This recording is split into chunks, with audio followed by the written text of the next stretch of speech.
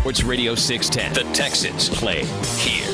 An Odyssey station. Check out the BetQL Network. Wagertainment for every fan, the bet in the game. Available on the Odyssey app and our sister station 650 The Bet. Sports Radio 610 presents Seth Payne and Sean Pendergast. We coming to H-Town. Let's get their work in, man. Let's go. Great day, great day. Oh, give me some juice, baby. Oh, yeah. Hey, what's happening, everybody? Happy Tuesday to all of you. Nice to be with you. Appreciate you getting up with us. We are with you until 10 a.m. this morning. My name is Sean Pendergast. His name is Seth Payne.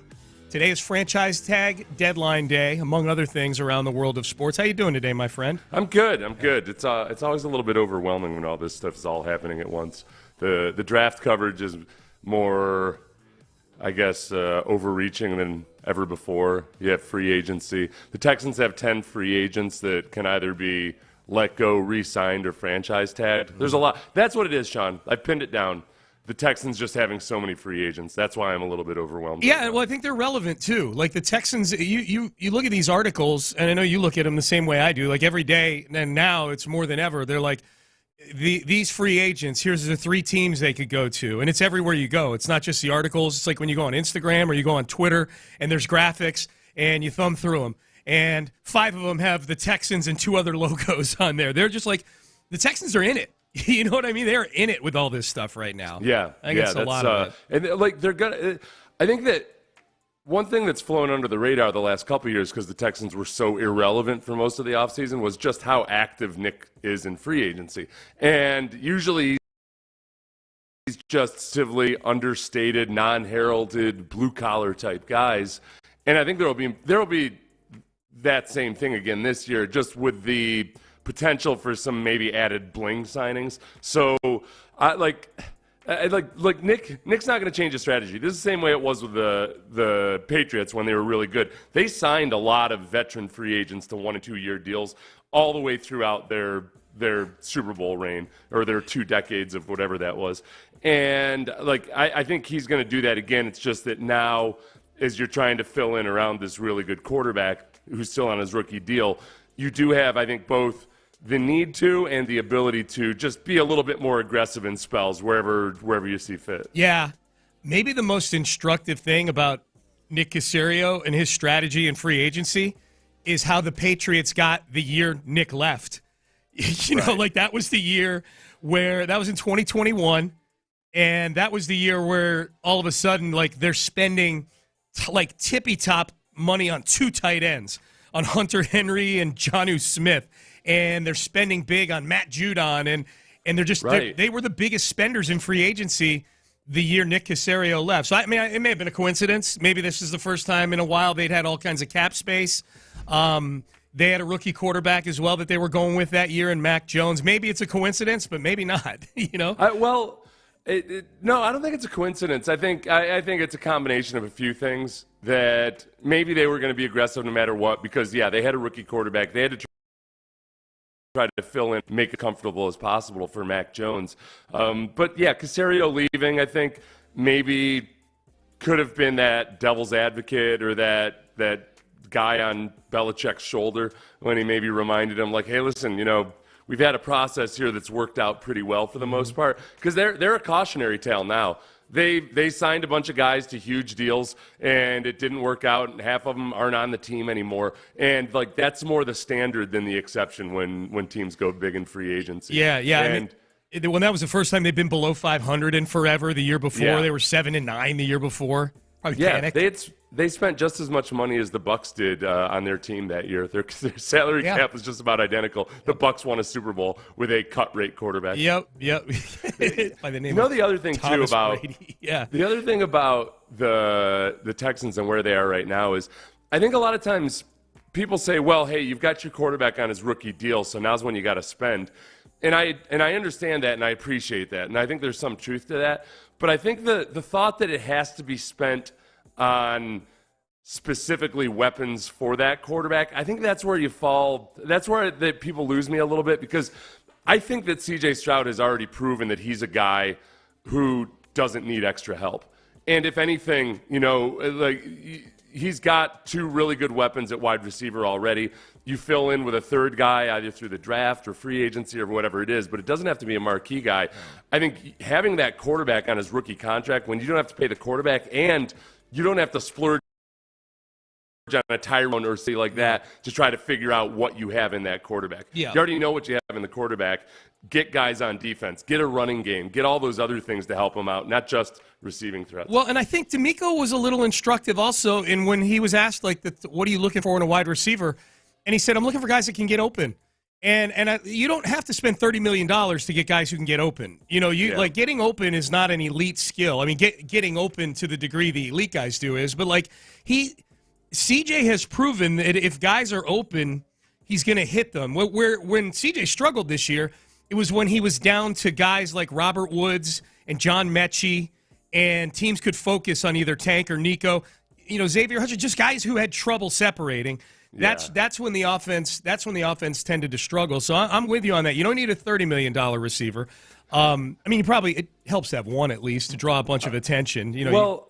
I mean, look at Noah Brown. Yeah. I mean, Noah Brown, when the other two guys were on the field, he had an ability to separate, not through physical ability, but just by an understanding and knowledge of the defense. Yep. And when teams really were otherwise distracted, he got great separation. So that's a big part of it is you got to fill out your team where you realize, okay, there's going to be a lot of times where your top two receivers aren't both healthy at the same time, and you need to get more athleticism all the time. Mm-hmm. But you also can get a lot of production out of guys like Noah Brown. Yeah. So here's where we are right now, because the franchise tag impacts the Texans. At a minimum, it impacts what their shopping list can look like at some of the positions of need for the Texans. So far, only 2 tag day at 3 p.m. Teams need to decide whether or not, including the Texans, need to decide whether or not to use the tag. I think the only possibility for the Texans, and I would say if I were betting, I'd bet against it, would be Dalton Schultz getting a tag, but we'll see. If they tag Dalton Schultz today, I would be cool with that. T. Higgins and L'Jarius Sneed. T. Higgins, wide receiver, Cincinnati. L'Jarius Sneed, cornerback, Kansas City. He was officially tagged yesterday. That's been coming a while. Here's Adam Schefter on the Pat McAfee show yesterday. He lists the guys that we should be hearing about a franchise tag for today, and we'll talk about how that impacts the Texans over the next couple weeks. The other tags that are out there, Brian Burns will get tagged in Carolina. Okay. Josh Allen will get tagged in Jacksonville. Yes. Michael Pittman will get tagged in Indianapolis. Justin Madubuike will get tagged if they don't get a deal done. There's 4 tags right there, right? In addition to Sneed, who already got tagged, and T. Higgins. I'm sure I'm forgetting somebody right now. Tampa has the ability to use its tag on Antoine Winfield Jr. If there's no tag there as well, be another potential tag possibility. There's a good group of guys right there that we won't be far off on altogether. To varying degrees, I would say those should all be guys at the Texans. Maybe Winfield, not so much if they're going to hang on to Jimmy Ward for another year. Yeah. But Burns, I mean, look, Burns, Allen, and Madubuike for sure, I think those are people, Seth, that you and I have gotten varying degrees that you and I have been excited about to varying degrees throughout this process. Michael Pittman's an interesting one. I don't think he's an elite wide receiver. Great with Jay Stroud, and you'd steal him from a division rival. But again, I don't think they're spending $24 million on a receiver that's not in the building right now. Right. Yeah, Pittman, I think, will end up being too pricey. And there are guys that can do that same stuff that Pittman does just by virtue of having Tank Dell and Nico Collins on the field. Like a lot of these quick outs and all that stuff, like that opens up for Noah Browns and guys like that when there are other people on the field. Yep. I think when it comes to, I guess, Brian Burns, I was a little bit surprised to hear him as authoritatively say that Brian Burns was going to get the franchise tag. I know it makes sense, but there's just been speculation otherwise.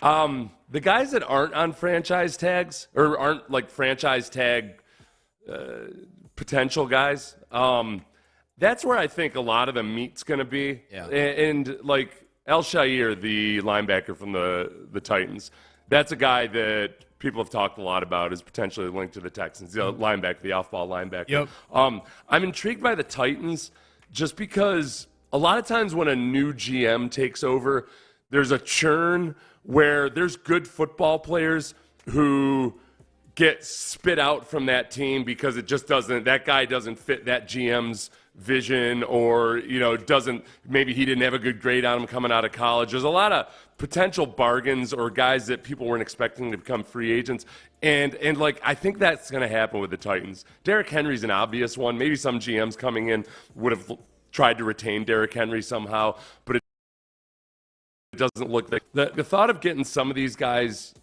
off of Tennessee's roster and then also sticking it to Tennessee a couple times a year. Yeah. That pleases me very much. that excites you. Makes me very petty. Yeah. Petty cast. Do you think, where are you on Dalton Schultz? You had a guess, what are the chances we hear his name in a tag today?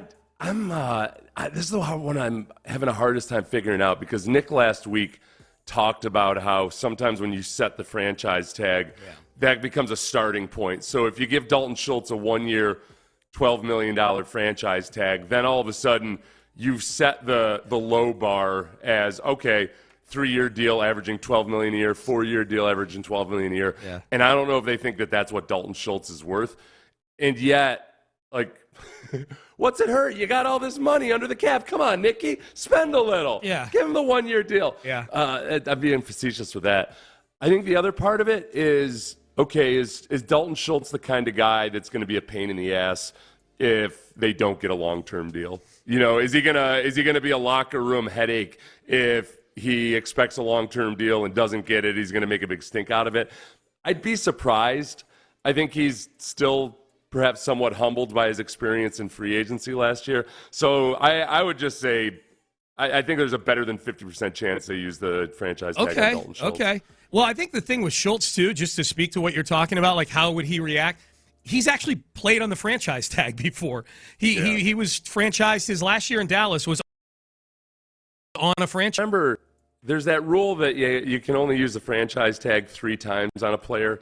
And there was some. Oh, really? I've never heard this before. Yeah, because there was. I think it was involved with Kirk Cousins, because there was some uncertainty as to whether that was for one team only, or if that was for transferable a player across his entire career. So yeah, Dalton Schultz might look at it all right, fine, franchise tag me this year. The next year it would be that 3rd year really prohibitive franchise tag number. So maybe he'd be cool with it for that too, because he actually ends up with more leverage across the board if he gets it this year. Okay, that's interesting. Is it 3 total or 3 in a row? Either way, get Texans Cap on the horn. He'll know. I will. I'll text him in just a little bit for sure. So that's what we're keeping an eye on today, free agency wise. Today's tag day. So we've got that. Now the biggest news yesterday: Russell Wilson released by the Broncos. Man, when you start sifting through some of the details of this, it's crazy to think that Russell Wilson and Deshaun Watson were traded within a week of each other, and they might be the 2 most disastrous trades in the history of the NFL. We sift through the rubble of the Russell Wilson disaster coming up next. But first, West Point Lincoln. Let me tell you right now, the opposite of a Russell Wilson disaster, the complete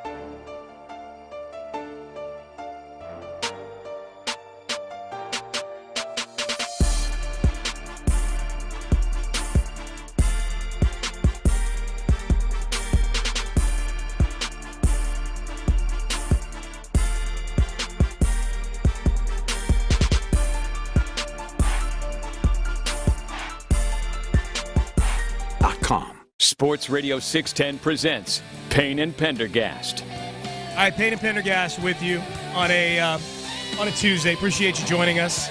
Big news yesterday in the NFL, and I think this was widely expected to happen sometime this week, is Russell Wilson released in what was, if Deshaun Watson didn't exist, then I think it'd be inarguable as to what the worst trade in the history of the NFL might be.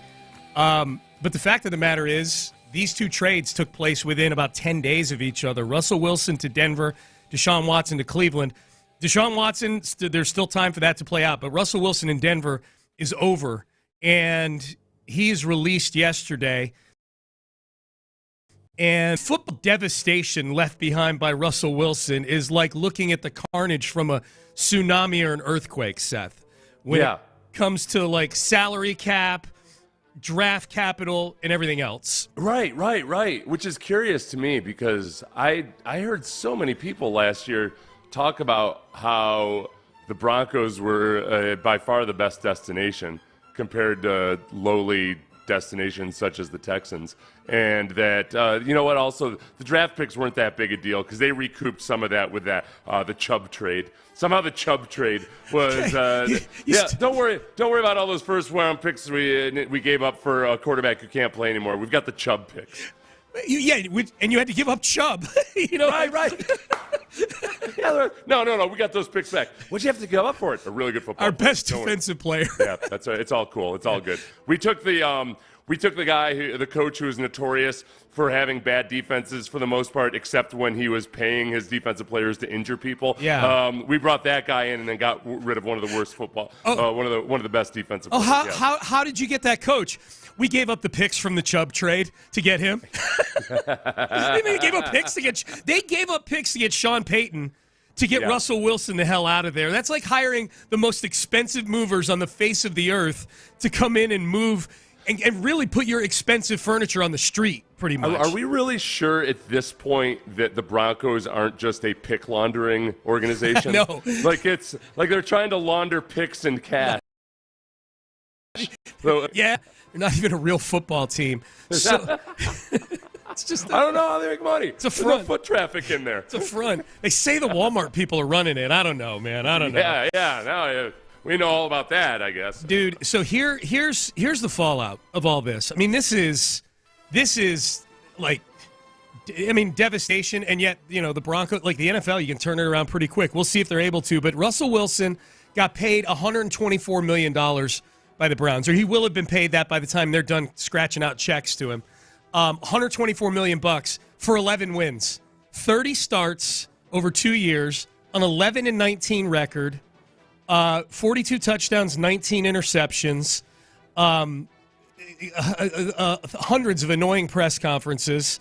The draft picks they gave up to Seattle have netted them Devin Witherspoon, a finalist for Defensive Rookie of the Year, and Charles Cross, a very solid offensive lineman. That alone makes this trade a landslide. The dead money left behind by Russell Wilson, $85 million, is going to be spread out over a couple of years. But the total amount, the $85 million, Seth, is double the next biggest dead money hit for letting a player go in league history. That was Matt Ryan a couple of years ago when Atlanta let him go. It's more than the next two biggest cap hits taken combined. Aaron Rodgers in Green Bay and Matt Ryan in Atlanta a couple of years ago. Those two combined are a little over $80 million. Russell Wilson, $85 million left behind. And this is a thing. I know people kept trying to make arguments for Russ Wilson this year, and then everybody I talked to in Denver was like, no. We will not what the hell are you guys talking about? Because like some of his numbers were okay. Like he had 26 touchdown passes. That was 9th in the NFL. He had a 98 passer rating. That was 8th. And he made some spectacular plays that made it to SportsCenter and your YouTube highlights and everything else. The problem was he was doing that while also taking a boatload of sacks, like just bad plays, eating the ball, doing all this stuff to where his yards per pass play were the lowest they were in his entire career. They were trying to race walk their way down the field, and every now and then they do something impressive looking or something. But I will give Sean Payton a little bit of credit for getting the most of what he could out of Russell Wilson at this point. The funny thing, though, Sean, was remember last year when Sean Payton was on Fox Sports and he would go on Colin Cowherd once a week, and he made it sound oh so simple to get the best out of Russell Wilson. Do you remember that? I vaguely, but I'm guessing you're going to jog my memory here. It was so simple, Sean. As Sean Payton told Colin Cowherd, all you have to do is this. I'd want to cut up of all Russell's pass plays of 30 or more yards from the field, and I'd want to see are there some schemes that he felt very comfortable with from assistants.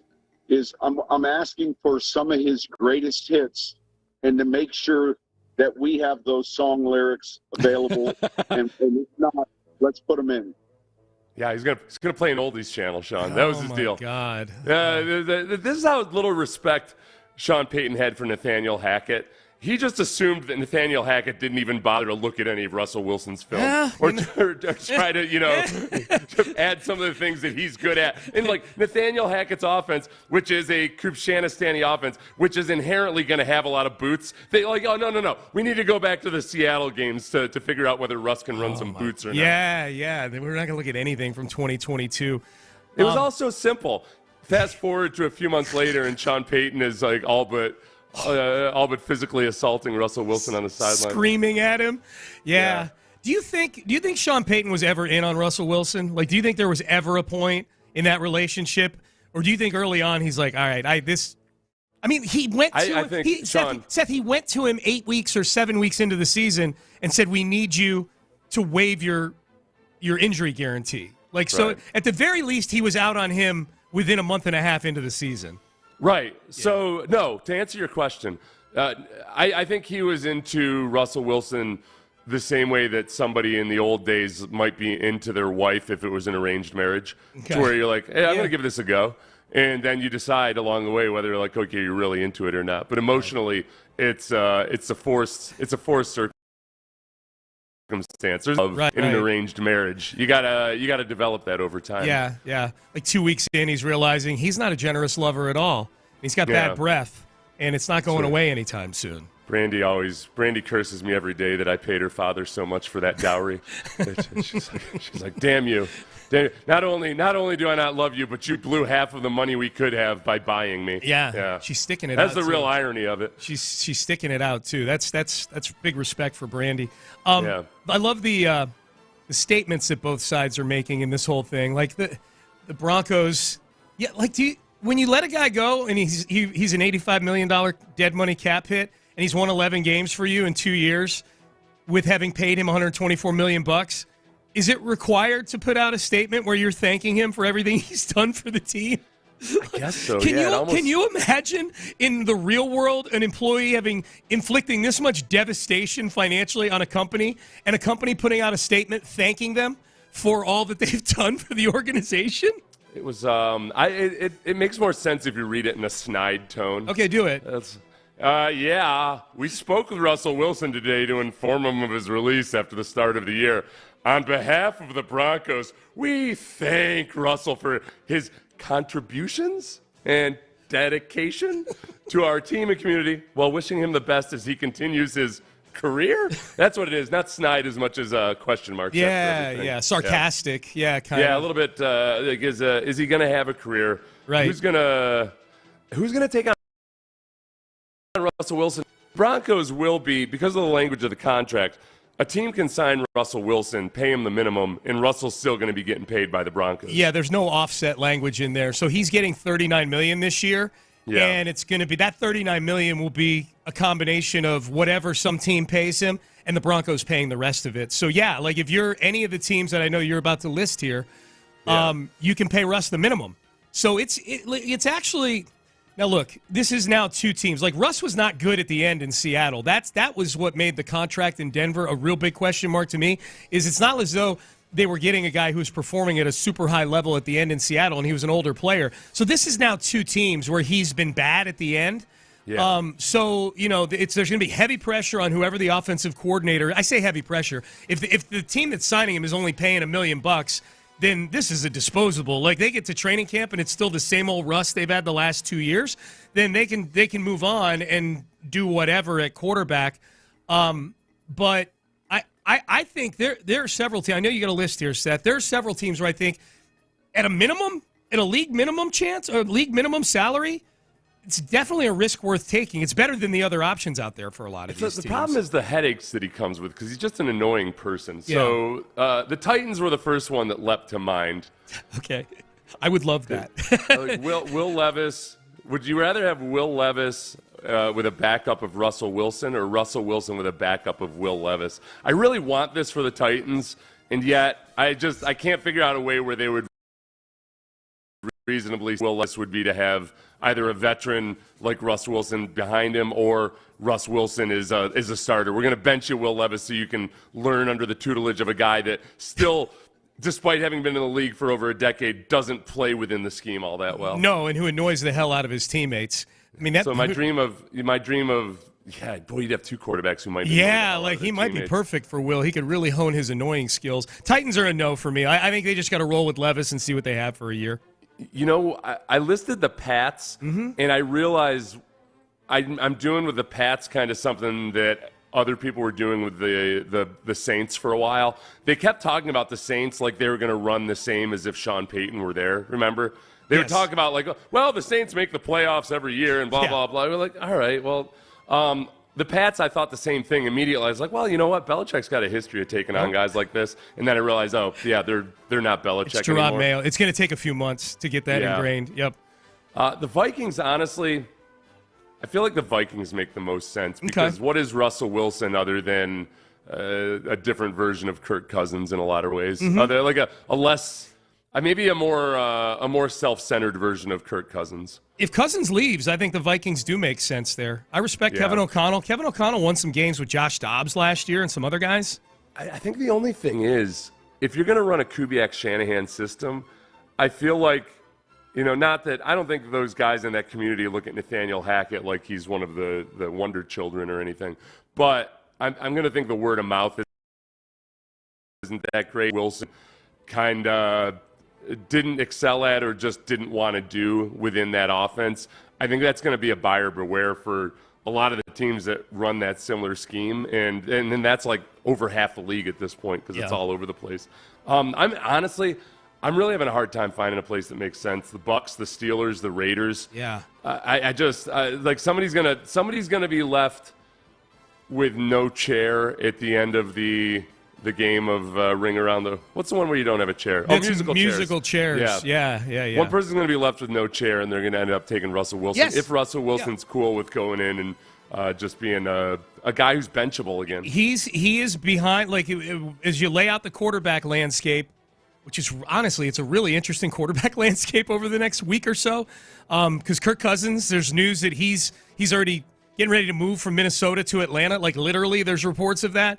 But you got Cousins, you got Mayfield, you've got Fields, all available in varying forms possibly, either trade or free agency, who I like all of them better than Russ. Let's get this out of the way, too. Text message. I'm assuming this person's being sarcastic. We should sign Russell Wilson and have him sit behind CJ and give some knowledge to CJ. No. CJ doesn't need squat from Russell Wilson. There's nothing Russell Wilson can provide to CJ Stroud. I don't think Russell Wilson could handle CJ's jokes.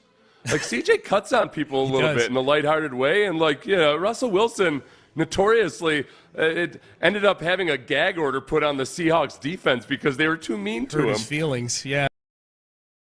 You're going to be mean to me. Man, that's crazy. I'm Richard Sherman. Dude, meanie. These quarterback trades did not work out for these teams. We can dig into that a little bit more later. Russell Wilson to Denver. Seattle won that one. Watson to Cleveland. Houston won that one.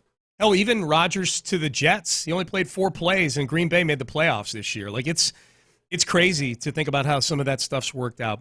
All right, let's get to some headlines. We just hit one of the big ones right there with Russell Wilson. We had a huge retirement in the NFL yesterday. A lot of emotion surrounding this retirement, successful surgery for a Houston athlete, and a whole lot more that we will get to in headlines. That's coming up next. But first, I want to tell you, SodaWeightLoss.com.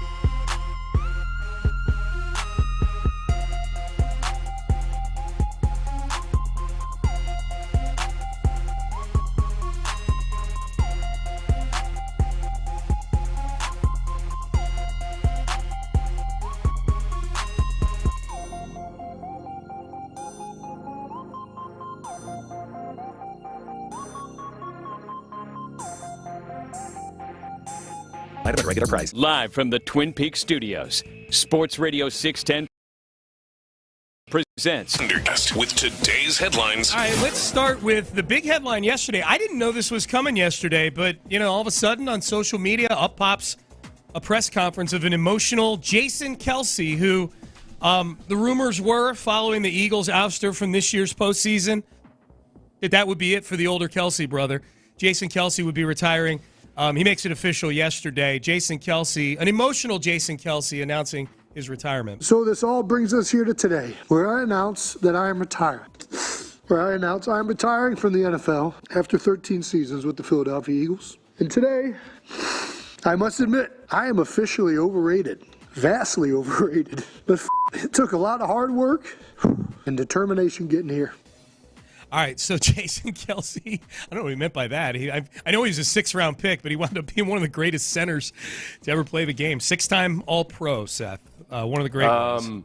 He gets, you know what it is? I think centers and nose tackles have that feeling a lot sometimes, is that they sometimes they get talked about as being underrated so much that they become overrated in their underratedness. And guys that, centers, I think a lot of times don't have huge egos because their job is all about facilitating things, making it easier for the guards, making it easy for the quarterback, all of that. So I think he, for a guy who's different than his brother in a lot of ways, I think doesn't have a huge ego.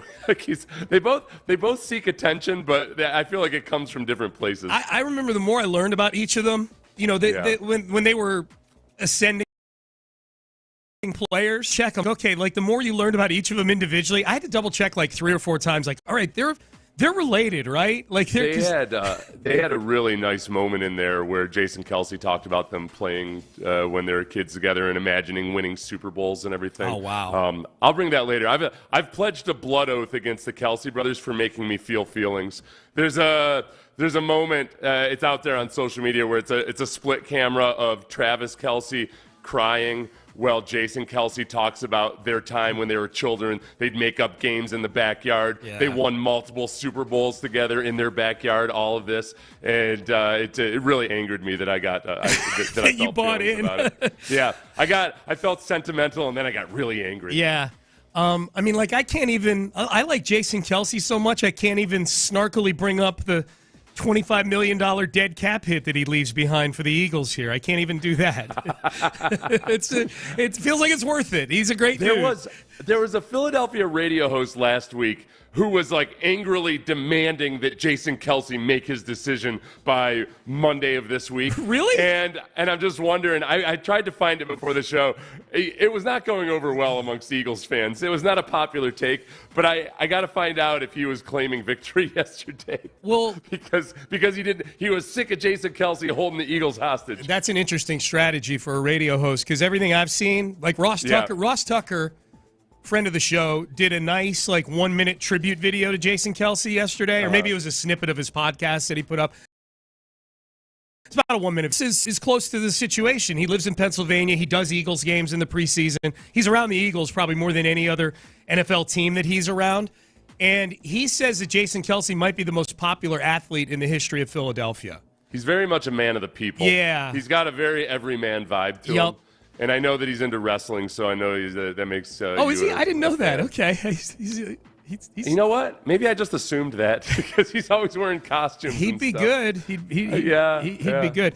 Next step for him appears to be TV. Everybody's saying he's the next great thing on television. He did that boot camp where everybody said how amazing he was. Yeah, I don't think he should do TV. I think he should stick with his podcast and sell it for $200 million. The podcast is doing very well. Yeah. And he's got plenty of time. He can do both. He's a guy that can do, I think, kind of like Chris Long. I'm sure Chris Long has had plenty of opportunities to do television if he wanted, but he's killing it with his podcast, and he gets to set his own schedule and do what he wants. Oh, it's great. All right, so congratulations to Jason Kelce. On the other end of the spectrum, Russell Wilson, released by the Broncos. Seth and I just broke down all the numbers from that in the previous segment. We'll touch on Russell Wilson again, but needless to say, Russell Wilson leaves a lot of salary cap carnage in his wake, $85 million worth of dead money. But the Broncos, they were already on this list, but to the list of teams that will probably be in some shape, form, or fashion on this quarterback class. that is coming up in the draft here, and maybe in free agency too. Who knows? But they don't have a great money situation thanks to Russ. Targets forward, successful surgery yesterday, Seth, on the benign growth on his leg, as reported by his mom on Twitter. She broke the news that the surgery was successful for Tari Eason. Said he's out. It went well. Doc says he's going to be up and moving in no time. He is titanium. Yeah. She extended out. That's not just Sean doing his flair there. That's how she wrote it. Reading it verbatim. I'm all about the flair. His mom, who is at T-Roy Eason. Taroya Eason. Taroya Eason. Taroya Okay. Eason. On X.com. Yeah. She's fun. Yes. She posted a video of him coming out of his anesthesia, or at least I guess talking about when he came out of anesthesia. It looks like the nurse said something like, "How are you feeling? You know, you look like R. Kelly." And Tari Eason said, "Man, I woke up so fast." Like, who? No, the hell I don't. He was aware enough for that. That's a good way to get somebody out of anesthesia. Yeah, man. Hey, you look like Woody Allen. What? I'm Tari Eason. Hey, you look like Deshaun Watson. Mm-hmm. Hey. Another notable alleged, yeah. Yep. So Tari Eason, successful surgery. Rockets, fun one tonight. San Antonio in town. You want to get a little taste of Wemby? He will be at Toyota Center tonight facing the Houston Rockets. This is one of the big challenges for the Rockets, who maybe their avenue into the play-in game, in which they'd have to overcome 5 or 6 games right now, is that they have an easier schedule for the rest of the season, except for the Spurs, who are looking like they're grabbing traction with this French dude. Yeah, if you can't beat it, you got to beat the French on your way to the playoffs. That's all there is to it. I don't know. He's really tall. He's a really tall Frenchman.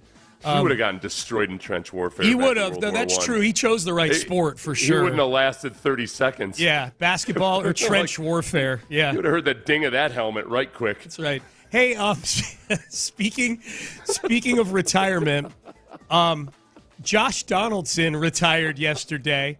Josh Donaldson, former American League MVP. Josh Donaldson was a key cog in the Astros 2022 playoff run to a World Series, when he struck out 10 times in 13 at-bats in the ALCS for the New York Yankees. That's how you keep the pace going. Yeah, That's how you have your own blitzkrieg. Yeah. You just kind of like, hey, get the next batter up. Right. We're not going to give these pitchers a break. This is a big problem for Manfred now, because he's got to refigure out ways to speed up Yankee games, because Josh Donaldson is not – Donaldson may have played for somebody else last year. I have no idea. My main memory of Josh Donaldson will be the ALCS in 2022, which the Astros swept the Yankees, and every time the Yankees got a little something going, it felt like Josh Donaldson came to the plate, and I was like, oh, thank God. Oh, phew. Okay. At least we know we got an out here, and probably a strikeout 10 times in 13 at-bats. He's probably remembered fondly as a Twin, probably remembered fondly as a Blue Jay. I'm guessing Josh Donaldson not remembered all that fondly as a New York Yankee, so there you go. One other bit of baseball news. Zach Wheeler, Phillies ace, got a 3-year, $126 million deal from the Phillies yesterday. That's $42 million a year. That's Justin Verlander money. The difference is Verlander got that money coming off a Cy Young Award.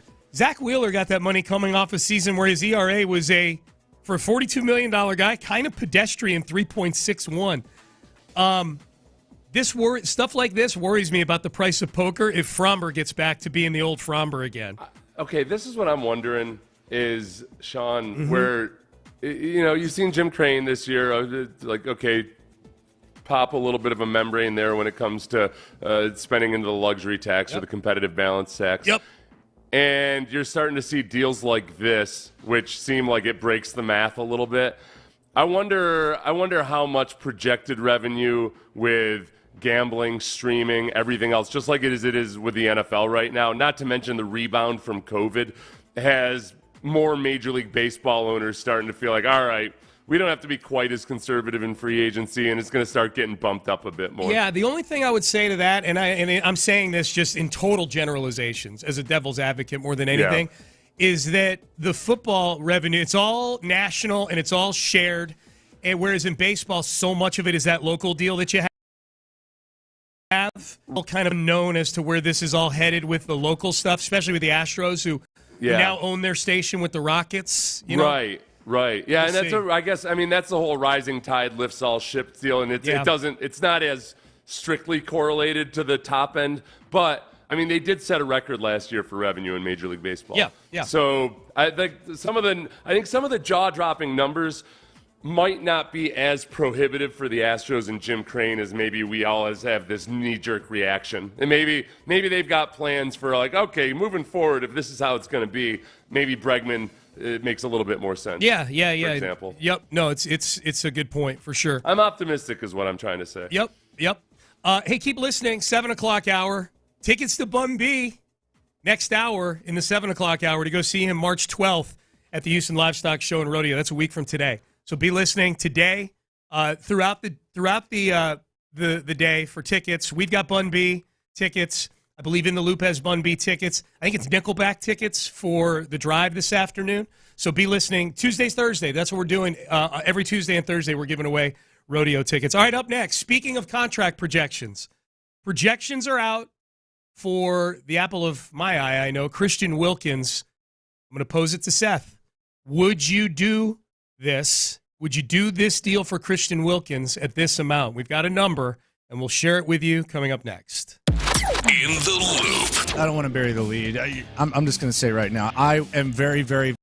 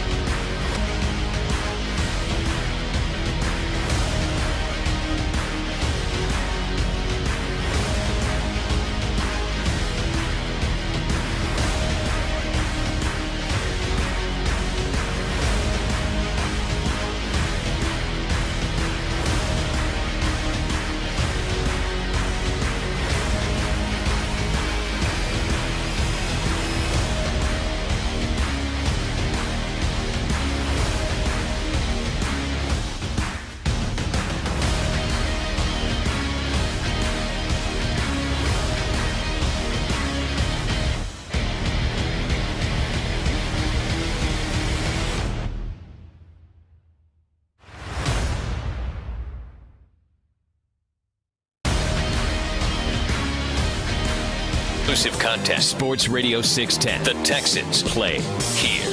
An Odyssey station. Sports Radio 610 presents Payne and Pendergast. All right, into the 7 o'clock hour. Bun B Rodeo tickets coming up later on in the hour, so be listening for that. Man, good to be with you on a Tuesday. Today's franchise tag, deadline day. We'll keep an eye on that throughout the morning. I would guess maybe we might get one between now and the end of our show. We got the Mike Evans deal yesterday during the show, Seth. That was pretty good. We don't usually get stuff like that on our show. Yeah, everybody, they all wait. There's a directive nationwide. They're afraid of our opinions. They're afraid of our opinions on their moves because they're so hard-hitting and cutting, so they wait till 10:01 to teams. It's the equivalent of dropping news on a Friday afternoon. That's right. The avoidance. Every day, every 11 a.m. is Friday afternoon for us. You got that right. So Christian Wilkins, it looks like, will not be one of the names called today when it comes to franchise tags. The Dolphins are in salary cap hell. They're trying harder to shed players and shed salary than they are attaching a unnegotiable $20+ million tag to a player. Yeah, but they spent heavily because they had a rookie quarterback. I thought that never had any repercussions. I thought that when you spent huge because you have a rookie quarterback, you win a Super Bowl, and then there's never any other repercussions. What went wrong there? Yeah, I was led to believe that the tenure of a rookie quarterback's contract was roughly 15 years. Yeah, turns out it's just 2 or 3. People love to forget that you got to pay a guy after 3 years these days. Yeah. Hey, you've got this huge window. No, what window? It's like 18 months. It's not nothing. I mean, the rookie contract thing is. I mean, it's. I don't want to go too deep on this, but it's a thing, obviously. But yeah, like the bill comes due at some point. So, anyways, Chris. But all that said, if the Texans were to get in on Christian Wilkins, man, I would be all in on this. Now, this is a projection, and I'll say this about this particular projection is from a fellow on X by the name of Daniel Salib, and the reason I'm giving it credence is because it was retweeted by Texans Cap. If you are tweeting anything contractual or financial about the NFL, and at Texans Cap retweets you or sign your tweet. Yeah, that's enough for me. That's a voucher for me. This guy is 3 things, Sean. Yeah, I can tell. He's apparently a law student.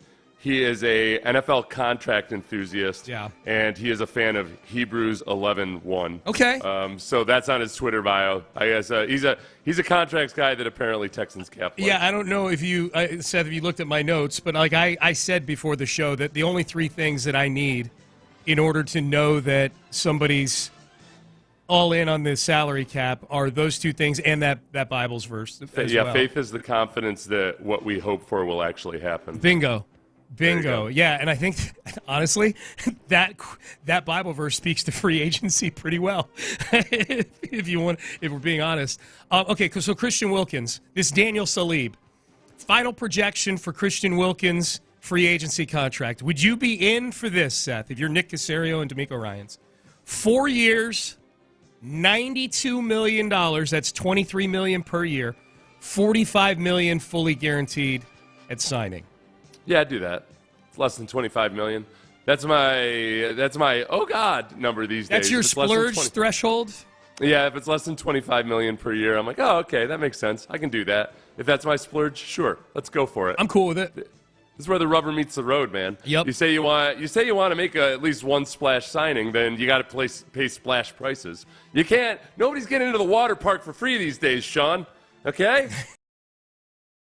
You got to pay. You got to pay to splash. Yeah, and I'm paying, baby. I tell you, Christian Wilkins picked a great year for his pass rushing skills to translate into sacks. He had 9 sacks from the interior this year. I don't think that's necessarily a big deal one way or the other. Like, most GMs aren't looking at the sacks as the number. They're like, oh, okay, now he's a real deal player. A lot of his sack numbers have been more of a result of which scheme he's been in. Mm-hmm. And Vic Fangio does a lot of things that actually allow defensive linemen to play more aggressively. I think people have this perception that it's all two-gapping, old school 3-4, and that's not necessarily the case. So I think a lot of teams, including the Texans, could look at Christian Wilkins and say, all right, look, he's going to have more production if he's in a scheme where he's allowed to just get upfield a little bit more. But he plays with very good technique. He's got a really good motor. He's got I think a personality that fits the locker room. He's a lot like Sean Cody.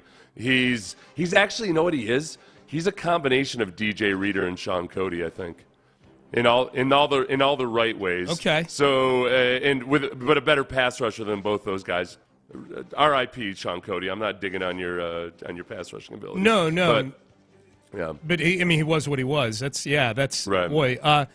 Do you okay, let's face it. There's a lot of teams that are going to want Christian Wilkins. Price of poker is going to get pretty high. I'm with you. If the price of poker gets high, stay at the table, Nick. Keep playing. Stare him in the face and try to win that hand. But do you have other names on your shop? Is there a plan B for the Texans and work out? They go like the Sheldon Rankins route and go for a more veteran player who's not getting a whole bunch of attention in free agency. I think this coincides nicely with my plan to be as petty as possible with the Tennessee Titans. Ooh, okay. Danico Autry, who's approaching his mid-30s but was very productive last year. Rubbed up against 10 sacks, I believe. I like Danico Autry as a one-year guy. Another veteran guy that's entering his mid-30s would be Daquan Jones, mostly because he's a 320-pounder as well. You like so that. if you get a big old Hoss for a one-year deal just to be kind of a rhythm changer in certain circumstances, there's a few of those guys out there. I wouldn't be surprised if they make both a splash signing and get somebody like that. Dude, Danico Autry, 11.5 sacks. Oh, did he have 11 and a half sacks this year? No, he's going to be 34 years old this year. I think that helps the Texans. That's a one-year deal. Yeah, that helps the Texans. But unlike Christian Wilkins, who kind of went from, and I know sacks aren't the end-all and be-all. I'm preface it by saying that.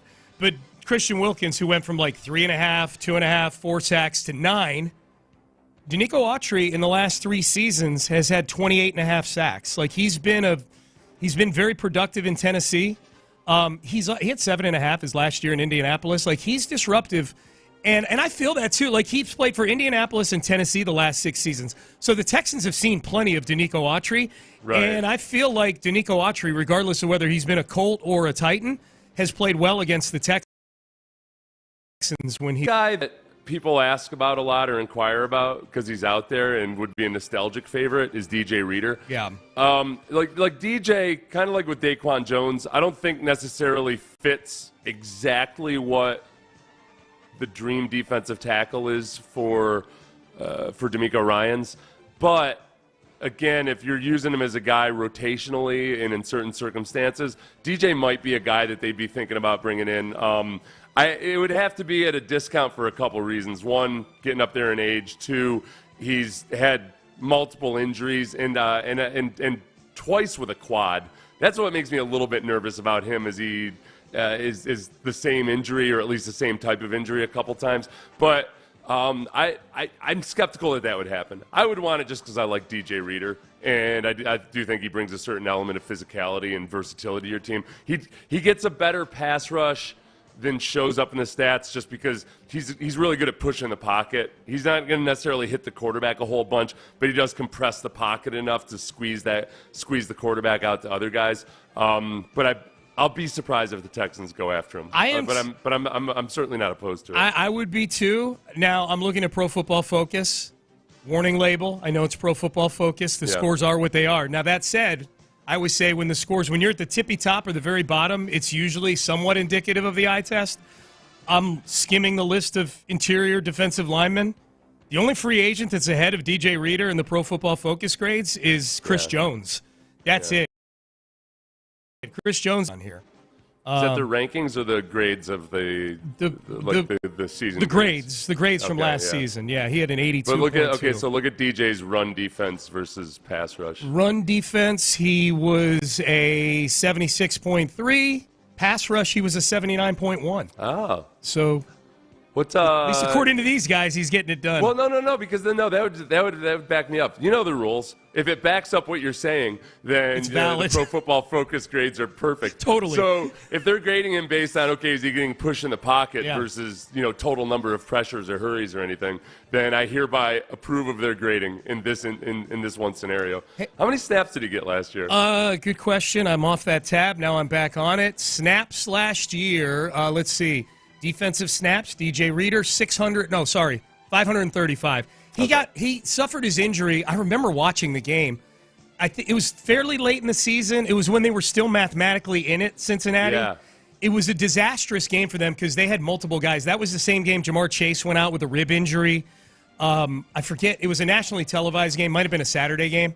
But that was bad. Like, DJ got stretchered off the field. Like, it was – and you could feel what he meant to that defense, too, when he was not out there. Yeah. Like that might be the biggest point in DJ Reader's favor to me, and based on how he played in Cincinnati last season, is how it looked and felt when he went out of the game last year. Yeah, I mean, he does a really good job of taking a lot of abuse in the run game. Yeah. So, like, a lot of times, if you look at DJ Reader on any given play, he might be up on one leg and still holding his ground versus a double team.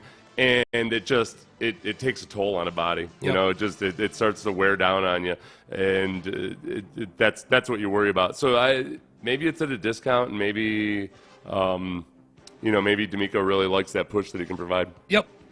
You had one other name on here, Calais Campbell. Who's indestructible. I was shocked that, honestly, he's 38 years old, and he started all 17 games last year for the Falcons. Let's see where he is on this list here. How did he do according to the Pro Football Focus nerds? He might be listed as an edge defender. I don't know. Now, he's definitely he's not like the dream of what they're looking for athletically anymore. He's really good at just being a large human that's in the right spot. He's a great locker room guy, too, for everything that you hear. Like the teams that he's played on, like they all rave about Calais Campbell. Kind of like a voice of reason. Yeah, I mean, I don't think you stick around to your late 30s at that position without. Yeah, like he's been a rock, man. He had 1 year in Baltimore where he missed he missed 4 games, but he still made the Pro Bowl.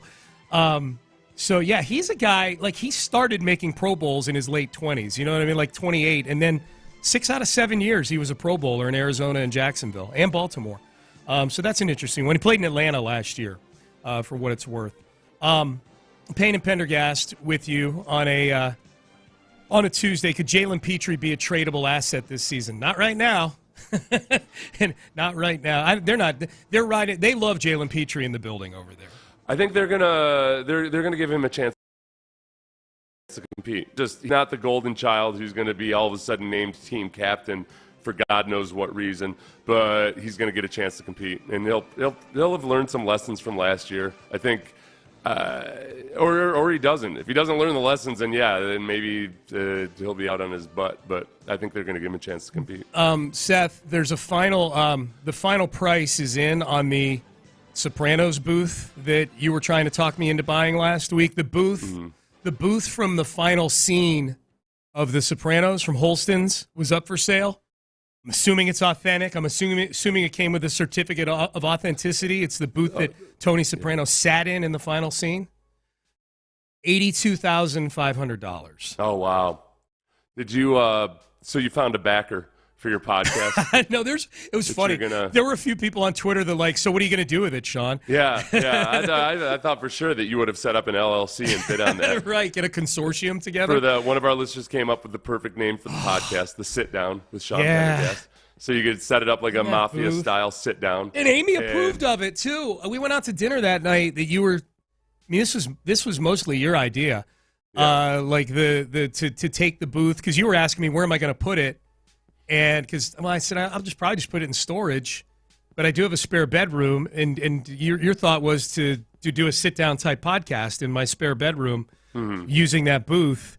And that dream is not going to come true. I am exactly zero of the $82,500 that was used to purchase that. Well, you said you got approval. Sorry, you approved of the idea of doing the podcast in our spare bedroom. Oh, okay. Of repurposing that room from a guest room, where we really have very few guests, and turning it into a studio of sorts. I thought when you said you got approval, you were going to say from Johnny Caraba, where I thought that it was going to be that my idea to take his iconic family Italian restaurant and somehow turn it into a Sopranos tourist trap was going to work out. So I was going to be very surprised if he was like, yeah, I'm cool with just changing the restaurant and taking one corner and turning it into a wannabe mobster fantasy camp. Yeah, that's exactly what we'll do, Seth. Wow, that's. I haven't asked him yet, okay. So it's still out there.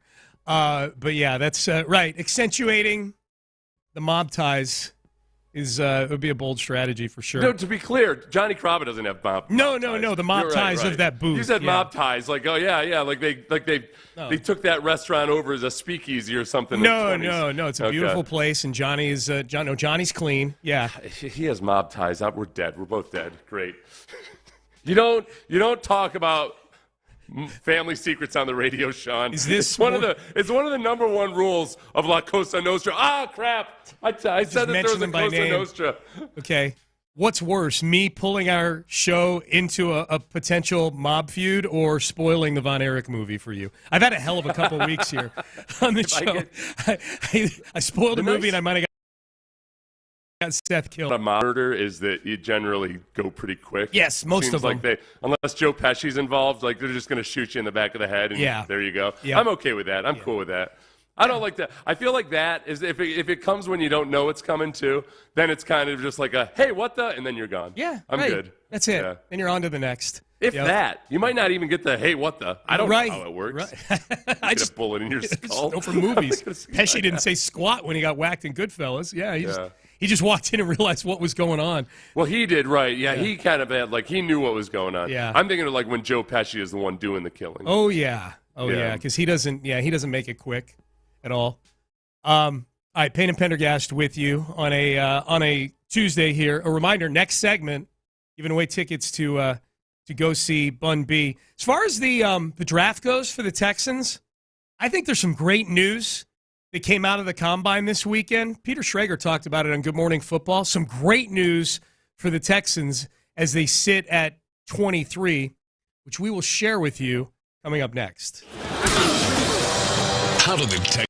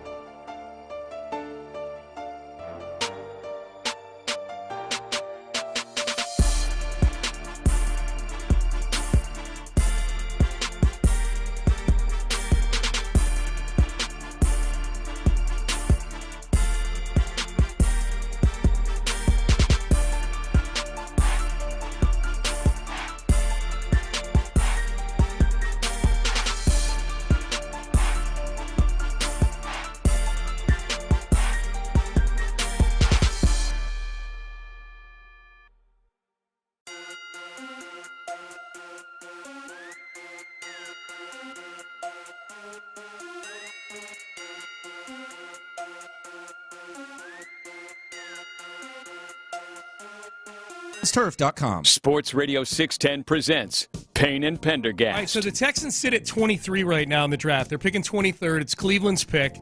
And most of the mock drafts that I see have them going with either something in the front seven defensively. Seen a few cornerbacks out there. Wide receiver is something that's popped up more of late, especially with all these guys running as fast as they did this week. And I'm anxious to see Drew Doherty, if you're listening, get to doing your mock draft compilation or your tracker. We get to work because we need that. Right all these bastards who have the Texans drafting a right tackle because they looked at some depth chart that has Titus Howard listed as a left guard.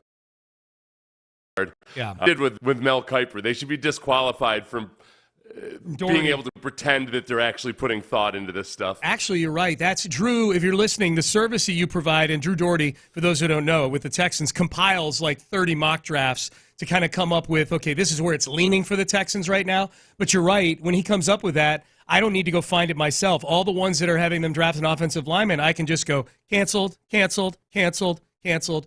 I feel bad that we had to cancel Mel Kiper because he had him drafting Guyton out of Oklahoma, the offensive tackle, and didn't even mention Titus Howard in his write-up. So clearly just sifting through depth charts. Now, that said, this plays into what I teased into this segment. The great news for the Texans coming out of the Combine was this. Here's Peter Schrager on the big thing that he will remember this 2024 NFL Scouting Combine for. The biggest takeaway I have is that there are drafts that are quarterback drafts. There are drafts that are, running back drafts. Yeah. Mm-hmm. This is an offensive line draft. Big guy. I've got 12 different offensive linemen who could go in the first round this year. There are so many offensive line needy teams. There are some studs, though. How many are the most ever drafted in a first round? 5 is the most. I think we blow that number out of the water this year. It's that deep a class, that good. And as much as we love, is it going to be Daniels or May or Daniels, who's a second quarterback taken? Alt or Fuaga is like where I'm at right now. This is the thing that might keep the Texans from having to trade up if a guy, if there's certain guys they have on their board set that positions of need. And I do think the Texans, I know everybody's going to say, like, well, I'm hoping they drafted a position of need. We got to see how free agency shakes out first. There's still a lot to do between now and the draft. But just in general, the thing you hear about this draft is there are a bleep ton of good offensive linemen, and there are a bleep ton of good quarterbacks, or at least draftable quarterbacks, and there are a lot of teams that the Texans have in front of them between picks 1 and 23 that have needs at both of those positions. And so I think that the other positions that would normally get drafted in the first 23 picks are going to get pushed further down in the draft this year because the Texans, I don't think, they're not in the market, at least not at that level of the draft for offensive linemen and quarterback. I think that the Texans could have a nice player fall into their laps at a position of need because of that. Right, yeah. And I think, the thing people don't want to hear, myself included, and yet I got to keep my mind open to it, is that they still don't really know what they have in Kenyon Green. Kenyon Green has had some flashes at times of looking competent, looking like there's potential there. He's just been so banged up and injured all the time. I think more right now, I'm more worried about whether Kenyon Green's body can handle being in the NFL more than I am whether he's a good player or not. Because you can't even find out about the second thing until you get through the first one. But there's that. They have Patterson to want to see what he can do, Kendrick Green. So, and Juice Scruggs at center. I think they're just planning on seeing what they have with the Juice Scruggs at center. I guess the other side of it, Sean, aside from pushing a better player like a defensive tackle or a defensive end down to 23 might be, all right, are we being a little bit blinded in thinking that the Texans wouldn't take with 23rd pick? The reason I don't think they would is that most of the really good offensive linemen are either offensive tackles or centers. I don't think there's a guard that they would necessarily want to take at 23 overall. So, I don't think I think it's probably playing out pretty well this year that the Texans have a position that they want or need at 23. Yeah. I think there's a good chance that sitting at 23 that there's 12 or 13 guys that go in front of them where they're like, well, we weren't going to draft that guy anyways. I mean, the only other part of that is all right. Well, it also just means that there that many good defensive tackles or as many good edge guys that would push other guys down. The guys that are going at 23, it's not like, well, yeah, in any other draft they'd be taken 10th overall or something. Yeah. So I'm not overly banking on all these fatties being so good that the Texans get the best, little less fatty. I don't care necessarily how good they are. I care how good the teams in front of the Texans think they could be. Yeah. So we'll see what happens. Oh, Dane Brugler just dropped a mock draft. He's a big draft Nick. Let's see if I have to cancel. Ben, do you have the sounder ready? Let's see if we have to cancel Dane Brugler. We've already canceled Mel Kiper Jr. because he had the Texans taking a tackle. With the 23rd pick in the Dane Brugler is the Athletics draft expert. He's their Mel Kiper Jr. He has him drafting Leatu from UCLA, Seth, an edge rusher who John Harris is very, very fond of. Yeah, no, he got everything you want and need, and like in terms of just exactly like a guy that's been very. You can tell that he's put a lot of work into his craft. Yeah, and like it's not always so simple or obvious that's what those guys are. That guys are going to put a lot of time and effort into it. That's why they like Will Anderson so much. It's that like Will Anderson, by reputation, by what he showed on film, everything, by some of the way that he played when he was down playing interior defensive line, I think it was pretty obvious that he was going to continue to try to get better. I think Latu is that same guy. Not necessarily. I get, like, sometimes when there's guys that are exceedingly raw, like Trayvon Walker. Trayvon Walker was very raw as a pass rusher when the Jaguars took him number 1 overall. I just wonder, like, what do people think these guys are receiving for instruction while they're in college? Like, are you that arrogant as a defensive line coach in the NFL that you think this guy has never seen a damn swim move before? Especially or Georgia. That he's never learned how to rip or something like that? Like, he's had high school and college to try to put together a repertoire of moves, but somehow, like, oh, no, now that he's in the NFL, now he'll work at it. Dude, if it ain't happening at Georgia, it ain't happening, you know? Right. Yeah. Here's what Brugler says about Latu. Latu will be a round 1 wild card because of his medicals and his good but not great athletic profile. I think Brugler makes a good point coming up here. He says, however, the Texans and GM Nick Caserio have been comfortable rolling the dice on medical risks in the past. And they value tape over testing when it comes to draft picks. Ain't that the truth as well? Given the way he competes, Latu feels like a D'Amico Ryans type of guy. So, like one of the guys that I was thinking of when I was talking about guys that maybe aren't as polished or what have you, like Darius Robinson. I know a lot of people like. He's Missouri, a big, right? strong, 6'5", 295 pounds. The thing I worry about him is he just kind of runs at people and runs into them and hopes that they fall over. Like, there's just the zero polish whatsoever, but he's a fifth-year senior. Yeah. So he's had plenty of time at Missouri to learn how to do a thing or two. Like, I don't know where all of a sudden he's going to decide to have active hands or do whatever. Yeah, so many times NFL personnel people act like it's easy to learn how to use your hands as a defensive lineman when it's the very thing that keeps a lot of otherwise really good athletes from ever doing anything as defensive linemen. If you don't show signs of it in college, I'm very skeptical that you're going to learn that in the NFL, which makes you you're great as a second or a third round pick, but not in the first round where I want guys to play and be effective immediately. Was that the hardest thing for you coming to the NFL? No, it was easy for me. Okay. That's why I hate these punks from big time schools who didn't even deserve to get athletic scholarships. Mm-hmm. Sean. I come from a small school, or at least relative to football and what have you. I get to the NFL, and in my mind, I've elevated all these guys from Florida State and Texas or anywhere else in my mind. All the big schools. People are have horrible technique. They're not that athletic, and I'm destroying them in camp. Mm-hmm. And I'm like, you pathetic little rich bastards. I looked at them like they were the rich kids, even though they weren't. Right. But because they'd gotten scholarship offers when they were juniors in high school and everything. I got retroactively angry that I didn't get a scholarship when these lazy, doughy punks were out here getting drafted in the first, second, third rounds. Yeah. So that's how I feel about that. Some of that was probably geography for you. Like if you were doing what you were doing in high school, but you were doing it in Georgia or Ohio. Yeah, we had a weird. My region didn't get recruited heavily at all, even by like in-state schools. Like University of Buffalo didn't recruit me. So anyway, my college coach Pete DiStefano was an awesome coach, and I had really good hands by rookie standards because my college coach was so good, and that's why I see and it was one of the biggest obstacles I had like my freshman year in college. He beat me down because I wasn't good at using my hands. Oh, that's and I learned good. How to? Yeah, Negative reinforcement works sometimes. No, seriously. No, I mean, you not beat me. You didn't use a stick. No, I don't know. No, but like being but no, when being I say hard beat on me it. down, no. When I say beat me down, I meant he just worked at it. Oh, I got you. Worked at it. Okay. Yeah. I was picturing him berating you. I wasn't picturing him doing anything physical to you or anything like that. No, he was awesome. He's one of my favorite people ever. So I say that to say this, kids. Take dead aim on the rich kids. And by that, anybody that's had extra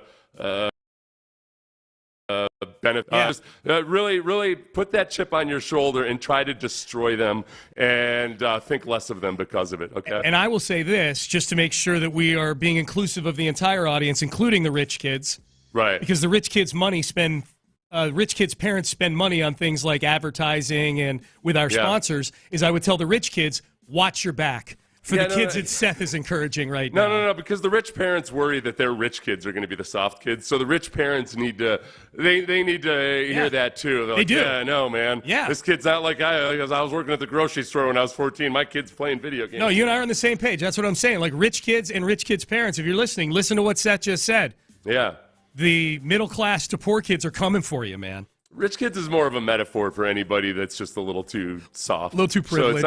So it's not whether they're actually rich or not. It's like whether they have that attitude of entitlement. Little enabled, little entitled. Yeah. Yeah, I remember my first couple weeks in training camp being like, are you kidding me? Like, really? Like, the veterans were good, and the guys that were good, but some of the rookies, I was pissed. I was really, really pissed that these kids got, free college for 4 years, where I used my signing bonus to pay off my school loans. Yeah. And I took it out on them. I got in a lot of fights. That would be what would get me most angry, would be the monetary part of the whole thing for sure. All right, Payne and Pendergast with you on a Tuesday. Man, it's great to be with you. It's a fun time. Franchise tag deadline today. 3 o'clock. We're keeping an eye on the Newswire. We've got SportsCenter on here in the studio. So anything comes down franchise tag wise during our show, we will have that. We'll break in with it here on Payne and Pendergast for a minute. Projection came out on Alex Bregman yesterday, and if this is what the projection is, I think this is the exact contract that really tests Jim Crane and tests the fans of the Astros as well. Would you do it? We will discuss that coming up next. But first, let's give away these rodeo tickets to go see our friend Bun B live at the Houston Livestock Show and Rodeo. He's got a great cast of characters, great cast of performers coming to NRG Stadium on March the 12th. 713-572-4610. Nelly, part of the crew, coming on March the 12th. 713-572-4610. Caller number 5 going to win a pair of tickets to see Bun B live at the Rodeo on March the 12th. That is a Tuesday. It's a week from today. Listen again in the final hour of the show. You'll have a chance to win. Listen all day long to In the Loop and to The Drive as we're giving away rodeo tickets all day here on Sports Radio 610. Houston sports leader and Houston's leader at giving away rodeo tickets as well. All right, up next, Alex Bregman contract projection. We'll get to that. Stay there. Payne and Pendergast. There's just something with Framber. I understand the theory about him using the PitchCom to call his own pitches. I just worry about too many moving parts. It would be like if you told me all of a sudden that from now on, Seth, you're going to be responsible for organizing the show. It would be a disaster. I'm like Framber. I'm erratic emotionally. My mind is a frazzled mess. You can't be up there thinking about 1,900 different things and then add another thing to it. Wake up with Sean and Seth, 6 to 10 every morning on Sports Radio 610. Run Beauty Prices Traffic Center. This one brought to you by Kirk Homes. 288 southbound at 610 South Loop. Still working the right lane there. And Beltway 8 North, eastbound at Hardy Toll Road. The right lane blocked there. Kirk Homes was just awarded Southern Living's 2024 Builder of the Year Award. Building dream homes from the Gulf Coast to the Texas Hill Country. Discover why their superior building process and service is second to none. Visit them at kirkhomes.com, KURK homes.com. I'm Val, Sports Radio 610. All right, it's that time of year to be active and enjoy your life, man. Stop letting that pain in your joints keep you from doing what you want to do this spring. Call QC Kinetics right now, man. They're the nation's leader in regenerative medicine. I'm talking lasting joint pain relief with this. Gets the best part, y'all. No surgery, no drugs, and no downtime. It's a fact. QC Kinetics is literally transforming lives. Their advanced treatments harness your own body's ability to restore and repair damaged joint tissue. Pro athletes have been doing this for decades. Heck, my man Emmett Smith, an old teammate of mine, is doing it. But right now, what's important is it's available for you. You can walk, run, climb stairs, play golf. You can move again. You can do it all pain-free. No pain pills, no risky surgery. This is an all-natural solution, y'all. QC Kinetics has tens of thousands of satisfied patients who have reclaimed their mobility. Take action now and live your best life this spring and summer. It's great use of your tax refund check, by the way. Call QC Kinetics now for a free consultation. 713-913-5285. QC Kinetics, they're in Sugar Land, the Woodlands, the Heights, and now they're in Cypress. 713-913-5285. This is a special alert to all Americans who own a vehicle with less than 200,000 miles with an auto warranty about to expire or with no warranty. The CarShield is announcing a low-cost month-to-month vehicle protection plan that is now available to the public to save any driver out-of-pocket expenses on future auto repairs. Call now to find out how you can pay almost nothing for covered auto repairs. Yes, you heard that correctly. Pay almost nothing for covered auto repairs. An open phone line has been established for all drivers to call for a free quick quote. Call 800-335-1274 now. Drivers who are covered will not have to pay for covered repairs again. This protection plan is at an all-time low. Additionally, drivers who activate this vehicle protection today will also receive free roadside assistance, free towing, and car rental options at no additional cost. Call us for your free quick quote today. 800-335-1274. That's 800-335-1274. What do you have to lose? Call 800-335-1274. Again, 800-335-1274.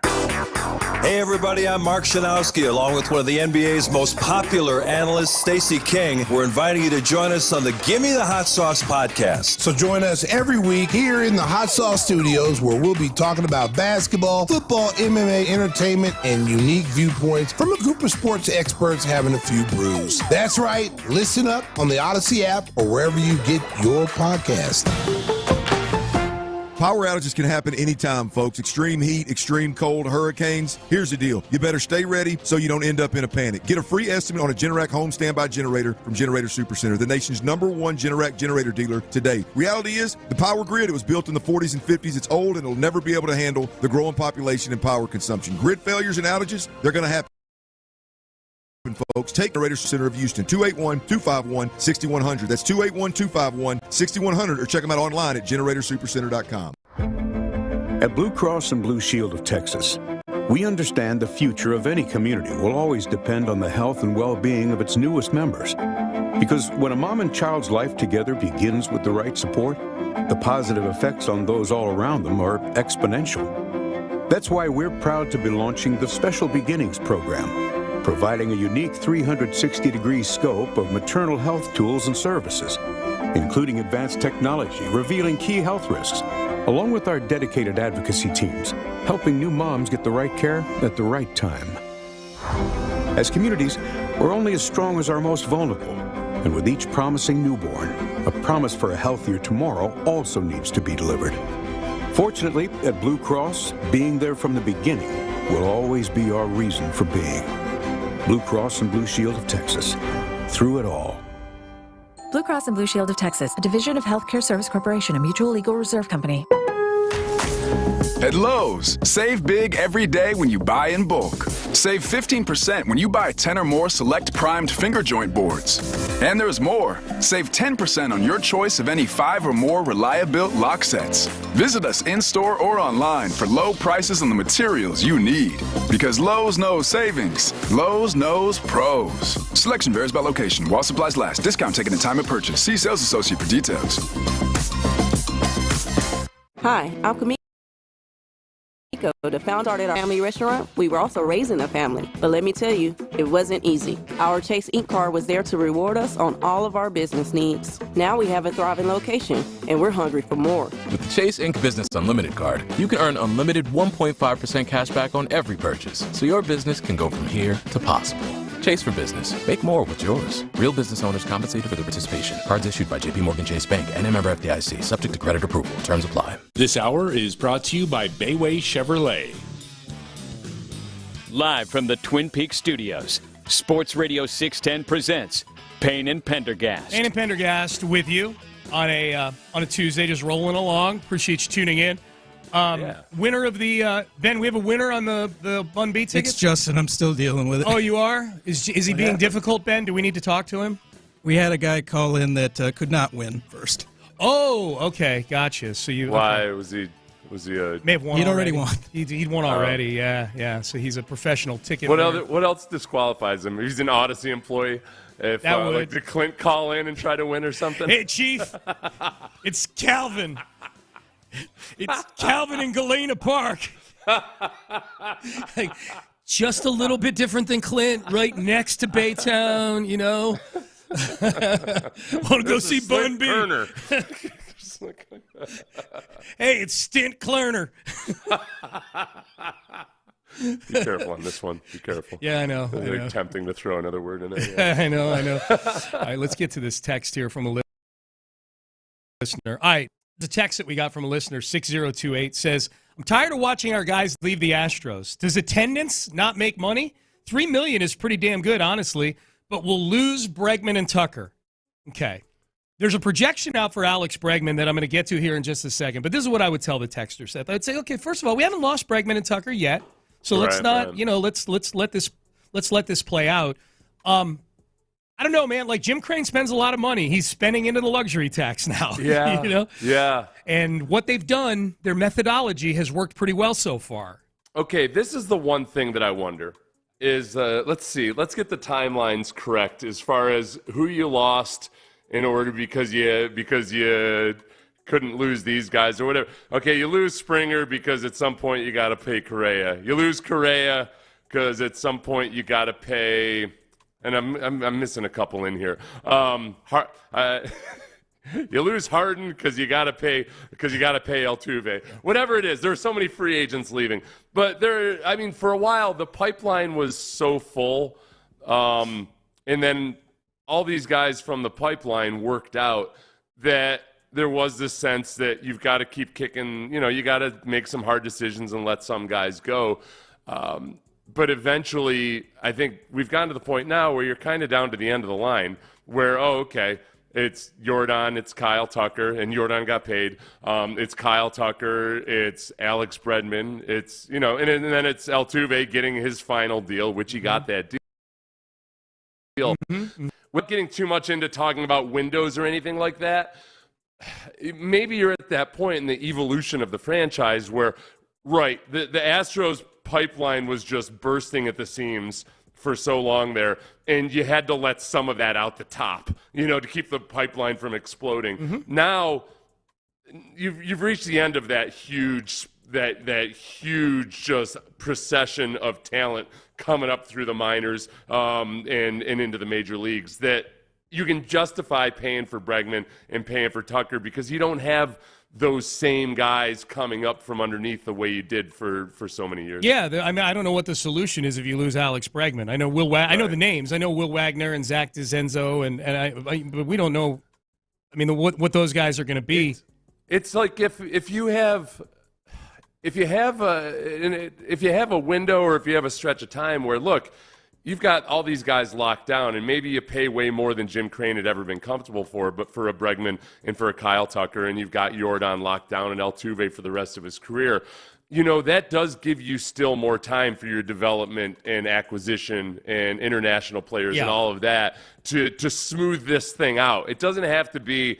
I think when you talk about windows, it doesn't have to mean that, hey, you're going along and everything's great, and then all of a sudden you're falling off a cliff. Right. It's just you got to soften and smooth, and I think that paying Bregman and Tucker might very well be a part of that. It might be. If Jim Crane decides he doesn't want to go with 8 to 10 year deals on guys, I don't have a big problem with that. It's the philosophy been working. There's a lot of 8 to 10 year deals. More of them look horrible 5 and 6 years in, or in the case of Anthony Rendon, 8 weeks with the Angels. He's the cautionary tale, I guess, one of many cautionary tales in free agency. Here was the projection for Alex Bregman in this article in The Athletic. There's an extensive piece that Tim Britton, I should say, with The Athletic, did I want to see Tim Burton's piece. I do awesome. Too. With Johnny Depp. Tim playing the part of Alex Bregman. That would be something.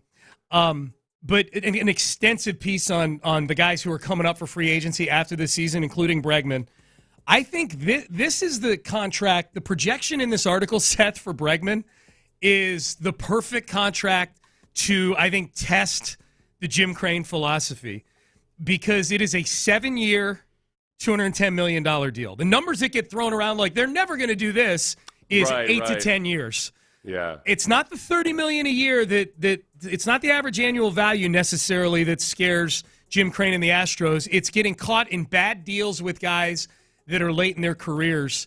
7 years is right on the fringe where I think it'd be 7 years, $210 million. This would be a contract that I think you'd have like the two sides lined up with even armies on either side of this thing. You know what I mean? That's like the breaking point. Yeah, like 7 years for Bregman we're talking about here. Like an Astros icon we're talking about. Boy, that and again, that's where that is where I've talked myself into being optimistic about this. It's that whatever going longer, there's going to be two things. One is the shape of the pipeline. If people could see me, if you're on the YouTube stream right now, I'm basically doing the way that I don't know. It's less common these days. Guys used to like do the silhouette of the woman. Back that they in the like, 70s, it was a big thing to go. It was. I don't know why it ever stopped. As I'm doing it, I realize you don't see that anymore. You don't. No, I was guys thinking, used to look at each other and be like, "You're doing that," and I'm like, "Seth's acting like the Fonz right now." Yeah, they used to do the shape of the woman that they prefer, and I say I don't know why. Meanwhile, ignoring like the 400 different public cases of why guys don't do stuff like this anymore. Yeah. But in my case, I'm doing the shape of the pipeline. Yeah. It's not like this anymore. It's not bulging at the top. No. It's nice and narrow at the bottom.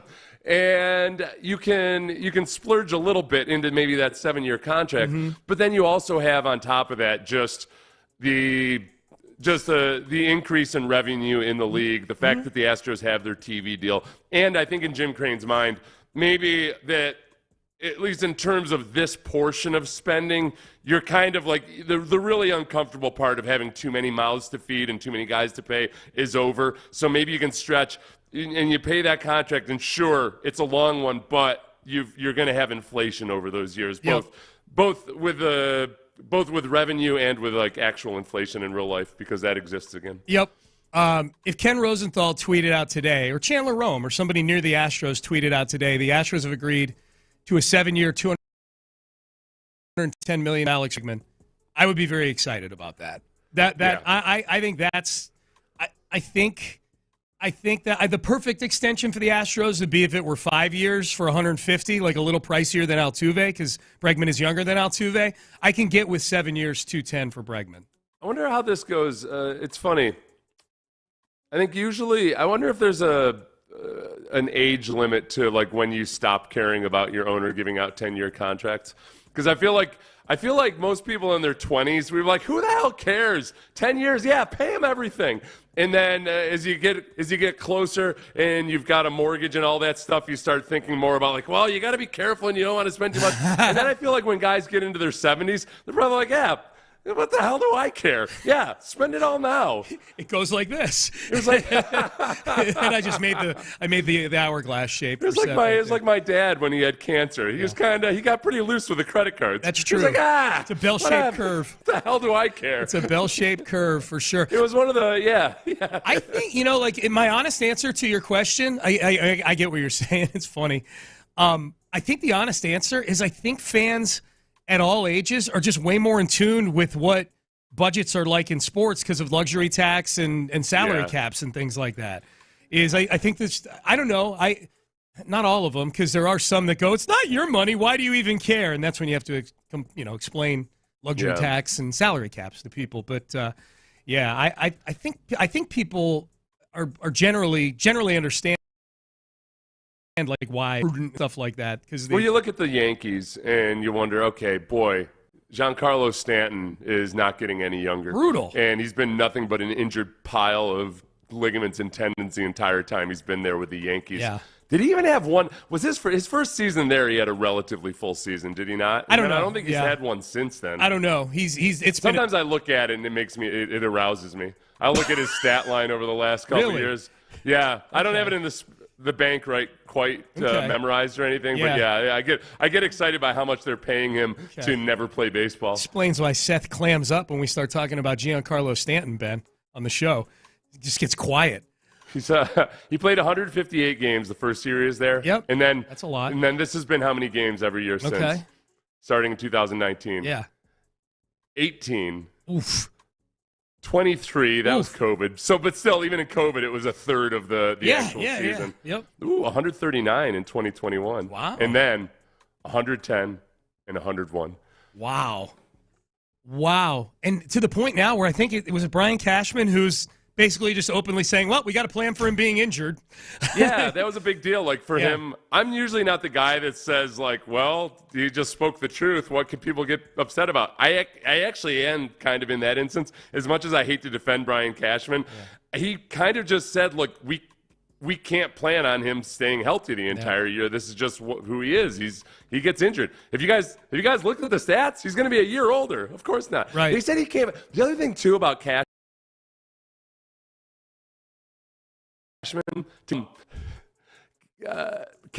or Giancarlo Stanton, one of the reasons they're hoping maybe he stays healthy this year is they said he came back leaner. And I'm like, I don't think they understand the meaning of the word lean up there. I think he came back lighter. Yeah. But there's not an ounce of fat on that dude. Yeah, no. I don't think it was like lean wasn't the word that they should have used. He came back a little bit lighter, but I don't know if that's going to be good jacked for him either. You know, he's jacked, and it doesn't for him to lose weight, it was just that he would have had to lose a bunch of muscle, too. Yeah, yep. Someone says structure Bregman like the Altuve contract. That's awesome. You can do that. Bregman won't agree to it. Altuve contract was a big signing bonus with a couple really $30 million years, and then when he's 38 and 39, he's making $10 million a year. Like not everybody's going to agree to the Altuve contract. He's an outlier, so that's not going to happen. I appreciate the suggestion, but it's just my sense is that's not going to happen. Before we get to the 8 at 8, some headlines at the top of the hour. I've still been doing a lot of follow-up on the Combine. This was a really interesting Combine this year, not for all the nerdy football stuff. This might be the biggest red flag for Caleb Williams that I've heard so far. Caleb Williams, GOAT talk right here. Who's your football GOAT? Football, winning and things like that, mentality. Tom Brady. My football GOAT is Aaron Rodgers. Red flag. Wait a second. So the first part was, what was the first one? Play it again, Ben. Who's your football GOAT? Football, mentality. Tom Brady. My football GOAT is Aaron Rodgers. And I've heard cuts did from. Did he name two goats? He did. I think he was categorizing. He was putting categories, GOAT categories. You know, mentality and winning. Tom Brady, the GOAT. But Aaron Rodgers. Football, Aaron Rodgers is the GOAT. All right, I don't like him just because that didn't make any sense at all. The way he he is a answered that big question. dude. Well, okay, let's back away from the literal. I will not. Said, his favorite player is Aaron Rodgers. Yeah, he said that in many interviews. Red flag that his favorite player is Aaron Rodgers. Yeah, it's a red flag. Yeah, Aaron Rodgers is the poster child for guys that didn't quite live up to his potential. Yep. And you know what this is with Aaron Rodgers? And I'm not even. I feel bad because I'm not trying to pile on Aaron Rodgers or anything, but Aaron Rodgers is so many things that Tom Brady was not. Like, Aaron Rodgers was never about really moving beyond himself to do what's best or good for the team until this last year when he took a pay cut for the Jets. But in terms of where he was with the Packers, I think the Packers did a lot of things that could be criticized or should be criticized in terms of the way they built their team, never gave him a good defense, all of that, didn't get skill positions to build around with him. I agree with all of that. But I also know I don't think anybody has ever confused Aaron Rodgers with like a Michael Jordan type of mentality, you know, or a Tom Brady or Peyton Manning type of mentality of somebody that's just all about figuring out how to win. Killer. Not personal elevation as much as like, okay, what do I have to do to get this team around me in this offense? I don't think that's Aaron Rodgers. Nope, I don't think so either. Yeah, Caleb Williams, I'm torn. I watched Air last night, Sean. The story of how Nike wooed Michael Jordan, mostly Michael Jordan's mother, and convinced them to sign with Nike back when Nike was not a player in the basketball shoe Put Nike on the map arena at all. And, Jordan kind of redefined how some athletes were paid, him getting a revenue share and all of that of sneaker sales. That had never been done before, him getting his own sneaker. And there's this sense by Michael Jordan's mom and also, is it Phil Vaccaro? Sonny Vaccaro. Sonny Vaccaro.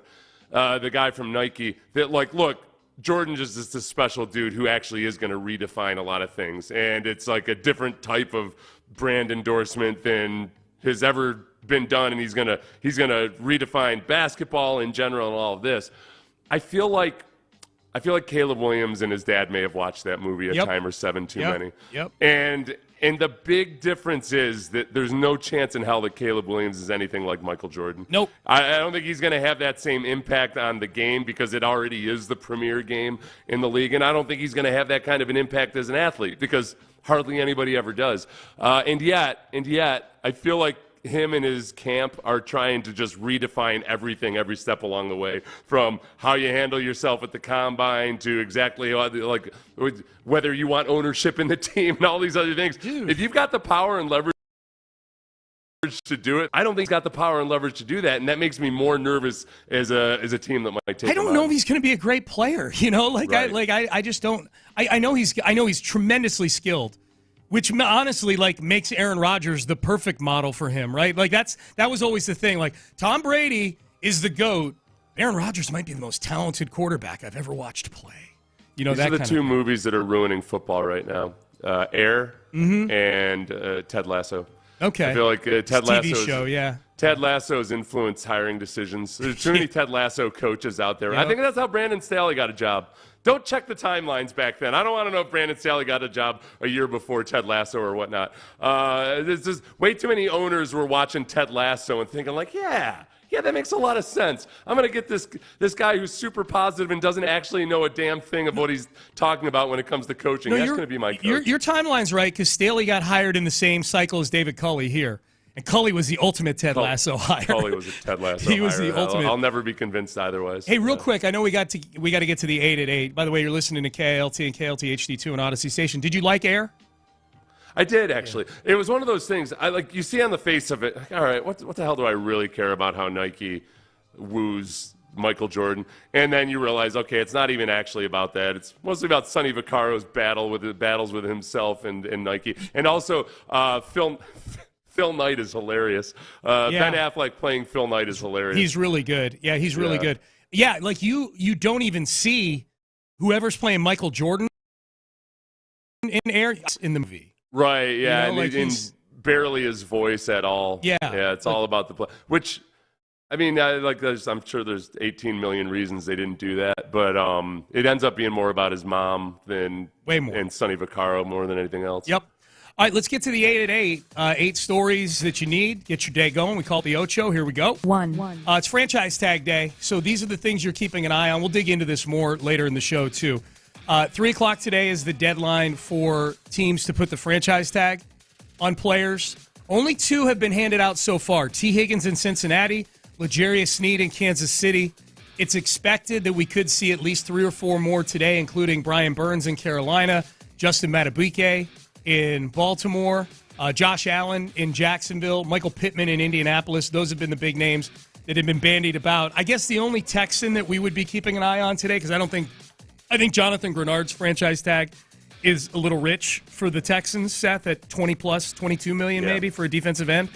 Dalton Schultz at 12 million feels like something that could happen. You think there's a better than 50% chance that we see a Dalton Schultz tag today, you said earlier?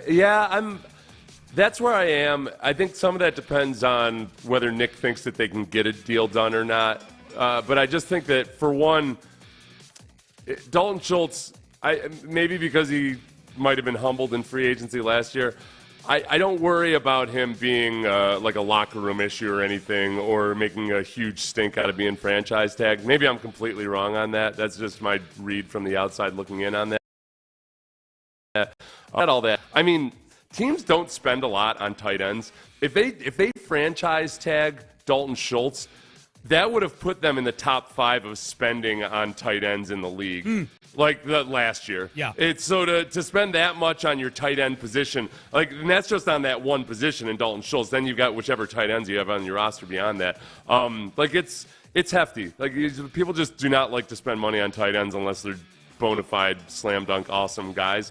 But they also don't have any tight ends you feel good about on the roster right now. No. So that's the two sides might just see best to get that franchise tag. If he leaves, that's a huge need for this team, no doubt. 2. Retirement yesterday for Jason Kelce. We've been waiting for this for really since the end of the season. This is the direction it looks like it's been going. Here was an emotional Jason Kelce announcing his retirement. So this all brings us here to today, where I announce that I am retired. Where I announce I'm retiring from the NFL after 13 seasons with the Philadelphia Eagles. And today, I must admit, I am officially overrated. Vastly overrated. But it took a lot of hard work and determination getting here. He went for about 40 minutes. I have not watched it yet, but I've seen rave reviews for the press conference and some of the things Jason Kelce had to. Look, if there's a 40-minute press conference for a retirement that I'm going to sit down and watch, Jason Kelce is going to be pretty high up the list. He's interesting to listen, talk to, which brings us to the next chapter for Kelce, Seth. I would imagine probably something in the media. Something in the media. Yeah. And as you know, I feel like he shouldn't bother with television because you don't always have to wear a suit, but you got to show up and do a lot of things that you might not necessarily feel like doing. Whereas his podcast is already making a boatload of money and brings him a lot of notoriety.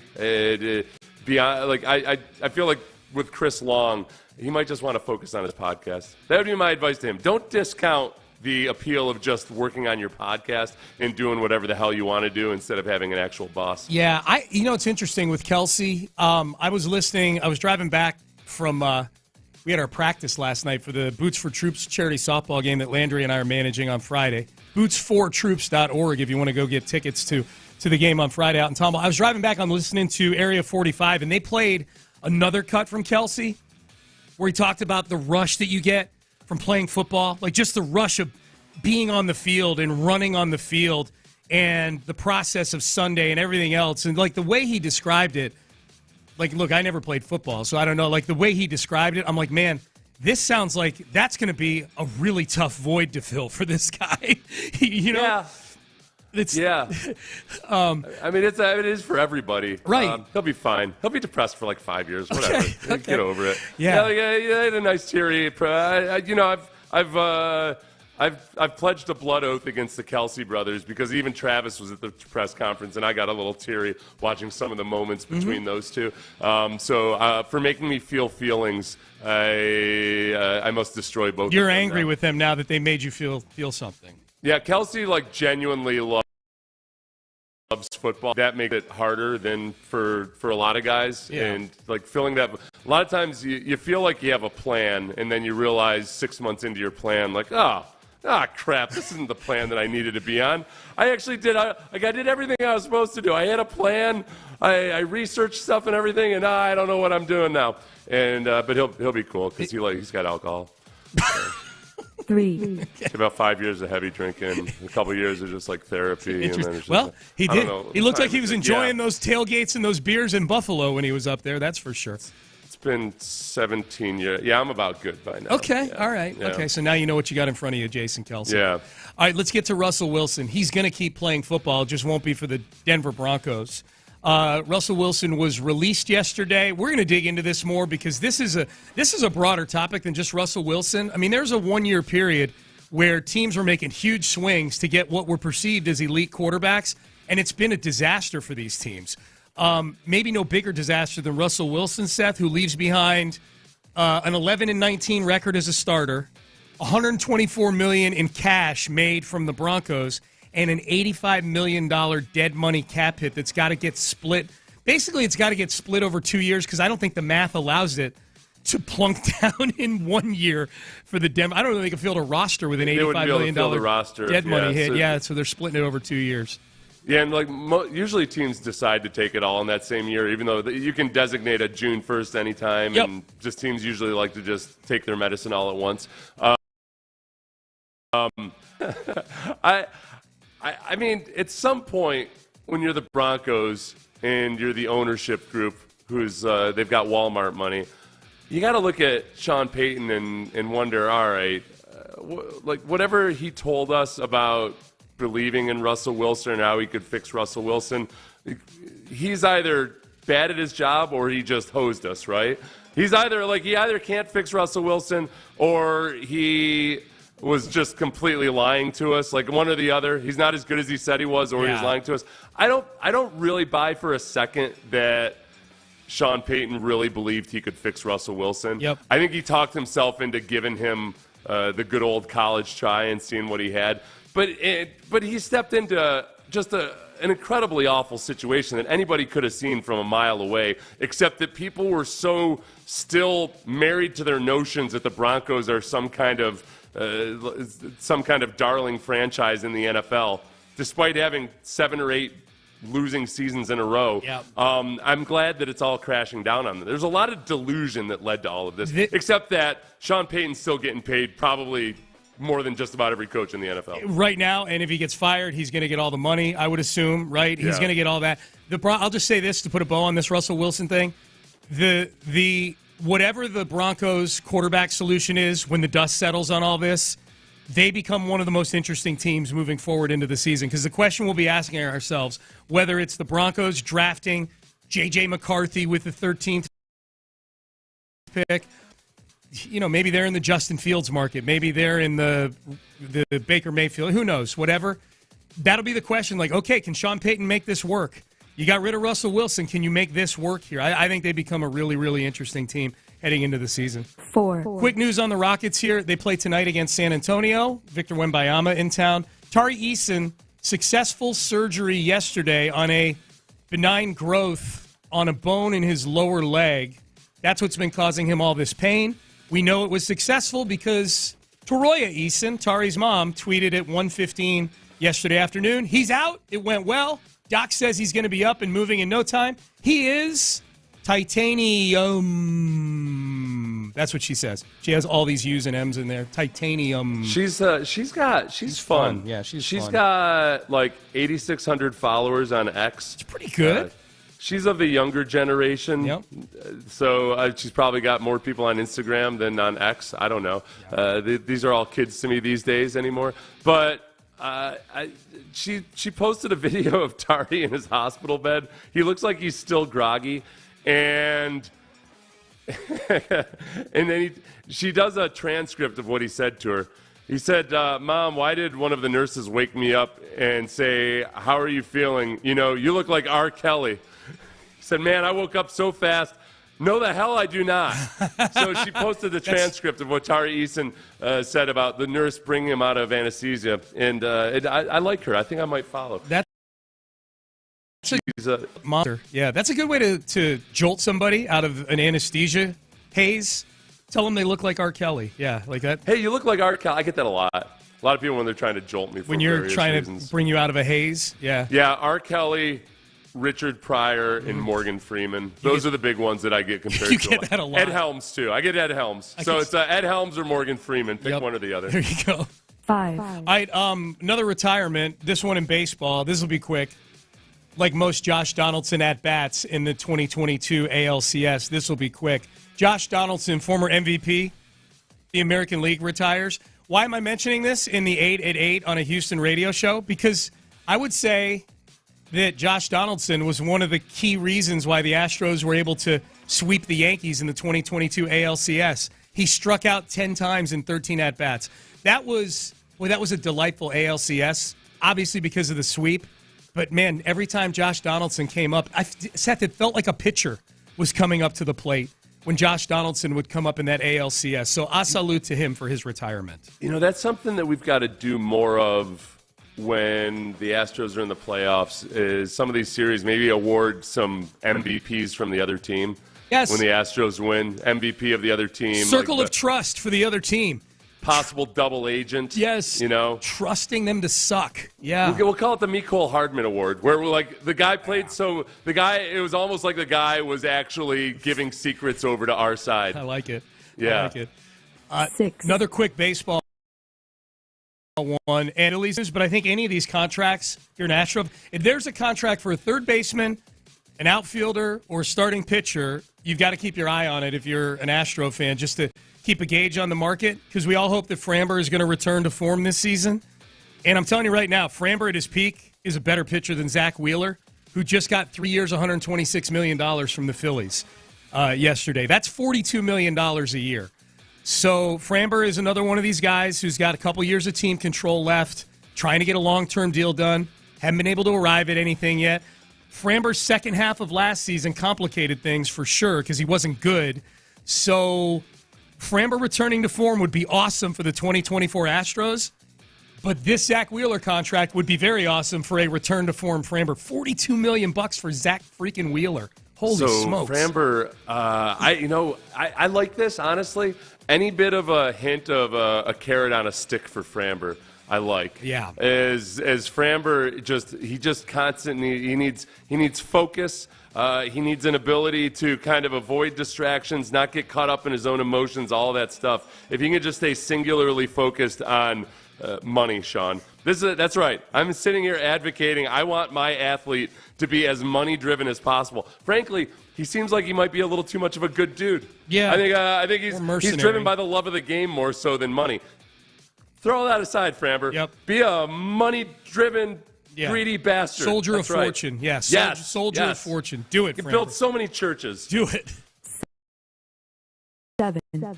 No, it might have been. Was it a church or a hospital? I can't remember which. All right, we'll Google during the break. Who was the pitcher that broke out? Help me out, texters. 713-572-46. Someone will. Do you see Arch Manning opted out of the NCAA 2025 video game? And it was cited by Anwar Richardson, who covers the University of Texas program, that he did it so he could focus on football.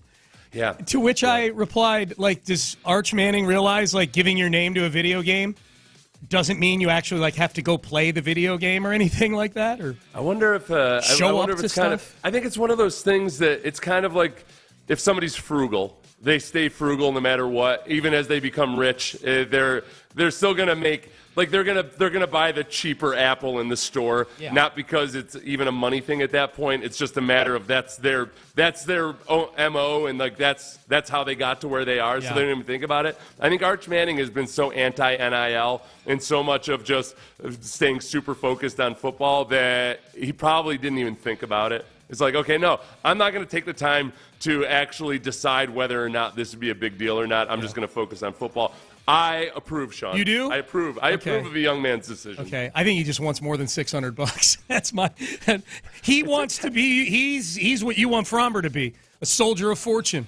It's said that 10,000 athletes have agreed to this already. I agree. I can see that. Is there Division II and Division III? Good question. Not sure. In this as well? Are there FCS schools in there and things like that? Yeah, I'm not sure.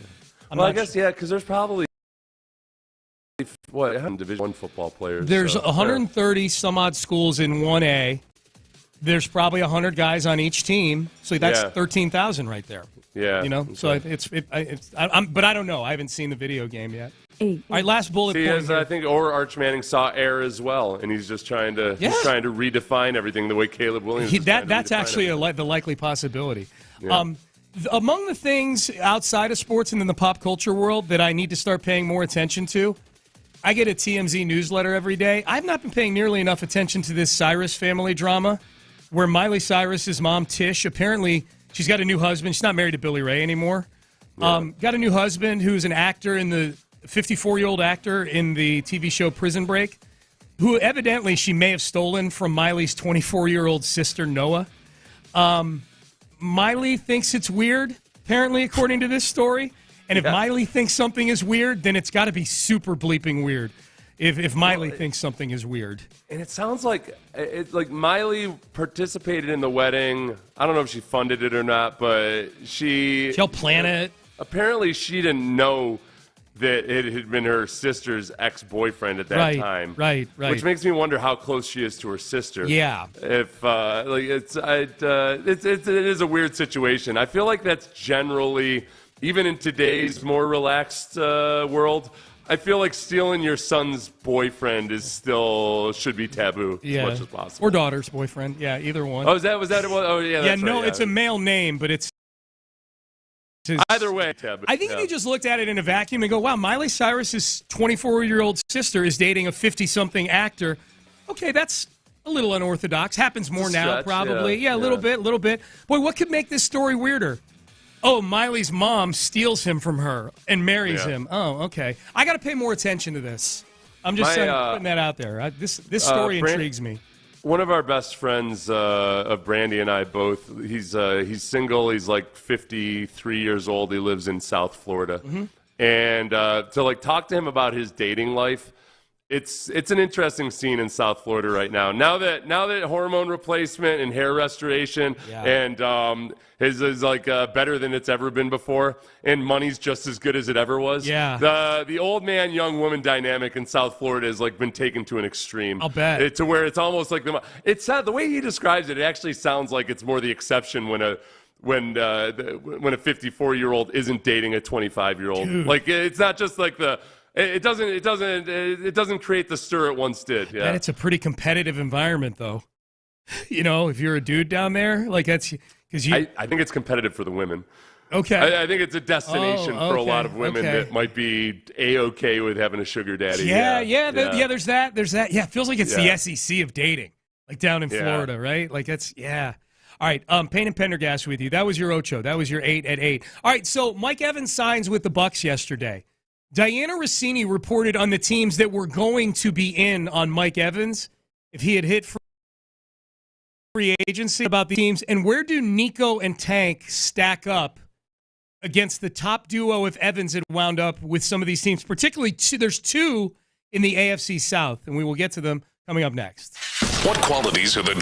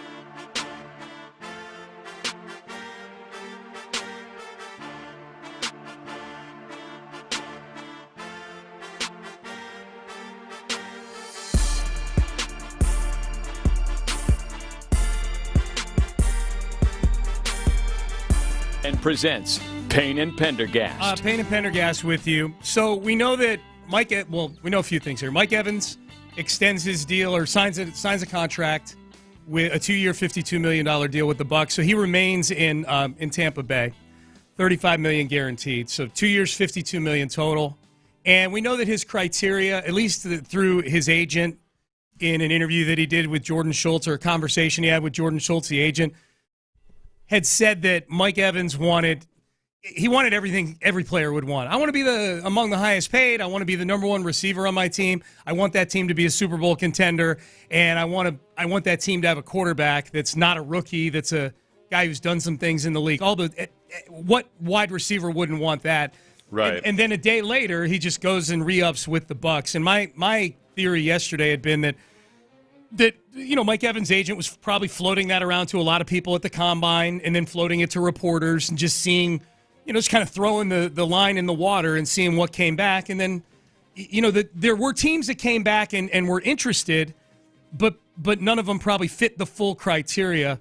And I think that's probably what ended up happening. Now Diana Rossini, Mike Evans on their board, and we're hoping to land him in free agency. And then she says, based on several team sources, and she lists 8 teams. And I think the one thing this list validates, I'll read the teams and I'll make my declaration here, and then you can jump in, Seth. Titans, Rams, Chiefs, Patriots, Giants, Panthers, Falcons, and Jaguars. I think the only team on that list that to me qualifies as a Super Bowl contender, like one of the top 8 or 10 teams on the odds board for the Super Bowl, is the Chiefs. Other than that, there's a couple playoff teams, there's really only one playoff team on here. Other than them, it's the Rams, who are a wild card team in the NFC. And then you got a bunch of teams that are hoping to make a move. You've got some really bad teams on here with the Giants and the Panthers and the Patriots and the Titans. What that says to me is that Mike Evans would have had no problem probably getting the money he wanted. He would have had a big problem getting the money he wanted with a good team. It's right. Yeah, to get that contract, that average per year that you want, and then to also be on a team that's going to go to a Super Bowl. Which that also makes me wonder, though, too, Sean, like just how much was Kansas City?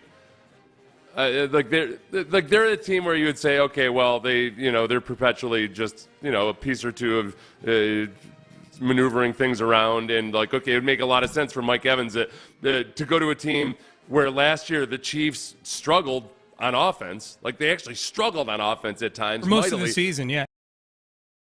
And because G. Rice is probably going to be good, but he's young and it took a while to really click.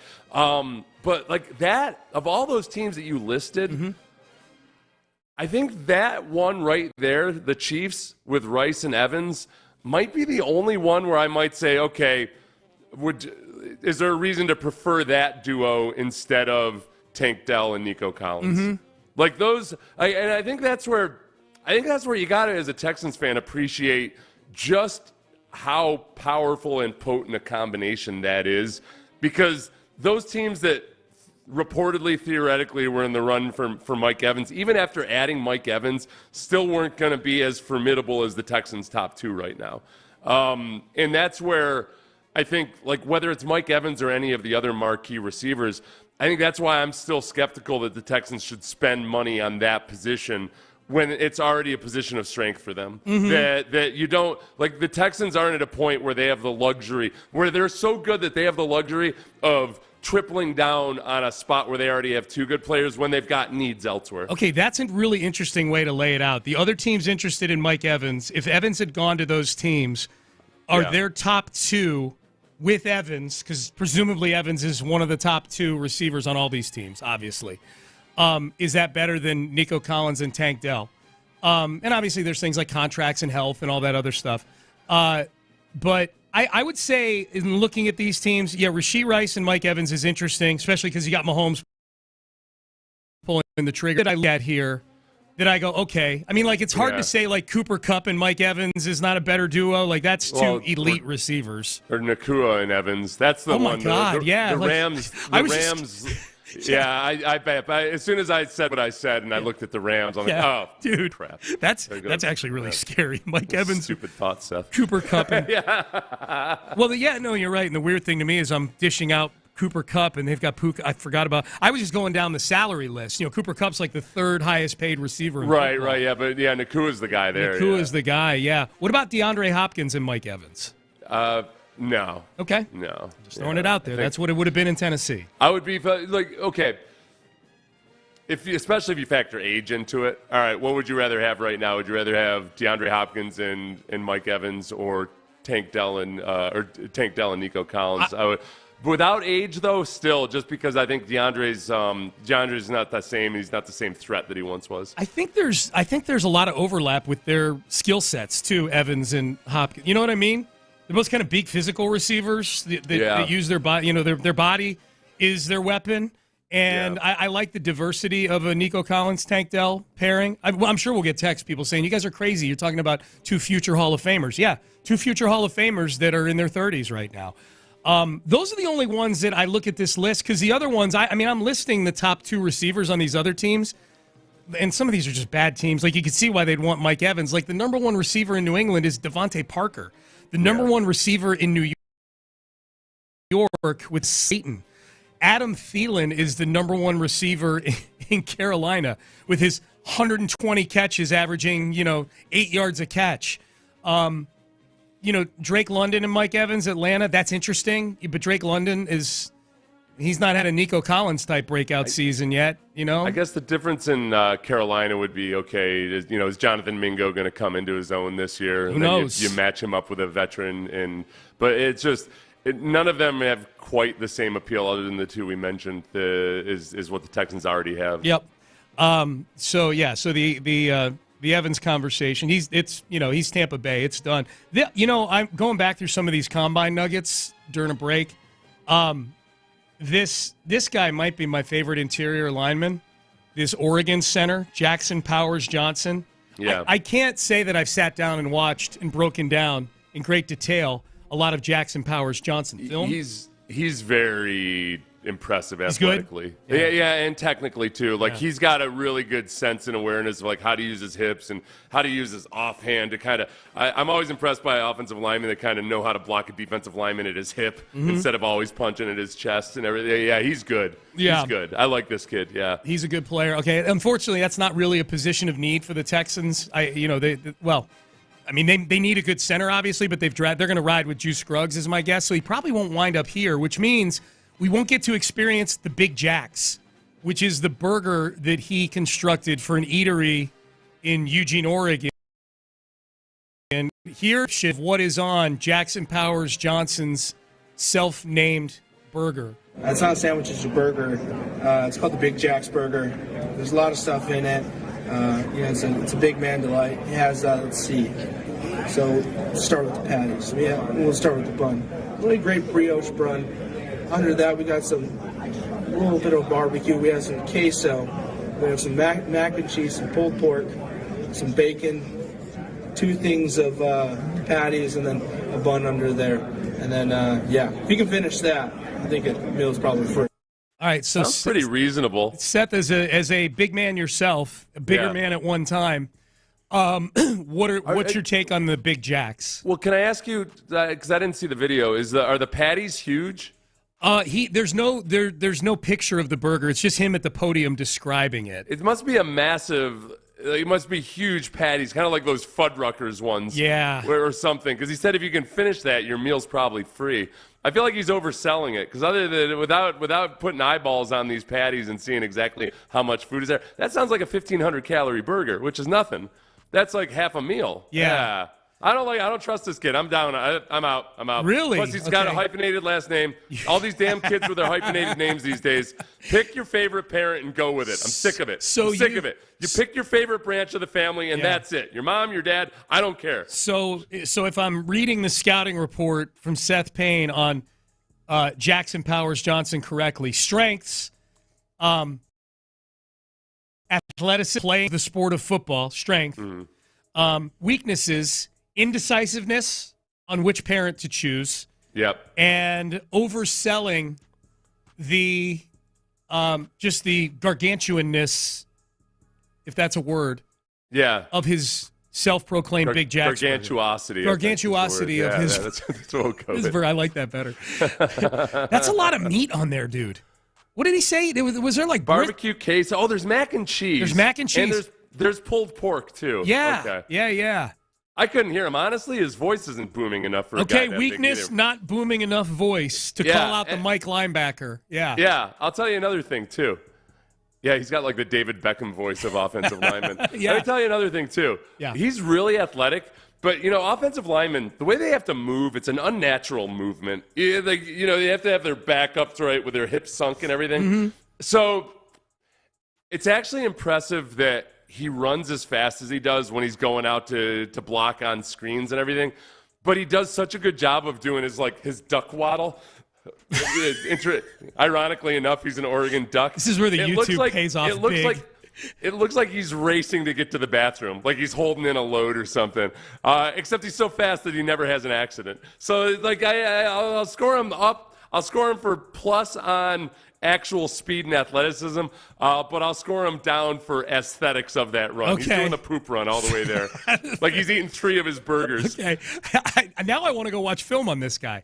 Yeah, I'll send you a cut of those missed tackles from that kid. From Tyler Owens. Yeah.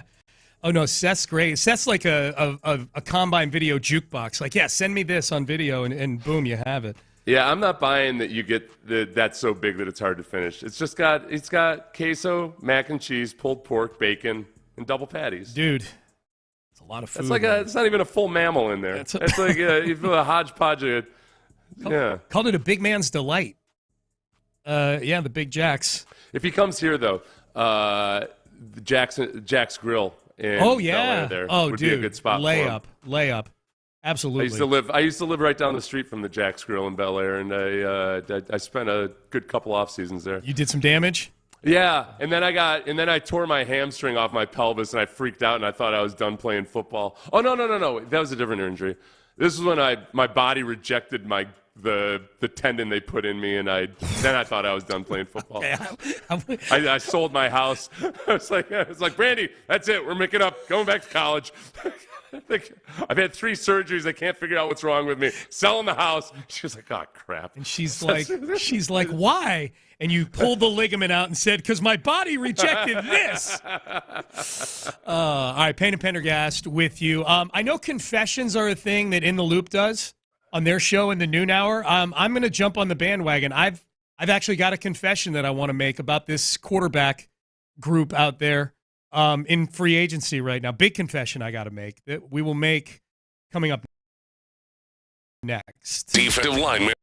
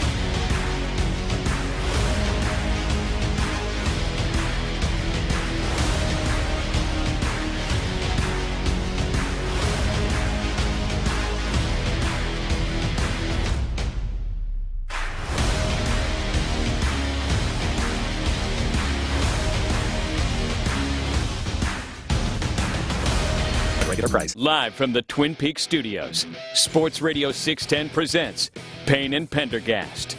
All right, Payne and Pendergast with you. All right, quick confession to make here, Seth. I know confessions are an in-the-loop thing, but if they'll indulge me and allow me to confess something here.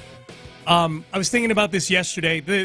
I think one of the biggest stories right now over the next 10 days is how this quarterback carousel plays out.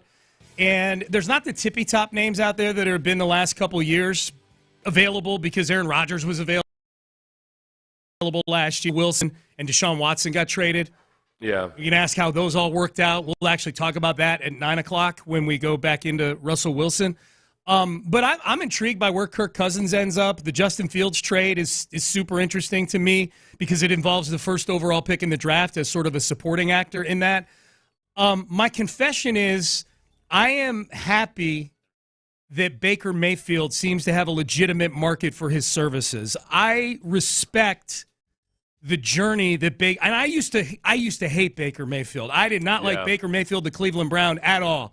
But the fact that Baker Mayfield has gotten punched in the face a few times here, bet on himself by going to Tampa Bay on a one-year, $4 million deal, and now is sitting in a market where he can kind of dictate the terms a little bit, because I think he's going to find, it might be Tampa Bay, and if it's not, I think there's a team out there that's going to pay him at least $25 or $30 million to be their quarterback. I am happy for him. I am happy for Baker Mayfield. You know, Sean, there is something about some of these quarterbacks that come out of extreme production offenses in college, or and a lot of them from air raid offenses. It's almost intoxicating, I think, the combination of production and just machismo that comes from like the coaches there. Like they got a swagger about them and everything in a lot of those programs, to where it's a slap in the face for a lot of those guys when they get to the NFL, and they have to be humbled somewhat. And I think that Baker Mayfield process, and some guys can handle it and some guys can't. You know, like Pat Mahomes did a brilliant job handling it. He was a backup his rookie year. He had to sit and learn, and stepped in and learned a pro-style system without having much of an understanding of the game that a guy like C.J. Stroud does. Like Pat Mahomes coming out of college and C.J. Stroud coming out of college, completely different scenarios. Pat Mahomes was at an elementary school level in a lot of respects because of the offense he had played in. But like, I think with Baker Mayfield, there's a little bit of that, like a humbling. But then also, like, he was on track to potentially get paid in that third year. He was playing really well, and then he couldn't help himself. He made a tackle and hurt his arm, and then that was pretty much it for him. He won a playoff game. He won a playoff game in 2020. People forget that.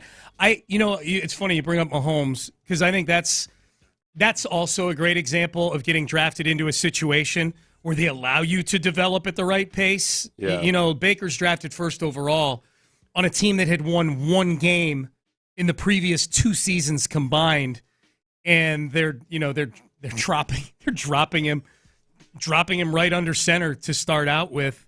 Yeah. So I think some of it too is getting drafted into the right situation. I'll tell you another thing that hurts Baker Mayfield, perception-wise. I swear, I think this is a thing, because it's a thing with me sometimes, and I have to check myself.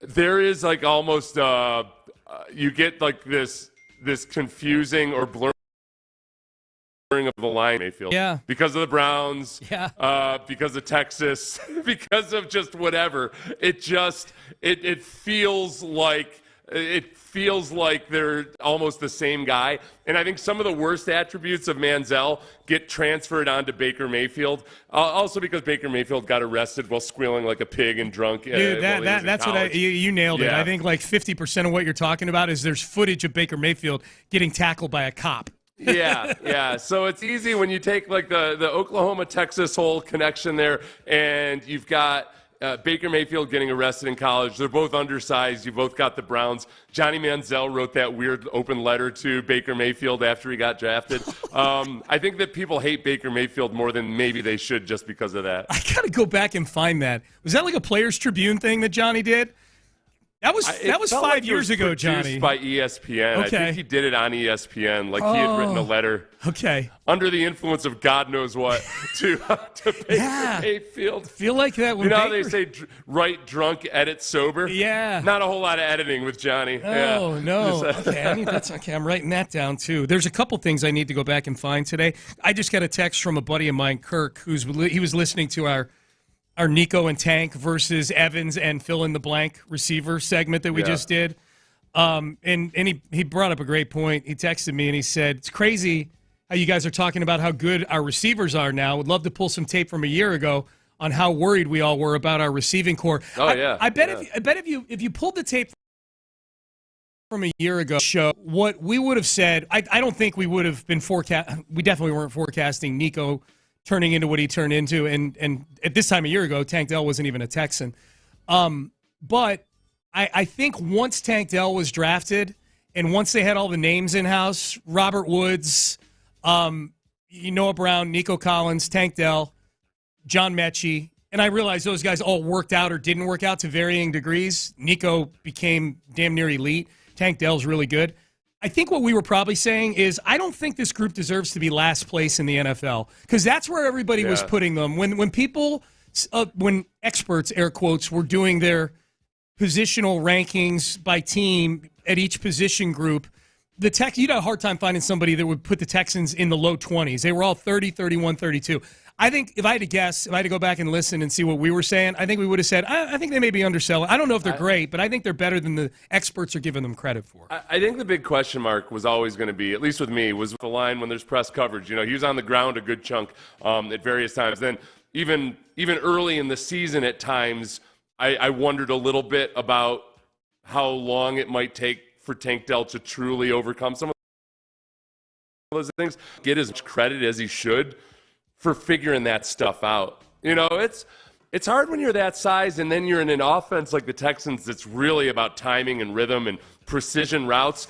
As a smaller guy, you got to figure out how to get off the line, beat a guy that might be trying to jam you, but then still be hitting all your marks on time. That's where the obsessiveness with detail and attention to detail comes in, because you got, like, any small, fast guy could just turn and run laterally at the snap and then get open eventually. But that's not going to be within the framework of the offense. Right. Tank very much understands that he can wiggle a little bit, but that he's got to be on time and in rhythm. And that's hard to do as a rookie. And he's doing it, he's not doing it in the slot where it's a little easier. He's lining up outside and doing it. So as awesome as he is and as talented as he is physically, probably actually doesn't get enough credit for the actual technical stuff that he had to figure out. He gets open in spots on the field that are reserved for much bigger guys than him. Yeah. You're right, man. He's something else. Payne and Pendergast. You just got to stop trying to look for extra work on goal line. Just don't do that. Hopefully somebody had a talk with him about that. All right, Payne and Pendergast. I think D'Amico brought both him and Slowick in. And, D'Amico sat both Tank Dell and Slowick down. It's kind of like two kids that, are always fighting in the schoolyard. And you know that they probably actually like each other, and they just got to cut the crap. Mm-hmm. I think it was that. It was like, all right, guys, cut the crap. All right, Bobby, you got to dial it back a little bit. Just some doesn't mean he should do all those things. And then Tank, if you're not, I don't want you looking for any extra work. We love that you're willing to block. You don't need to go out looking for extra work, okay? Just take care of your little responsibility. I'm picturing this meeting, and I'm picturing Bobby sitting in a normal chair and Tank being wheeled in a hospital bed with a plaster cast on his broken leg, elevated in one of those slings with all of his the old school cast. Yeah, with his old toes, school body cast. His toes sticking out of it. Yeah, and all his teammates having signed it and whatnot. Yeah. When you were a kid growing up, there's things that you thought were more common in the real world. And the one that people always bring up is quicksand. Because quicksand used to be in every TV series or any cartoon series, they had at least one episode about quicksand. It scared the hell out of us. We were terrified every time we went in the woods. Yep. Not of child predators. No, quicksand. Yes. That was our child predator. And then the other thing, though, that I don't think gets as much press as it should, is the full body cast. Yeah. I thought full body casts were way more common. Yes. Because every TV show also had at least one episode where somebody got in an accident. You went in to visit them in the hospital, and they were sitting there in a full body cast. I broke my collarbone. I was thinking that same thing. I'm like, great. The whole torso. I got homecoming coming You're up. going to have a full body. Yeah. Cool. You can sign my sternum. All right. Payne and Pendergast with you. Heading into the 9 o'clock hour. Big news yesterday. Russell Wilson released by the Denver Broncos. There are massive cautionary tales now about trading for a quarterback. The cautionary tales. Wilson, Watson, Rodgers, as we head into the 9 o'clock hour. We'll do that next. Now, I know. Basketball on TV tonight. And all well and good. I love watching basketball, but it makes it even better when I've got the prize picks.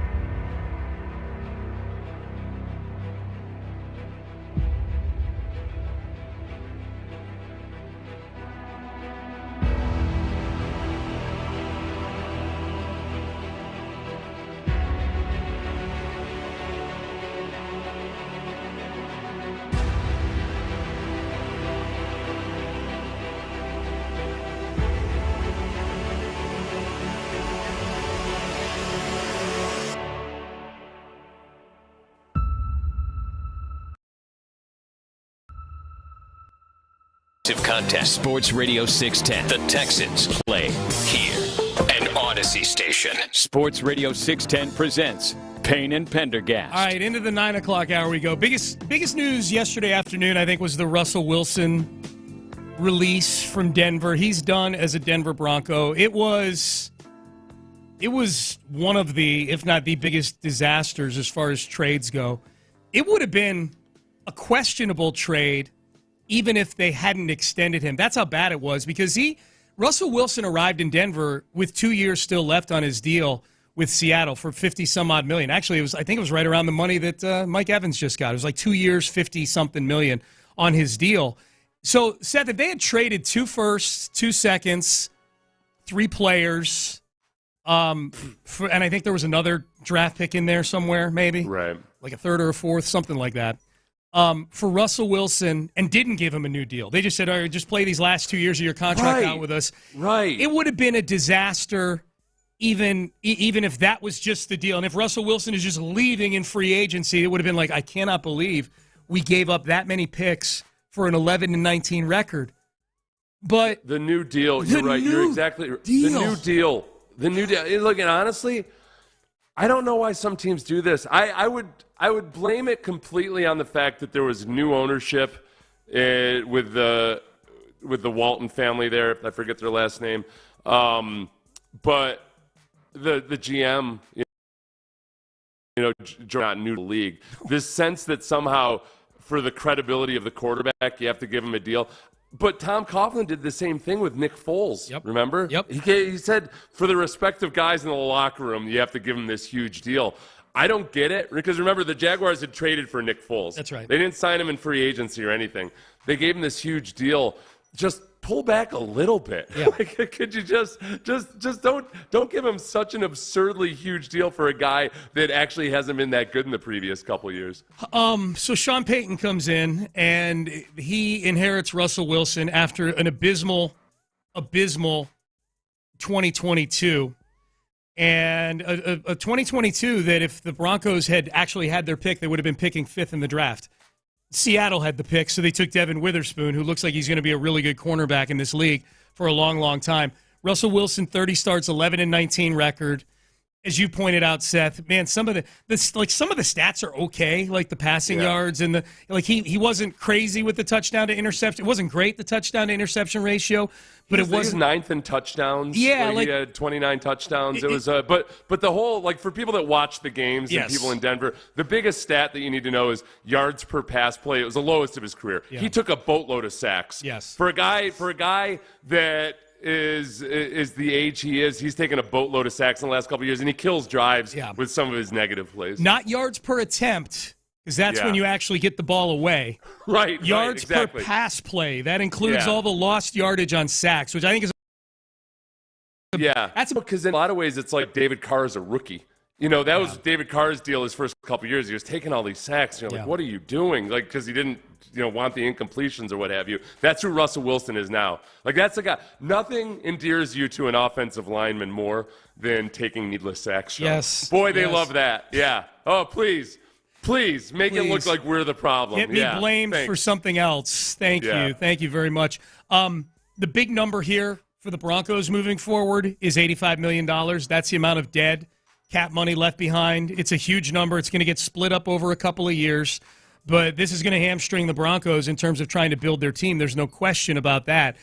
Sean Payton, at least ostensibly, came in trying to help fix Russell Wilson. And if you're looking for a timestamp on when, for sure, he seemed to be out on fixing Russell Wilson, we can probably go back and look at the fact that Payton went to Wilson at the bye week and tried to get his injury guarantee taken out of the deal. That's a pretty good indicator that they're not all that into you. We don't know what it was like in training camp. What we do know is that Payton, prior to becoming Denver's coach, had expressed a plan, right, Seth, to fix Russell Wilson if he were to become the Broncos coach. Yes. This was Sean Payton on his weekly appearance on the Colin Cowherd show a couple years ago with what he would do, you see, to fix this Russell Wilson issue. I'd want to cut up of all Russell's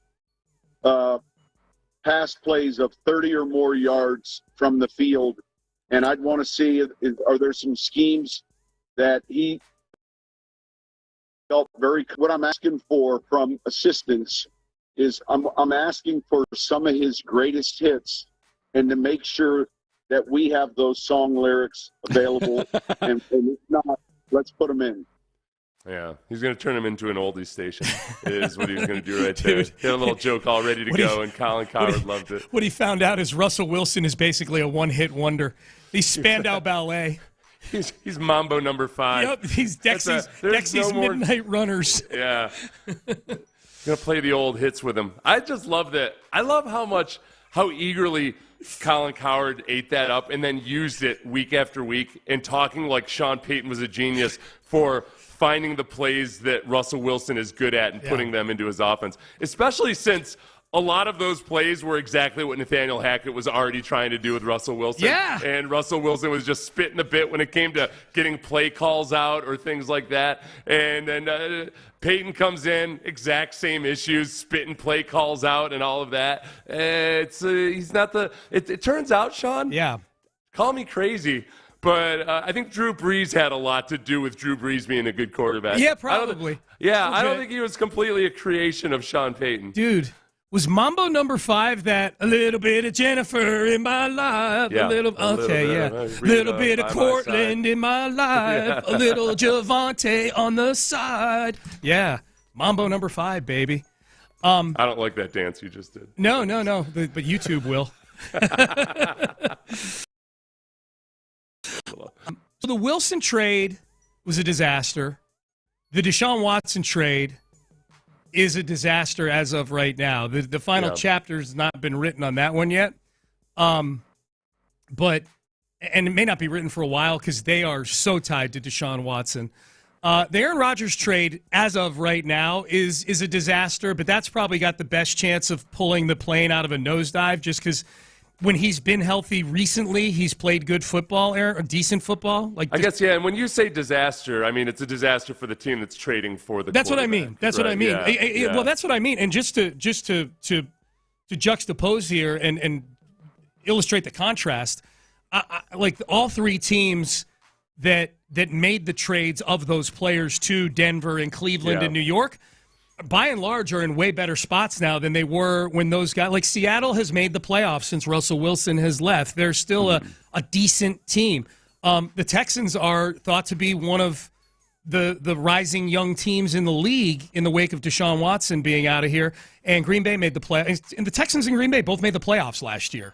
I think with Green Bay, I mean, this isn't part of the trade, but it almost makes me want to grade Green Bay down on their part in the trade was the fact that they ever just did that patchwork deal to begin with from the year before. You know, where at that point, Aaron Rodgers, people kept claiming Aaron Rodgers didn't have any leverage. He ended up screwing over the Packers for 1 year. And when they should have, especially given where Jordan Love is now, really know what you're talking about, then hey, you should have rolled the dice and just gone with Jordan Love right from the get-go. You knew this is what he was going to end up being, yeah. And they probably could have gotten better compensation, if my memory serves me correctly, if they traded Aaron Rodgers away that year than the next year when it was like obviously done for. Because Aaron Rodgers had that huge cap figure by that point. His cap figure rose back up to light yesterday because prior to Russell Wilson getting cut yesterday, Aaron Rodgers' cap hit was the second biggest one. Dead money hit was the second biggest dead money hit in history behind Matt Ryan the year before that. Yeah. So I think that's what's really interesting to me is all these teams that made the trade at the time were viewed as, oh, man, I mean, I know these teams are getting draft picks, but wow, this is going to be really rough for these teams. They're all, I mean, especially Houston and Green Bay are in phenomenal places right now with young quarterbacks. In terms of trading people away at a discount, has the DeAndre Hopkins trade looked less bad in comparison to the teams that traded for these quarterbacks? It's like, does Bill O'Brien get a little bit of a reprieve in terms of bad trades because those other ones are so spectacular and involve so much compensation, or is it almost like a separate category because it doesn't involve quarterbacks? It's okay. I mean, it's probably a separate category. I mean, it's almost like it's just that you're shopping in 2 completely different stores. Like the quarterback store is just so different than these trades are all way worse than I know the Texans turned into garbage for a few years after they traded DeAndre Hopkins, but that wasn't the only reason. Like, if they had made other good decisions, they would have been able to overcome a bad DeAndre Hopkins trade. These are franchise cripplers right here. You know, the thing about the DeAndre Hopkins trade, which I think people don't understand in hindsight, and also didn't quite understand from outside Houston at the time, it wasn't just the Hopkins trade. It was the sum total of everything that Bill O'Brien had done. It was this, there were so many deals where the value was so far out of whack, including the Clowney one too. Because and with Clowney, part of that's on Brian Gain as well. Like, they just botched the timing of that. The Clowney trade at that point was they didn't get as much compensation as they should and could have if they had traded him away before the draft.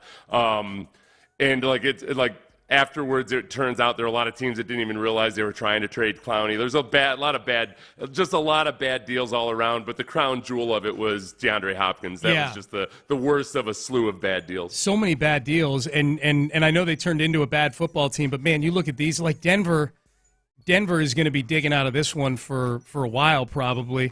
I mean, hell, in some ways, Russ kind of screwed them by winning a few games last year. Like, if Russ had been as abysmal last year as he was the year before, they'd be within shouting distance to actually get one of these top quarterbacks in the draft. You know, they were picking fifth, or they would have picked fifth. Seattle ended up using the pick, but they would have picked fifth the year. So because they ended up winning 8 games last year. When did they move? Yeah. Okay. Yeah. When are they? What are the first round picks they're still missing? I think they're set now. I think they've got their now. picks. They cleared all of it their out? picks Okay. they got their pick. I mean, I think there's a second that they may have sent over in the Payton trade that still has to convey over to New Orleans. But as far as first round, they got their first round pick this year. Yeah, they're picking 12th or 13th or whatever. I don't think if Russell Wilson. Let's see. Somebody earlier suggested that the Texans should have Russell Wilson here as somebody to tutor a young C.J. Stroud. I feel like it would have to be the opposite. I think that C.J. Stroud plays within the structure of the offense way better than Russell Wilson does. So there's nothing that old dog. There's no tricks you're going to teach that old dog in Russell Wilson. No. And he's certainly not going to teach any tricks to C.J. Stroud. I reject that wholesale. Is there anything about Russell Wilson that you want conveyed onto C.J. Stroud? Like, personality-wise? I think I feel a little bit bad for him because I think Russell Wilson is one of those guys that desperately wants to do the right thing. He doesn't have the same personality, skills, and what have you that most good quarterbacks do. Mm-hmm. At times, he seems like he's been openly despised by his teammates, which is not common amongst really good quarterbacks. And yet he wants to do things the right way. Yep. He's not a bad citizen. Mm-mm. You know, he's family man, all that stuff. But he's just not my quarterback. Mm-mm. I think if I'm the Titans, there's no way in hell I'd rather take Will Levis, and I'm not convinced Will Levis's teammates aren't going to end up eventually hating him too. Yeah. They might be beating him with sacks of soap by midway through the season. The Patriots, no. The Vikings, I guess so. He's like a poor man's Kirk Cousins, if that isn't the most depressing thing I've ever heard. Boy. The Bucks, I'd rather have Baker Mayfield, an actual human being. Yeah. The Steelers and the Raiders, I've seen people suggest. I feel like either of those coaches would be the ones beating Russell with a sack of soap by midseason. I think Antonio Pierce might go out and actually like physically sack Russell Wilson at some point in practice. By the mask and drag him off the field. Yes, I could totally see that happening. We got a text from somebody. You were talking in the previous segment about how quicksand was the thing that used to really scare us back in our childhood. Someone said as a kid I was so scared of the Bermuda Triangle. Were you scared of the Bermuda Triangle when you were a kid? Yeah, there were a lot of things about the Bermuda Triangle out there on television. Mm-hmm. There was a Bermuda Triangle. Yeah, sometimes the Bermuda Triangle would be like a 2-episode series or a 2-episode joint on a series because it would involve, like they're off on a trip on vacation or somewhere, and then something would happen, and that would be the cliffhanger. Yeah. Quicksand. I don't think it was in TV as much, but I remember there being a lot of concern over spontaneous. I know that one. Oh, you don't remember spontaneous combustion? No, I remember it. I just never remember being scared of it. It was a lot of this stuff would emanate out of England. Okay. Like the British, as much as they try to pretend they're sophisticated, they fall for crop circles and stuff at an alarming rate. And spontaneous combustion was the one before that. So, kids, there used to be this notion that people were walking around and all of a sudden they would just burst into flames.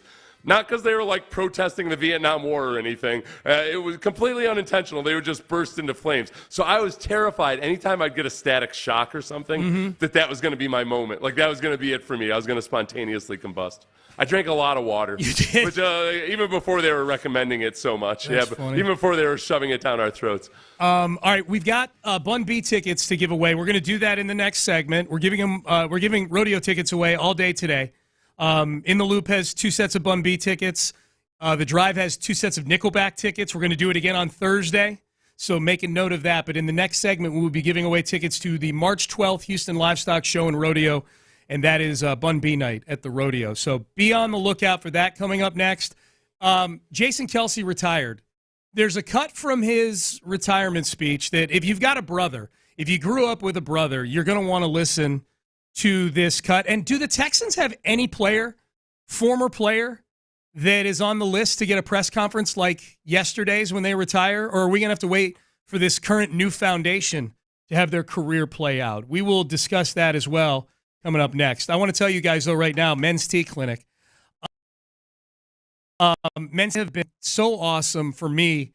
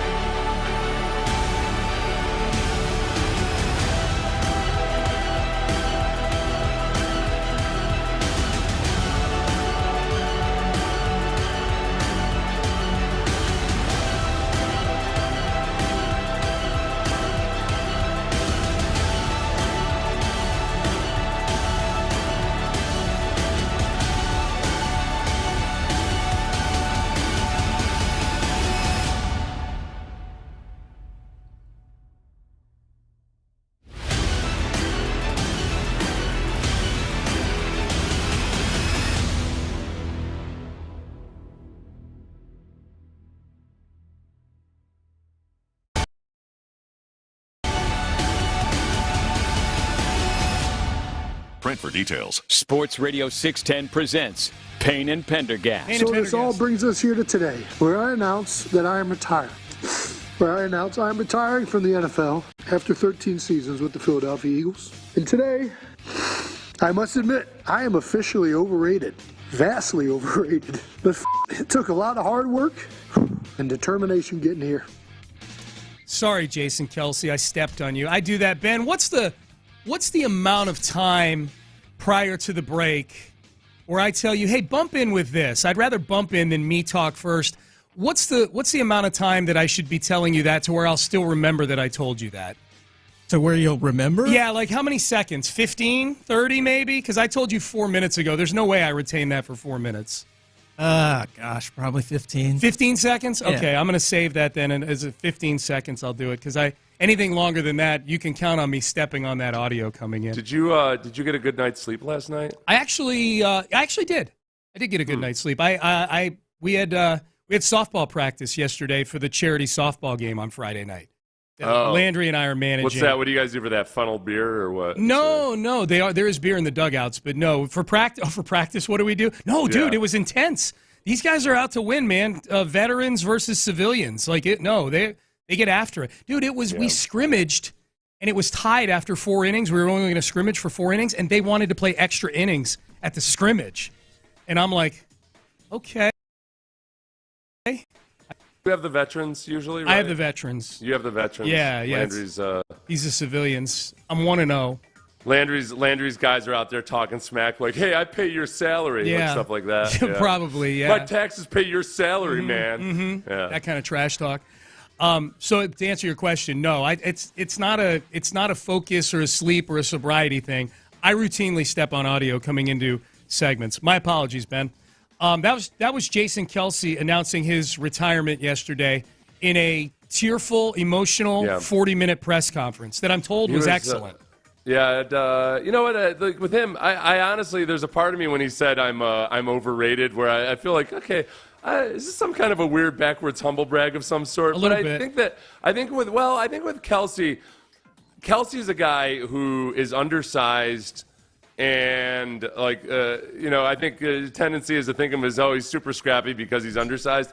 But I think that in his own mind, he probably knows his weaknesses that come with being undersized, and he probably overstates them in his own mind compared to anybody else, because his athleticism is much more like I played against a guy named Dermani Dawson with the Steelers who was just awesome, and he wasn't that big, but he was so fast, and he was just a nightmare to play against.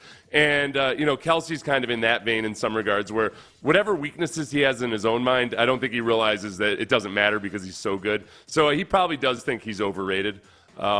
He at one point was talking about his relationship growing up, and I saw this, and I got immediately angry because I was getting touched emotionally. Okay. And I don't like to feel feelings, and especially when it comes to Travis Kelce. But they showed Travis Kelce crying while Jason Kelce was saying this. We did almost everything together. Competed, fought, laughed, cried, and learned from each other. We invented games, imagined ourselves as star players of that time.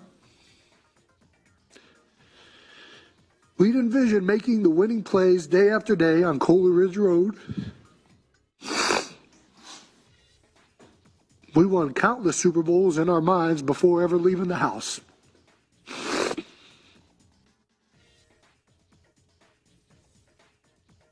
think that's it. Okay. Oh, that it? Okay. You never know with something like this. That emotional. Pause. I think, that was touching. It was a little less touching. I thought he was talking about his childhood. He was actually talking about COVID. So him. when they were roomed up during COVID, I used to go out and play make-believe football games. And we would pretend that we won the Super Bowl, just like we both had at that point. We won countless championships. Travis was a defending Super Bowl champion, and I had won it 3 years before. We made a fort in my bonus room, and we would play in the fort all day long. My wife would come in and bring us triangles with no crust. It was special. Dude, that was good audio, man. You're absolutely right. Like anybody who's got a brother who you played sports growing up. Like I have two brothers. One's 2 years younger than me. One's 8 years younger than me. I didn't do nearly as much stuff with the brother who's 8 years younger. I mean, me and Kevin, like we went to college together. Like we were like the games he's talking about making up. Like just things that you do, throwing tennis balls against the house, things you do, like, you go to the local pool or whatever, and you're playing games where you're throw me some divers, you know what I mean? Like, give me some, I want a diving catch, all those things. It's a really relatable clip for anybody who grew up with a brother that you were on the sandlot with all the time. That's great stuff. That's what I had. I sent this. One of my best friends has his two sons are just 1 year apart, and they're like the total. Like one's a quarterback, one's a receiver, and they work on plays all the time together in their backyard. They organize like the neighborhood. It's almost like these kids are leading a childhood like from the 1980s, where there's a huge backyard football game or a baseball game like every day. And my friend put an actual diamond in his backyard so like the kids could play and everything. There's always kids over, but. I sent a video clip of that to Rich this morning. Yeah. And he said his wife was just a complete mess. Like, was almost late for work. Really? She went deep into the podcast and the show. She was crying and everything when she watched that and thought about her sons. Yeah. That's really cool. Yeah. I grew up in a neighborhood where we had like 10 or 12 within like 2 years of each other. Like, like we all became friends like in elementary school. So you had a bunch of kids that were from like 4th grade to 6th grade, like 12, at any point, like 12 to 15 kids. In the summer, we played baseball every day. In the fall, we played football every day. In the winter, we played street hockey every day. There was a cul-de-sac in our neighborhood, and we played street hockey against other neighborhoods. Other neighborhoods would, like, their mom would drive 5 kids over to our neighborhood, and we'd play there, and then we'd drive over to their neighborhood and play. There was a kid named Bobby King who had the linebackers coach. He put a diamond in his backyard. His backyard wasn't all that big. Right. It was But it was big enough to have a reasonable field, a sand lot in the back of his house. If you hit the tennis ball over the house, that was a home run. If you hit it, and it was so funny, dude, because Bobby King had this field in his backyard. We're in like 5th grade, and then Bobby King moves. His dad got transferred or something like that. This new family moves into the house, and they have a kid who's in the same sort of age range of our group, not athletic at all. Yeah. Didn't matter. We took over his backyard. Like, I don't know. Hey, Rich Yerga, I don't know if you know this, but this is the yard where we play baseball. Yeah. And this kid, he had no idea. I think he went and bought a glove that day. He was awful at baseball. But he was like a kid, like somebody just bought a delicatessen, and it turns out the mob, he's got to pay money to the mob every week. 100%. That's exactly what it was. Vinny shows up and like, hey, listen, you work for me. I think back now, what the parents of Rich Yerga, I would be like, who are all these little a-holes in my backyard? I want peace and quiet. My kid doesn't even play probably baseball. Thought it was awesome. Like, oh, look at how quickly he made friends. That's true. Maybe. God, yeah. So we took. Did you let him? You let him play in his backyard though, right? Oh no, he got to play. Yeah. He got to play. Now he was the last one picked all the time because he sucked. The Kelce press conference was really good. Look, the Eagles won a Super Bowl, so Kelce won't be the last Eagle from that group that Fletcher Cox will have that press conference someday, right? Hell, Nick Foles might have that press conference someday when he decides he's all done playing football. I think he may be retired now. But that's an organization that in the recent past has had a lot of success. So you celebrate all these players. Who is the next Texan to retire? And I'm not even talking about on the team right now. I'm talking about former Texan who has like some kind of a press conference or something. Yeah, that like gets celebrated or feted by the Houston Texans in some way, like J.J. Watt did, where without a championship, still was. It was a big to-do here locally. Absolutely, obviously. And, you brought this up. You pointed this out, and I hadn't even thought of it because I forgot that he's still technically in the league. But Dwayne Brown is a guy that you would have thought would be, but I don't. Maybe too much broken glass there. Yeah. I don't know if there will be a reconciliation there or not. I mean, for a guy that was here forever and is one of the best players in franchise history, it's unfortunately kind of a relationship. He's on track to be that kind of guy for the Texans. Yeah. There's some guys that it's not merited necessarily, but I kind of would like it. I would like to take some of the mystique out of the retirement press conference and just make it more like it'd be a fun party. You know what? It'd be a fun party if Ben Jones officially retired and came back and just gave a press conference, ate some bugs. You know, Yes. I feel like JJ would show up for that. Yep. Like a Ben Jones retirement, a Jadeveon Clowney retirement party. That would be fun. Turn it into you serve drinks at this press conference. Yes. You know, for any of these guys. Will Fuller even. Will Fuller works for a gaming company now, I think. He's not even playing football? No. I think he retired to get into the video gaming industry. Like as an athlete or as a... No, I think like creative. I think he's putting his degree to work. Yeah. I say athlete, I mean like as a gamer. But no, as a... I think like a company that does gaming stuff. An executive of some sort? Yeah. And this is one that I don't think it'll happen, and it's a shame. Because, again, this guy played for the Texans forever and was in with some of their very best defenses. But I think social media have killed it. And ironically enough, like the guy was a Texan this year, Kareem Jackson. Yeah, man. Yeah. Now, maybe Kareem coming back. Because Kareem, I always felt like Kareem had a little bit of an axe to grind.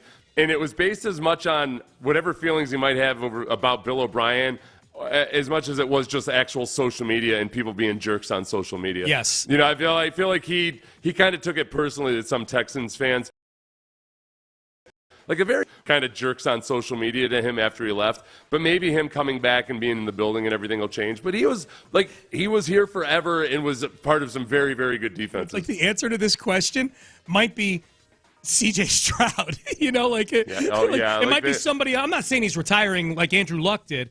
I'm saying the next slam dunk, okay, he retires, you're going to have a big old retirement It might party. be a guy who's a young player on this team right now. Yeah. You know, it may just not exist because of where the whole direction of the team was for 5 years. Owen Daniels and Eric Winston, I felt like, especially with Owen because he lives here in Houston, I feel like he could have had a press conference here even though he wasn't part of the team at the time. Yep. James Harden will be an interesting one, perhaps. When he retires.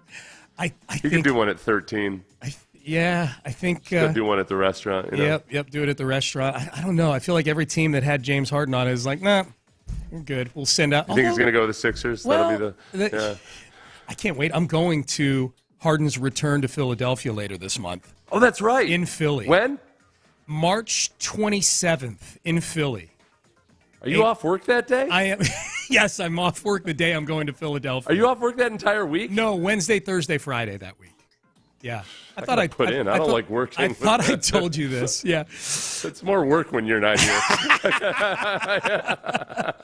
got to put stuff together and everything. It's all good. So I'm going to that in Philadelphia on March 27th. I'm excited. I'm excited to go boo with Philly fans. I feel like that's running with it's what locals do. They boo opposing athletes, especially ones that have jilted them.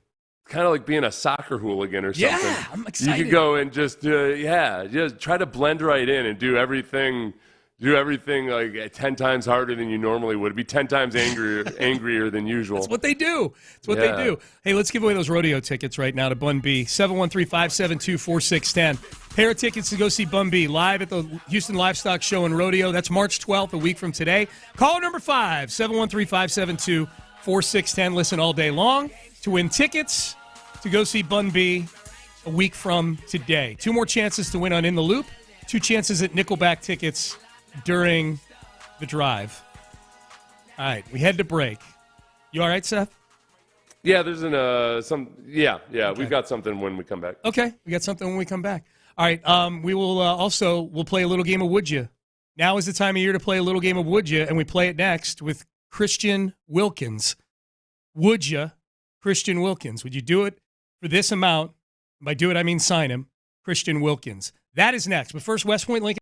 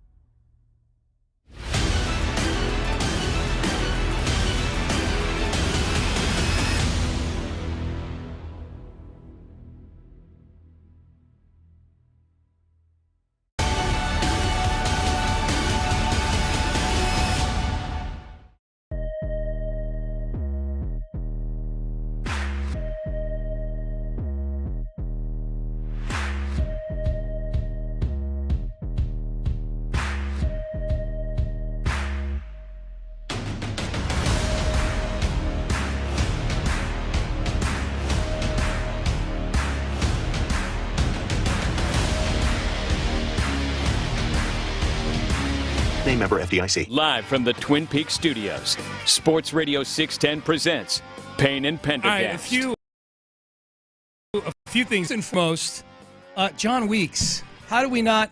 You know what I want to acknowledge? Ben, can I acknowledge John Weeks here? I want to acknowledge me. John Weeks is the answer to the question: who is the next Texan that retired, current or former, that retires that gets a press conference? I think John Weeks will. He's the all-time games played leader and a Walter Payton Man of the Year recipient. Yeah, I just don't expect him to retire anytime. In the I next don't 10 either. years. He might outlast C.J. Stroud at this rate. Yeah. Who knows? Yeah. The way there seems to be physiologically the cap on actual usefulness as an athlete seems to be about 45 years old. Other than the extreme exceptions like Satchel Paige or Gordie Howe or somebody like that, it seems like even 45 is pretty extreme. But is Weeks? Weeks isn't even late 30s. 40 yet? No, he's not 40 yet. Yeah, so I bet he goes another 10 years. He could. Special teamers, you got Reggie Roby played until he punted until he was like 45. Yep. And then passed away like relatively soon after that. Yeah, he didn't get to enjoy retirement very much. Yeah, the extreme longevity as a punter and then passed away is a shame. A couple other things. These are actual news items. So my apologies to John Weeks. Justin Verlander will begin the season on the injured list, according to manager Joe Espada. This is Brian McTaggart tweeted this. Thanks for the optimism this weekend. No, let me finish. It's not horrible news. Verlander has not had any setbacks. He just needs more time to build up. So why take a roster spot? Right. But I mean, this frame, like, hey, it's still opening week is still in play. Yeah. So I understand that it's not a setback per se, but I feel like they got my hopes up a little too much that he might actually be out there for opening day or something. Yeah, he won't be. Says Espada said he's doing well, but we're running out of days, and it won't be able to build him up to start the regular season. So. You were right on that one. You did the math, and you were looking at like, okay, the ramp up from a 60-game bullpen or a 60-pitch bullpen session to opening day in just a few weeks, and it didn't seem to make a whole lot of sense. Yeah, it's just I think a lot of it's just managing bodies. You know what I mean? Like it's no reason to have Verlander sitting there taking up a roster spot. He may be fine in a week. Leading a week into the season, he may be ready to go. So that's number one. Number two, and you brought this to my attention, Seth, during the break. We have our first franchise tag of the day, and it is Panthers defensive end star edge rusher Brian Burns. He will be tagged for the $24 million amount for one season for edge rusher. So, again, it's a reminder for anybody expecting or hoping for a Jonathan Grenard franchise tag today. Yeah, $24 million is the price of poker at the edge rusher position. Yeah, and I think that the thing that I get nervous with Brian Burns being franchise tagged, Matabike at some point, any of these defensive tackles or edge rushers, it's not so much that I thought the Texans were going to go after Brian Burns specifically, but I think they're going to go after some edge rushers. Or they're going to try. And when you take away some of these premier guys, all of a sudden the price goes up for all of those other guys. So some of the guys that maybe you're hoping to get at like $17 million a year or something, now you got to be competing with teams that are willing to pay $18, $19, $20 per year. Dude, this is phenomenal news for Jonathan Grenard. Right, That's one less really good edge rusher, one that's widely considered to be better than Grenard. Grenard's really good. Brian Burns on some lists is the number one available free agent, period, including the franchise tag guys so far. Yeah. So that's really good news for Grenard. The other names to keep an eye on today, Josh Allen in Jacksonville. Again, if he goes off the board, really good news for Grenard. Justin Matabike, Seth just mentioned. Michael Pittman Jr., the wide receiver in Indianapolis, is thought to be one thing or the other is going to happen with him by 3 o'clock today. He either gets a new deal from the Colts or he gets franchise tagged. Chris Ballard has all but said that. And Antoine Winfield Jr., the safety for Tampa Bay, is also kind of on the radar for a franchise tag. So those are the guys to keep an eye on today. So three so far. Higgins, T. Higgins in Cincy, L'Jarius Sneed in Kansas City, cornerback, and then Brian Burns just now. So basically, we've got one week next week where nothing really will be happening officially or anything, and then it'll be hot and heavy on Monday the following week. No. The legal tampering period is 2 days. It's the legal tampering which starts Monday. The 11th. The 11th already? The 11th starts. Oh, crap. It starts. I thought today was Friday. Okay, we're good to go. It starts. All right. It's the legal. Yeah, let me lay it out. I know. No. You're exactly right. I was displaced by 1 week. No, that's okay. Yeah, it started. I know. Legal tampering starts on Monday. The officially signing day's on Wednesday. I was just a week behind on everything. Yeah. So that's where we're at with that right You now. don't have to painstakingly lay it out after I've already acknowledged that. Yeah. Oh, okay. I'm a week behind. Just trying to serve the audience. That's all I'm doing. Brandy pulled that crap with me last night, Sean. Just because I told her I don't want to eat after dinner anymore. Like I'm not eating after dinner. Okay, from this week I'm not eating after dinner. Okay. So of course at like 7:30 p.m. we're in the middle of a movie and I go over to the pantry to grab something to eat and she's like, "Hey, you told me to remind you," and I was like, "Don't tell me what I told you to tell me." And I was like, got all over your business. No. I said, "Yeah, I know. I'll start tomorrow.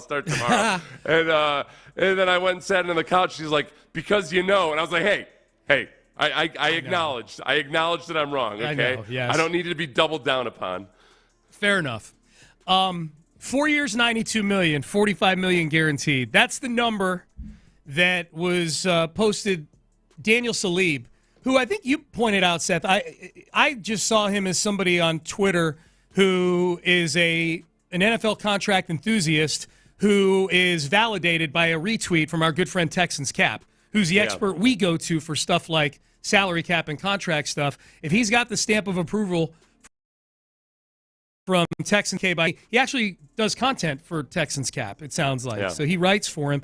He projects Christian Wilkins, defensive tackle from the Dolphins, in free agency. That's someone who's probably not going to get a franchise tag today. 4 years, $92 million, $45 million guaranteed at signing. This is a Payne and Pendergast approved contract. 4 years, $92 million. I mean that's the price to play these days. That's what I would have anticipated or thought was something along those lines. It's always way more money than you think it should be or you expect. And $25 million per year. That's a lot of money, man. It's crazy how much. It's always been a lot of money, really, since the 1960s. It's been a lot of money for any professional athlete. And yet, it's just kind of mind-boggling. The kind of money that used to be even mind-blowing for quarterbacks is now your standard, hey, this guy's a really good defensive tackle. Not even necessarily future Hall of Fame or anything. He's a really good defensive tackle, and that's how much he's going to get paid. Yep. $23 million a year is what's projected here. I like him when it comes to free agents. First and foremost, I want to be sure it's a guy that's not motivated exclusively by money. It's got to be a guy that plays his butt off no matter what. I don't care if people are motivated by money, but there's got to be more than just that. And he's already shown that because he was a 13th pick overall. He had a pretty nice contract to begin with, and he's played his butt off. I think he's gotten steadily better. He plays with really good technique and cares about the run, but also can rush the passer. And when he rushes the passer, he takes a very direct route upfield and getting in the quarterback's face. So it's not always accounted for by sacks or pressures or anything. He flushes quarterbacks to the edges a lot. Like, you sign Christian Wilkins, I think Will Anderson gets more sacks because of it. Ooh, I like that a lot. Yeah. And he's got a personality that's this is a bonus. This is not the required, and I wouldn't sign him based on this or anything. But he's got a really fun personality. He'd be a good time. He's every mic'd up with Christian Wilkins. I'm impressed with just how funny he is. I feel like, I don't know, man. I feel like with some of the guys they brought in the last year or so, I feel like personality has become a little, maybe not a priority, but I feel like they ain't scared of it anymore. You know what I mean? It's they're not scared of it, and they're not afraid to let guys show their personality. Yeah. But it's also got to be the kind of personality where it adds to the focus more so than, I mean, some guys are funny personalities, but it also is, it's like the guy that I feel like if he was your close friend, after a while you'd be telling him to shut up. Right. Like, all right, that like Travis Kelce, honestly, just, all right, yeah, that's great. He's got a lot of personality. Let's get that personality in doses, my friend. Let's go. Yeah. Yeah. You got some backups on your list here if they don't get Christian Wilkins? I like your Danico Autry idea. I like that a lot. I like them. I've got a lot of aging guys. Yeah. That They'll be cheap. I'm not so it'd have to be a 1-year deal. Mm-hmm. So, Danico Autry, I'm almost... He doesn't fit the scheme. He's old. It doesn't make any sense. But there's something about the fact that Calais Campbell is 38 years old and started 17 games last year. I feel like if Jerry Hughes is going to retire, Calais Campbell be his replacement. Replace him with an even older guy. Old head, yes. Absolutely. Daquan Jones is out there. Mm-hmm. He's another guy that's in his 30s, but has a different element of bulk. We had talked about DJ Reader. I think I don't know where DJ Reader is with his injury, and exactly. So I'm open to DJ Reader as a guy that can push the pocket. He's not going to rack up sacks or anything, but especially in certain circumstances, if you just need somebody to come in and stop the run, but also still get a push on pass plays.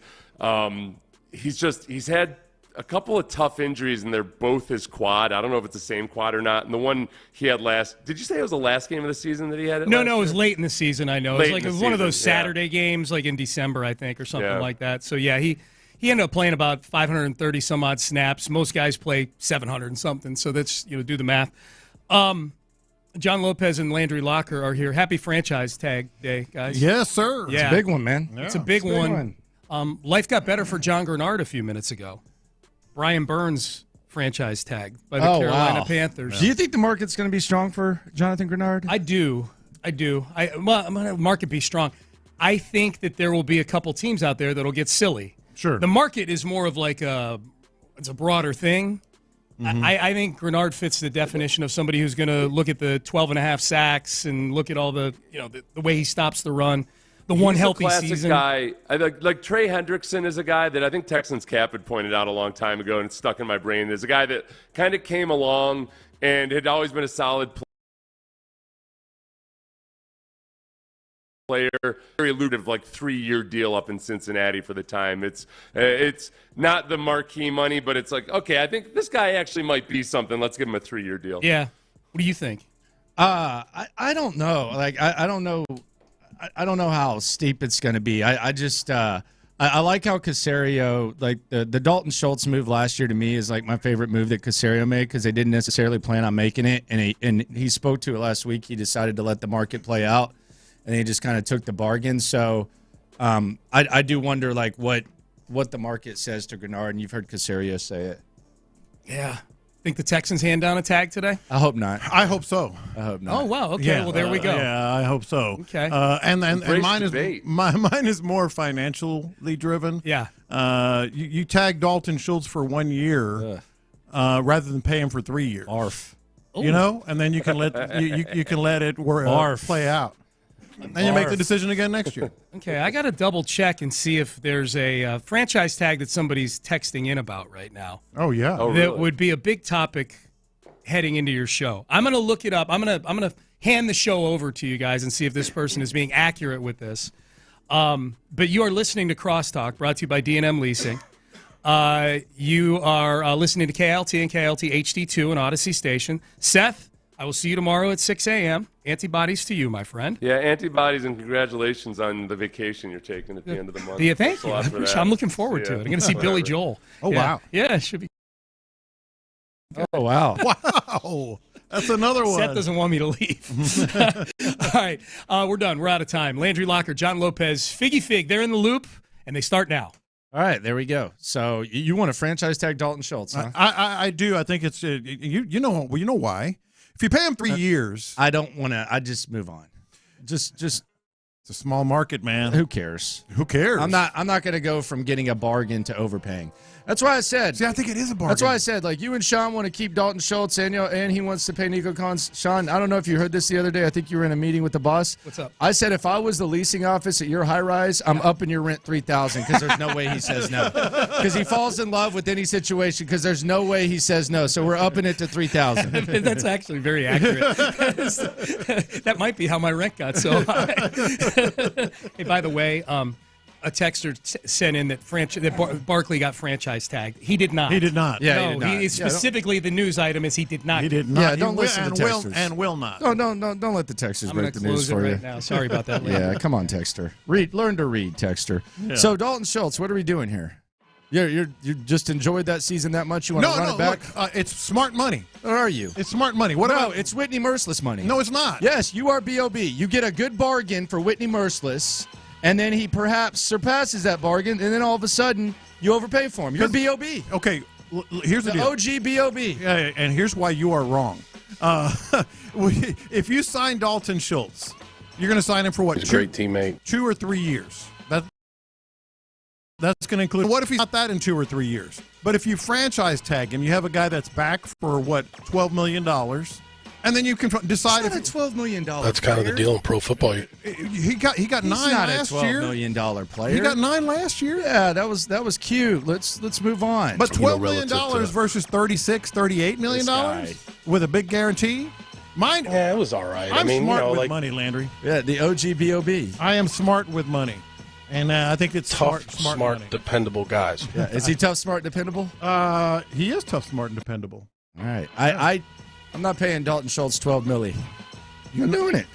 Move on. I am. I think Dalton Schultz is the type of guy that you can bargain hunt and find one of these guys if you want to kick the tires. But who? Hunter Henry, Jonnu Smith? I mean, what are they going to do? Fant, something like that. So some of these guys that can actually block. And then improve the receiving core to where you're not as dependent on Dalton Schultz. That's part of the thing, too, with Dalton Schultz. Your receivers sucked. Outside of the top 2, 3 through 5, it's the worst in the league. Now, I know Noah Brown did his things, but right now with where you sit, 3 through 5, and there were times where Noah Brown missed 8 games. Tank missed, I think, ended up missing 8 games. Nico missed 4. So you were more dependent on Dalton Schultz last year because your receiving core was not deep, and it was not complete. So if you strengthen the receiving core, you find a tight end who can block, the snowball effect of the receiving core being better, that tight end will have a better opportunity to get open. You can do fine. We don't need to fall in love with our thing. Some of the shirts that got holes in the underarm and all that because you fall in love with them. You won't put them in the Goodwill bag. You quit falling in love with stuff. First of all, you got that bag that you carried around for 2 years that had mold in it. Yeah, that's true. But first of all, this offense is dependent on the tight end as much as any offense, if not more. But if you get better at receiver, you're not. But, okay, so you literally just said you can be fine. I don't want to be fine. You can be fine. More than fine. I think Dalton Schultz is fine. Yeah, and you said you can be fine at tight end. Which is equal to Dalton Schultz. No, I don't want Dalton fine. Schultz is okay. I don't want fine. I think with the extra receiver and Dalton Schultz, you have another weapon. You have another weapon for 1 year. Let me make it clear. I don't want to sign Dalton Schultz for 2 or 3 years. I want to tag him, spend that extra $3 million now, more than spending an extra, $15-20 million over 3 years? That's what I'm saying. 15 or 20 million as a commitment to Dalton Schultz versus an extra $3 million now, and you got him, and you can look elsewhere for other positions. Figgy, where you at on Dalton Schultz? What do you want to do? If I could sign them to a team-friendly deal, that's what's team-friendly? Probably around what he got last year. Okay, so 1 and 9. Yeah, somewhere around there, maybe 10. 3 years, $27 million. That's still more than I would be willing to pay for over the 1 year, $12 million. Yeah, I'm just trying to be not kicking the can down the road because I think he's an upgrade as a receiver among most tight ends. But you're kind of it's insurance. I would probably look somewhere else, man. Oh my God! Holy crap! Me too, dude. Bill Walsh has woke from the dead. Wow! Holy crap! I not know Bill Walsh had woke from the dead and moved to the 8-3-2. Nope, Landry, what the tight end exploits in the West Coast offense makes that position important. Thanks goes to Bill Walsh. I'm saying you can find someone that can do what Dalton Schultz does and be a more complete guy, and if you improve the wide receiver position, then I think you can be even better. Dalton Schultz is not going to become a better blocker.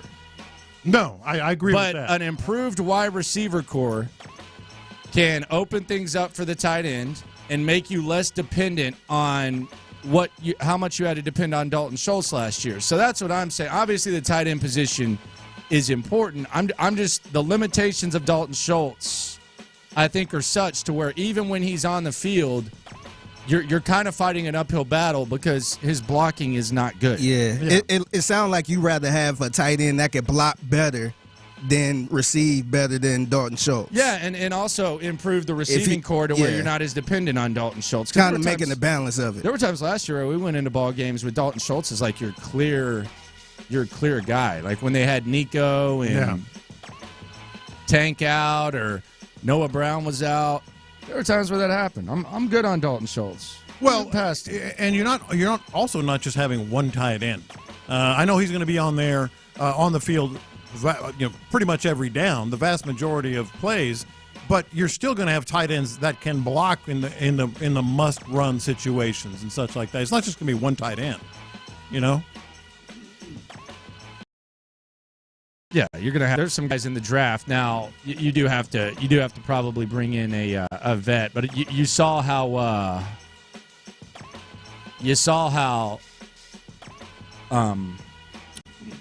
Brevin Jordan kind of developed some chemistry with CJ. By the way, I think we might have to have a slime off here. Really? We got to put Sean in the slime off. Damn, what happened? We got to put Sean versus Spo. Let's just. Sean exits his show and he reads a text with fake news on it and says, "Hey, we're going to start something with your show." Yeah. And then he even interrupts us as we're talking about Dalton Schultz and says that, "Hey, I read a text that was fake news. We could just move past it." What kind of crap is that? Yeah. Quit letting the text line dictate the damn show. He didn't have to say anything. Well, even after that, even after he said it one time, if y'all want to just bring up random text on the show, that's y'all's situation. we try to let the text line have their opinions when they're calling. That's. Oh, by that's the way, something. texters have updated us yet again. Hit the slime. Sean is nominated for the slime off. Oh no, this sounds like a slime ball nomination. Slime me. What are you doing here, man? Right as we're about to go on. If we relied on the text line. Well, and then the guy's like, "Oh, my bad." Yeah, it didn't happen. Didn't happen. What are we doing here, Sean? Come on, brother. Goodness gracious. So Sean Pendergast is in the slime off. Look, the bottom line is I think you can do better than Dalton Schultz. I understand both sides of things, but I don't think they're going to franchise tag him. I don't know. Like I said, if you're thinking economically and using that money to sign, using that money, you like when someone has a different opinion, but then they go, well, if you think logically or you think economically, yeah, that's we're both obviously thinking economically, but Lopez adds economically with his. Well, if you're thinking economically, well, let me finish what I was going to say. I want to hear this. If you're thinking economically and you want to be able to have more money for other positions that we are targeting, like the Saquon Barkleys and Josh Jacobs, that might be the best play. You're also thinking, and here's the Nick Caserio reference, 2-year increments. That stuck with me when he said it. Like you have to really kind of filter through a lot of the stuff he says to find the nuggets. That, to me, was a nugget. 2-year increments. So if you're thinking in 2-year increments, sign Dalton Schultz for 1 year. You have the money. I think you can be a better football team without him. That's for cheaper. That's my main thing. I think you can be a better team without Dalton Schultz for cheaper. Well, if you think you can be a better team without Dalton Schultz, I can't argue that. Yeah. All I'm saying is I think you can have a plus player as a receiver at that position by just giving him the tag. Just giving him the tag, and then you have your 2-year increments, and you can work on it. You can maybe even draft a tight end in the 3rd or 4th round that you think is going to develop into something, and then go from there.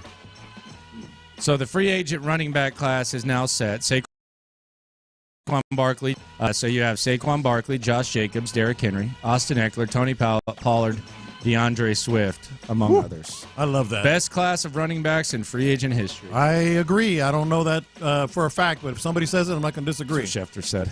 Yeah, I'm not going to disagree with Schefter. It's wild. And so that also means that there's going to be a big-time glut of running backs on the market, so the price won't be as high. Yeah, and I think Singletary's cheap now, too. Yeah. Bring his ass back. Yeah, the price is not going to be as high. So if you save money on...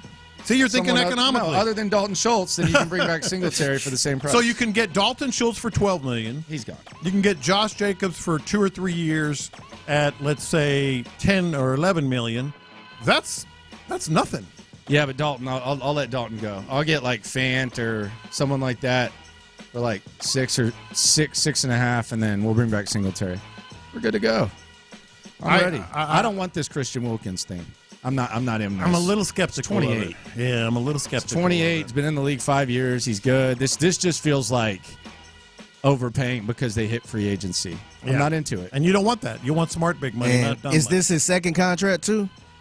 Yeah, this I think is his you talked. second. Yeah, you talked about that yesterday. Yeah, I'm good on that. No, thank you.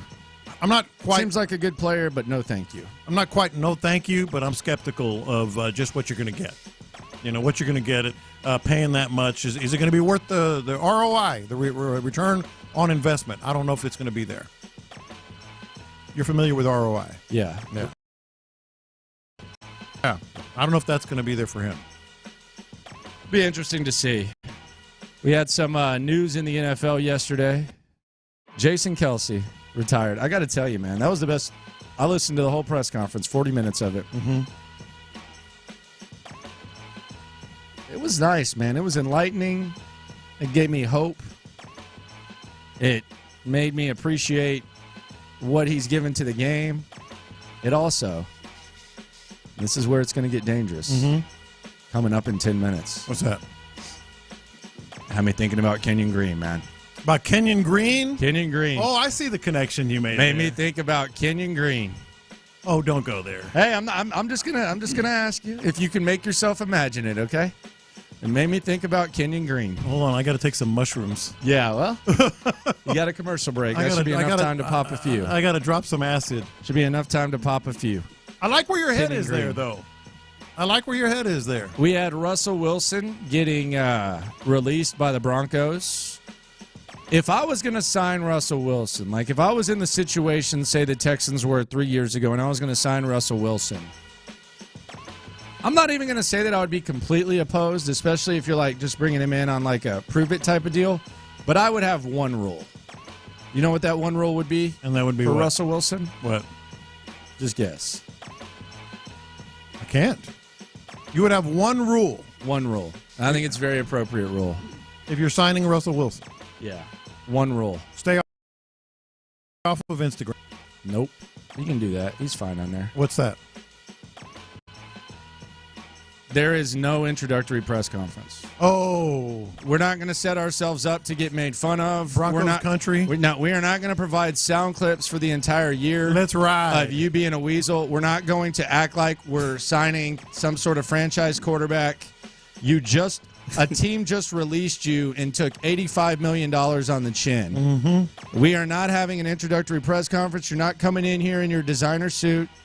So we will sign you, sir. That's right. But the one rule is the first time you speak is going to be at training camp, and it's going to be with a towel around your neck, and it's going to be in the normal tent where the undrafted offensive linemen speak. We are not having an opening press conference and setting ourselves up to get made fun of by signing you.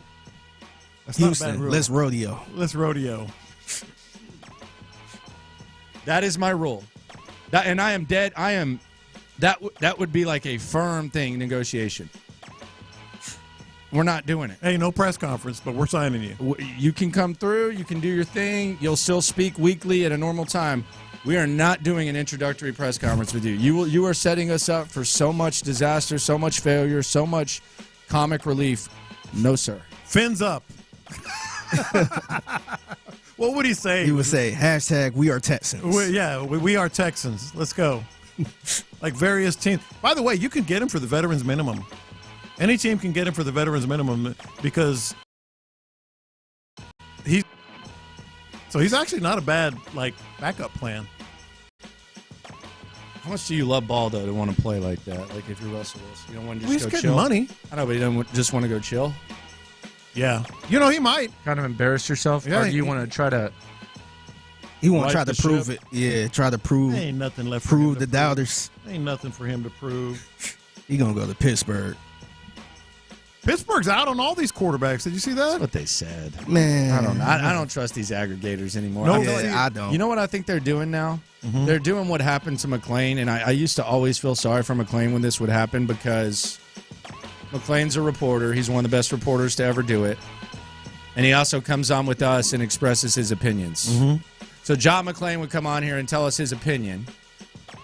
And then people would talk about it like he was reporting As a it. And then report. when it wouldn't happen, they would call out McClain, and it's like He's wrong again. he never reported that. He Yeah. was just sitting here talking to us. There's Well, like a he said different he type of tweeted thing. today. He says, "I don't think the Texans are going to sign Jonathan Grenard, and they're going to he's going to get signed by another team, and the Texans will do it. Will replace him in the draft. He thinks the Texans can use a first-round pick for an edge rusher. Otherwise, He's been saying that for a while. but people might say that. I'm just saying as an example. Oh, John McClain is reporting. No, he's just saying, I think that.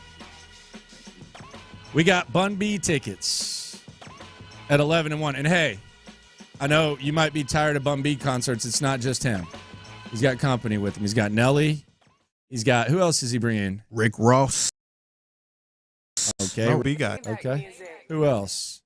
E40. E40. Can't win them all. Okay. Yin Yang Twins. Oh, wow. Your favorite. Hey, I know you excited to see them, man. I like the Yin Yang Twins. You was telling me like, oh yeah, they on the lineup now. I can't wait. I love the Yin Yang Twins back in the day. They just don't look like they're bringing the same energy they once brought. Yeah, they barely bringing the You'd energy. be calling me out like it was a one-way conversation. Really. Remember when B.O.B. Said on You like Hard Rick Knocks? Ross? I Yeah. love Rick Ross, Yeah, man. Okay. 11 o'clock and 1 o'clock, your chance to go to the Bun B takeover. It's actually going to be really, really fun. Mexican OT as well. I'm getting called out for not bringing that up. I apologize. Yeah. He doing his thing right now, I'm man. anticipating that text. Their Race last card, name man. might end in a Z, or their last name might end in a Z. Race card. I'm betting. Lopez, you know about Mexican OT, right? Oh, he does. Sure.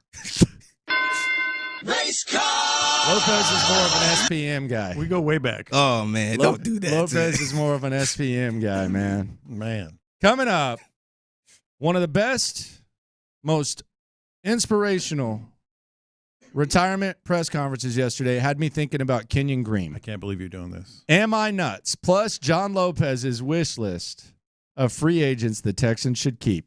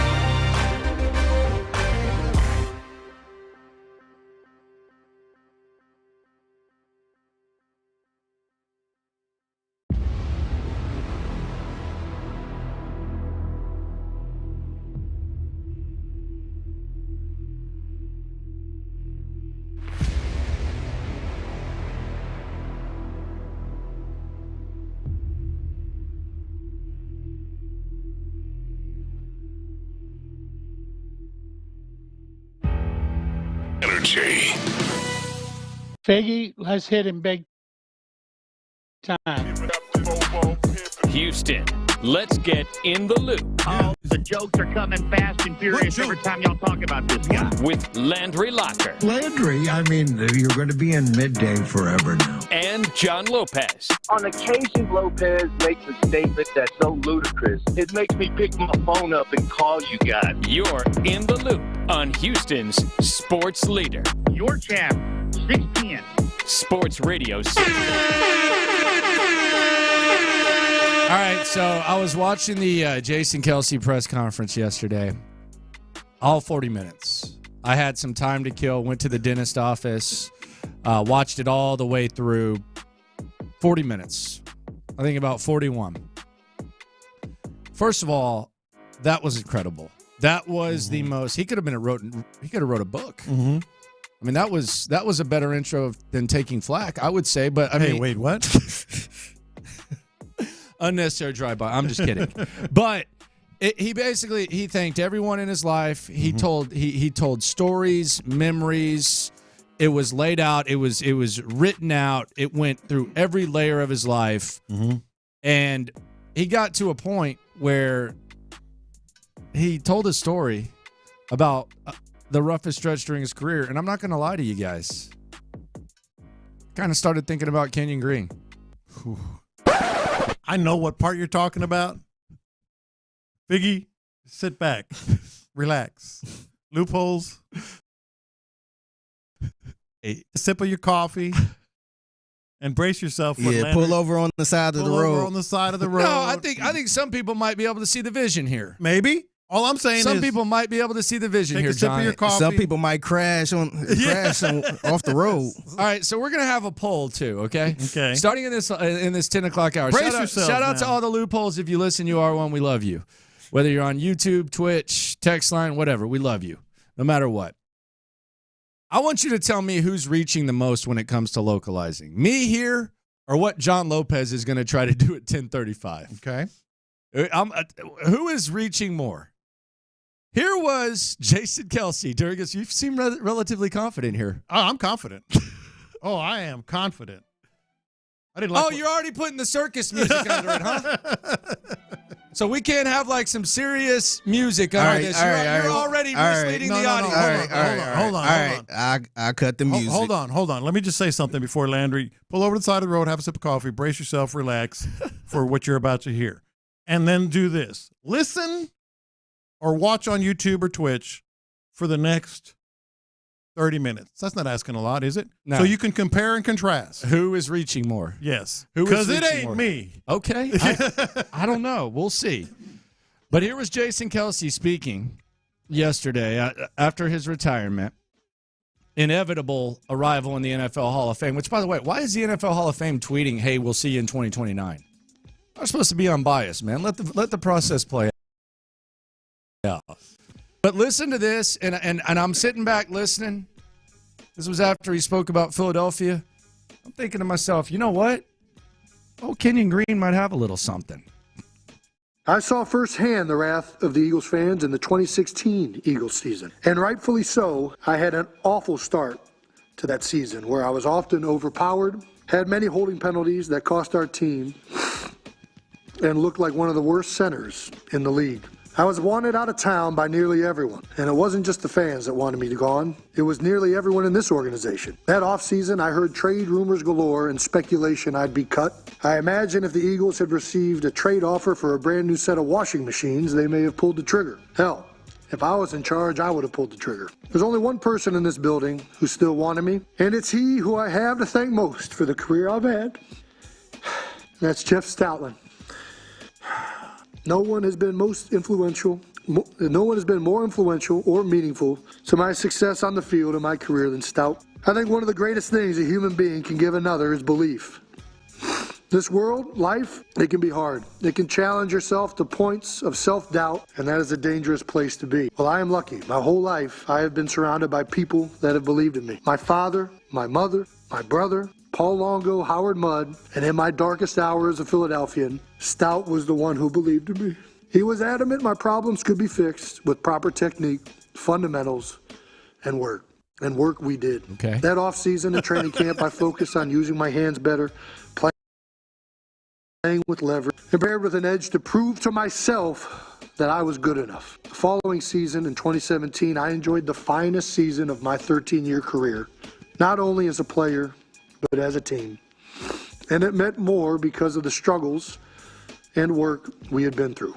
Without him, I doubt any of this would have been possible, or that I'd still be here. Since that offseason, I have amassed 6 All-Pros, 5 Pro Bowls, and am recognized by some as one of the best centers to ever play the game. Right. I am very proud knowing where I once was and the legacy I have left behind, and the man we can all thank is Jeff Stoutland. How about that?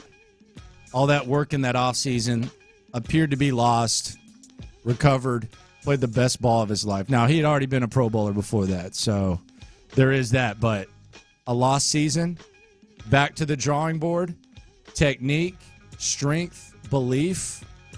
I'm not saying Kenyon Green's going to be like a Hall of Famer or anything, but maybe Kenyon Green could be on a lower scale, a guy who turns into a serviceable ball player. Little technique, little father figure, great coaching, and you too could be Jason Kelce.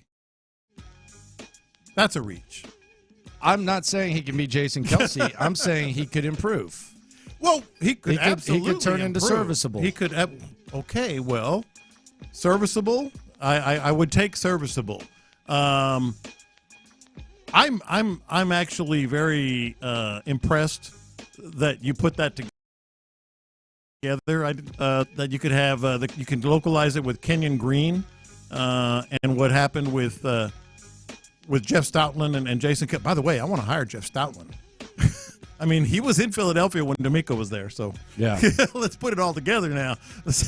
And now, if he brought Jeff Stoutland over here, maybe we'd have a little better chance with old Kenyon Green. But I do think that's interesting. I mean, there was a lot there where I found myself seeing what football is all about, and that there is hope for the modern day athlete. Mm-hmm. We see that in football, sure. But we also see the other side, just the authenticity and the fact that even in the middle of that historic career, there were times where he himself said, nobody wanted me around, and I was able to turn it around. Yeah, they were going to trade me for a couple of washing machines. So obviously I'm not saying that he's going to be Kenyon Green's going to be Jason Kelce, but hey. Now, to be fair, hard work is still a possibility. To be fair, any kind of turnaround for Kenyon Green would not be unprecedented. I mean, you just heard it right there at the extreme level. But there are a bunch of players that just turn from, oh my gosh, I don't know what I'm going to do, especially on the offensive line, to what we're going to do with this guy. To, hey, he's become pretty dang good. So I get your point. I admire. I'm impressed that you went there. But boy, that is still a reach when you start comparing Jason Kelce, what happened to him, and Kenyon Green. 25 minutes, tickets to the Bumby. Speaking of reaches, this is solid. Okay, it's more than solid. Okay. Figgy, remember what we just talked about, and then you're going to help judge with the loopholes after the next segment. All right. So the Russell Wilson trade, our release. It has John Lopez thinking about the Texans. Sure does. It does. What the heck? I'll tell you. Is going on? We'll hear Lopez's case as we localize it next. All right. Right now, let's talk about ability trees.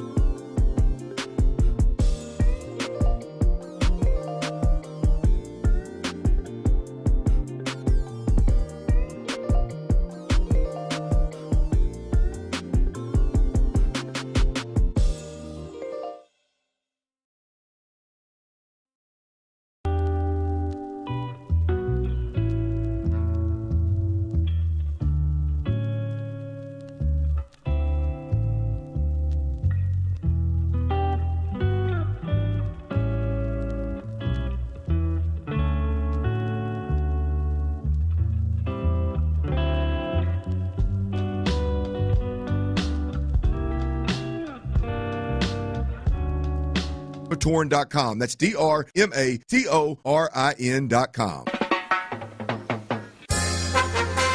We're making the stories from outside the loop matter to you. This is Localize It. Don't you know I'm local? You're in the loop on Houston's sports leader. Sports Radio 610. All right, John Lopez, the Russell Wilson situation has him thinking about the Houston Texans. All right. I just said I thought about Kenyon Green during Jason Kelce's presser. Some might say that's a reach. Take it away, man. This is like you immediately went to Kenyon Green, and immediately, well, you went to Kenyon Green, and I actually respected it. Like I said, I was impressed. This is where my mind went, and I think it is not a reach. I think it is something that, like, we had a texter. Oh no, we don't want Russell Wilson here. That's not what I'm talking about. I'm not going to talk about Russell Wilson coming to the Texans. Here is how we localize it, though. Bowl, his second season in the NFL in Seattle. Did anyone think that would be it? Like he would not win another Super Bowl? No, he got a yard away. Well, he did then, and then even after that,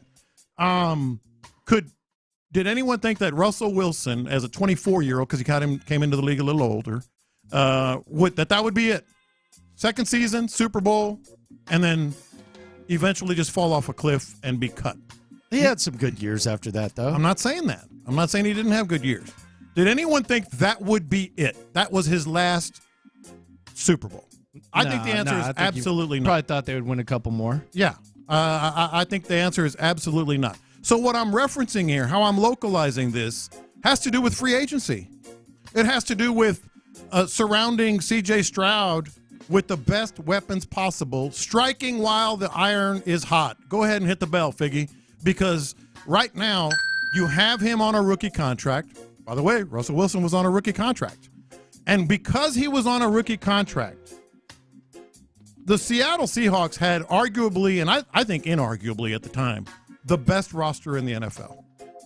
I don't know who would debate that. Yeah, they had the best. I mean, they did a pretty good job, actually, on his rookie deal. They did a pretty good job. They did a great job. Yeah, I mean, they had... I got a list here of just the ones that popped in my head. They could have easily won 3 Super Bowls. Marshawn Lynch, Cam Chancellor, Earl Thomas, Richard Sherman, Bobby Wagner. Like, they did what I'm wanting the Texans to do. Now, a lot of that was but there were other plays. I don't have their whole 2014 roster in front of me or whatever. But what I'm saying, how I'm localizing this is if you have a chance on C.J. Stroud's rookie contract, you could develop a roster that is one of, if not the best in the NFL. That's what I'm saying. That's how I'm localizing it. Because then, once he got his big contract, his first big contract, which was 3 years after his third season, poof, gone. They went on a steady decline. The roster started getting a little weaker because you're paying him so much money. And then 10 years later, 11 years later, he starts a very steady and distinct decline. That's how I'm localizing it. Like if you had to ask me, like, why are you so hell-bent on, signing all these guys that we talk about, whether it's Saquon or Josh Jacobs or Gabe Davis or whomever, and a cornerback and maybe a safety, and maybe drafting a tight end and maybe drafting another receiver. That's why. How many times have you heard me say you're not going to ever have this chance again? Multiple times. Probably dozens of times I've said it. Well, you won't. You won't. Unless you have a new quarterback. Right. And look at the Seahawks. Like, if you can surround C.J. Stroud and take advantage of his rookie contract, like they did in Seattle with Russell Wilson, you could get to a Super Bowl. You could win a Super Bowl. You could maybe win more than one Super Bowl. And then you're going to pay C.J. Stroud, and that's when it gets C.J. Stroud, and that's when it's going to get dicey. After his first big deal, it started to fall apart. And not like a long time. So that's why I'm saying the Russell Wilson, I guess would they cut him? It has me thinking about why I feel so adamant about the Texans doing it now. I don't think it's a reach. Figgy? It's not that much of a reach, but I don't know, man. I don't know. Maybe I'm not too fond of this free agent class like that, where I feel like I need to spend everything on this class.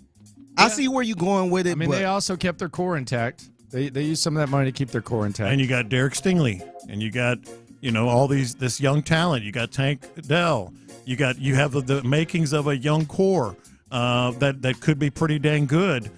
And so, like, all I'm saying is Russell Wilson might be not a cautionary tale, but kind of like a open your eyes kind of thing. You got to open your eyes. But do you feel like the Seahawks kind of had their core already, especially in that second year? It was coming along, but they had young players.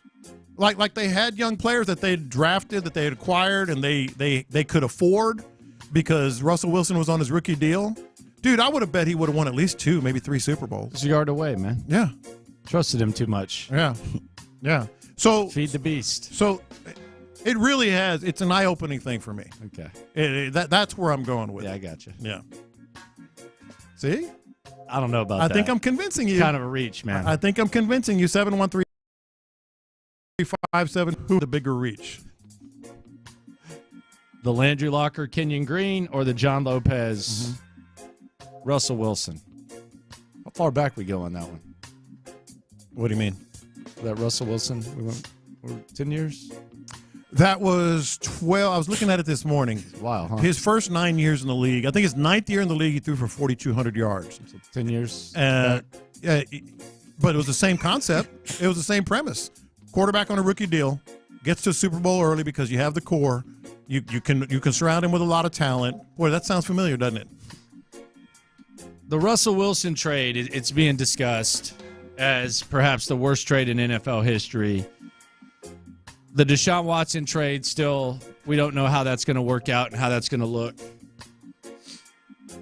I think there's multiple ways to evaluate a trade. And obviously, when it plays out, you can look at it and realize how bad of a trade it was. But I do want to be fair, and I don't think this means that it changes the answer. But I do think there is multiple ways to look at it, because there's trades where we've been on the air where, like, Bill O'Brien trades DeAndre Hopkins for David Johnson. It's a dumbass trade immediately. Yeah, and it proves to be a dumbass trade. Might not be as costly as could have been the Russell Wilson or the Deshaun Watson trade, but it's immediately a dumbass trade. The Russell Wilson trade, with how expensive it was, the Deshaun trade, I mean, you could kind of understand, right? You're trying to get a quarterback. Go get over the top. We thought perhaps Deshaun was top 10. They had Kansas City in their division. Yes. So we did, like, it. The line of thinking wasn't such to where you immediately thought that's the dumbest thing I've ever seen. Right? I don't want to speak for everyone, but we got to understand what they were trying to do. And what it was a lot of unknown. And what we thought Russell Wilson was. Yeah. So I think those trades are eventually going to be considered 2 of the worst, depending on what happens with Deshaun. But I don't even think it's the dumbest trade the Broncos have made. It's pretty dumb, man. The Sean Payton trade's dumber. Come on. You traded a first, second, and third round pick and some players for a tequila burping, burned out, already quit coach. You sure it's tequila? When you had already, whatever the hell it is, when you had already made that Russell Wilson trade. I think the Sean Payton trade is just as bad. No, I can't agree with you on that. 2 first-round picks. I agree with you a lot. 2 first-round picks, 2 second-round picks, fifth, for a quarterback. 3 players for a quarterback. And we thought they were quarterback away, and an $85 million cap hit for 2 losing seasons. But we thought they were quarterback away. I'm talking about looking at it now. And they was kind of loaded too. Yeah. So they thought they was going to push the Kansas City Chiefs. Sean Payton, a first, second, and third. I can't sign. So you've already traded your draft equity. You're trading draft equity. It could be the first 2 days of the draft for Sean Payton, the ghost of Sean Payton. It could be they recover from that cap hit.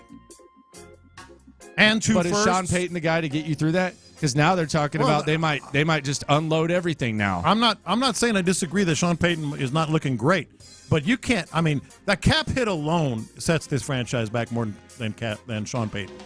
The cap hit alone, to me. Maybe you don't agree, but to me it does. And you lose 2 firsts and 2 seconds. Well, the other thing is Sean Payton, sometimes it's better to hit rock bottom. And Sean Payton is, despite what I think about him, I don't think he's an elite coach. He's a good enough coach to where you're not going to hit rock bottom. Mm-hmm. So that makes the trade even worse.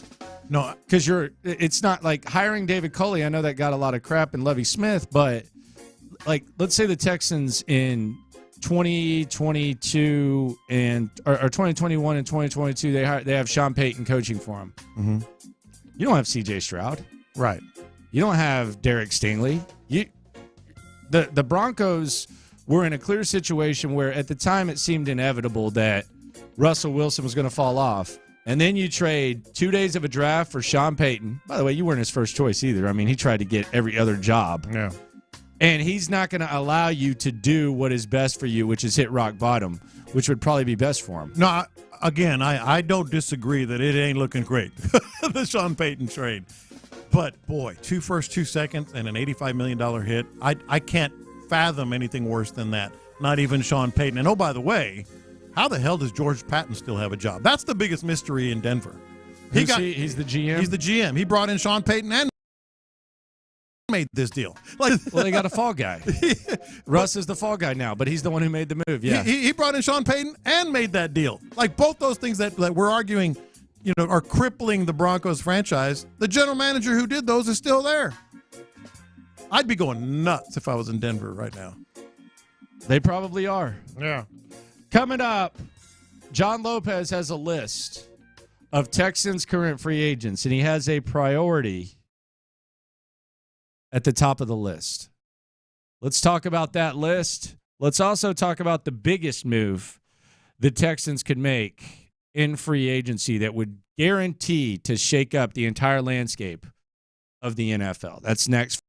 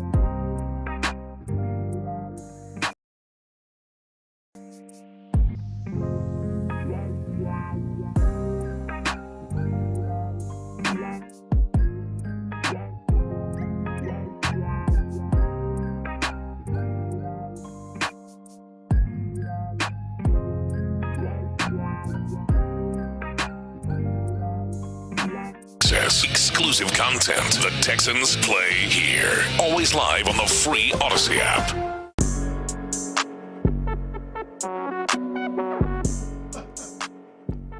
Should the Texans make the biggest move possible, there's an opportunity to shake up the NFL. Tell you about that in 10 minutes. Also, Bun B takeover tickets coming up in this segment. John Lopez has a list, though. I love a good list. It is a list of Texans free agents. Keep them or let them walk. Sign or decline. Yeah. As I like to call it. Lay it out. Let's not forget our own house here, you know? Like, we're worried about who's getting tagged, who's not, free agents, etc. The Texans have free agents. The Texans have a lot of free agents. So let's prioritize them. And I'm going to give you my top 10 list. And I'm going to start at 1 because I think that'd be more appropriate here. And you can agree, disagree, Figgy, you too. Is this the number one priority of in your own house to re-sign, to sign to a free agent contract? Number 1 to me, and for me, frankly, it's not even close. Devin Singletary. He should be the number 1 player you sign. Along with another running back? Yes, absolutely. Yeah, I should have said that. Along with whomever. You know, the market's going to speak to him. It's not going to be expensive. He's not getting a better opportunity. But you got to bring him back. Yeah, that's fine. He's not getting another opportunity, so it's going to be cheap. You're not picking Devin Singletary over Saquon or Jacobs or anything like that. Yeah, I agree with that. And they agree with you. It seems like they're pretty open to it. Yeah. He's a good dude, man. Yeah. He was brought in here to be the backup. And it would be perfect for him. Oh, it'd be great. It would be perfect for him. Double-digit carries. And he's had success. The motor, as they call him. Motor. I'll call him Motor full-time if they bring him back. Okay. I'm down with that. Number 2 might surprise you, but I think this is, again, just value, familiar with the system, versatile. System, huh? Shout out to... Sounded more and more like B.O.B. Shout out to Bill O'Brien. You have to have versatility. Yeah, Blake Cashman. No, why would that surprise me? But he's my number 2. He's my number 2. Yeah, Blake Cashman for sure. But probably a lot of value here. Probably $2.5 million. You think? Maybe a little higher. 2.5, 3. Maybe a little higher. You think? What he was 1.8 last year, right? Yeah, I think it's going to be a little bit higher. Number 3, and this is more for tag purposes than re-signing. Let me just make that clear. Dalton Schultz. No thanks. I'm ready to move on. I'm good. I'm okay if it's the same deal from last season, but I'm not married to him. Bye-bye. What did Dalton Schultz do to you? Bye-bye. Would you rather have Dalton Schultz or Steven Nelson? Ooh. Let me ask you this. I would rather have Dalton than Steven Nelson, but you know why Dalton Schultz has to see every single thing on social media? Here we go. You know why? Why? Because he can't block anyone. Here we go. Man, you've turned a lot on Dalton Schultz. I just don't. I've seen the light. Mm-hmm. It's not a turn; it's a see the light.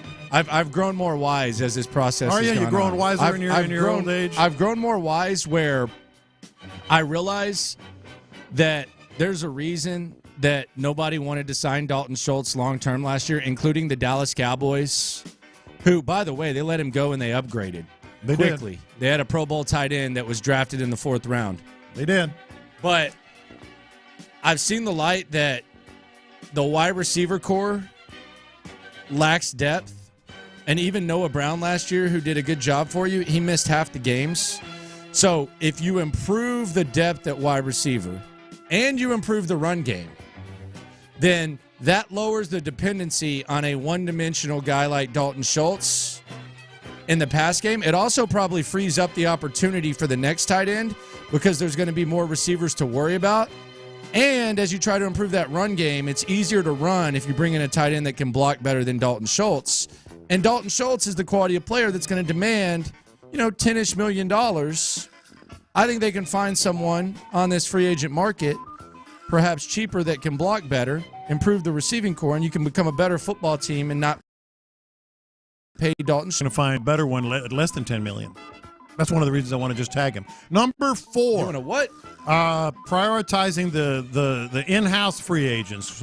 Singletary, Cashman, Schultz. Number 4, Sheldon Rankins.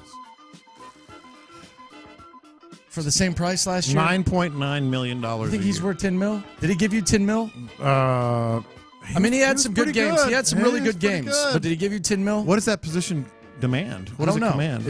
About that. Okay, I like Sheldon. Mm-hmm. Seems like a good leader. Friend of the show. Yeah. No nonsense. Very much so. No damn nonsense. Don't play no games with me. Hey, I got... Who cares what I like for fast food?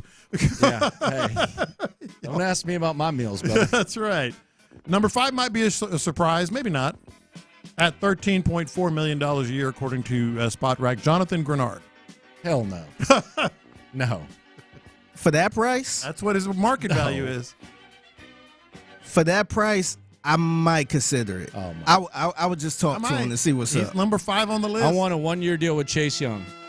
Use me. Ooh, now you're talking my language. If I could get that for Chase Young, then Chase Young's probably gonna be about $11 million for 1 year. They're talking. They're saying that Chase Young's the new Clowney. So what you're getting, the difference between Chase Young and Jonathan Grenard. Jonathan Grenard produced better at a better level. Sacks. Yeah. He's been more consistently hurt. Chase Young had the 1 year where he got hurt and then he kind of fell off.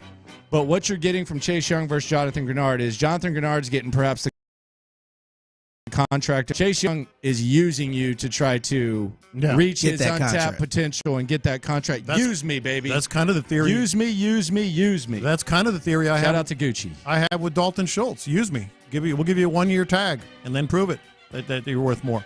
Number 6, for a mere pittance of, let's say, $2.5 million-ish a year, Cam Johnston, the weapon. Of course. The weapon. Yeah. Although I heard that they're looking at guys in the combine. That Iowa punter, man. Yeah, John Weeks got mad at me for it. His wife did, actually. She snitched. Told him that I said that Iowa punter was looking good. But, hey, keep an eye on that Iowa punter. 7? Cheap, man. I mean, I wouldn't be against it. Steven Nelson, $10.2 million a year. A year. $10.2 million a year. It's a no for me, dog. Bye. Salute. Okay, Get your money, but nah. I don't want him for $10. Cam Johnston, Steven Nelson and Dalton Schultz are on your list. Bye. Yeah. No, Dalton is for play. I'm over the Nelson bit. Thank you for your service, sir. Yeah. You did your thing. Keep in mind, as I go to 8, 9, and 10, I got Cam Johnston and Steven Nelson ahead of these guys as priorities. Number 8, Kaimi Fairbairn. Probably $2 million. Dude, I guess I don't want to have to need a new kicker. That doesn't seem like a fun life to live. Yeah. It can prevent you from reaching the ultimate goal. Hell, in Detroit, they might say, Yeah, hey, you think? That's what the problem was. Yeah. Just bring him back. I mean, we going to have to figure something out eventually, man, because he be getting hurt every year, man. That's he true, does too. get hurt a lot does for a get kicker, hurt, man. Yeah, he does get hurt God, for a he kicker. gets Like, hurt a we lot going to for a keep doing kicker. this every single year? Yeah, for a kicker. He does get hurt a lot for a kicker. That's an excellent point. Yeah, you had some tense moments with him because of that. Number 9, I like him. I thought he was valuable.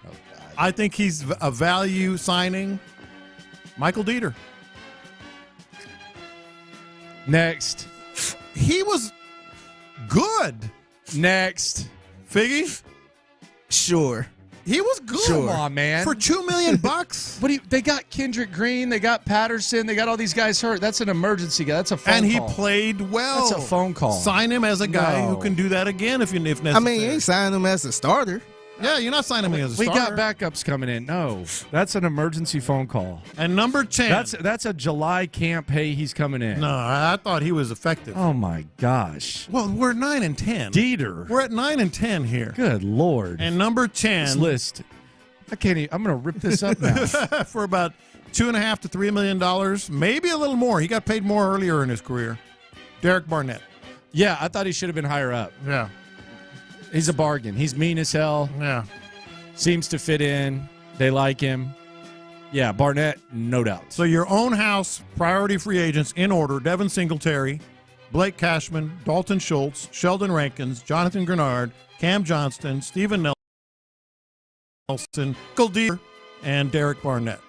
There's your priority list for your own guys. On Twitter, friend of the show, John McClain, said the following. Quote, Nick Caserio rebuilt the Texans from the ground floor up in 3 years. He did it without blowing money on any unrestricted free agents. Just stop. He'll sign unrestricted free agents who fit what Ryans wants, with the Texans coming off a 10-7 record, a division title, and a playoff victory. I don't see him changing how he operates. Close quotes. Stop. Why does he ignore that they had $55 million in dead cap, I think, 2 years ago? And they were on a different planet. They were in a different solar system than they are now. No one would have signed any type of big-time free agent back then for 2 years. Like, this is where I just completely disagree with John McClain. Now is the time to do that. I just can't get down with And that brings me to this. Landry Locker, John Lopez, Figgy Fig with you. Tickets to the Bumby Takeover coming up shortly. Also, the biggest disgrace, it's been kind of an ongoing thing. If we can't all agree on this, I know there's some people that will disagree with anything that is said on this show, and we love y'all so much for it. Shout out to the Loopholes. If you listen, you are one. Embrace debate. But there's something we got to agree on as a civilization that Figgy's been bringing up. I've brought it up in the past. We're going to talk about it in a sec. Okay. But first, I want to say this. We've talked about Christian Wilkins, Miami Dolphins defensive lineman, 28 years old, coming off 9 sacks. One of the most consistent, available, durable defensive linemen that there's been, interior D lineman that there's been the last few years. He's going to be on the market, not going to get franchise tagged. Some people would like to sign him. Many Texans fans, many people that we interact with, they would like to sign Mr. Wilkins. 20+ million, maybe even more, is the price tag I've seen. Yeah. Let me say this right now. No, thank you. I want to aim even bigger. If Chris Jones of the Kansas City Chiefs. What's the latest? They're saying that they want to sign him, but they got Snead in that. No, they've already used the tag. Yeah, they've used the tag. Yeah. Now, are they going to reach a deal with Chris Jones? Perhaps. But here's the thing about Chris Jones. Now, naturally, you look at this, and I don't blame you, and you say, because we don't look too much into these guys. You assume that Christian Wilkins is 25. And you say, man, this guy is 25 years old. He's on the market. He's about to, he's about to hit the prime of his career. The dude's 28. Yeah. He's played as many snaps. I think he's top 3 in snaps for an interior defensive lineman the last few years, like in the entire league. He's 28. He's only Now, Chris Jones is probably going to demand $8-9 million more. Chris Jones is a year and a half older. Yeah, Chris Jones is a year and a half older. Yeah. My bad. Yeah. Chris Jones is going to demand more money, but the years are set with Chris Jones. Like, with Wilkins, you're probably going to have to give him 4 or more years because it's the second deal. Aaron Donald got 3 years. Chris Jones won't get more than 3 years. Chris Jones is going to get a 3-year deal. Yeah, he's not going to get more than that. It might be $70+ million. You don't know what you're going to get, I guess you could say, but I know what I saw a month ago, and I know what I've seen for the last 4 years, and that's one of the best players in the NFL. He's a game wrecker. Period. He's one of the best players in the NFL. Christian Wilkins, you can say, wow, what a player. Yeah. But he's not a game wrecker. No. Chris Jones, the last time he stepped on a football field, was one of the best players in the NFL. Yeah. The Chiefs might evolve and be able to win without him, but they don't win the Super Bowl without him. So Chris Jones, for me, 3-year commitment. And, oh, by the way, you know what 3 years lines up with if you're giving him a 3-year deal? Because a 3-year deal is set.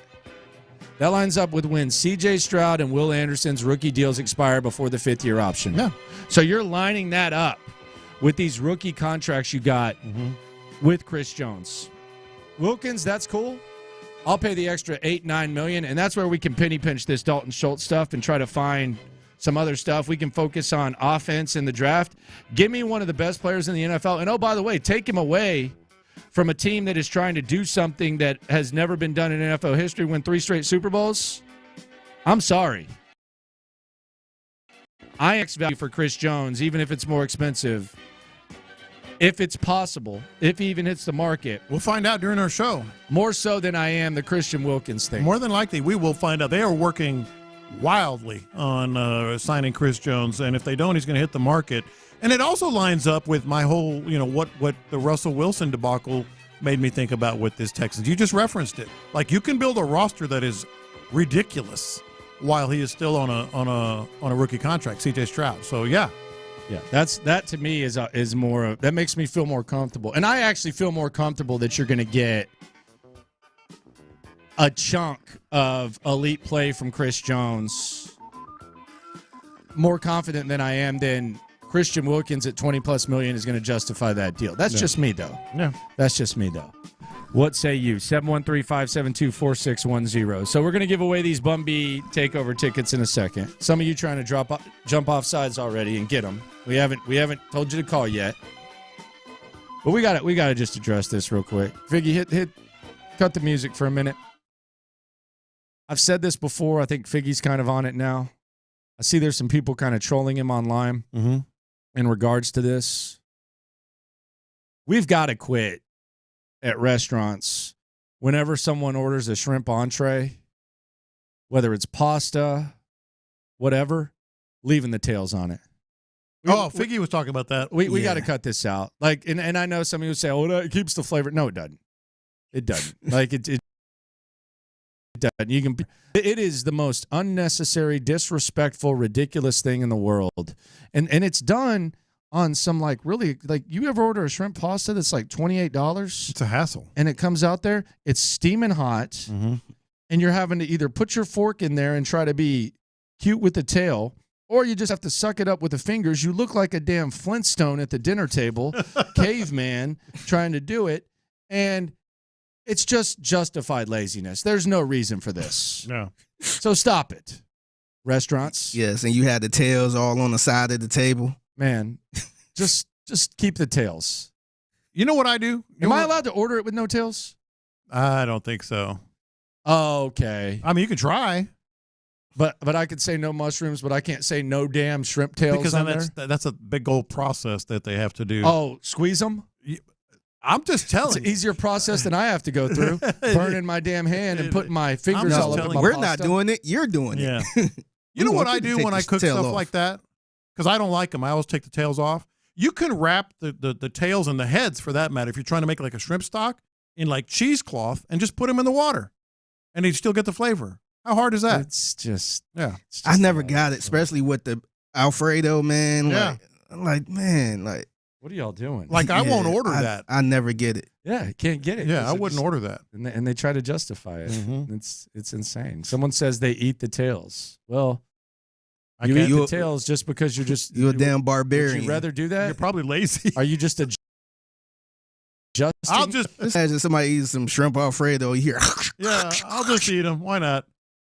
Yeah, it's just not necessary at all. On the text line, Landry and Figgy don't eat mud bugs. Then y'all too good to touch your food. That's a different vibe. It's a different approach. It's not the same. Yeah, you have a all right, why don't you dig in your Alfredo and get the shrimp? How is that all the same? Sauce on your Put your hand in your spaghetti. Put your bare hands in the Alfredo. Then that's the same on the text line. And I love mud bugs. All right, Bun B takeover. He's got Nelly coming with him. He's got E40. He's got Yin Yang Twins. He's got Mexican OT. He's got a lot of folks. 713-572-4610. Caller number 10. Caller number 10. You're going to the Bun B takeover at the Rodeo. 713-572-4610. Next chance to win coming up at 11. It's franchise tag day. Let's play a little game of keep or eliminate. Some things in sports, including the franchise tag. Do we want to keep them or do we want to eliminate them? Next. All right, guys. D&M Auto Leasing. That's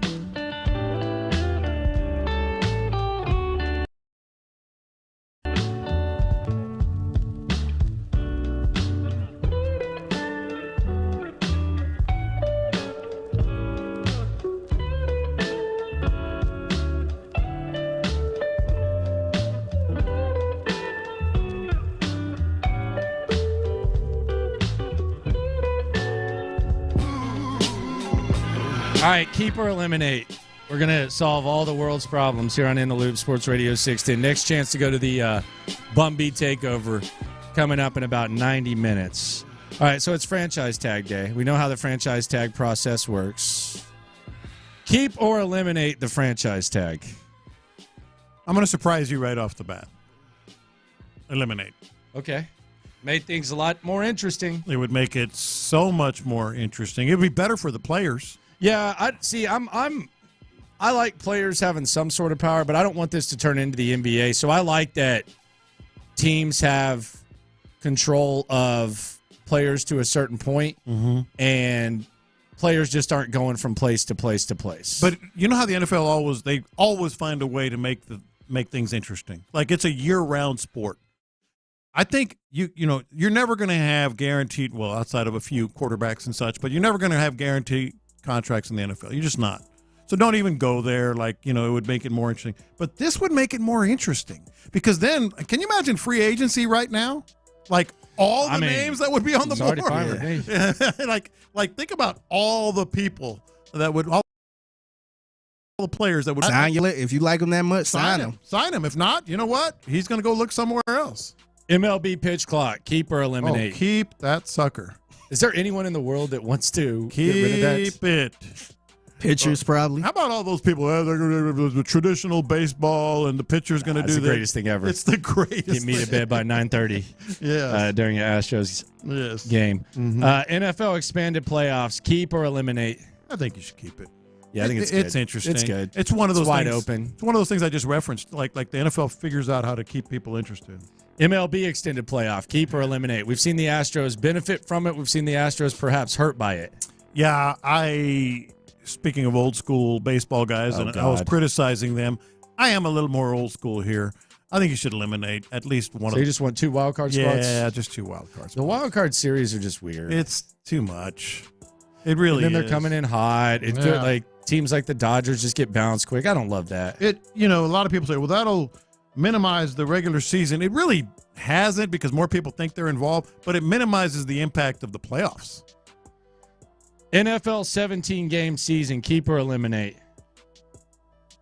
I'm going to say keep because I don't want it to go to 18. Yeah, they're talking about 18 now. Yeah. 17's been fine, though. Mm-hmm. Easy for me to say. NBA extended playoff play-in tournament, keep or eliminate? All right, so here's my answer to that. Does anyone notice? Will anyone notice if you keep it or eliminate it? What an absolute disgrace. Yeah. What about the NBA in-season tournament? Eliminate. I thought the stats were going to count. They don't even count.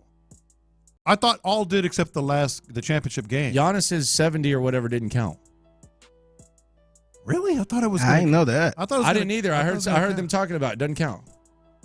Like it didn't go on his average or anything. He dropped 70 in a tournament. You're pushing all this and talking about it, and it didn't count. Yeah. Yeah, that's what that. Well, at least he got paid. Nothing that they've done for that league has really hit. It's a shame. NIL in college sports, keep or eliminate? Keep that sucker. Yeah, keep it. Keep it. Let players have a little freedom to figure things out. The NFL 3-day draft. Make it 4. Definitely keep it. But hey, I'm down with making it 4. Damn, so just let's go round 1, then 2, 3, 4, 5, 6, 7. Yeah. 1, 2, 3, 4, 5, 6, 7. I kind of miss the old way, man. Saturday and then Sunday. Yes, man. Man, Saturday was a lot though because I get on such a rush through one round, but I used to wake up blacked out by the third draft because parties. Y'all had the draft parties. We had draft parties like keggers and all that, and I'd wake up. Who'd they take?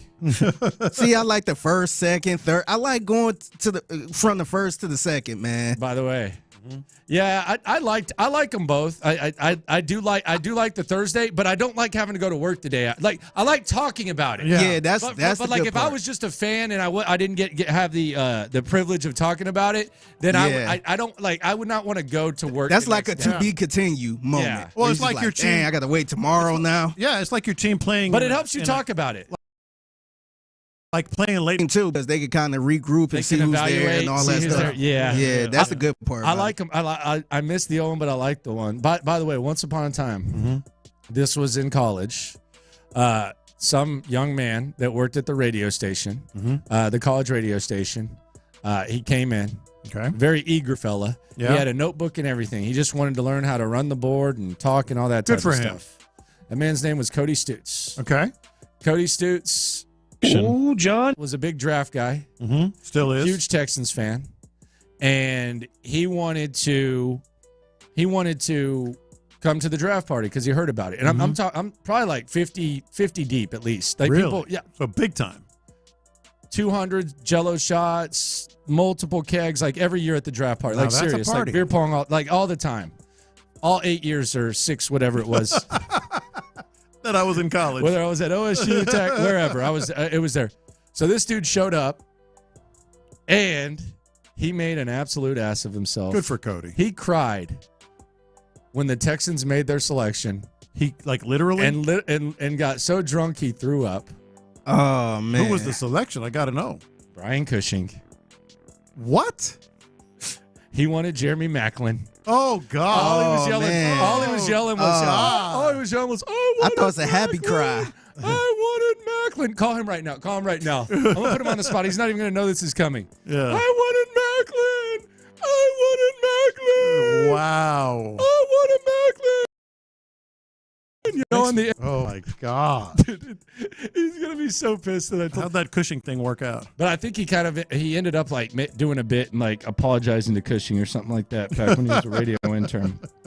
All right, so college hoop conference tournaments. Keep them. For what? What are we doing here? Awesome. What's wrong with the regular season deciding it? No. You have a regular season. That team probably is going to get in, unless it's a smaller conference. And the smaller conferences thrive on the conference tournaments. Okay. Heck yeah. All right, so keep it. Yeah. Okay. I just don't understand the point of it. I would rather do the regular season thing. College football playoff, 12 teams. Keep or eliminate? I'm going to say eliminate because I'm really warming up to 14. Okay. Yeah, John, can we just see how it works first? It'll work great. Come on. morning. It's the second best sport in America. All right, college football conference title games. I think you should eliminate those. Yeah, I do too. Yeah. I do too. They won't, but I think they should. Yeah. The week between the Super Bowl. Keep it and make the Super Bowl a Saturday night. Oh, God. It's one of your worst takes. It's the best take. College football halftime shows. Oh, you got to keep those. Okay, I'm just making Yeah, sure. you got to keep those. Pageantry, Landry. It's Pageantry. long. It's long. I appreciate it. I respect it, especially when It you're is in too person. long. I think we got Cody Stutz. Hey, Stutz. What's up? You're not listening right now, are you? No, I'm not. What's up? I got 3 words for you right now. I just told the story on the air. Oh, no. Ready for the 3 words? I'm ready for the 3 words. We're talking about the draft and how awesome the draft is and the new format versus the old format. You ready? I'm ready. I wanted Maclin.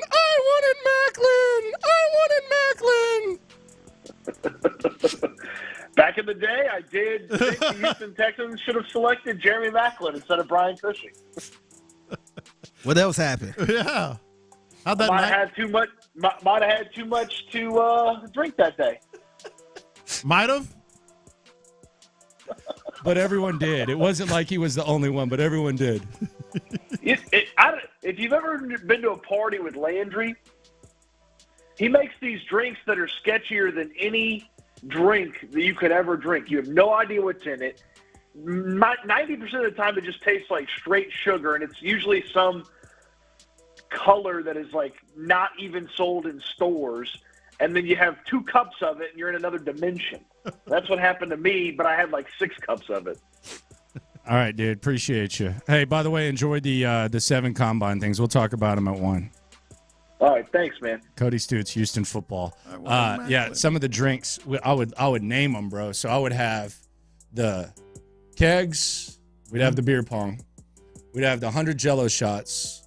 We would do full Royal Fs like in tubs. So we would just get the whole bottle of liquor and put it in there, and then there would be colored drinks, and there would be blue balls. This was back when we were childish. And then just like typical red. But it was like play on word. Get some grape. Go get some. How was your studying at that time?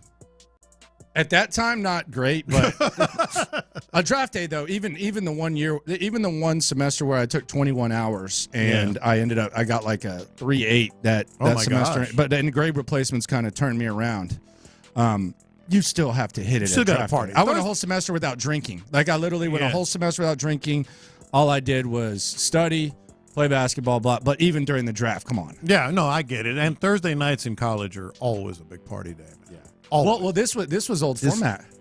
Oh, so this was Saturday and Sunday. Oh, Yeah, really? This was old format. Oh, wow. Yeah, we had old format. Thursdays are big in college. They always were. Yeah, always. Yeah. And Mondays and Tuesdays and Wednesdays. Well, it depends on who you were. Coming up, the perfect summary of America's game from Jason Kelce's retirement speech. Plus, we'll take a closer look at everything going on in the NFL and how it impacts your squad next.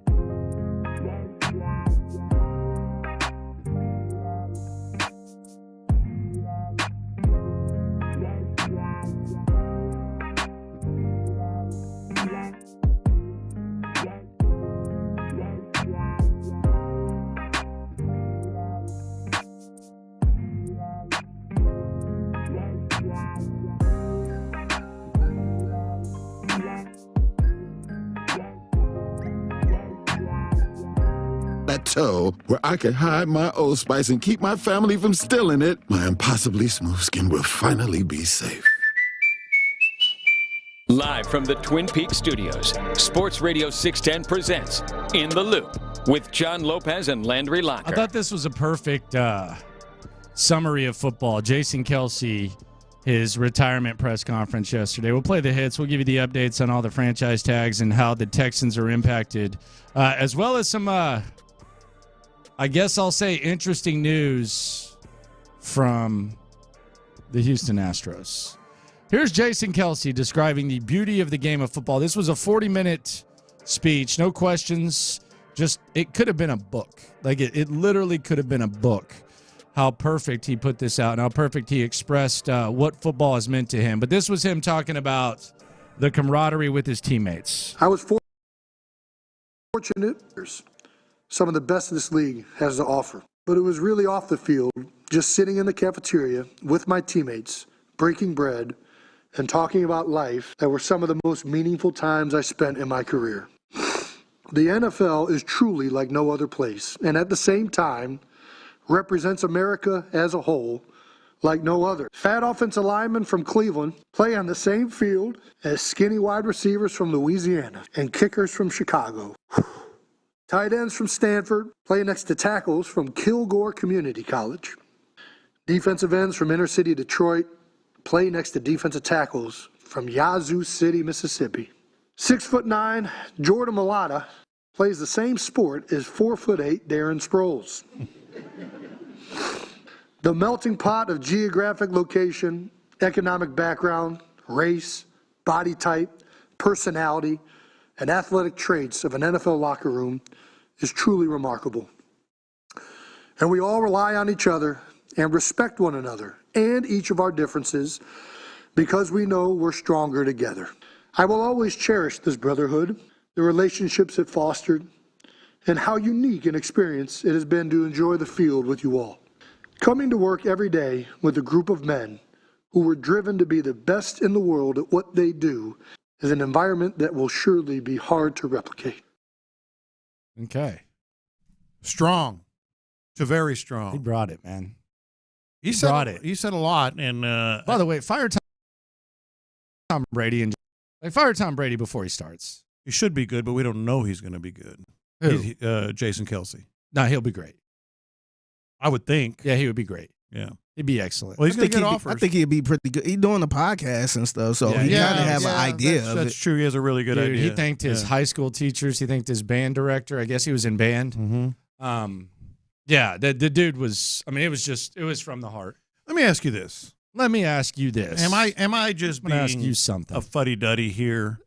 Don't do this. No. Don't hike your leg on that. I'm not hiking my leg on that. That was awesome. You see what the Cleveland Cavaliers are doing? No. Biggie, did you see that? What? I think it was it's today. Today's game. The Cavaliers are going to give away Jason and Travis Kelce bobbleheads. That's cool. In Cavaliers jerseys with their football numbers on them. They've been diehards for a while, man. That's why I'm like, I don't know. Cleveland legends, man. Yeah, they've been diehards for a while. That's why I'm not like, this is silly. You know, they never played there. But they are or Eagles. Whatever. But they're Eagles. Eagles and Chiefs. Yeah. And so I'm like, I can be swayed either way, but when I first saw it, it's a little much. I mean, it's kind of low hanging fruit. Yeah, it's like they're just looking for some run. Yeah. You know? Yeah, it could be the Taylor Swift factor too to try to. I just get can't. a little something right I can't believe my boy came into, and this is how he dresses to games. Like they were showing his style to games. Like he'll just come in with like shorts and a tee and like flip flops and. So he doesn't do the walk. But no, I mean, he's doing the walk. But he said, but I think he was talking about. He's like, some people come here to dress up. So he'd like jeans on and but dude, he's doing this press conference. He showed up to the press conference. He's in front of the entire city of Philadelphia, and he's rocking a wrinkled ass. Why not? Philadelphia Eagles shirts, yeah. and he has a watch on too. So he has like his gold watch on, and he's up there in like a sleeveless, raggedy ass Philadelphia Eagles shirt. But that's his brand. No, he's the man. Yeah, dude. that's his brand. No, I mean there's a lot of like reasons where athletes don't connect with their fan bases and athletes don't connect with their like even other people who like the game, play the game. He's definitely not that. That dude is.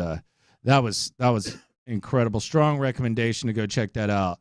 If you have 40 minutes of time, you're just driving around, just check that out. It is incredible. If you could, if you got tickets to a concert and you could only invite one Kelce brother, which one would it be? What's like the if you had concert? to pick one? Well, what's the concert? I guess depends. that matters. Yeah, what's the concert? I don't know. What's the concert? Not Taylor Swift, because that would be he would be in there anyway. Jason would be Let's say a hip hop concert. Yeah, Travis would be there at a Taylor Swift. No, he's bored of those. Let's be real. Like, come on, he's got to be so bored of that. Let's say Beyonce. Beyonce. Oh God. Like, and it doesn't have to be a concert. Like, you got tickets to. I'm gonna take a Kelce big event. That wasn't a good sounds example. normal. A big event. We holding the hands. You got tickets to a big event.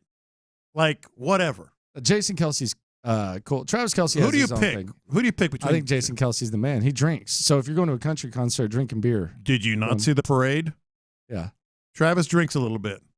Yeah, but but you also have to babysit him. I don't think you have to babysit Jason Kelce. You think you have to babysit Travis? Did you watch the parade? Yeah. Well, did you hear what you just asked me? How'd your mom's had to grab the damn mic from? You got to hold his hair. Yeah. Let's play the hits. Playing all the hits. These are the hot stories of the day. You're listening to In the Loop with Houston's sports leader, Sports Radio 610. All right, today is the final day for franchise tags. Expected tag candidates per Adam Schefter. Josh Allen of the Jags. Brian Burns of the Panthers. Looks like that's all but a done deal. Jalen Johnson of the Bears, Justin Madubuike of the Ravens, Michael Pittman of the Colts, Antoine Winfield of the Bucs. So keep an eye on that. Christian Wilkins, defensive lineman for the Dolphins, will not be tagged, which means the Texans could have an opportunity at one of the most respected interior D linemen in the game.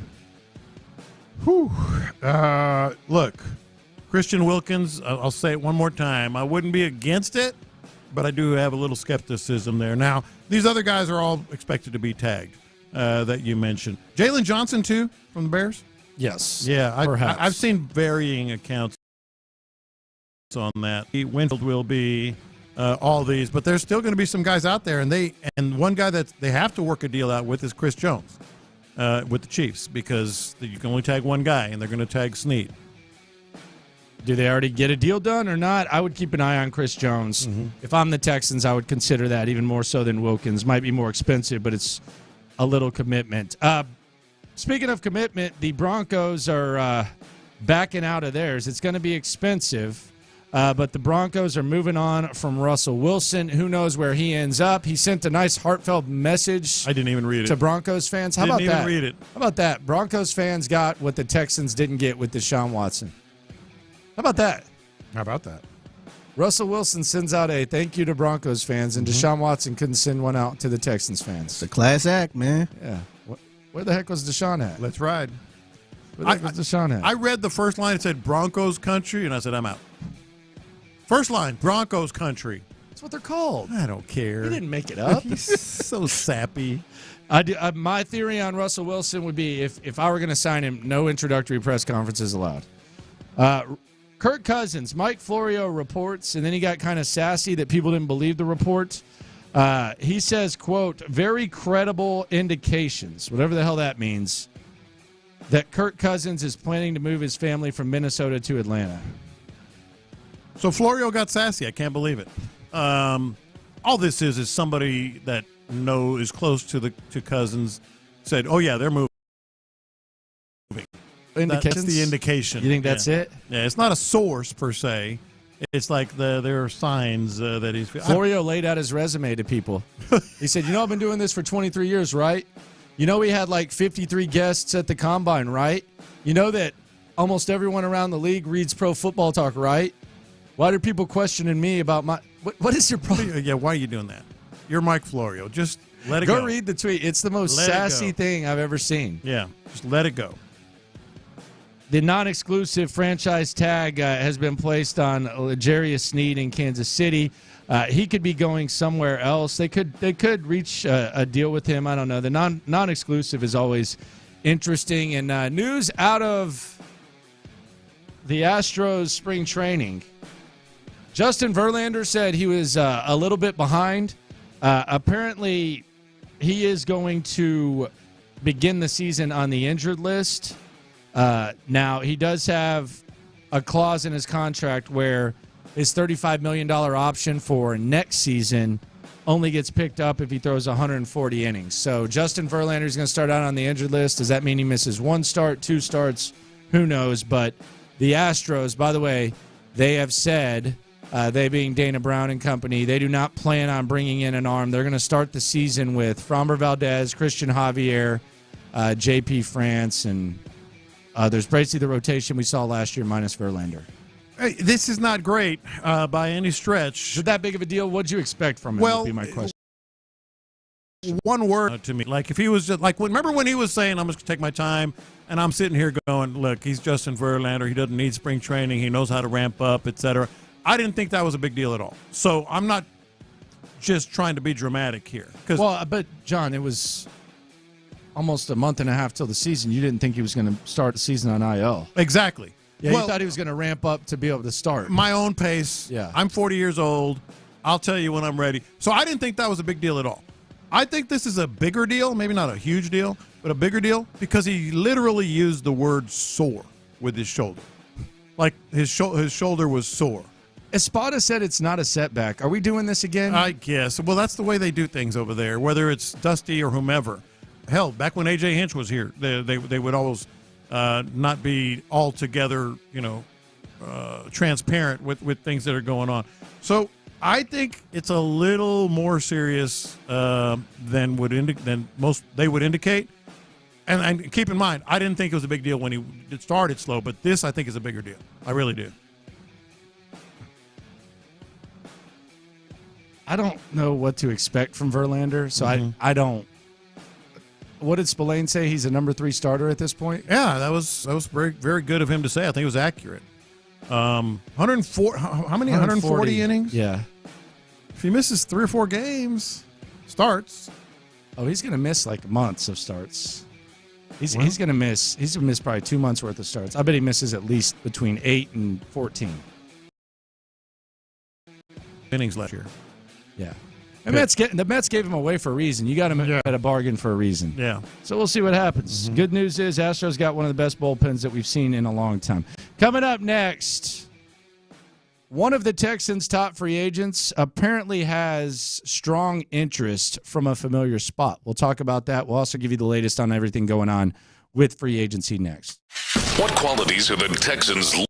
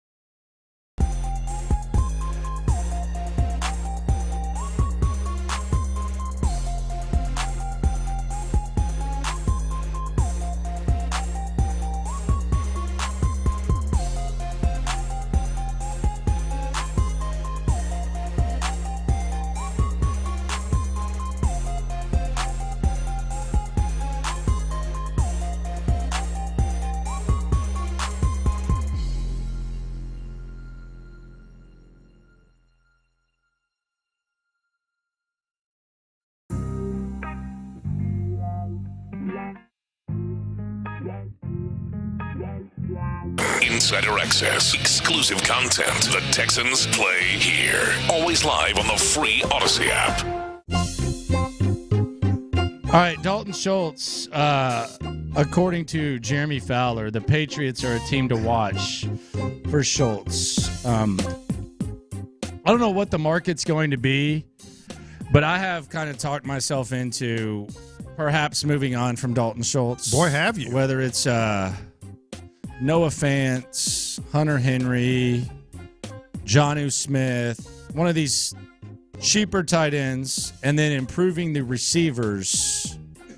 I've kind of talked myself into not paying, whether it's franchise tag money or a long-term commitment, that type of bread to Dalton Schultz. And I think he's a good enough ball player to where he will demand previously mentioned contract on the open market.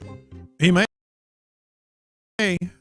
You and I are just going to disagree. This isn't like you're wrong, I'm right. These are two opinions here, and this is the epitome of what we're doing, why we do this show. My opinion is I'd rather pay a little more now than a lot more for 3 years. That's the best way I can put it. Your opinion is neither. Find another guy that can hit that role. So I'm not saying you're wrong. I'm saying I think Dalton Schultz in this offense, as much as he had a couple of crucial drops here and there, he had a couple of crucial plays. They may not have even been in the playoffs without Dalton Schultz. No, they wouldn't have. Yeah. They wouldn't have. But my pushback would be the dependency on Dalton Schultz. While it's non-debatable, there was also a very, very limited amount of depth on the receiving core. A lot of times, even the best receivers weren't in. Noah Brown missed half the season. Mm-hmm. Tank Dell missed dang near half the season. Nico Collins missed a few games. Robert Woods missed games. So you were more dependent on him because of the lack of depth at the wide receiver position. So if you improve the depth of the wide receiver position, you're perhaps not as dependent on that.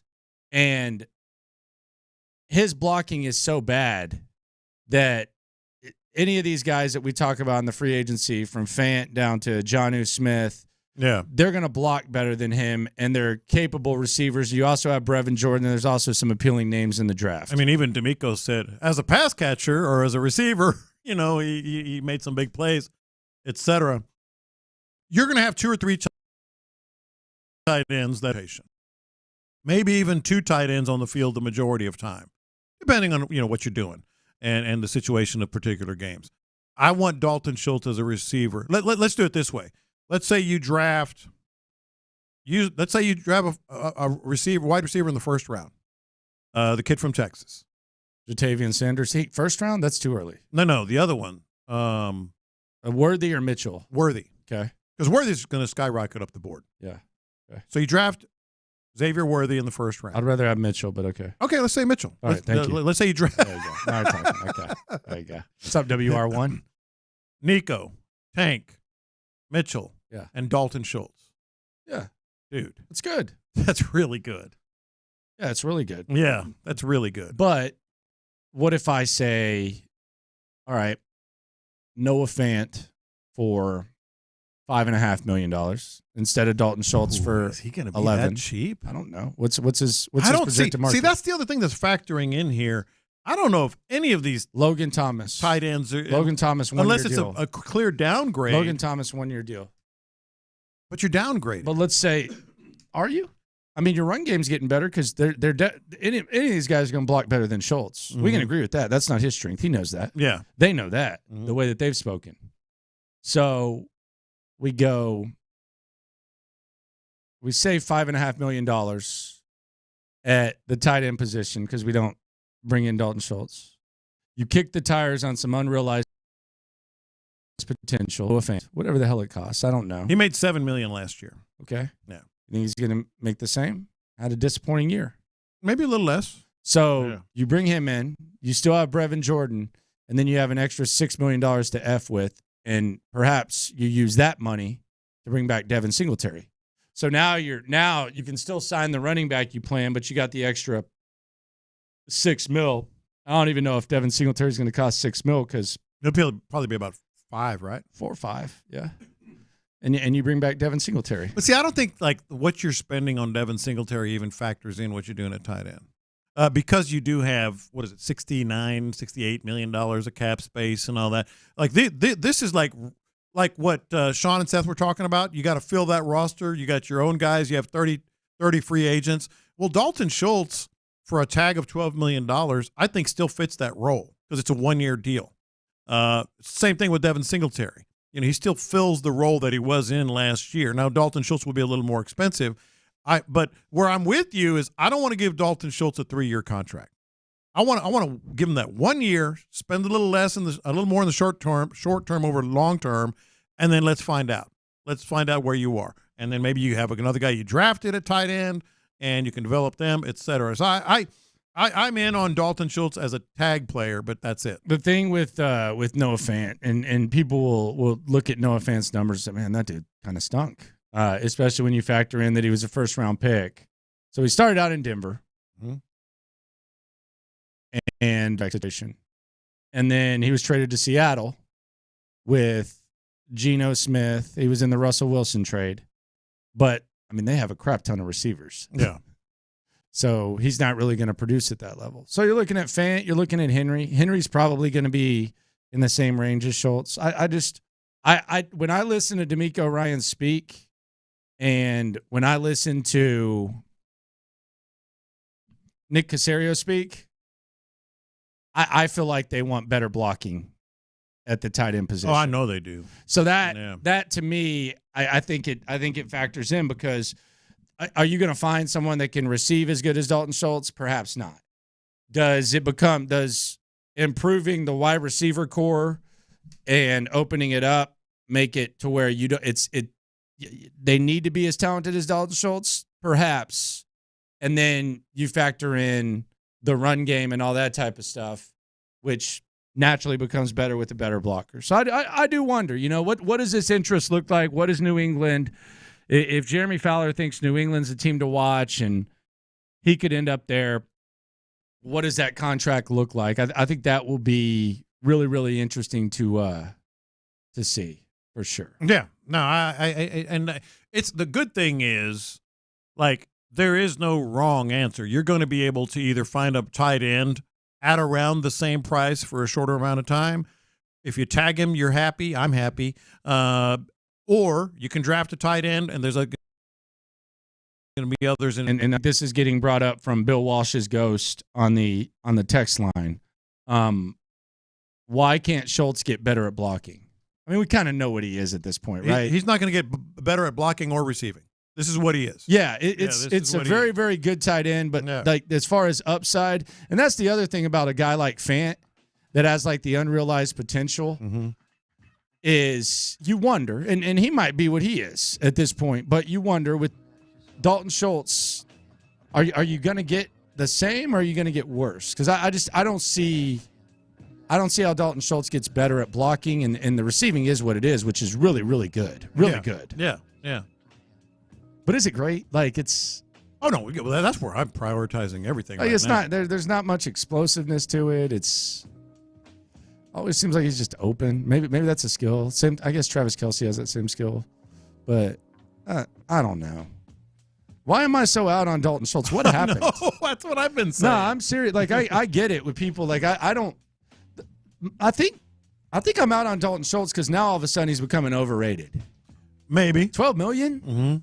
Travis Kelce makes 14. I don't mind the $12 million. Travis Kelce makes 14. Okay. But that's a longer-term deal. $12 million for 1 year versus $36 or $37 million for 3 years. That's where I keep coming back to. That's what I keep coming back to. All right, we'll see what happens. Tag deadline today. I don't anticipate Dalton Schultz being franchise tagged, but stranger things.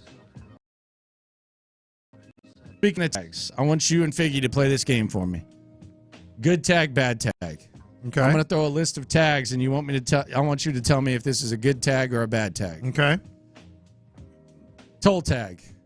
Oh, love it. Love it. Man, that saved me so much time over the years. It's good, but it's also bad too, man.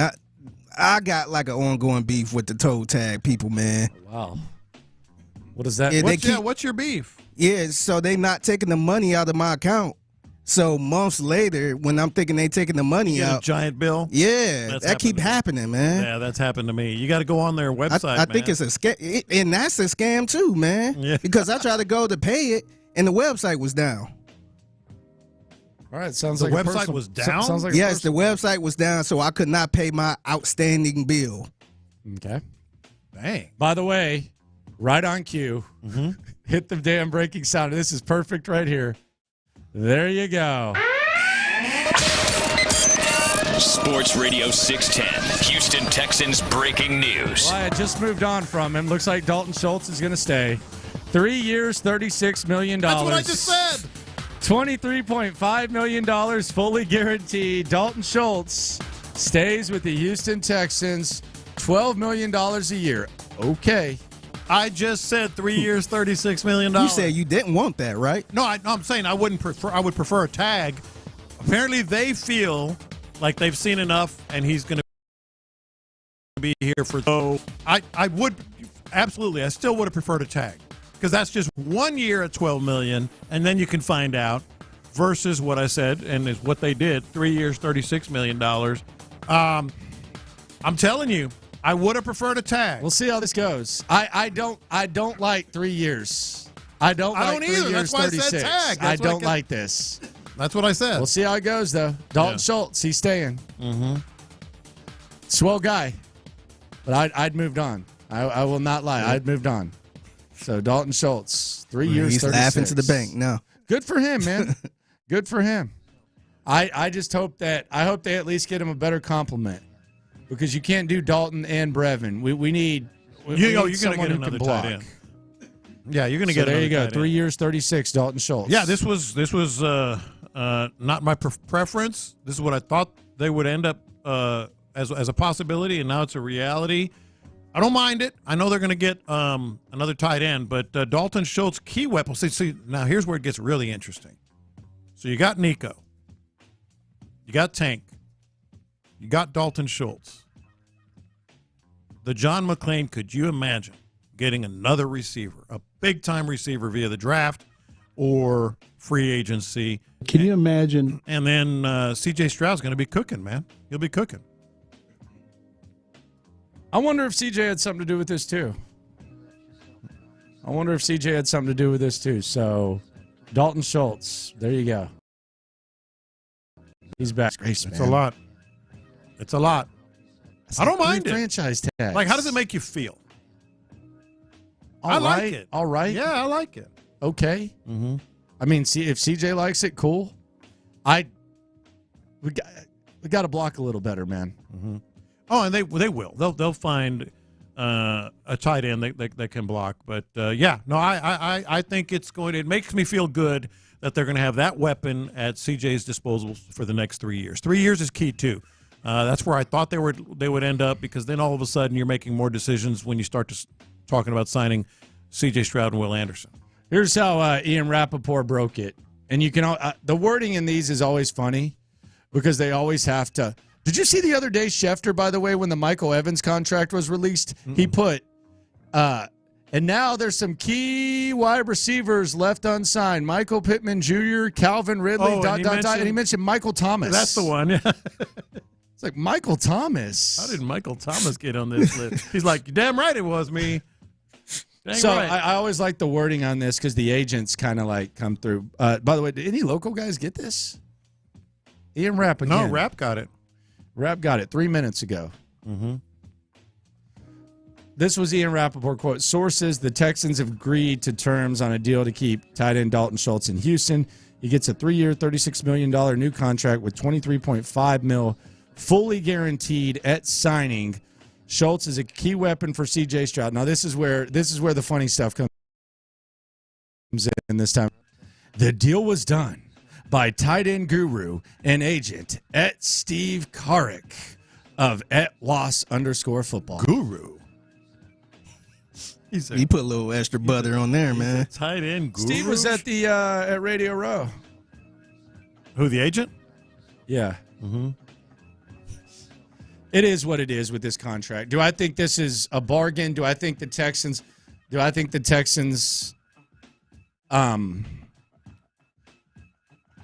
kind of seesawed on the market where last year you got him at a bargain and this year you got him at max value? Yes.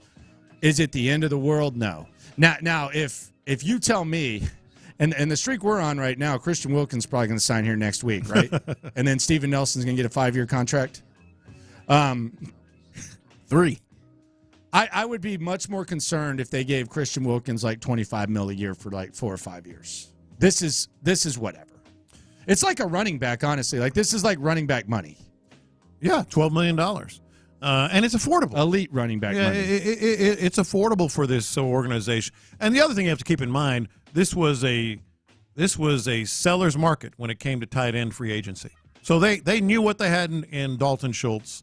There wasn't a lot of options out there. Let's just sign him. My only reluctance is the $23.5 million. If I'm the Texans, good for Dalton Schultz. I'm happy that he's getting $23.5 million guaranteed.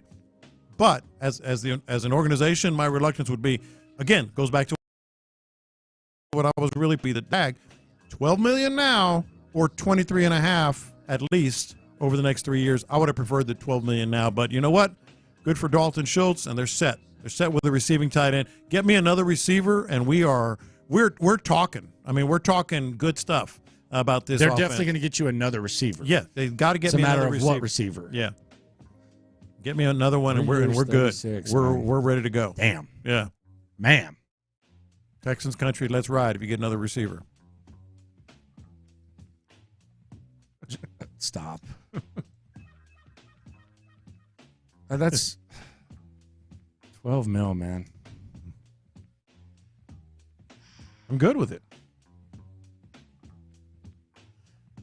Highest paid tight ends in the NFL right now. Mm-hmm. Average per year. George Kittle makes 15. Travis Kelce makes 14. Dallas Goedert makes 14. Mark Andrews makes 14. Evan Ingram makes 13. Njoku makes 13. And then you have Hunter Henry, who got cut. Dalton Schultz, 12. That's about right then. He's in the right slot. He's not getting 13, 14, 15. He's getting 12. He's in there with who are the guys that are getting around 12? All right, let's roll. Yeah, no, we're good. That's about the right slot. No, it's all good, man. We're good. We're good to go. That's not what I'm sensing. No, we're good. Lunchtime confessions coming up. I'm actually going to defend one of the worst trades that there has been ever.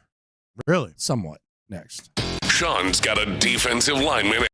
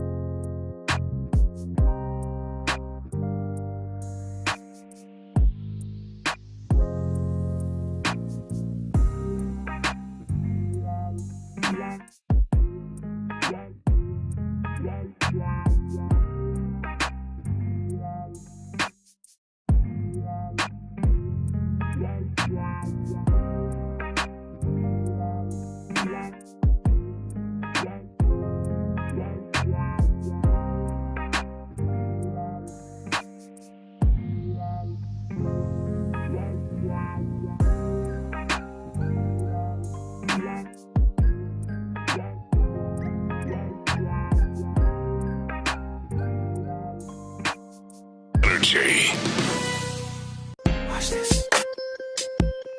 These are my confessions. So I just moved on from Dalton Schultz, and then the Texans announced they've signed him to a 3-year deal. You say, hold on a minute, player. Hey, he's a fine player. I need to see better blocking, and I need to see better surroundings around him. I don't think you should be as dependent on Dalton Schultz, but Dalton Schultz, basically 3 franchise tags.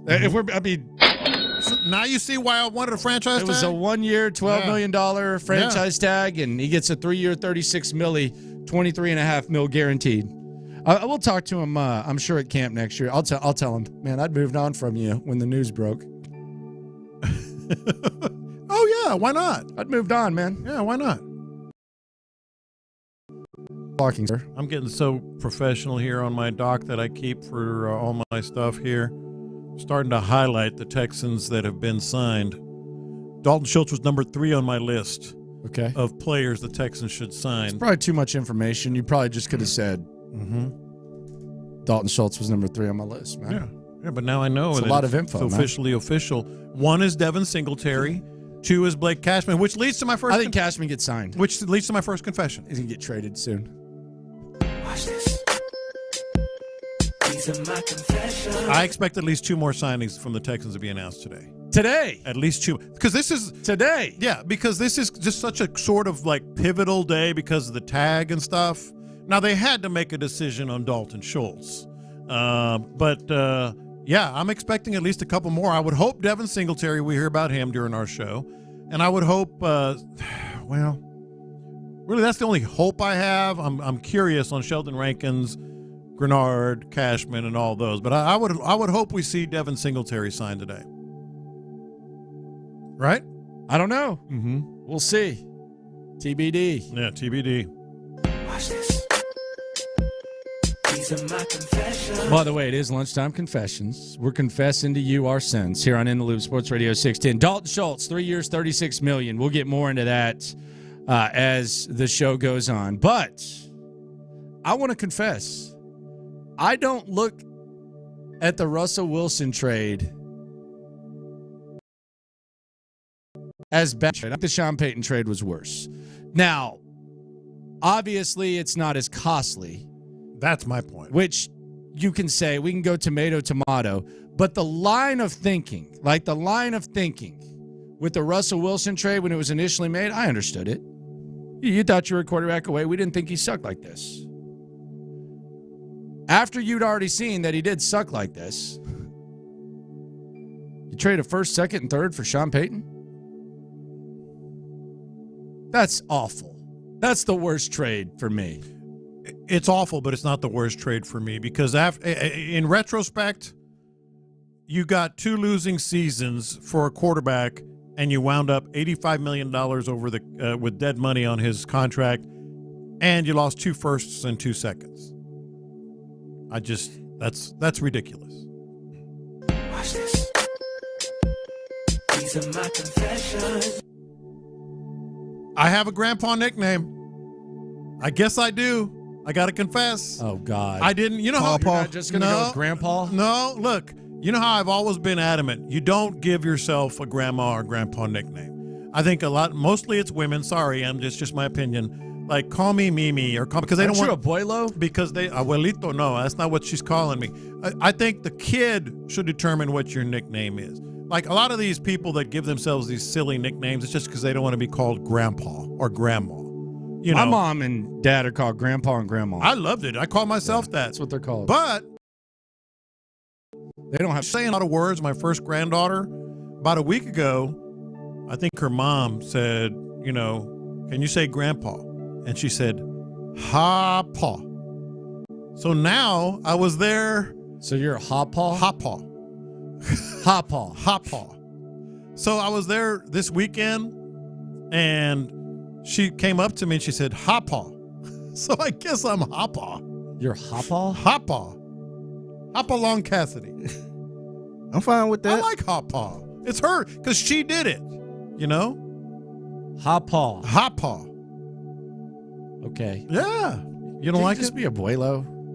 She can call me whatever she wants. It's not up to me. So the Mexican restaurant Abuelos is called Grandpa's, basically? Mm-hmm. Is it Abuelos or Abuelas? Abuelos. Abuelos? Yeah, I don't think they have them here. Yeah. But it used to be like a popular I've spot. seen it. So it's called Grandpa's? Yeah, Grandpa's. Yeah. I'm going to open a restaurant called Ha-Paw. Ha-Paws. I tell you, I'm not going to lie. It brought a big smile on my face, man. That was So really you cool. like that? Yeah, she was looking me in the face and calling me Ha-Paw. Okay. Yeah.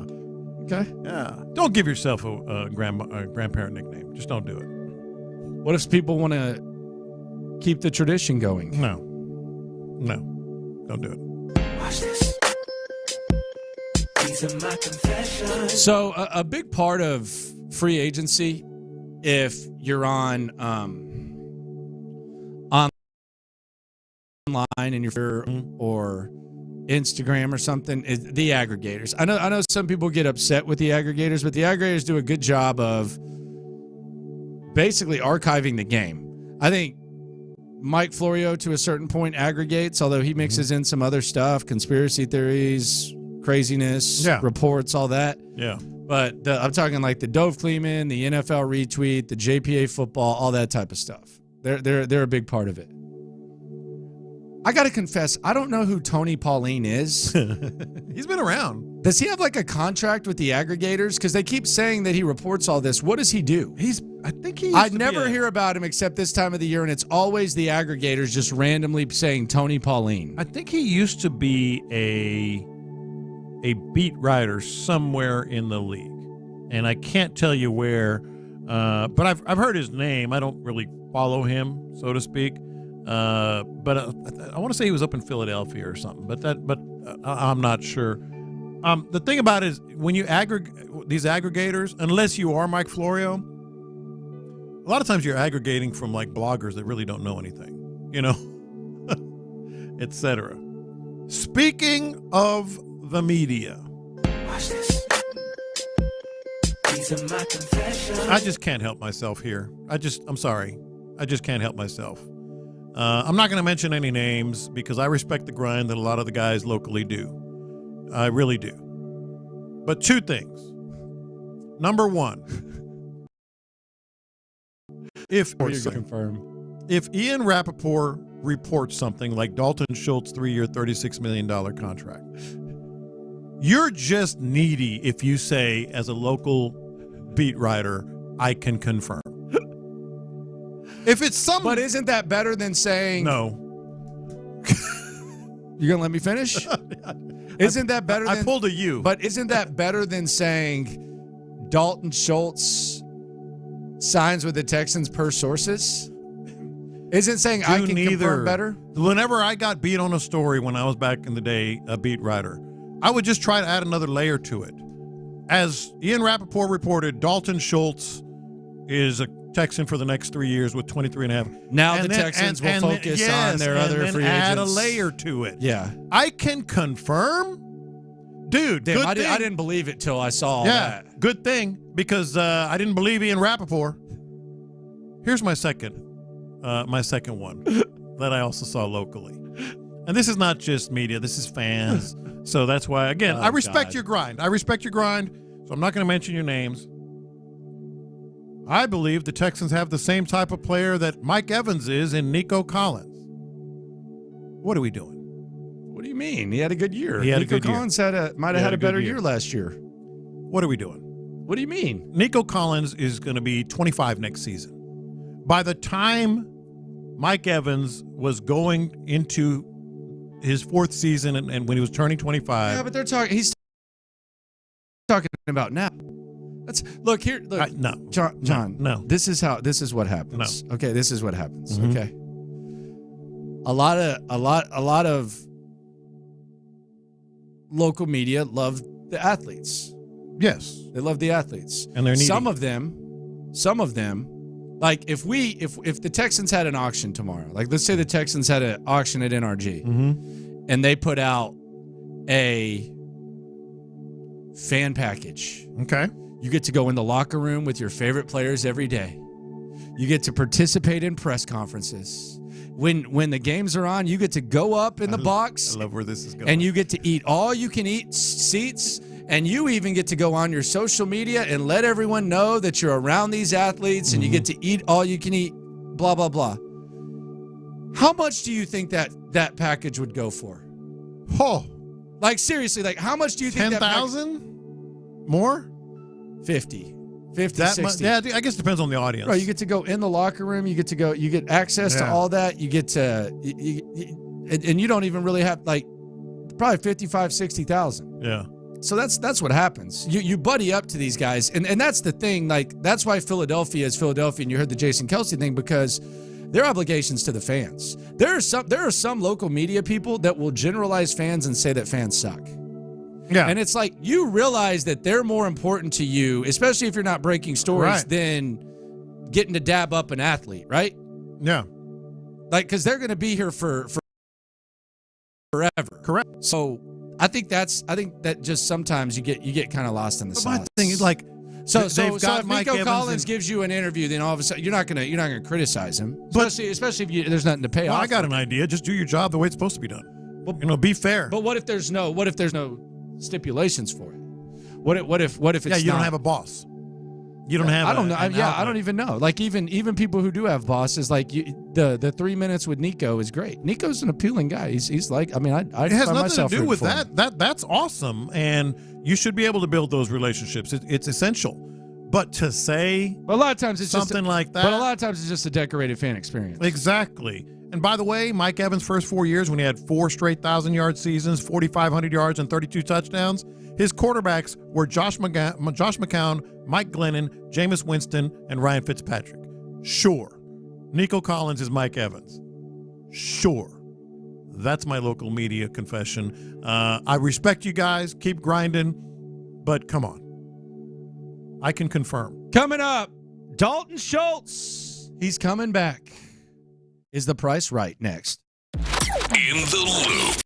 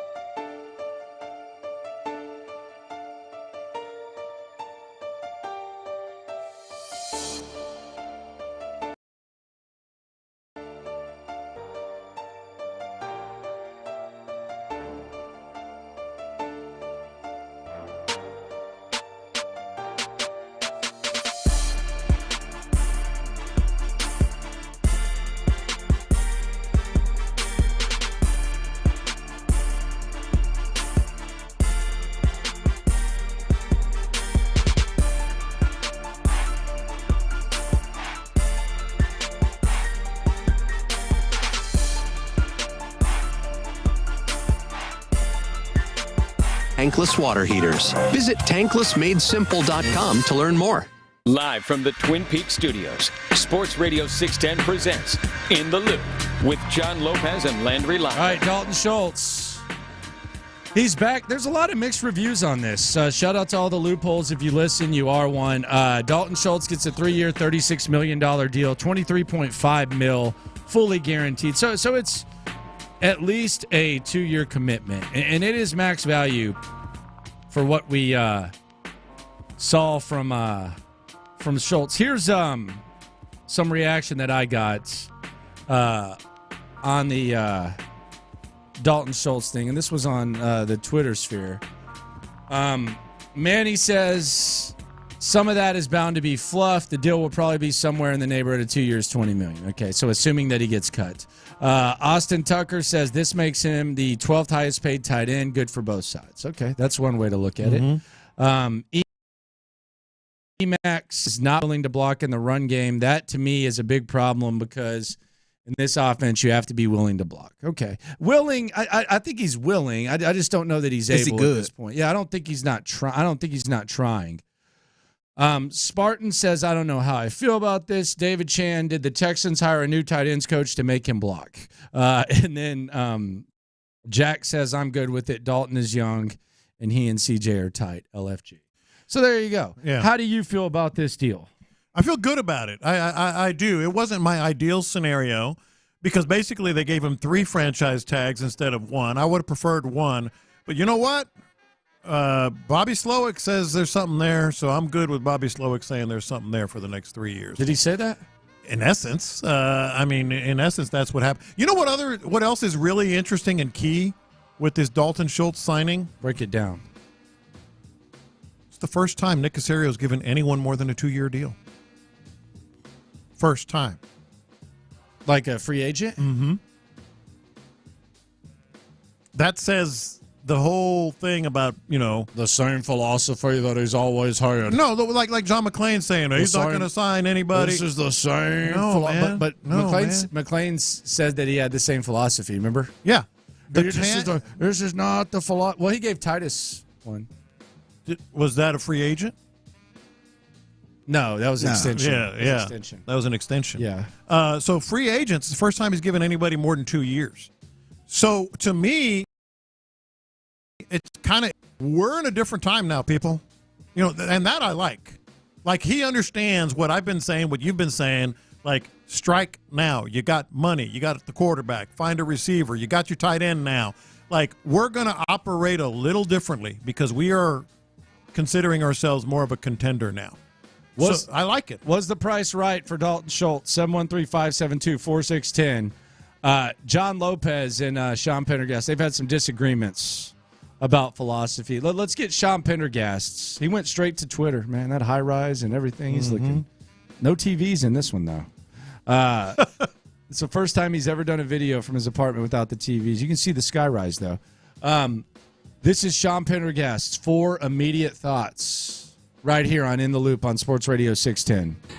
Hey, quick thoughts. Dalton Schultz, 3 years, $36 million. He is back with the Houston Texans. I've got a few thoughts on this. I think the money's fine. It puts him on the fringe of the top 10 average annual value for tight ends. I think Dalton Schultz was a key part of this offense this past year. So I'm cool with 3 years, $36 million for Dalton Schultz. $23.5 million guaranteed. Secondly, this is another brick in the continuity for CJ wall that remains intact. That's been a big theme for D'Amico Ryans this offseason. Bobby Slowick's back. Gerard Johnson's back. Obviously, some of the weapons are back. Offensive line. Keeping Dalton Schultz keeps a target that CJ had obviously become very comfortable with.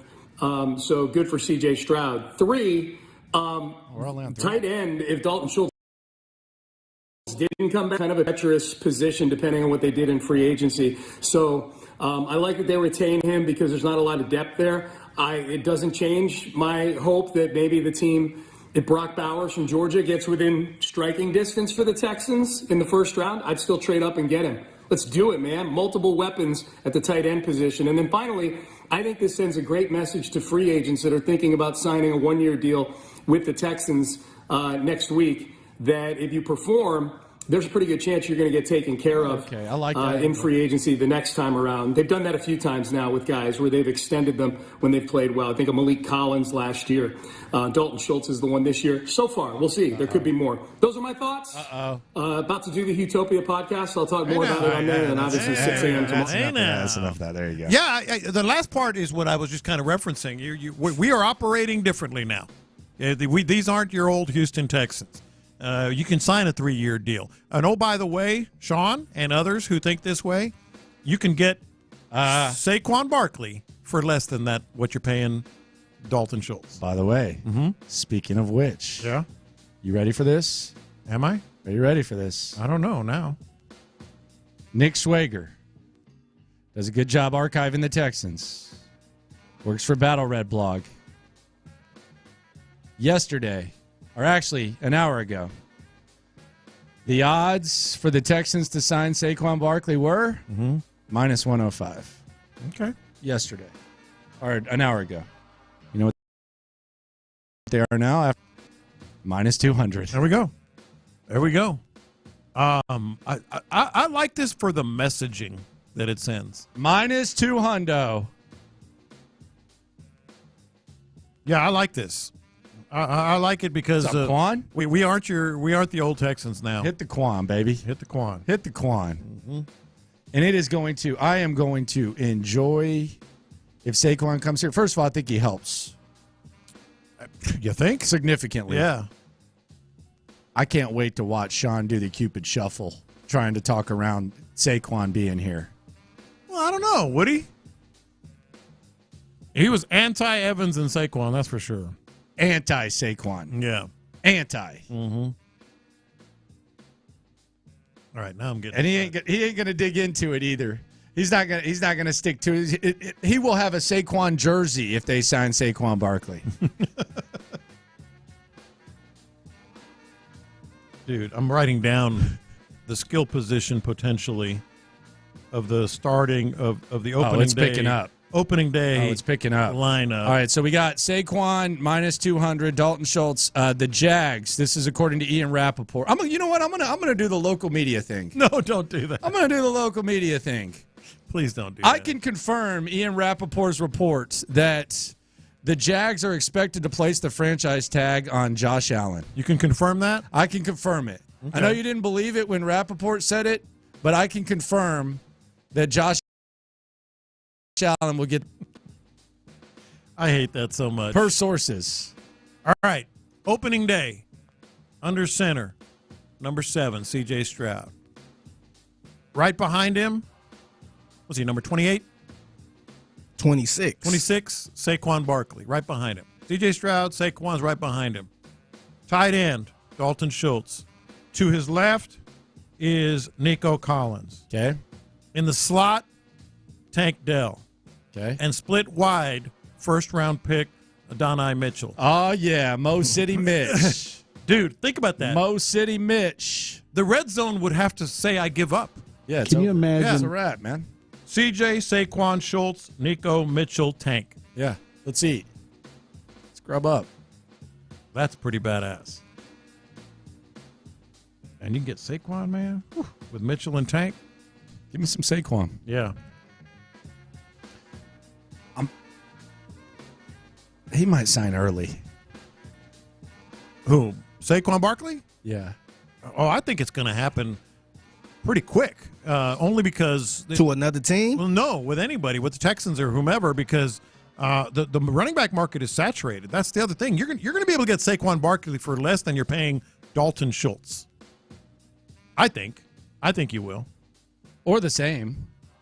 Or the same, yeah. And that's what the comparison is. Like, comparing Saquon to any other, like, elite position has been unfair the whole time. You compare him to Dalton Schultz, you'll be okay. You won't lose your mind doing that. Yeah. You'll be fine. Yeah. Yeah, you give me that. You give me Saquon and Dalton, get down with that. And then Mitchell? Or whomever that you drafted wide receiver? And now PFF Fantasy is just putting up graphics. Like what? God, look at this. I mean, this smoke's getting crazy right here. Look at this. That's what I'm talking about right there. They got Saquon right there, the graphic. Yeah. Is it going to take a lot to get Sean excited about Saquon, or he'll just flip at the snap of a finger? I think he'll get down with it. Okay, I'm just asking. Yeah, I think he'll get down does with it just change immediately, or what? Mm-hmm. How does that work? Because I want him to be on board with this if this happens. No, I think I want him to be happy about this because I want him to want good things. I feel like his approach to the running back position has been good. Well, now that I agree. I want him to get on board with Quan. What do we got to do? Well, it still goes back to what my biggest gripe has been, is acting as if you don't have more money than you'll ever have. But you think he'll be down? Yes. Yeah, I think he'll be. That's the way for training camp. Once it happens. Once you see him in training camp, in the pads and all that stuff. Yeah. Like, oh yeah. Once it happens. Yes. Okay, once it happens, I'm just making sure, man. Yeah. Because for me, if Steven Nelson's back, I'm not. I can't. You're not going to be angry about it, are you? Maybe. Perhaps. Maybe a little It bit. means more episodes of the podcast. Yeah. Perhaps, man. That's what would make my day. As soon as they sign a corner, whew. Yeah. Thank you. I'm all in on this offense. Changing my story. I mean, I've said from the very start, more money than you've ever had, more money than you ever will have with C.J. Stroud as a quarterback, and give him everything that he could possibly need to make this offense go. Well, you know, as of about 30 minutes ago, you just did. You gave him one piece, and now you got more to come. I feel good for Dalton Schultz, too, because I don't even think his wife moved here last year. That's what he told us. Yeah. She was in Dallas. Mm-hmm. She's from there, I think. So she was with the kid, which, let's be honest, he probably enjoyed a little bit of alone time because he likes to game. Yeah. Dude was probably eating ice cream in the Okay, got to living go. room. And then he's just, all right, babe, I got a meeting. With Warcraft or whatever the hell he So plays. now she can at least move down here, and she's familiar with it. Yeah. She doesn't have to go too far. Yeah, and she's been down here, I'm sure, a lot. 45. Yeah. So he'll be good there. So good for Dalton Schultz. Yeah. Good for him. There you go. What's the next chip to fall? The next domino? Saquon, right? That'll be next week. I think that might be. Well, now the Texans might bring in Singletary. I fully expect that to happen here before next week. You don't think they let Singletary test the market? Because I think that might be. If they easier. can guarantee him some money, man. Yeah, but I mean, he's not. The market's not going to be huge, right? But they also know what the market's going to be, kind of like the Mike Evans thing. By the way, we got two more tags. Antoine Winfield of the Bucks tagged. Yeah. Justin Madubuike tagged. Not a big surprise on either of those, right? Josh Allen tagged. French locked up. So there you go. We're going to go around the NFL. There's a lot to get into. Saquon Barkley to the Texans appears to be more of a possibility than ever. How does that make you feel? We'll get into everything else going on around the NFL, including, could Nick Caserio be enjoying his favorite thing ever soon? Talk about that next.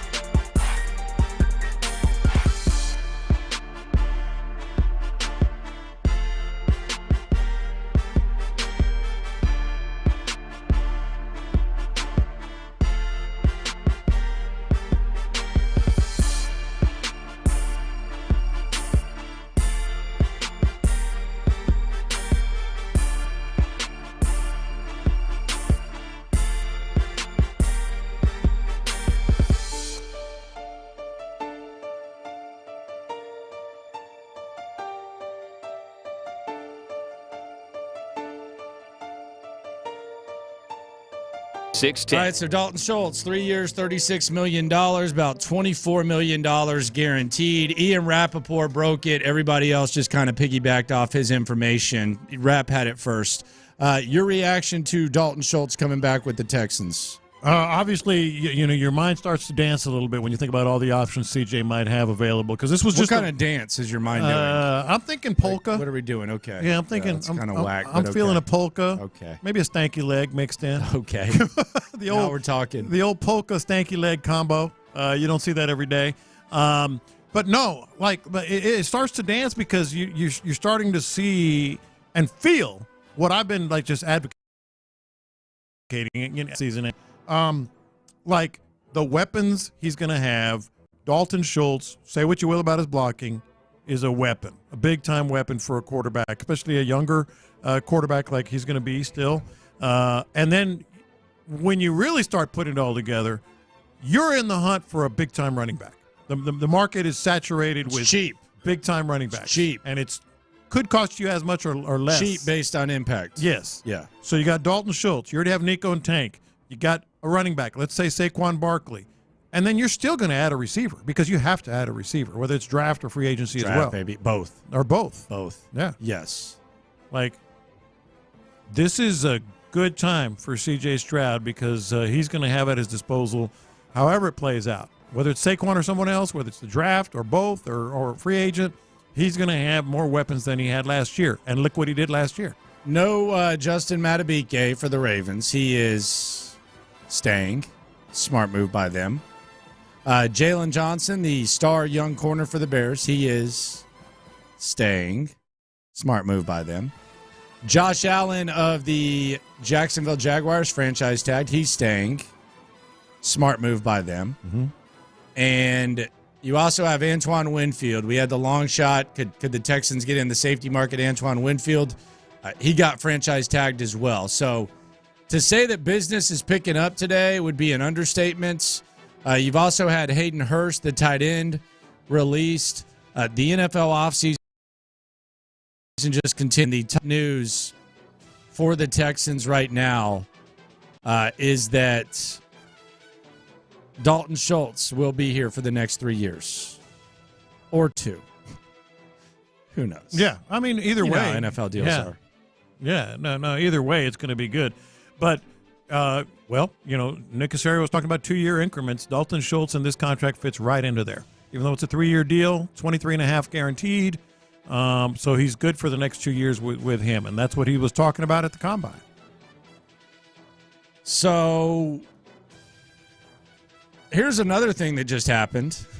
And this impacts somewhere where you've been talking for a while. And this is kind of a veteran. I don't know if this makes sense or not, because right now the Texans at safety, you have Jimmy Ward, older guy. Hell of a ball player when he's in there, just hard for him to stay on the field. Yeah. And then you have Jalen Petrie, who he just can't cover. Like he just hasn't been able to cover. The Seahawks are releasing 2 safeties. They're releasing Jamal Adams. No, thank you. Yeah. The hell no on that guy. Hell no on that. But they're also releasing Quandre Diggs, David Mulligetta guy. Yeah. Quandre Diggs. He makes plays. He's a Pro Bowler. He can cover. He can cover. Has been a Pro Bowler. How do you feel about Quandre Diggs? 31 years old, though. Yeah. Angleton, be exact. Well, down toward Surfside. Quandre Diggs, how do we feel about that? I mean, you're kicking the tires, aren't you? See what happens? I don't know what they think of a fit or anything, but he's pretty nasty, dude. Mm-hmm. Good culture guy. You know who his brother is? Who's his brother? Quentin Jammer. Former Texas Longhorn cornerback. Quandre Diggs. How about that? Things are happening here. Man, he made the Pro Bowl in 2020, 2021, and 2022. I just don't know if they look at it as 2 veterans that you can't necessarily rely on, and if they want to go the younger route. Yeah. Remember, 2-year increments. Everybody's getting cut. Will Dissly just got cut. Yeah. The tight end. Diggs had 14 interceptions in a 3-year span. Yeah, he balls, man. Dude. That is big time. Yeah, things are happening. This is when you're going to get a lot more of this. Like I said during Confessions, I still think the Texans, we might have some more news from them on specifically Devin Singletary here pretty soon. And the safety thing is interesting. Mm-hmm. I like the idea. Now, the wide receiver market, though, is getting interesting. Cameron Wolfe, he's reporting. Geez, this is like he's reporting that Calvin Ridley is trending towards becoming a free agent. How are you feeling about that? Calvin Ridley? Mm-hmm. He had moments. I guess you could say he bet on himself. He did. I see what you did there. But he had some moments. What if Michael Pittman Jr. hits the market? Well, what's the latest on that? They haven't said a damn thing. I saw this morning. They haven't said a damn thing. I saw this morning trending toward. Trending toward tagging him, but they haven't done anything with Michael Pittman Jr. Trending doesn't mean a dang thing. No, I'd be cool with that. I think it wouldn't be a clear number one receiver, but he's a he's an added piece that gives CJ another weapon. That's all I want. More weapons for CJ. You're going to win championships with CJ making plays. Yes, defense wins championships. No, defense helps you win championships if you have a stud quarterback. And that's why I think the offense was a problem this year. Yeah. So all kinds of stuff going on right now. By the way, WIP saying that the Eagles might have interest in Saquon Barkley as well. Yeah, Eagles, and there's another team I'm forgetting right now that Baltimore. That's it. All right, let me ask you this, because I think this is another way to look at it. And I don't know where you sit on Saquon Barkley. By the way, the Texans right now, minus 200 to get Saquon Barkley. So they're a strong favorite to get him in betting markets. Mm-hmm. If you're one of the people, and I don't think it's you, I don't think it's Figgy, but if you're one of the people that just, Saquon, screw him, whatever, running backs, blah, blah, blah. If you're one of those people, and there's never been a market like this, so you can't compare this running back market to any other market we've ever seen. How does the thought of him lining up in Baltimore's backfield make you feel? Not great. Not great. And I'm not saying you sign him to do that, but if you have that healthy of a fear of him, how does him lining up in Baltimore's backfield make you feel? 713-572-4610. Can he run the zone read? Because that would be terrifying. Catch the ball out of the backfield? Yeah. See, that's the thing. Like, I don't know. Running backs are a dime a dozen. They start to fade after a certain number of years. And then he signs with Baltimore. You're like, oh, crap. You're like, oh, or with the cheese or something like that. Like, oh, crap. Oh, man. Yeah, you can be that oh, crap team that other people are saying if you sign him. C.J. Stroud and Saquon? Oh, crap. I mean, that's what we're talking about here.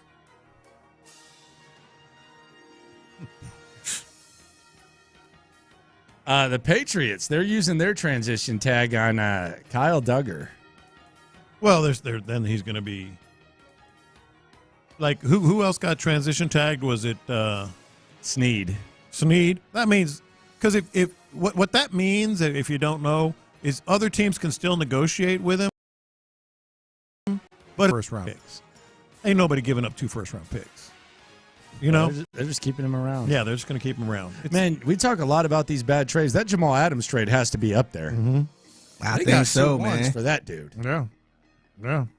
And gave him a big contract. Money. And he lost his mind. Yeah. He hashtags his name at the end of tweets. Some people around here do that. That's crazy, though. Mm-hmm. What is he called? Chief or something? What is Jamal Adams? I don't know. It's like chef? That's what it is, I think. Chef? Yeah. It might be something else. What is it? Prez. Oh, Prez. That's what it is. Prez. Yeah. He'll say something and be like, hashtag Prez. So Cody Stutes went to the NFL Combine. He had 7 thoughts. It was on Houston football. Best money you spend if you're a Texans fan. Best resource. Forget the Chronicle. Forget it. Best resource. 100%. Houston football. Promise. Daily. All that.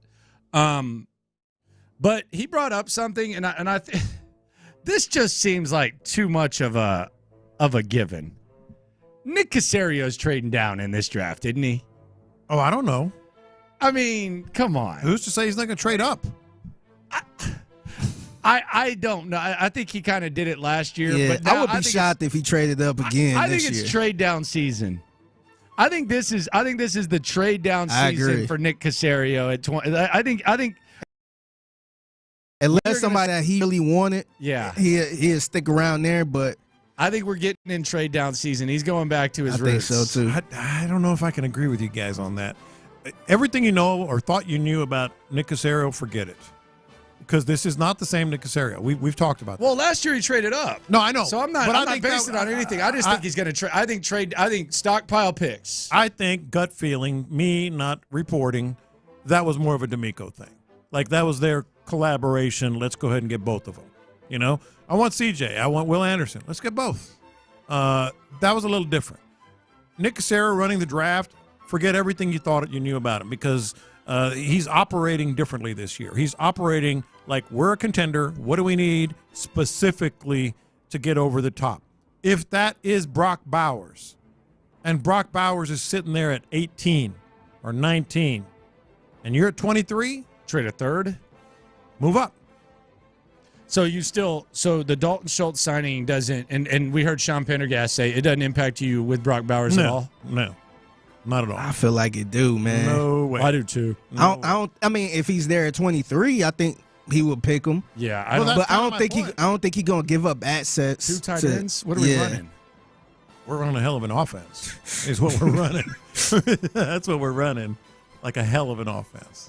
And I just used him as an example. Maybe it's Mitchell. Maybe it's Malik Neighbors. Somehow, even though he's probably gonna be a top 5 pick. Okay, buddy. Yeah, I'm just spitballing here.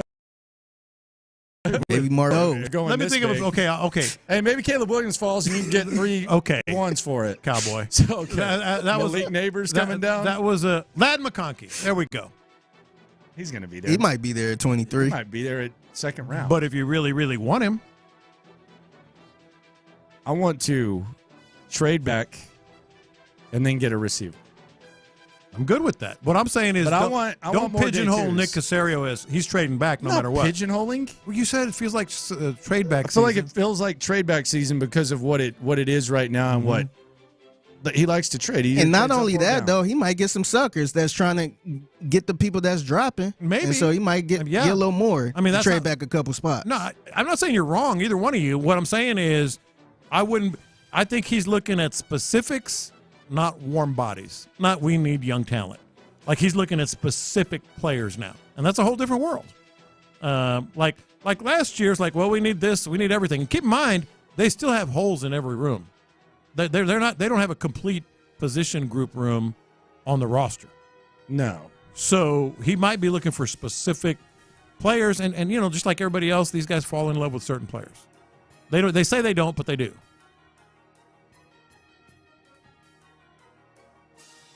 I just wonder who makes the call. I think this is perhaps the most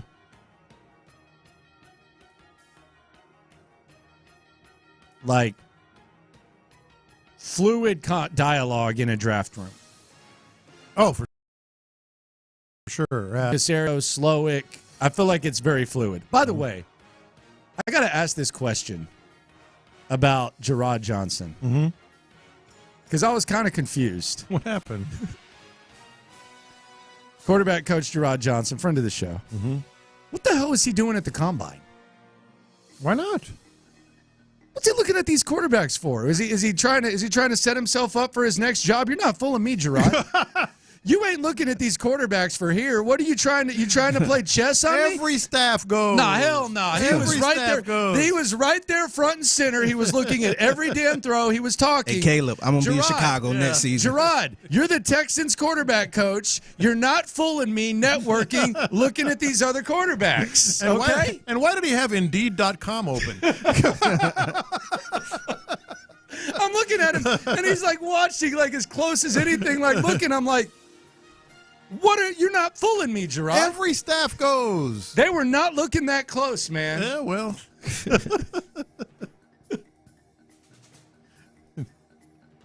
Oh, why is he updating LinkedIn?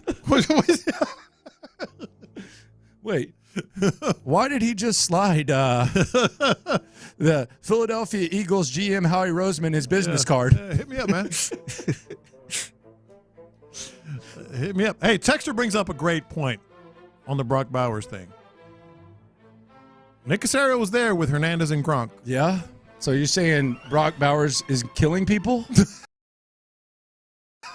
Not saying Brock Bowers is killing people in Georgia. How do you know it's not Dalton Schultz? Because all he does is play video games. Figuratively speaking, killing people.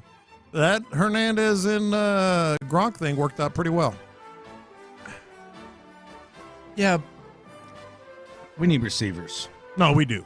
Yeah, I would definitely prioritize. And he got them in the late rounds, though. It ain't like he spent the first round pick and paid the other one. Yeah. I can't wait to see how this whole thing shapes up. Oh, I'm so excited. Because it's the first domino. It's the first thing to happen, and you're kind of like, all right, it's happening. This is real. They're really making a run here to be a contender, or at least making some. Maybe doesn't this also get you excited for the next move? Because you know it's not just us saying it. No, and the other thing about it is this, like we have these conversations a lot, and I enjoy the conversations, and you kind of make your line in the sand, you say what you want, and you feel that way, but now they're doing it. It is nice to cross something off the list. Yeah. Like it is nice to just say, okay, we were talking about it today. Mm-hmm. It is nice to just kind of check off the Dalton Schultz thing and say, all right, what's next? Yeah. Let's figure it out. Let's move on to the next spot. Next thing. Yeah. For me, it's more like just confirmation, affirmation. They are acting like we want them to act. They're signing up, for better or worse, however it works out. They're hitching their wagon to a tight end that can make plays that are significant for this team. There's someone bringing up with Jags. They say they would like Calvin Ridley at the right price. What's the right price? What is the right price for Calvin Ridley? I don't know. I mean, I imagine he's going to try to get in the 20 range, but I don't know. Have you? Did they have those gas stations with like the slot machines here, right? I've seen some of those, right? Those are the saddest things. Oh, well, I'm just trying to find Ridley a place to hang out. Oh, God.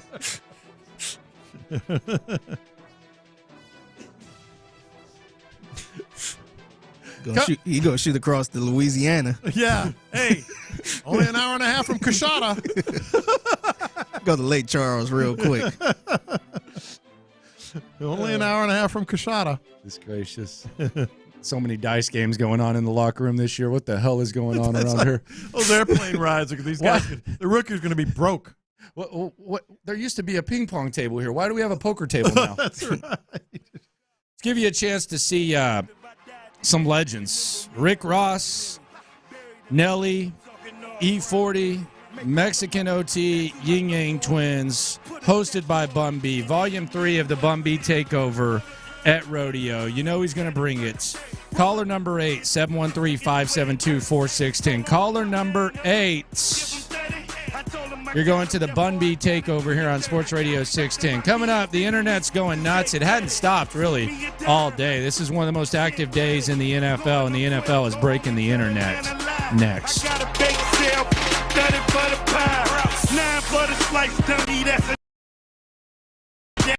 There's something with Framber. I understand the theory about him using the pitch comm to call his own pitches. I just worry about...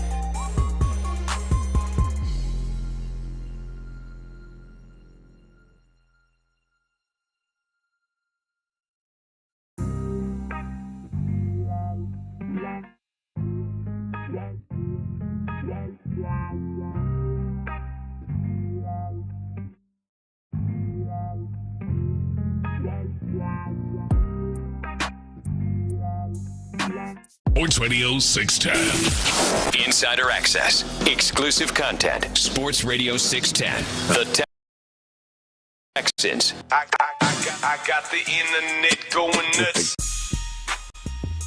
All right, Dalton Schultz, 3 years, $36 million, 23.5 guaranteed. That's the big news. Internet going nuts. A lot going on with the Texans, who are now the favorite for Saquon Barkley. They are minus 200 to acquire Saquon Barkley, and that is an overwhelming favorite to say the least. Do with it what you must, but Saquon Barkley, yes. Yes on Saquon. Make it happen. Yes on Saquon. I got the internet going nuts. Well, this almost seems like yesterday's news, but it has been the internet has been going nuts over this whole Russell Wilson thing, and we've mentioned it here or there, but it is amazing how bad of a deal that was for the Broncos in retrospect. 2 first-round picks, 2 second-round picks, other picks, players, and your dead money is $85 million. My thing with this, Landry, how George Patton is still the general manager is beyond me. Not only did he bring in Sean Payton, but he made this deal as well. Like, what could they possibly be thinking in Denver to still have the same general manager that did those two things? Maybe they waiting on him to clean it up a little bit. Maybe he's not making decisions. Maybe he's just answering to Sean Payton. That's one of the worst deals in history. You can argue it with others, but it's definitely one of the worst in history.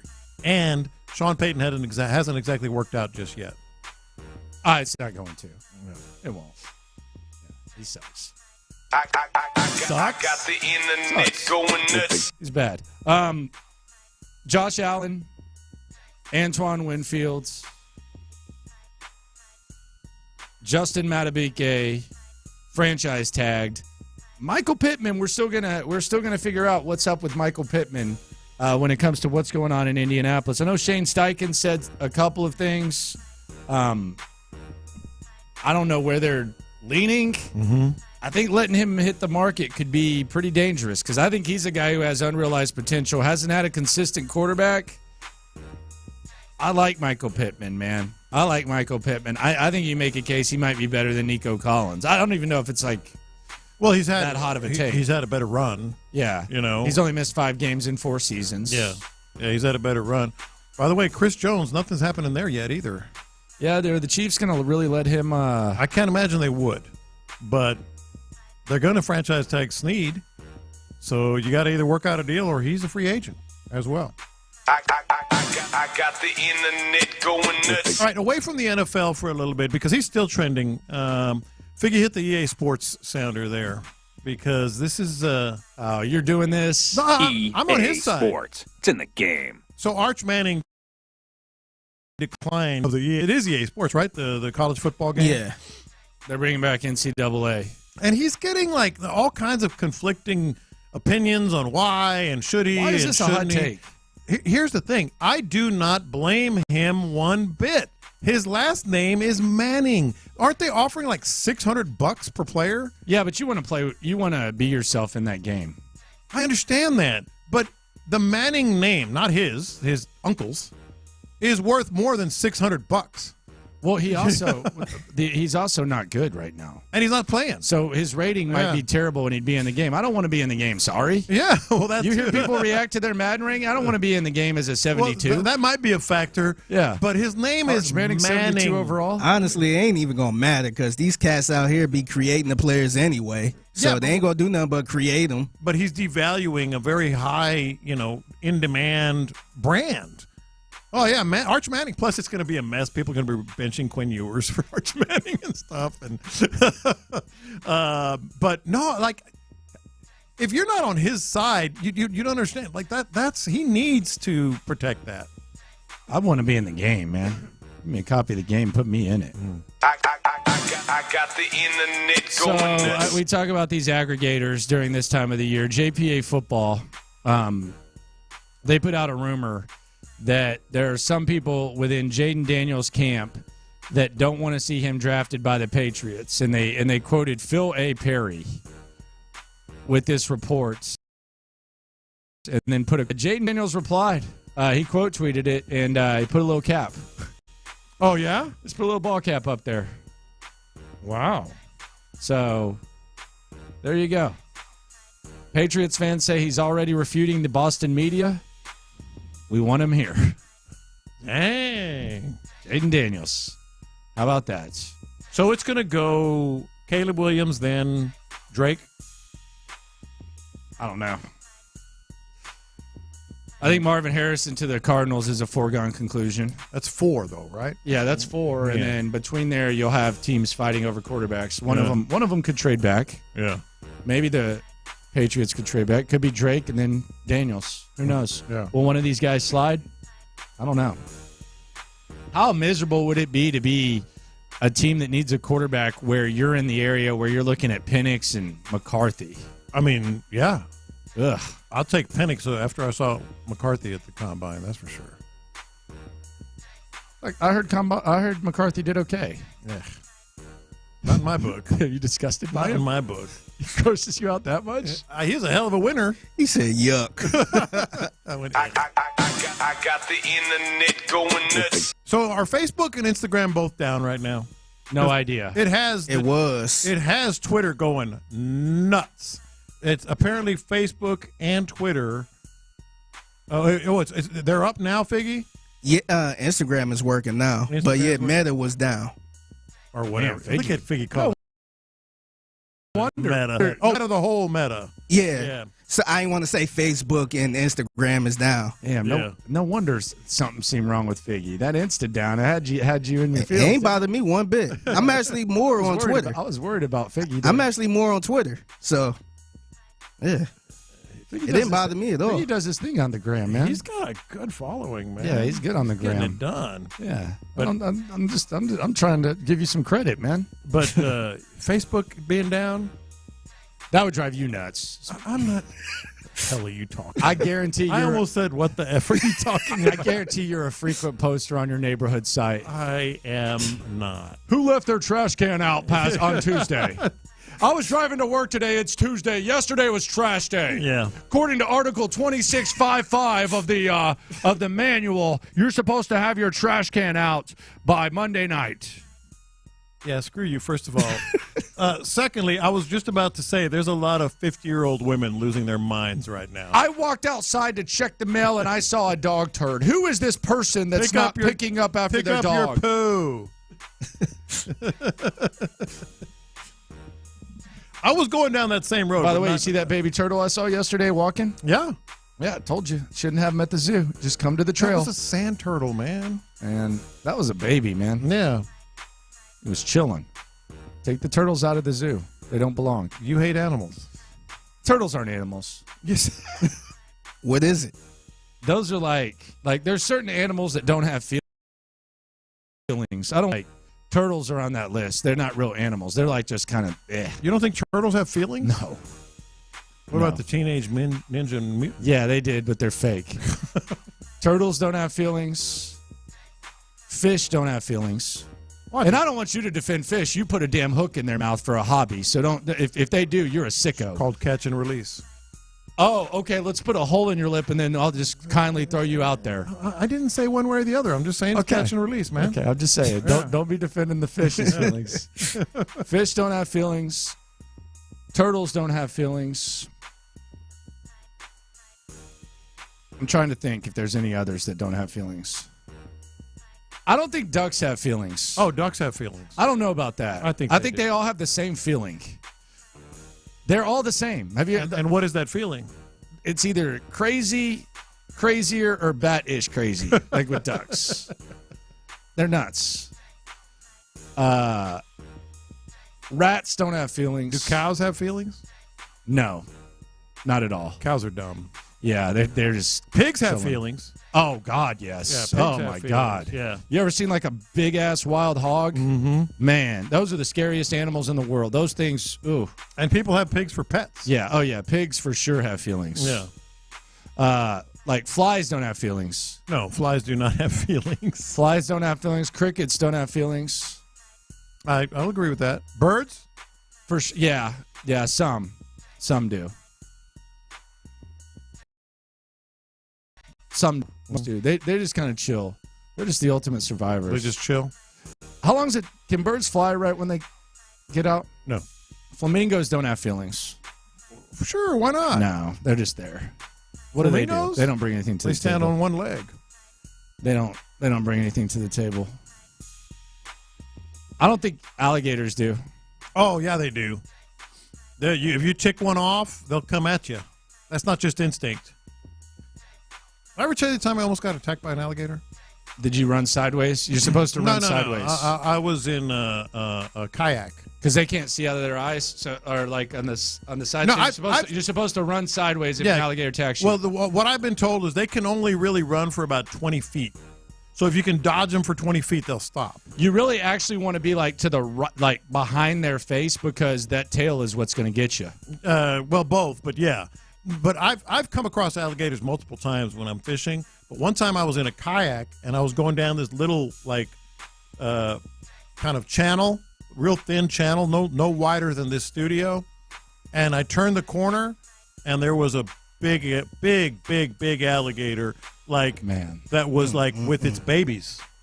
How many babies? It was like 3 or 4. I didn't really stop to count. Possums don't have feelings. But it turned and charged my kayak. Or armadillos. So I splashed. I tried to hit it, but I splashed in front of its face, and then I didn't see it. And then it came up, but I was already paddling away. Next time that happens, you know what you should do? It came at me, dude. I know, but what? Just go grab one of its babies and see how it acts. Oh, I know how it's going to act. I know how it'll act. Just go grab one of the babies and see how that alligator reacts. Yeah, it was not a great day on the water. I knew someone whose dad got bit by an alligator once. Mm-hmm. Can you imagine that? No, because they thrash. They thrash their heads. They'll just tear you up. That's why you just want it to nick you and then get off. No, but once they grab you, they start they're going to start swinging. Yeah. But that's why you just got to hope that it's just a snap and then up. Yeah. When I didn't see that thing for a half a second, I was like, oh, crap. I never feel sorry for those guys that are messing with alligators and doing tricks whenever it goes wrong. Or the guy that jumped in the alligators, he was drunk. Remember that one? It was in Port Arthur or something? Somebody dared him to jump in with the alligators. Never saw him again. What are you doing? Come on. What do you think? This is not... It's not a smart thing. It's not smart. They're just trying to dare you to jump into those alligators. Sure. Hold my beer. Do you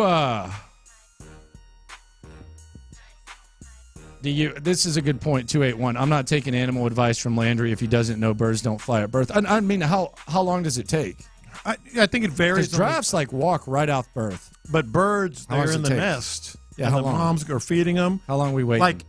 I think it depends on the species, but small birds, I'm guessing at least a week, maybe more. Just a week? At least a week, I said, and maybe more.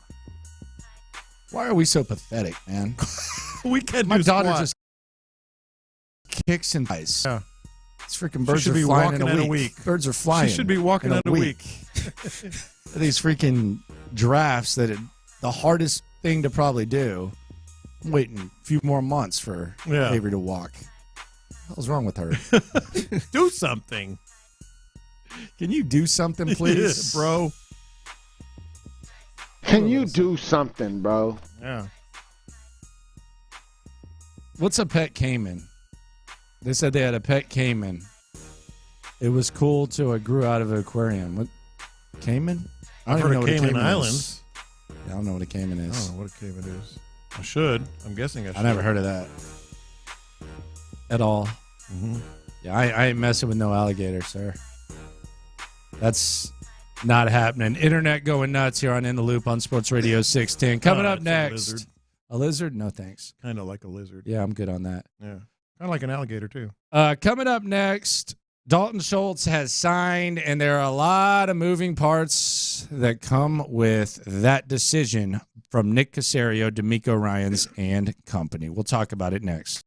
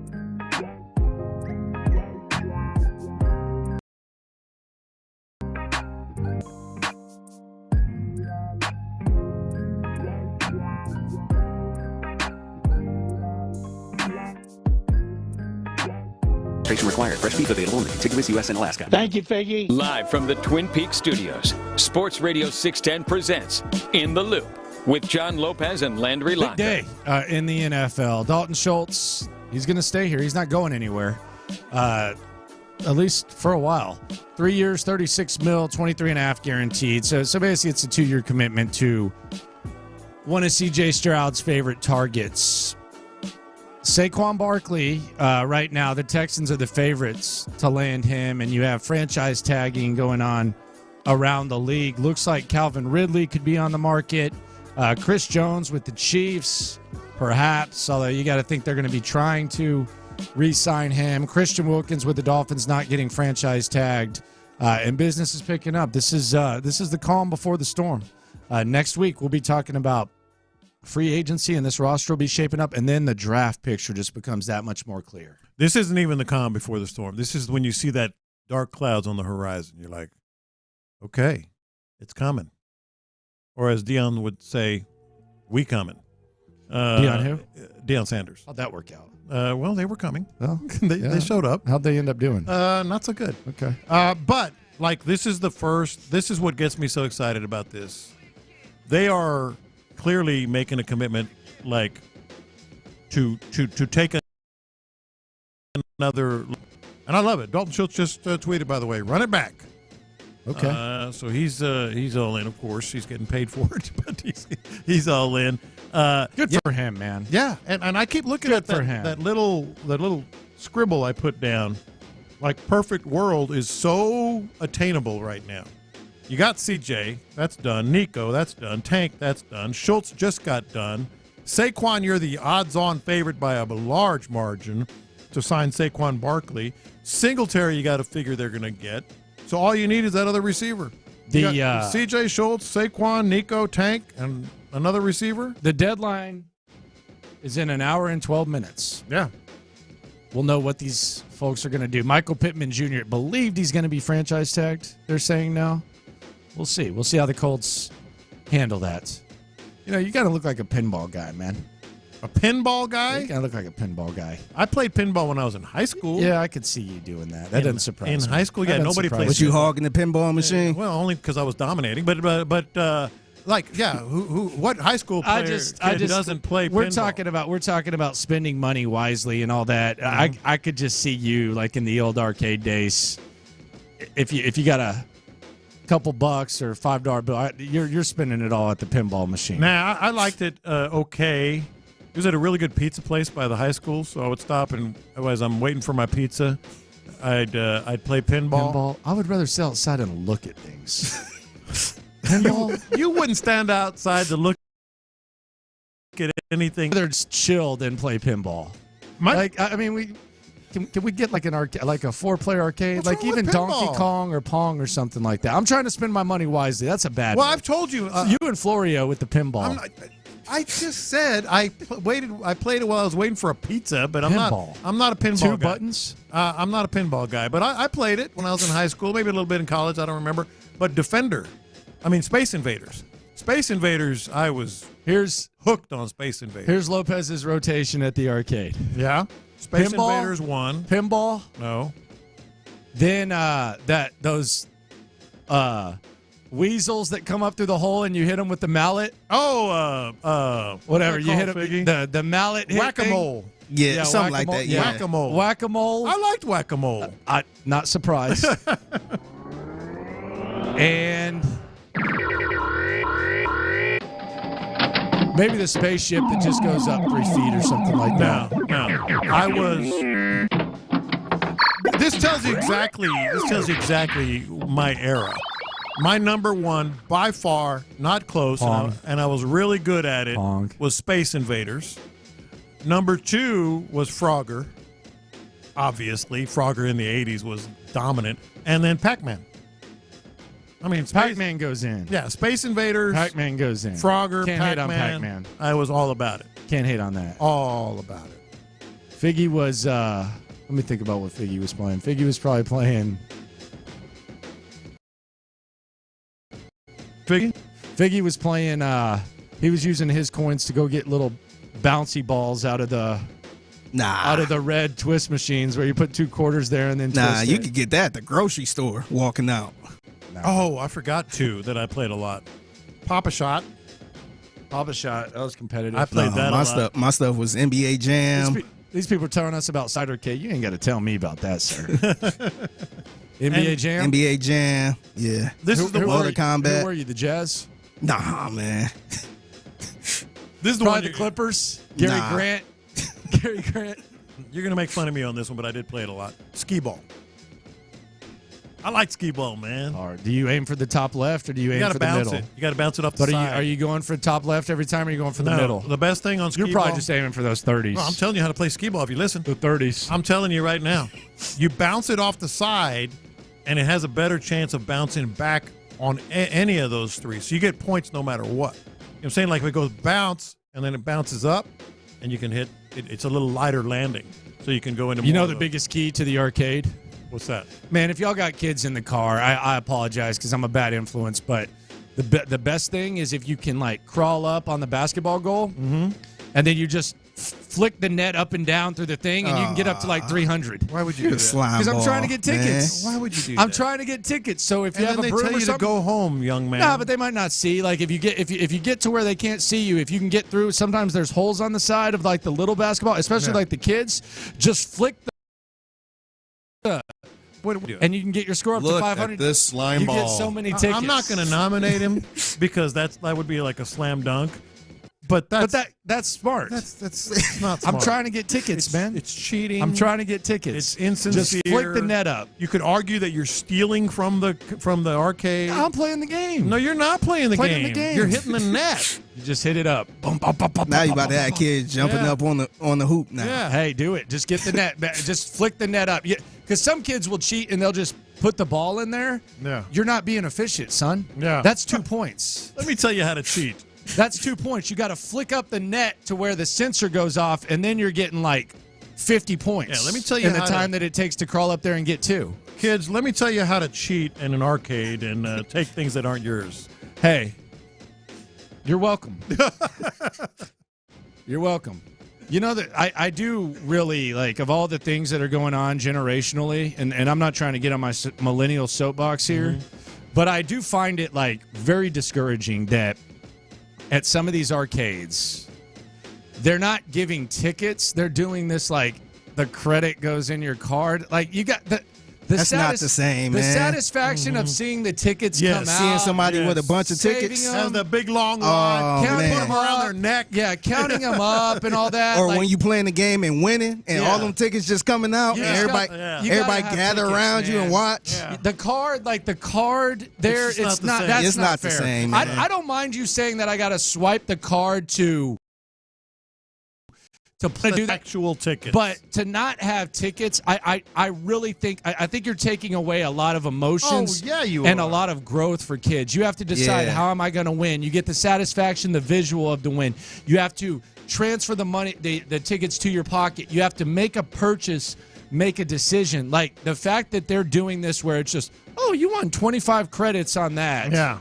Yeah, it's not right. Man. That's like being at a casino, man. Yeah. When you just winning and you hear see it ring. Everybody start gathering around. You hear those bells feeling ringing, like a boss. And when you're a kid and you got that long strand of tickets, and you're tickets. You're wrapping them around your body and your neck and all that, trying to get to the place. And then it teaches the kids to be like courteous, because sometimes like the big brother will have this many tickets and the sister will like need 6 for like the finger trap, and you throw her the 6. Like, it's just so many. Not let me transfer it. What are they Venmoing each other? I know. Yeah. Like back in the day, if my sister was 6 tickets away from a finger trap, and I had 6 extra tickets, I hand her the tickets. Yeah. That's satisfaction. What are they? Hey, here, let me get you my Venmo on my Dave and Buster's crap. And sometimes you might find like an extra 2 or 3 tickets on the floor. Anymore is a joke. And then you get up there, disgrace. When you first start playing at the arcade, and you get up there and you think you have a lot of tickets. And like, what can I get with this? Oh, you can get this little Pez dispenser, and they have all these. You could get a yo-yo. Teddy bears. But that's another lesson that the arcade will teach you because you learn about markups. Yes, you learn about markups. Yeah. You learn about purchasing. You thinking you could get that PlayStation? Yeah, all that. They have like a play. Basically cost you about $18,000. There ain't a damn thing in that box. They know ain't nobody getting that PlayStation. 5-foot teddy bear. They have these giant toys, and you say, "Look at all these tickets. What can I get?"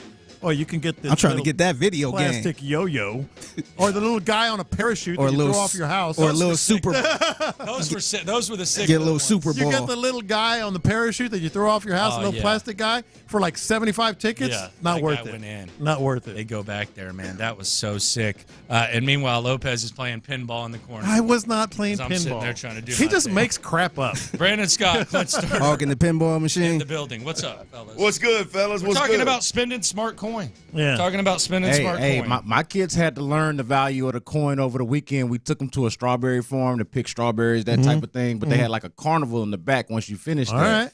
But they learned like you can end up with an odd amount of coins if you don't properly allot your coins. Like, hey, I'm gonna do this twice and do this 3 times because I got 12 coins. They looked up and they only had 2 coins a piece left. We can't do anything. And you can't do anything for more than for less than 3 coins. My man does not get enough credit for how country he is, by the way. He said form? Yeah. I mean, he's talking about strawberry farms, all that. Strawberry farm, man. Out there in Alvin, man. Take the kids. What was man. your It pretty good. arcade game? I was Space Invaders, man. I dominated. Oh man, I was in the Street Fighter or anything, any kind of racing game, any kind of racing game. Blitz. What Jam. was the Galaxy? Galaga. Galaga. There you go. Yeah, I like That's that it. one too. That was I could spend hours on hours. Yeah. We're shooting. I could do that. I could do that in hours. But that's part of the reason why I don't do video games because I know.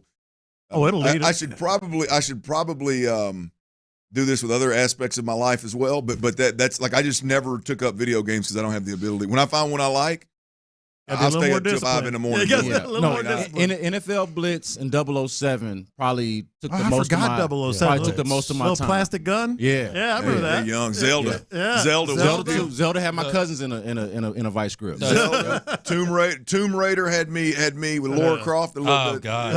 I mean, it had me in a bind, boys. Might have to pause that a few times. I mean, it was awful, man. Pause. What position she start? Okay. If she jumps like this, you pause it right at the right time.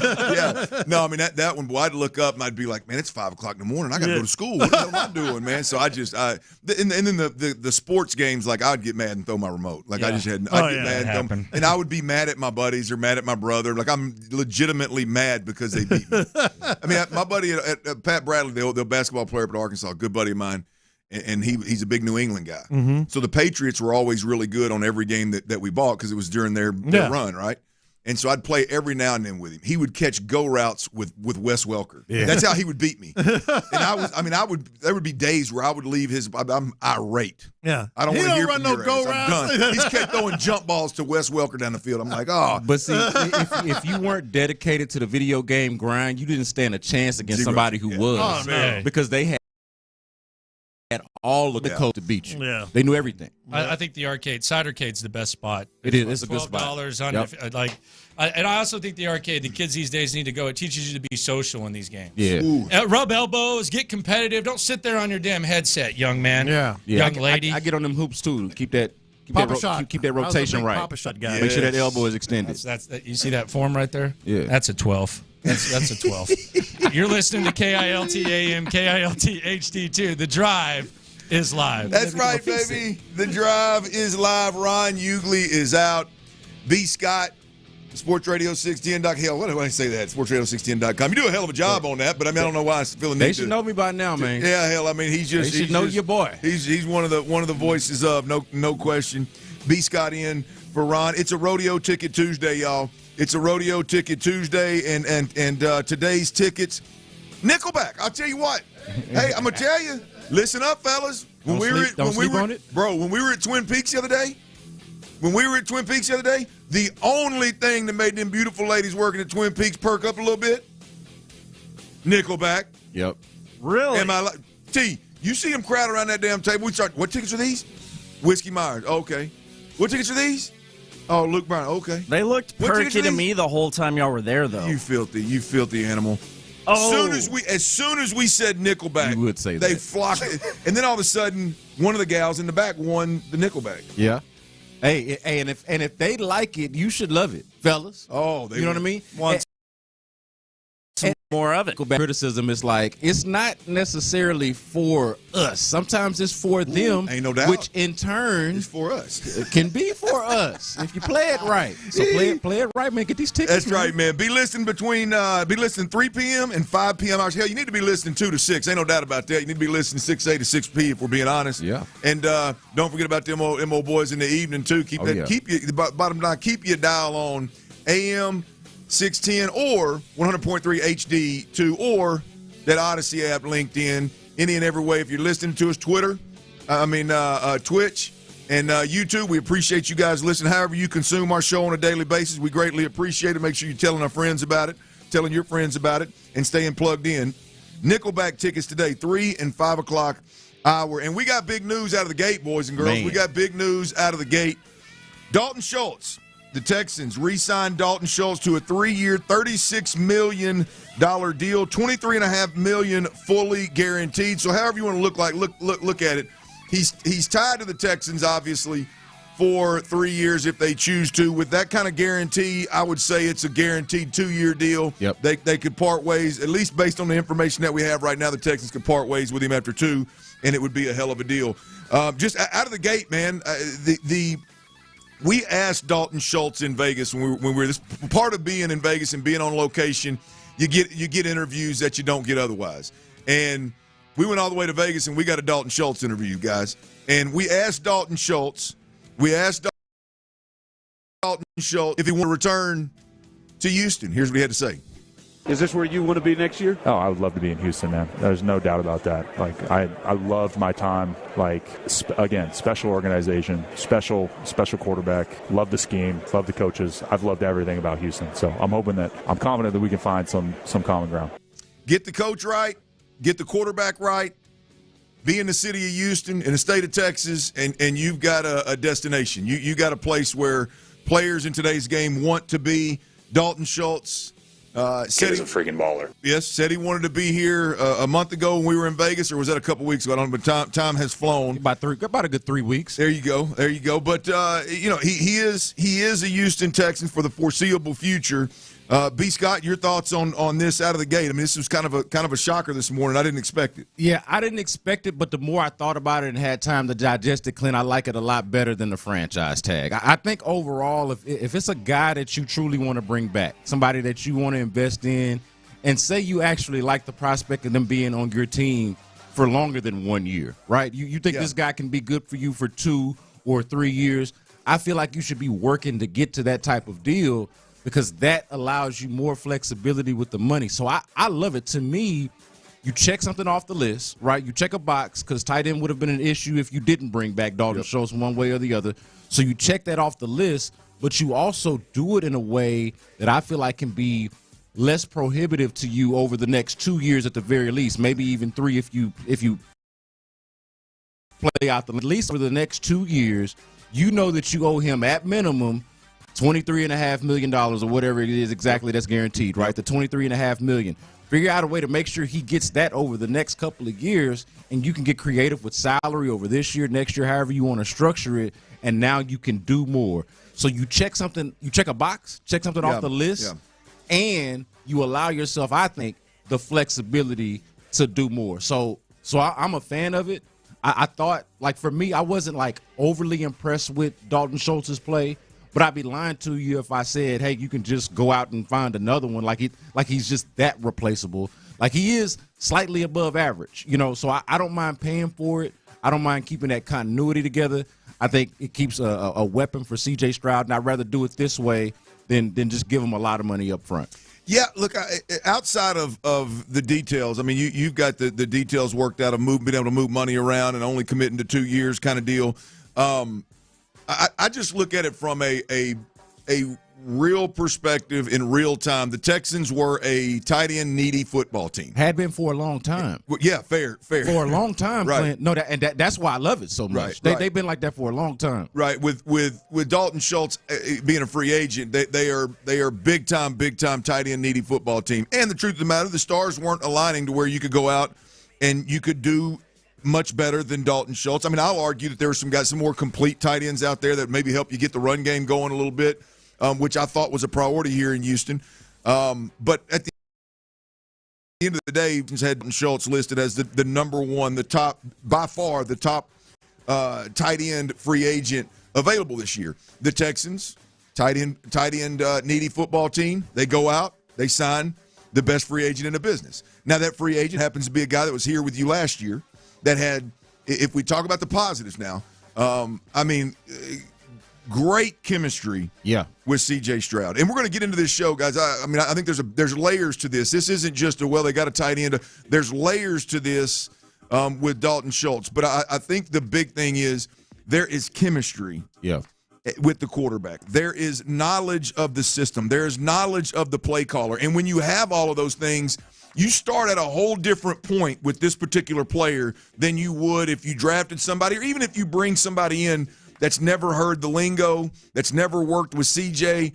You gotta book minutes at that point in time. CJ's got to get on the field and invest in this guy in a way in which he's already done with Dalton Schultz. And so I just think there is some extreme value in Dalton Schultz coming back and their ability to start this year where they left off in the Baltimore game. Here's Dalton Schultz talking about the next step for this Houston Texans football team. I'll be honest, just having that success that first year is going to be a challenge in and of itself because now people know. Yeah. Like, you know what I mean? Like, you're coming in and people have a whole year of tape to watch, and they're like, okay, like, we know these boys are good. Like, we know CJ's good.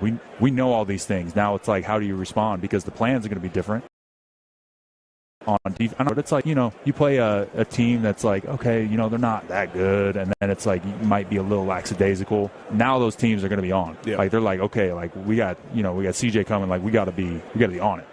That's what you're up against, B. Scott. And now that you've got a guy in house that clearly has great chemistry with your quarterback, you've got a leg up from that perspective of building off what you've already built with him versus starting over. I think that's a big plus that we can't have this conversation without starting there, really. Yeah, I like the value of the learning curve being almost non-existent.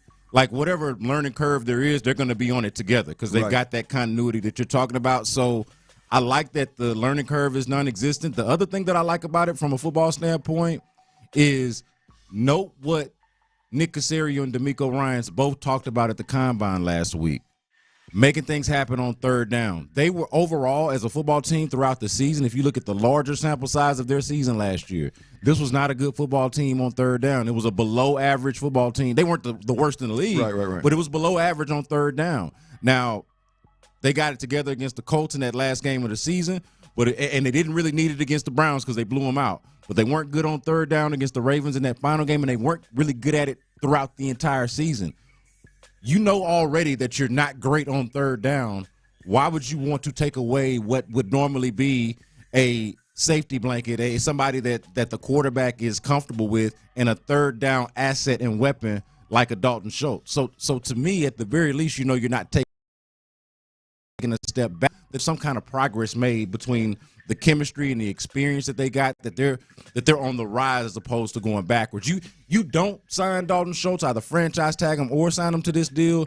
You risk taking a step back in an area where you absolutely need to take a step forward, and that is on third down. Do you think they're done at the tight end position? No, I don't. No, I think they could definitely draft a tight end later on in the draft. Now, it's something that I would look at more so in the second round. Like, they're not trading up for Brock Bowers. He's not going to be available to them. I highly doubt it. And I don't think it's necessary really now after signing Dalton Schultz. But I think they need depth there. Yeah. Think about it like this, man. They talked about needing, and we've talked about it too, needing to get better in the run game. Okay, well, signing Dalton Schultz just really makes sure ensures that you maintain the status quo in the passing game.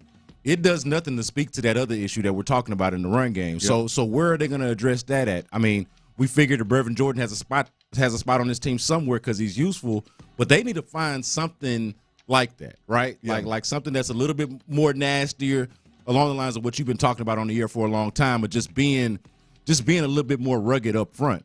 You know, like that can't just come from the offensive line by itself. It starts there, but you need to have that with the tight ends to some degree as well. Yeah, look, I think that's one of the positions. Now, this is going to change the dynamic because you go 3 years, 36 with Dalton Schultz is in no way, shape, or form getting you better in the run game.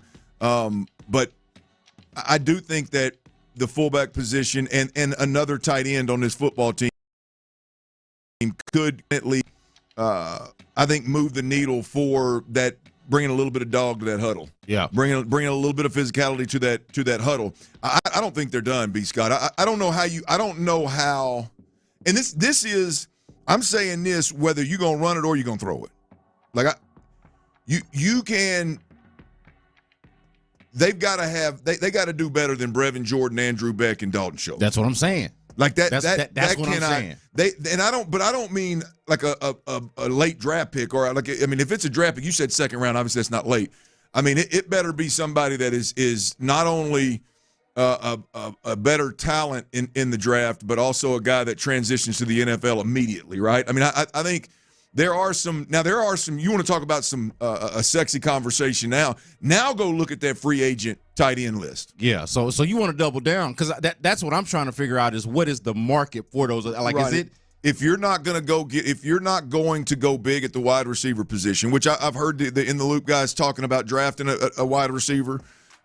We obviously talked about Mike Evans. If you're not going to do that, then you got to have multiple ways to attack. Yeah. It can't.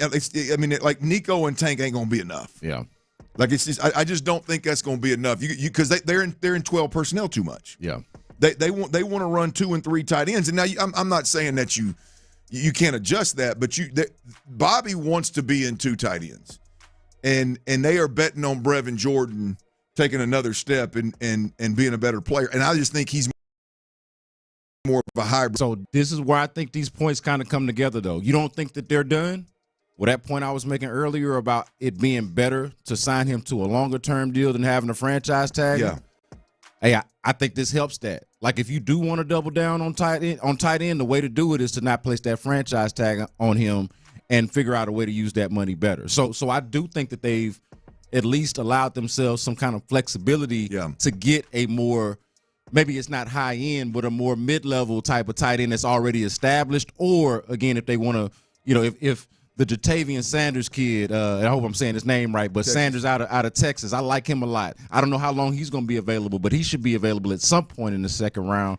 Like, it depends on if you can do that. Did you hear us talking about it a couple days ago? I like the fullback tight end he's really a tight end, but the kid that can play fullback out of Kansas State. Oh, yeah. I'm slipping on his name. Is it Senate? Something. I'm slipping on his, but I do know who you're talking about. I watched some film of that kid this weekend, man. I really like him. And in this system, I really like, because he could blossom into a really, really good tight end if you watch him play. Like, what he does naturally is beautiful, but he wears number 45 and is physical out of the backfield too. So him in that Beck role could bring a lot to this offense. And I think that what he does really well, I think transitions to the NFL immediately. Like, if you're a dog and you're a super physical player at the college level, then when you get to the league, you're going to at least try to be a dog. Now, you may not have it in you, but you're going to, you're damn sure going to try it. So I like something like that. But I think you'd have to. Somebody told me the other day he may be available. Okay. But the point being, though, is that there are going to be options to make this team more physical, either at the tight end or the fullback position. The thing about Dalton Schultz is that there aren't as many options in the passing game that give you what Dalton Schultz give you. So you got to try to figure out a way to keep that. If you can't replicate it, you can't find somebody else that does that. And then you should be able to find somewhere along the margins what to do to make this team more physical at that position. Kid's name is Ben Sinnott, coming out of Kansas State. I don't know exactly where he's slotted in the draft, but he's going to be able he's going to be gettable, and I think he would be I'd love to see him in Bobby Slowick's offense.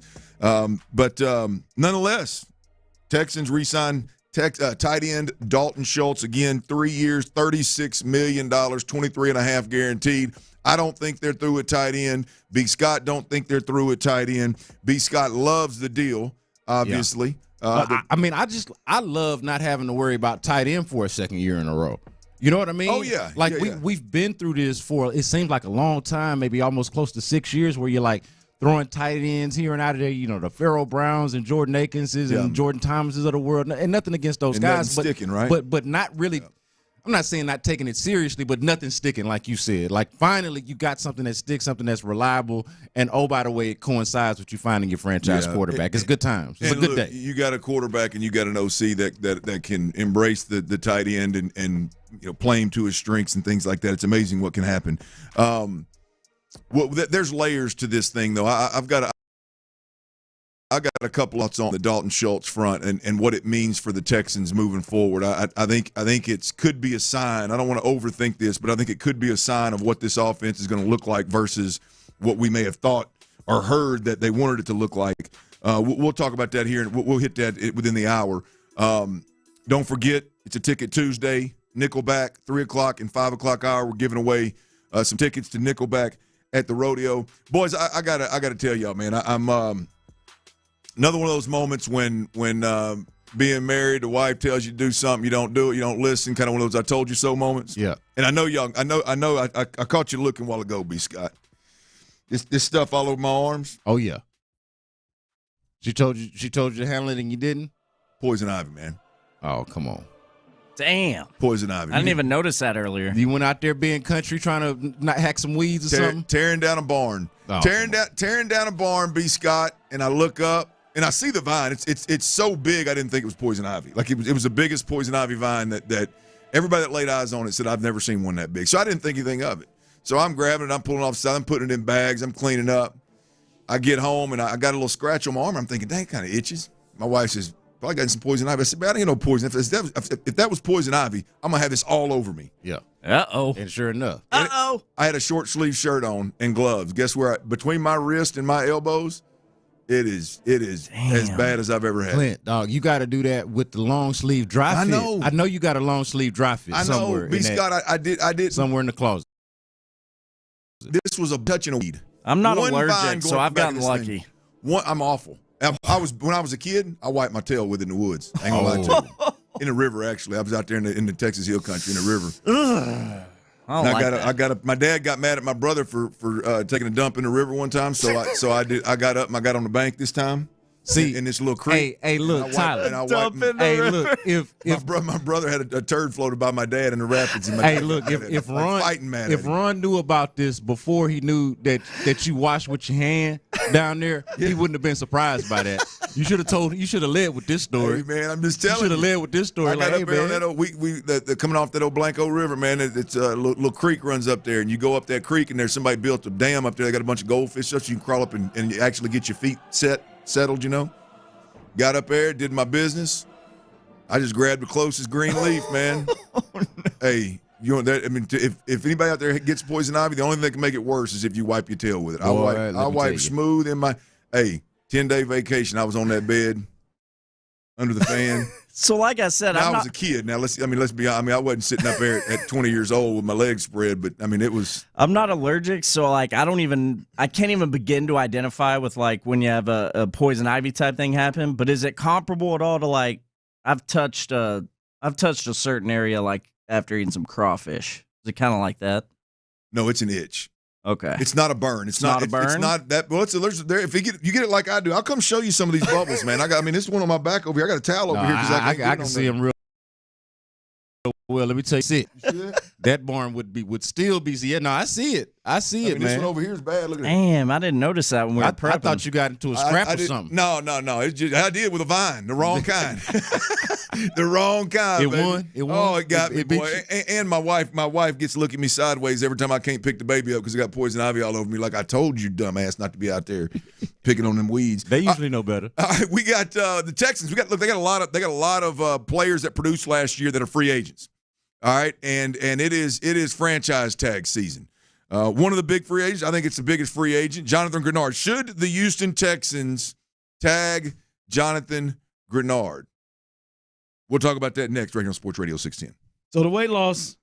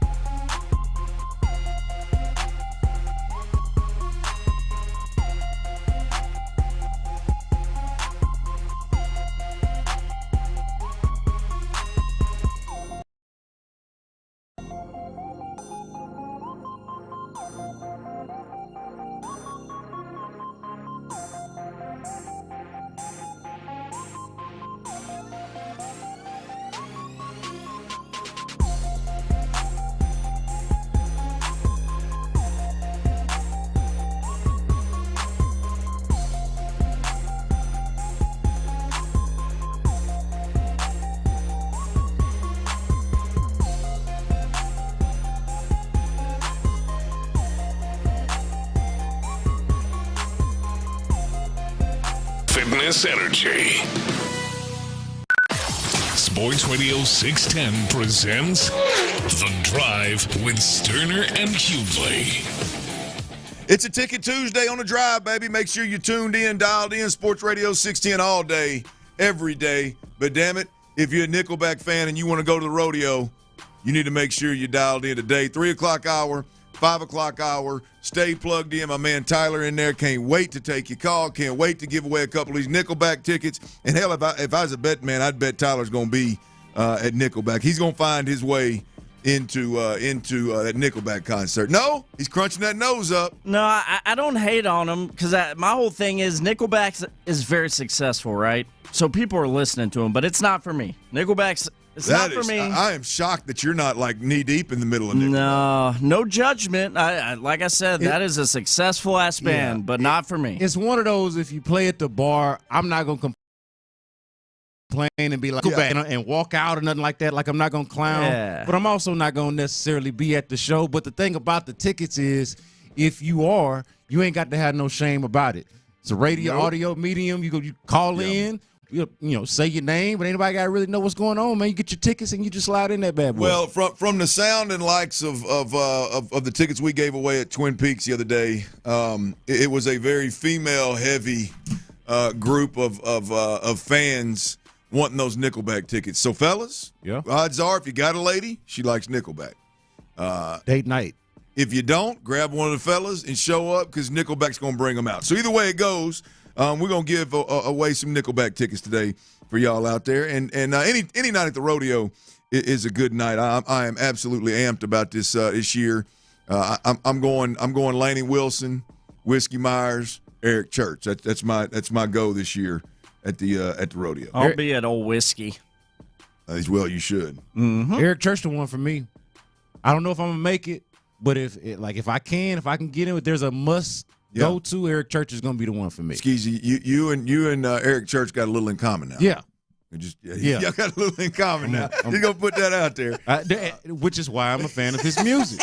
I'm aware of this. That's right. He puts on a hell of a show, too. I've seen Eric Church multiple times. Yeah, but nonetheless, today, Ticket Tuesday on the Drive, it is Nickelback. All right, it's the franchise tag window is coming to a close here in about 30 minutes. Yeah. And we've got that have dropped today.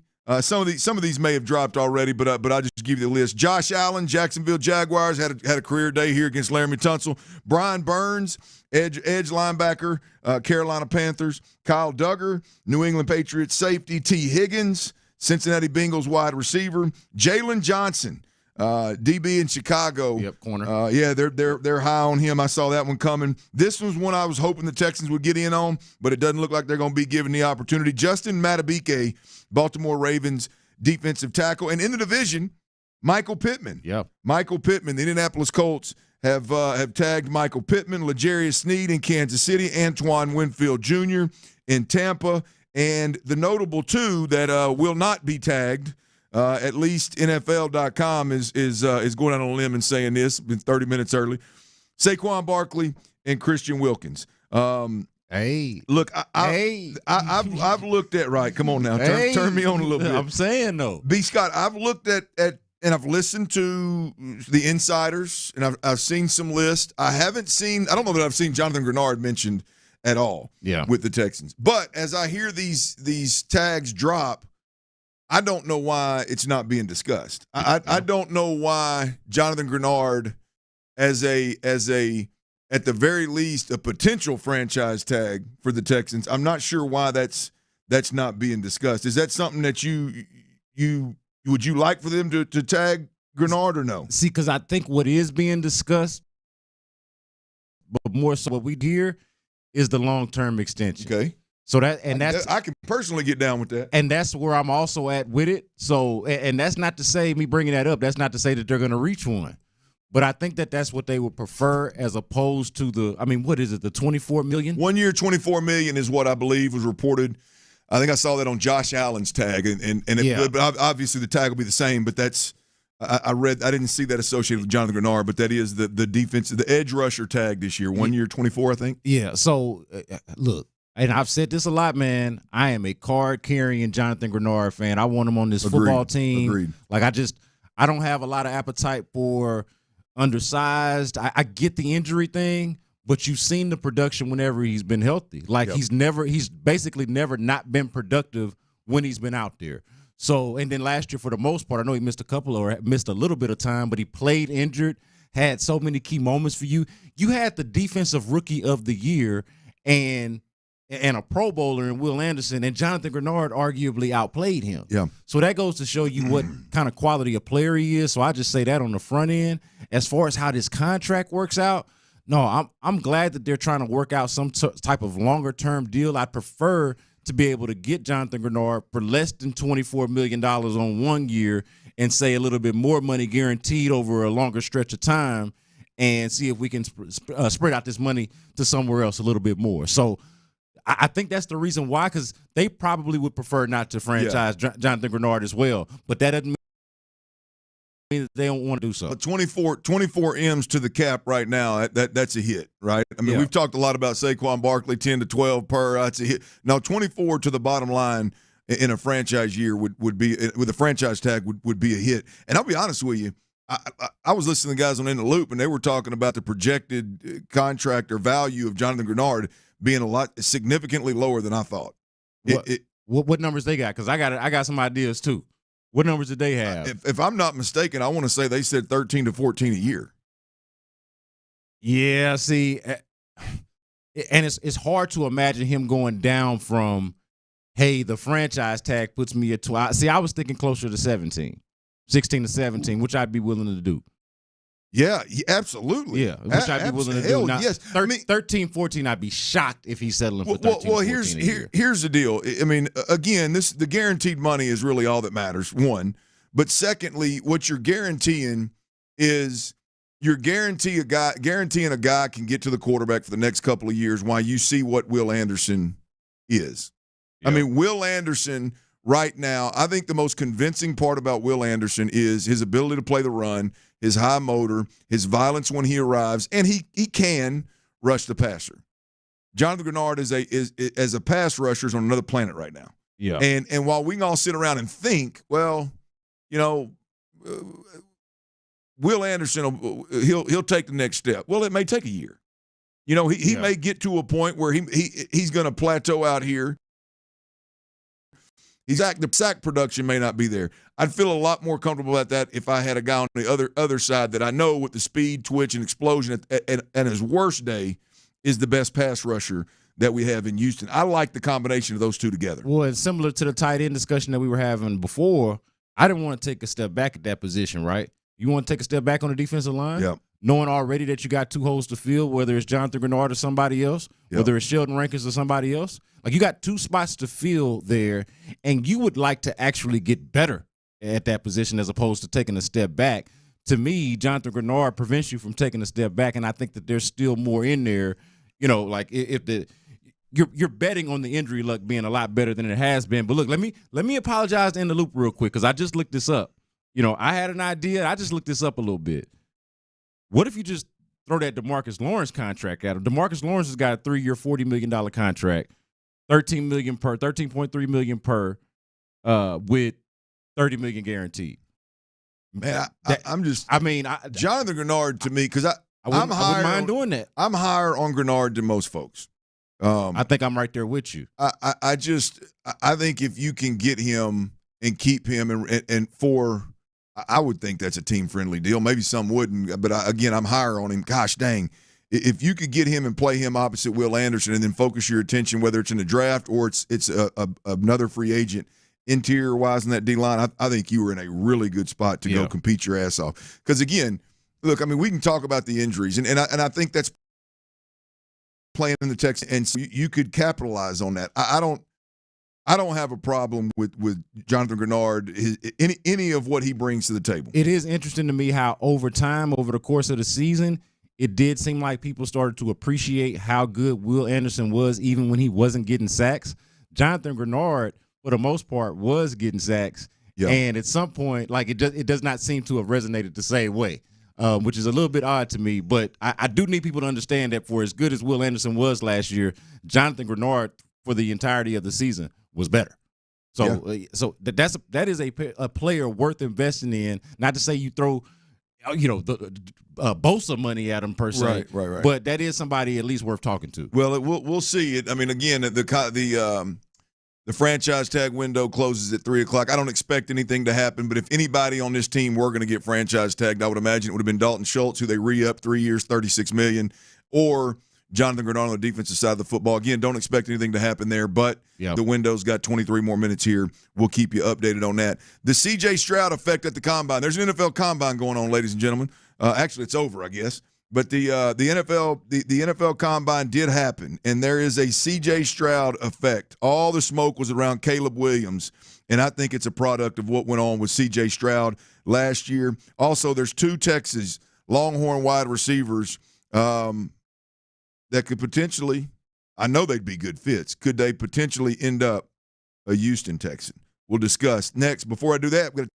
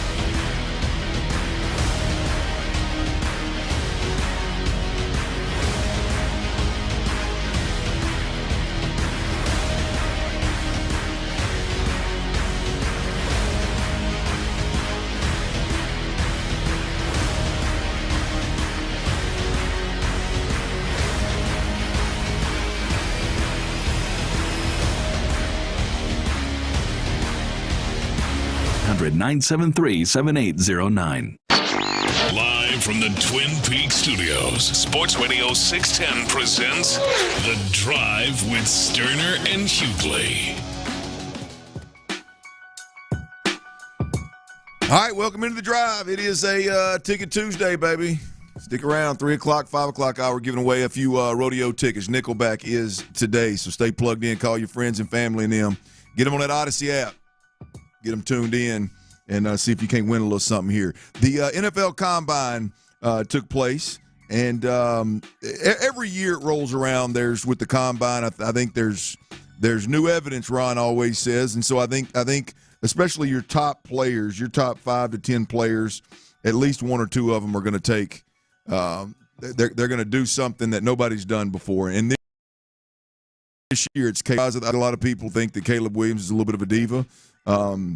Look, I have a hard time getting their diva. I think there are potentially some off the field stuff that's a little unorthodox, that may be a little bit awkward, that may rub some folks the wrong way. I get that, but Caleb Williams, I grabbed my phone and started flipping through Twitter, one of them this weekend, and Caleb Williams was trending, and he was trending because he decided this year he's going to skip the medicals. And I believe, correct me if I'm wrong, B. Scott, but I believe that this is the first time a prospect has ever accepted an invitation to the Combine and not, at the very least, done the medicals. Yeah, the medicals is the given. Yeah. Like, skip drills, skip certain aspects of the Combine, but the medicals, that's normally just like the boilerplate given that you're going to do. Right. So it's very unorthodox on top of that. Well, you go. I think the number one thing is the meetings with the teams, which includes a lot of the medical stuff and picking and prodding and all that kind of stuff. And anyway, it's Caleb Williams is the quarterback out of USC. If folks believe in generational talents, he supposedly has been one since he stepped foot on the Oklahoma field. Now all of a sudden everybody's a little squirmish on that prediction. But either way, he appears to be the number 1 overall pick in most books. Skips the medicals. Here's Caleb Williams from the Combine addressing some questions about this. My height? It's the first time I'm hearing about my height and size. I'm around maybe weight too. 215, 220, and 6'1", 6'2". For the medical stuff, I'll be doing the medical stuff, just not here in Indy. I'll be doing it at the team interviews. Not 32 teams can draft me. There's only one of me. And so the teams that I go to for my visit, those teams will have the medical, and that'll be it. I didn't feel the need to go out and throw. I played around 30-some games, I believe. Go ahead and go watch real live ball of me and see how I am as a competitor. Now, here's the deal. The throwing thing's a different animal for me, right? Yeah. I mean, if you're the undisputed number 1, which I think Caleb Williams is the undisputed number 1. I don't care what anybody else says. I think he's the undisputed number 1. I don't know what you can gain by going out there and throwing. Now, the other guys, they're trying to move up. They're trying to prove they can make throws. They're trying to prove they're not developmental, and they've got a lot more to prove. And then some guys just want to throw because they love throwing. So that off the table. The medical thing is what's interesting to me, B. Scott, because I think these youngsters, and really their representation, I think they're wisening up to the old school way of doing things. Like just good soldier, fall in line, do what the guys before you did, and then letting the organizations, the agents, the scouts kind of craft this little story. And the story that I'm talking about is like last year with C.J. Stroud, right? Yep, and the scores, And the scores, like the validity of that test. Clearly right now, like that test, that very well could have been. I don't know Frank Reich. I don't know the process that Carolina went to arrive at Bryce Young. I thought that Bryce Young was a better draft prospect than C.J. Stroud. We now have seen that in 1 year in the NFL, C.J. is better than anybody that we've ever seen as a rookie that started from jump at this point in time. Yeah, special. So I don't know how much the chatter about the test and him struggling on the S2 test, I don't know how much that plays into a quarterback, like an organization's decision to take a guy 1 or 2. I don't know exactly how it impacted that. But I know it caused, at the very least, C.J. Stroud a lot of headaches. Yeah. There was a lot of conversation. I know he heard them. People question is his intelligence because of it, his ability to process, which who would have known? Hell, it's why he is. It's literally the reason why he is so successful this year was his ability to process and his intelligence. But I got to believe that CJ being that good soldier, throwing, taking the test, doing everything that everybody wanted him to, and then really the only thing to come from it was the negativity of that, or the loudest thing to come from it was the negativity of the S2 test. I got to believe Caleb Williams looked at this and goes, why do I need to go in here and let all 32 teams pick and prod? Yep. They could at the very least they could throw these random people could be throwing narratives out here, right, to question me or to impact my draft status. Why do it? Yeah. Well, especially though if your Caleb is at the top of the draft, the top prospects, they're uniquely situated from the rest of the guys in the draft. Like, I think most guys benefit from doing most of these things, putting their medicals out there, both for the team information so they have it, but also for your information. Like, I understand that college is, college is big business, but NFL medical is probably some of the best, probably the best physical you're going to ever get in your life. Right. If there's anything wrong with you, maybe, having a chance to go to the NFL, give you a good opportunity to figure it out. But if you Caleb Williams, there are literally only 3 teams that can draft you, and we think that the one is going to be the one. Yeah. So, it's a long shot even for Washington or Atlanta at 2 and 3 to get Caleb Williams. He could make a case that I'm literally only doing medicals with the Bears because I'm for sure going to be the number 1 pick. Bryce Young and C.J. Stroud weren't even that because we were at least having a discussion. We were at least having a debate. And then whichever quarterback didn't get picked, Will Anderson was a part of a conversation for getting picked really high. He ended up getting picked 3rd. So there is not much of a competitor, even though you are hearing more about Jaden Daniels and Drake May had buzz a little bit before going back. There isn't much more competition beyond that. Caleb Williams knows I'm only going to only one of 3 teams and likely this one team.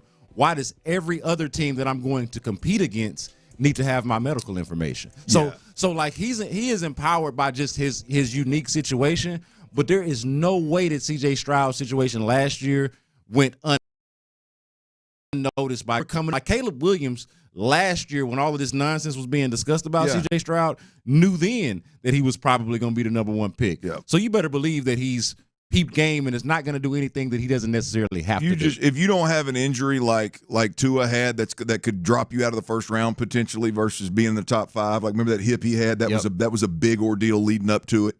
But if you don't have something like that, man, I just don't.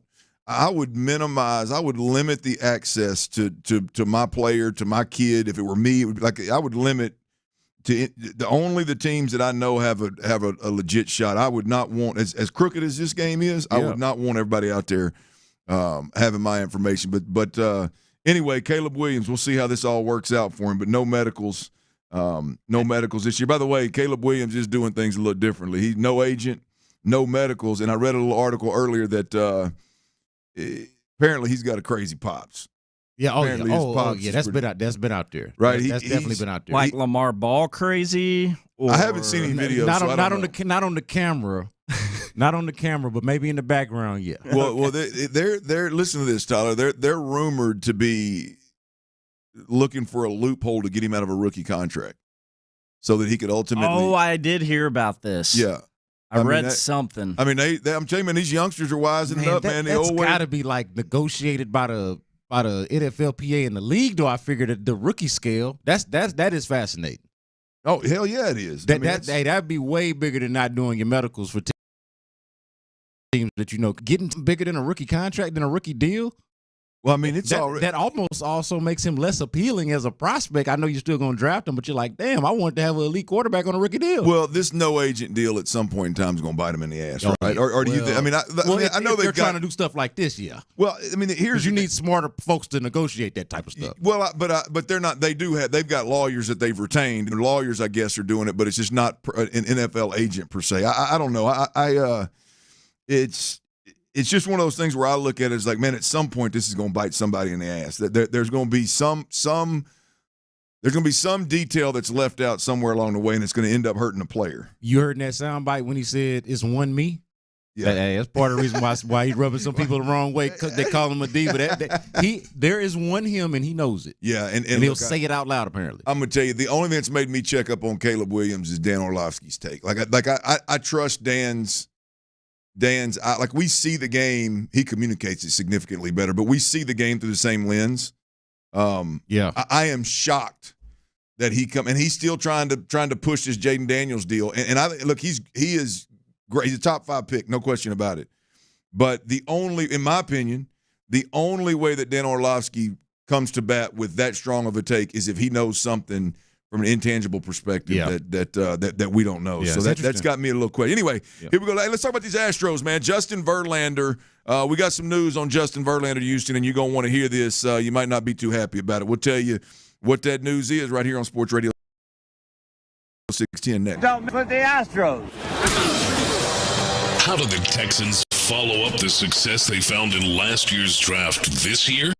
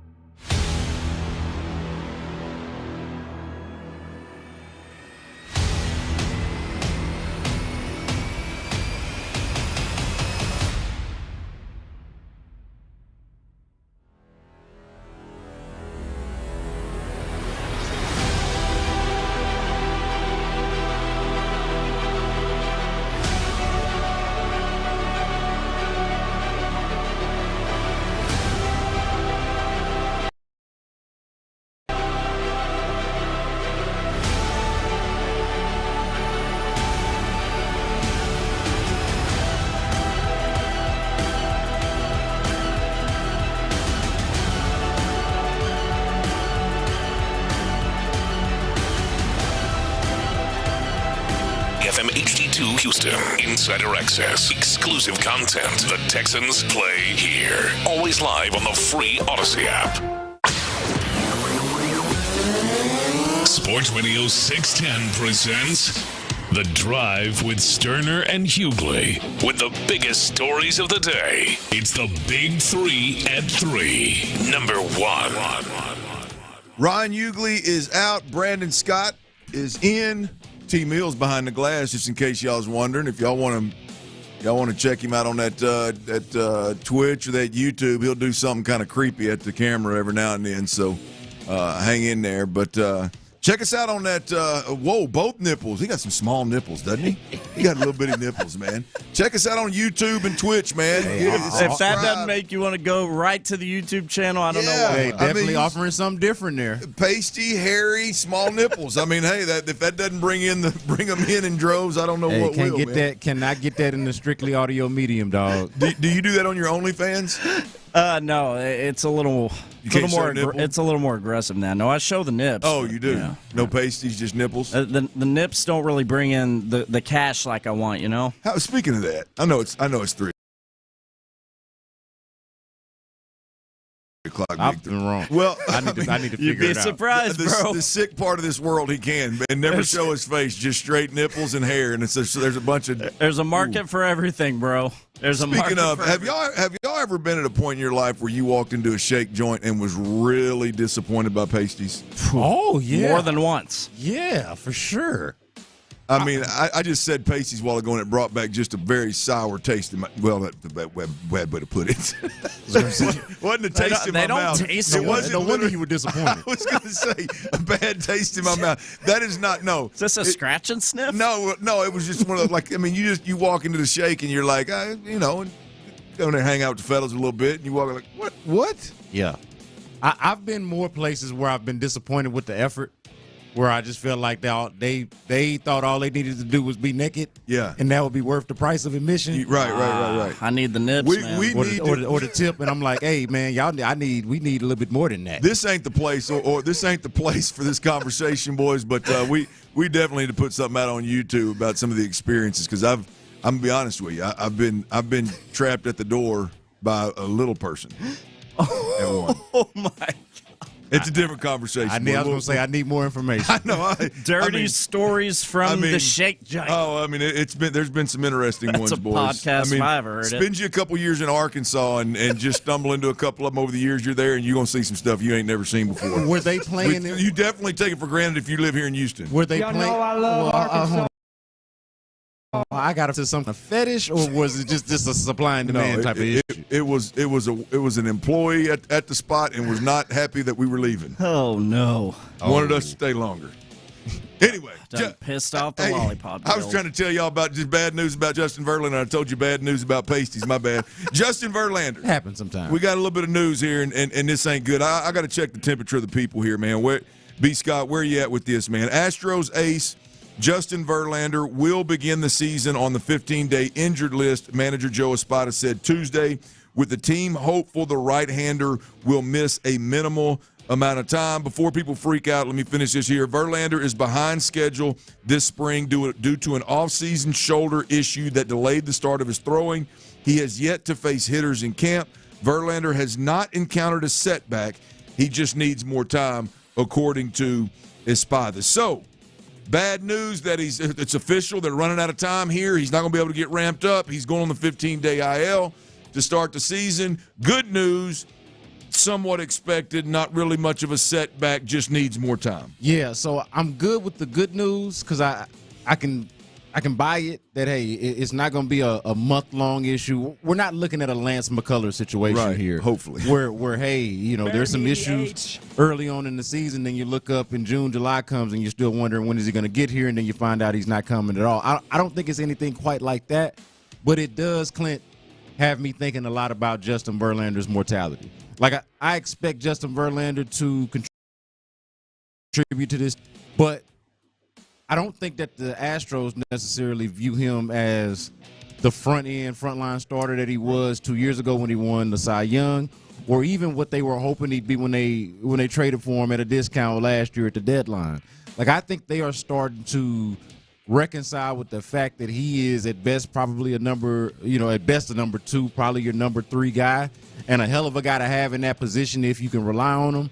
But it does have me thinking about his mortality. Last year, he talks about it being unrelated, but he started off slow last year with some kind of injury issue coming off of the Cy Young year. Coming off of a Cy Young year in which they won the World Series. So Justin Verlander pitched Game 5 of the World Series going on 2 seasons ago. At age 40, coming off of the Tommy John recovery. Yeah. So the taxing of that type of season, that level of performance, and then going all the way deep into the postseason, all the way to Game 5 of the World Series the last time you pitch, and then the next couple of years you start off with some issues, yeah, it's got me thinking about Justin Verlander, not superhero Justin Verlander, but human Justin Verlander. Yeah. Well, I mean, to me, I'm just used to, like, if Verlander is injured and rehabbing, he's on schedule. You know, he's going to be ready when he says he's going to be ready. So that would be my only concern, is that anytime I hear needs more time, not a setback, but needs more time, that's taking a little bit long, that to me, that is a setback. There's something that's gone on, something that's a little bit different. Exactly. No. But all in all, like I feel like Verlander, for whatever reason, there's probably an unhealthy level of confidence that Verlander will be fine. And I'll be honest with you, I expect him to be the Verlander that we've had. Well, the thing about it is it is way more important. I cannot overstate this.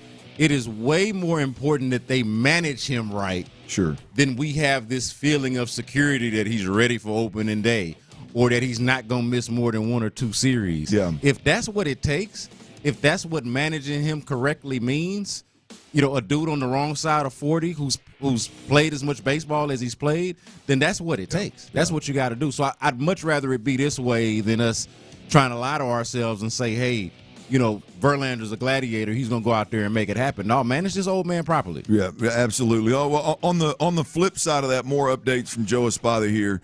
JP France will face hitters in live BP on Wednesday and is on target to begin the season in the rotation. This brings up another concern of yours, B. Scott, in terms of the start and rotation with no Lance McCullers, no Luis Garcia, 15-day IL for Justin Verlander. What's that start and rotation look like out of the gate for the Astros? This is good news, obviously, because J.P. France, I would imagine, will be leaned on heavily. Yeah, but I mean, to go with this conversation about Justin Verlander, that means you are going to, in some form or fashion, rely on your depth, whether that's 6-man rotation at times, whether that's doing without Verlander at times, whatever it may be. And then, like, I know he was an older rookie, but one of your younger guys in terms of experience, the guys that's been with you, and then you already got, like you mentioned, Luis Garcia and the Lance McCullers situation. If there's any lesson to be learned over the last couple of years for you as an Astros staff, is that kind of like the Texans offensive line situation, dudes can just start dropping like flies in unprecedented fashion. Absolutely. And you can use the depth. Well, here's the deal, B. Scott, is I mean, when you're like the Astros have obviously established themselves as World Series contenders, and the window's not closing anytime soon. Yeah, they're making moves that say that. You don't have to listen to what they say; just watch the moves they make. Josh Hader, that's huge, right?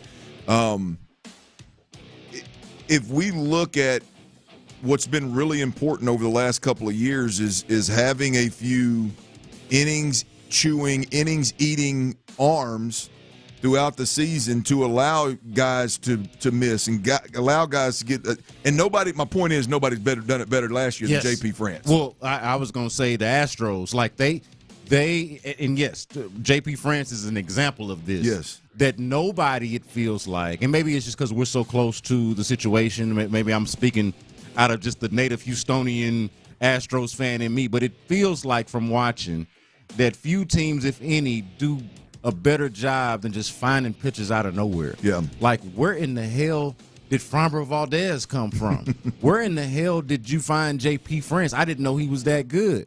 Like, they do a good job. They were even able to piece together things with Brandon Belak at various points of the last. I'm trying to sell that. I'm just saying they find a way with guys. Yeah.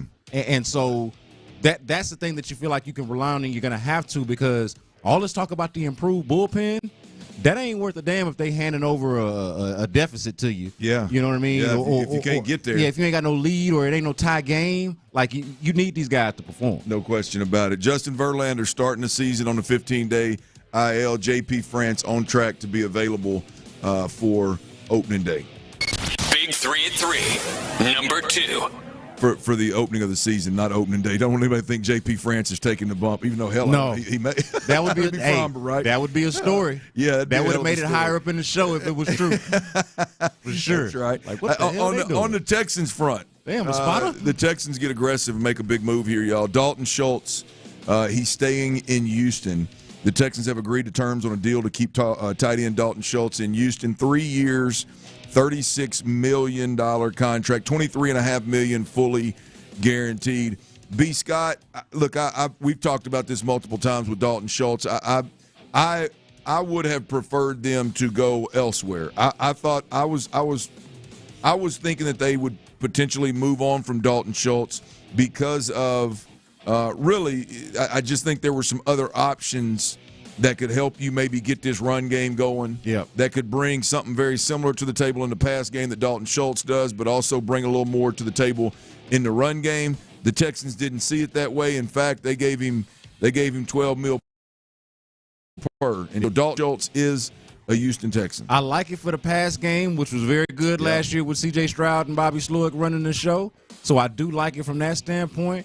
But it was the thing that stood out to me, a couple of things. It was, all that talk about needing to be better in the run game, well, this ain't what they meant by it. This was doubling down on the passing game by signing Dalton Schultz, which, again, I'm okay with because it was so damn good last year. So I'll rock with that. But this is not them addressing whatever issues they feel like they have in the run game. And then I thought about this too, Clint. That number 9 for Brevin Jordan is in jeopardy. Because, look, Dalton Schultz tried to buy it from him last year when he was on the now he's here 3 more years. When he was on the 1-year, $9 million deal, he offered him a nice little piece of change for it. But that was when they were still kind of competing. There is a very clear pecking order now. Yes. After you give a guy this type of contract, I do wonder what the conversation is now for Dalton Schultz potentially changing his number and Brevin Jordan having to come off of that. Well, if I'm Brevin Jordan, I'm gonna come off of it, but I'm gonna wait and see what they do in this draft, and if that first rounder wants that 9 or something, I'm gonna get a bidding war going because them single digits are hard to come by now. Yeah. So we'll see. That is interesting. That's Here's Dalton gonna be richer than that draft pick. For fair. But he may be smarter too. Yeah, that's true. That part. Here's the deal for the Texans, and there's layers to this. We're going to get into this Dalton Schultz thing in a little bit more depth in a full segment. But for me, man, the Texans were because Dalton Schultz was gone. He was not on the Texans roster. They were a tight end needy football team. Yep. Of the majority of the evaluation, hell, maybe all of them, Dalton Schultz was the number 1 tight end on the market. A tight end needy football team. They got the best tight end available. Timing is everything. Obviously, you get the best tight end available.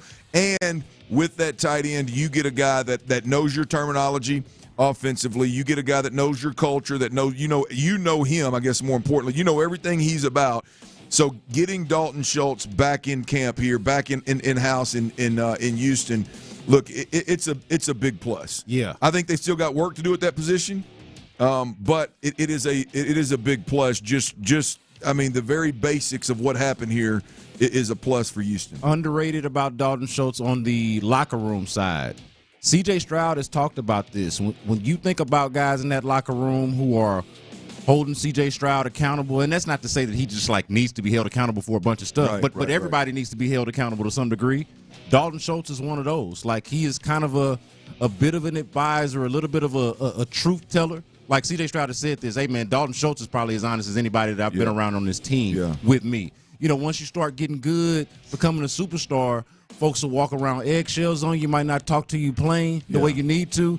Dalton Schultz, from what I can tell, from what I can glean, is one of those guys for C.J. Stroud. He does seem there's some value in that. There's a ton of value. Look, now that we know, the conversation changes around Dalton Schultz. Now, it's not, do you like the other guys over him? Do you think the Texans should bring him back? No, they brought him back. They paid him $36 million, $23.5 guaranteed. The conversation around Dalton Schultz changes, right? Now he is a Texan. And look, there is no way around it. When you talk about chemistry with your quarterback, knowledge of the system, starting off at at what Bobby Slowick called offense 501 instead of 101. Those are tremendously valuable as it pertains to this offense taking the next step. Yeah. We'll again. I think there's layers here, man. I want to dig into this thing as we move forward because it could give us a little direction, B. Scott, of where this offense is headed in terms of how they're going to build this roster, what it's going to look like moving forward.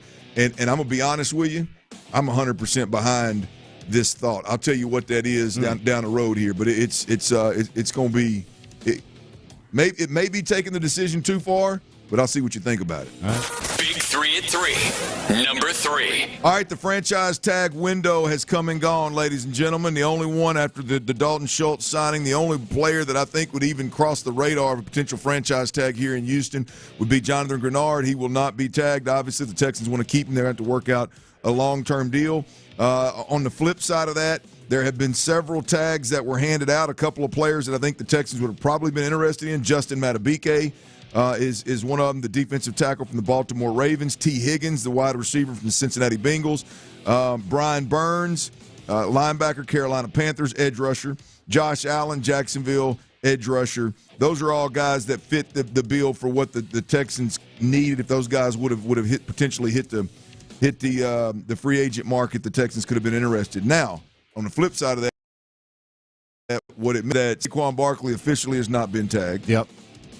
Christian Wilkins, defensive tackle, Miami Dolphins, has not been tagged. Yep. Two guys, one guy I know Sean Pendergast really likes for the Texans, and then in Saquon Barkley, I think there's several of us here at the station that have discussed Saquon Barkley potentially being a Texan. That would be big. Yeah, I don't know how Saquon Barkley is not considered the best offensive weapon available at this point. You know, like Mike Evans obviously goes back to the Bucs. That was yesterday.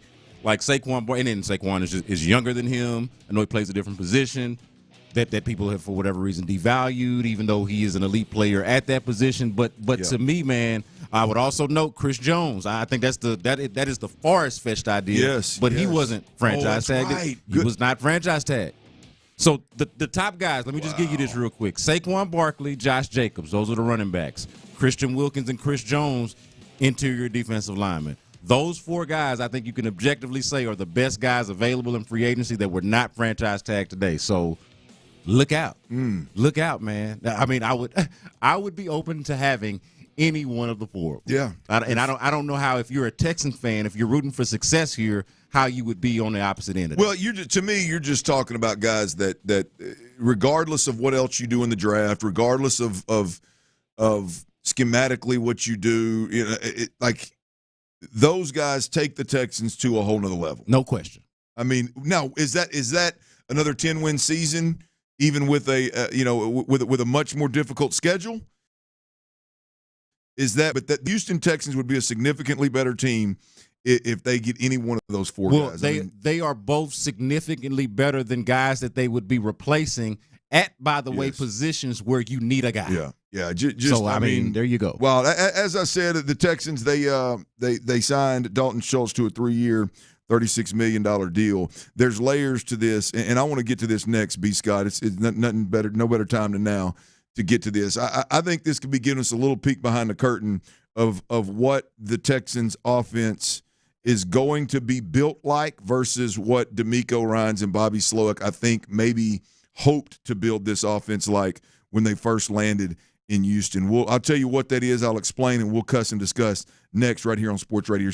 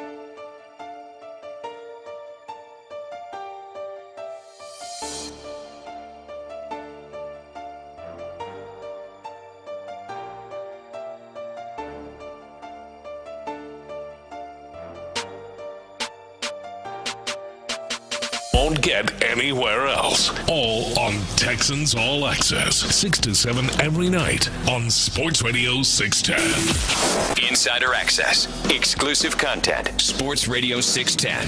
The Texans play here. Sports Radio 610 presents The Drive with Stoerner and Hughley. Ron Hughley is out. Was well in his world, by the way. Had to make an emergency departure yesterday, but it ain't my spot to give you details. But everything is good with the Hughley family. Everybody's safe. Everybody's good. Ron's just doing what any good father and husband would do, and making sure that everything is good at the house. Family first, baby. That's right, man. Always, no matter what, man. You don't quite understand that.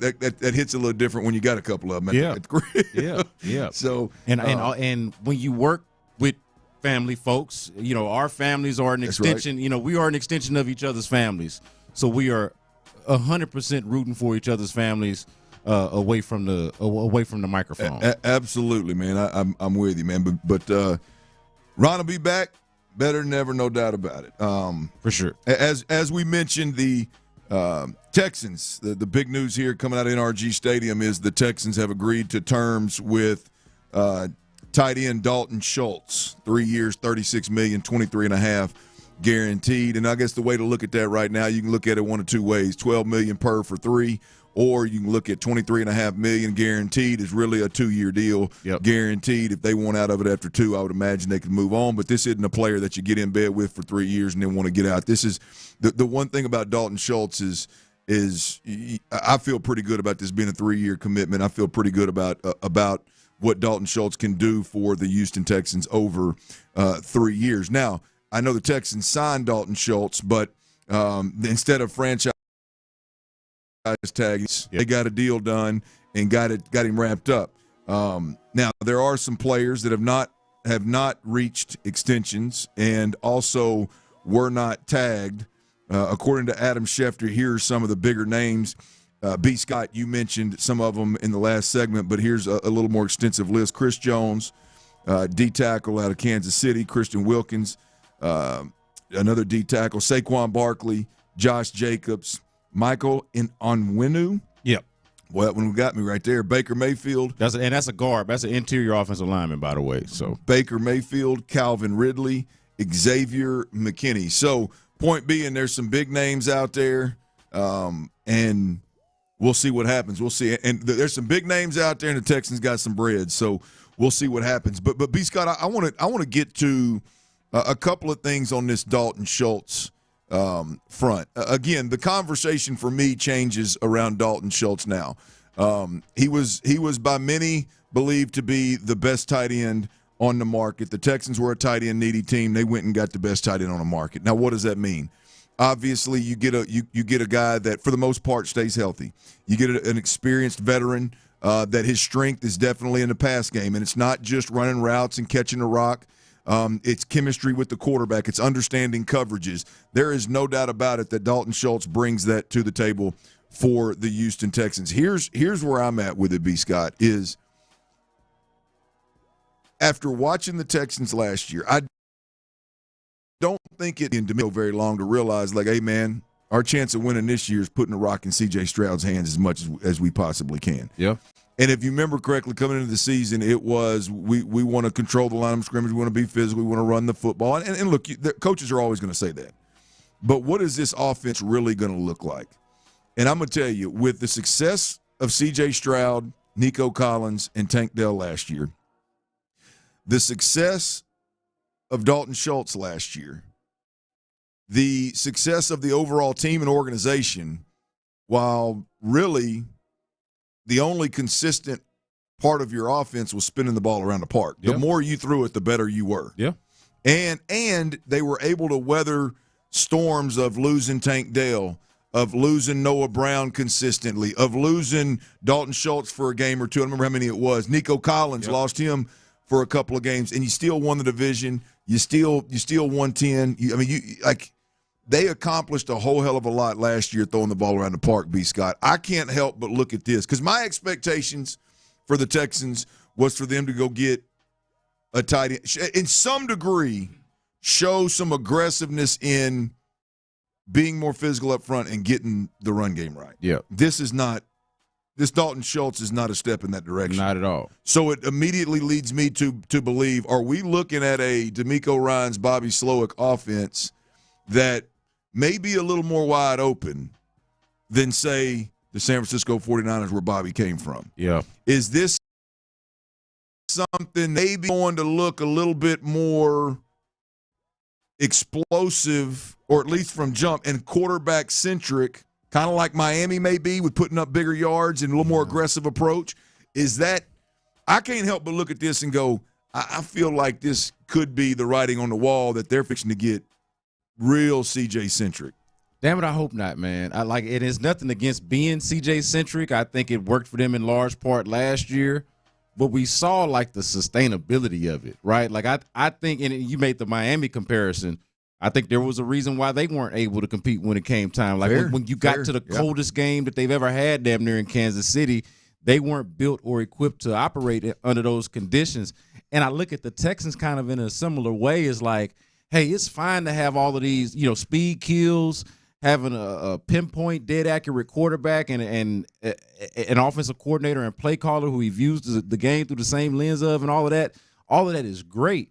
But at some point, like once you get past the initial shock of and the initial satisfaction of being a competitive football team, then you start having that follow-up conversation of how competitive of a football team are we going to be? Yeah. And the difference between the Texans being what they were last year and being what we want them to be, taking that next step, is that physicality, is the fact that they don't have much of an identity when, let's say, throwing it around the park is just not an option. Yeah. Like you think about the Jets game. I know I've been made fun of a lot on this station for bringing up the Jets game more times than it's probably necessary, but that was an example, again, rain and windy, and you needed more than just being able to sling it around the park. You also didn't have Tank Dell and Nico Collins went down after the first drive. Yep. Okay, so now what we doing? It's that simple. And then you look at the Baltimore game. Okay, you're tied 10-10 at halftime, but the only touchdown that you got is off of a special team situation with Sims. So like you need to be able to impose your will on other teams the later the season goes. The more competitive of a football team you're talking about being, the more serious you need to be about being a physical football team. I love, in theory, B. Scott, I love what you're talking about. And this goes back to like my concerns about the offensive line. I just don't know how fixable that problem is. Well, I mean, like I don't know how likely with this bunch up front, I don't know how likely it is you're ever going to be able to generate a run game against the teams you're talking about. That's my bigger concern right there. And so all I say is we need to keep an eye on this thing. I hear you. I heard the guys a little earlier talking about you signed Dalton Schultz, you signed Saquon Barkley, you could potentially draft a receiver early in this draft, and all of a sudden you're looking at some seriously explosive weapons, like a whole different offense from how explosive it was this year. Even though it was great, you're talking about a whole different level of explosiveness. You can attack from different angles. This Dalton Schultz thing could be the tip of that spear. Yeah, I get why you can't count on this, but maybe it is better injury luck and you sign Saquon Barkley. Like if you get a better running back in here and the line's a little bit better, there's some more stability there. I feel like that could be the upgrade for the running game that you need. And look, it's got to be more physical, but that could be the upgrade that you need. All right, coming up next, your chance to win a pair of Nickelback tickets to the Houston Livestock Show and Rodeo. Call your mom, call your friends, get all of them listening, because when we give the cue to call, you can call and you can win these Nickelback tickets. And, fellas, I got to confess, man, I cried last night. I got to confess. Ain't nothing wrong with that. I'll do that next right here on Sports Radio 610. Before I do that, though, I got to tell you about QC Kinetics, man. It's that.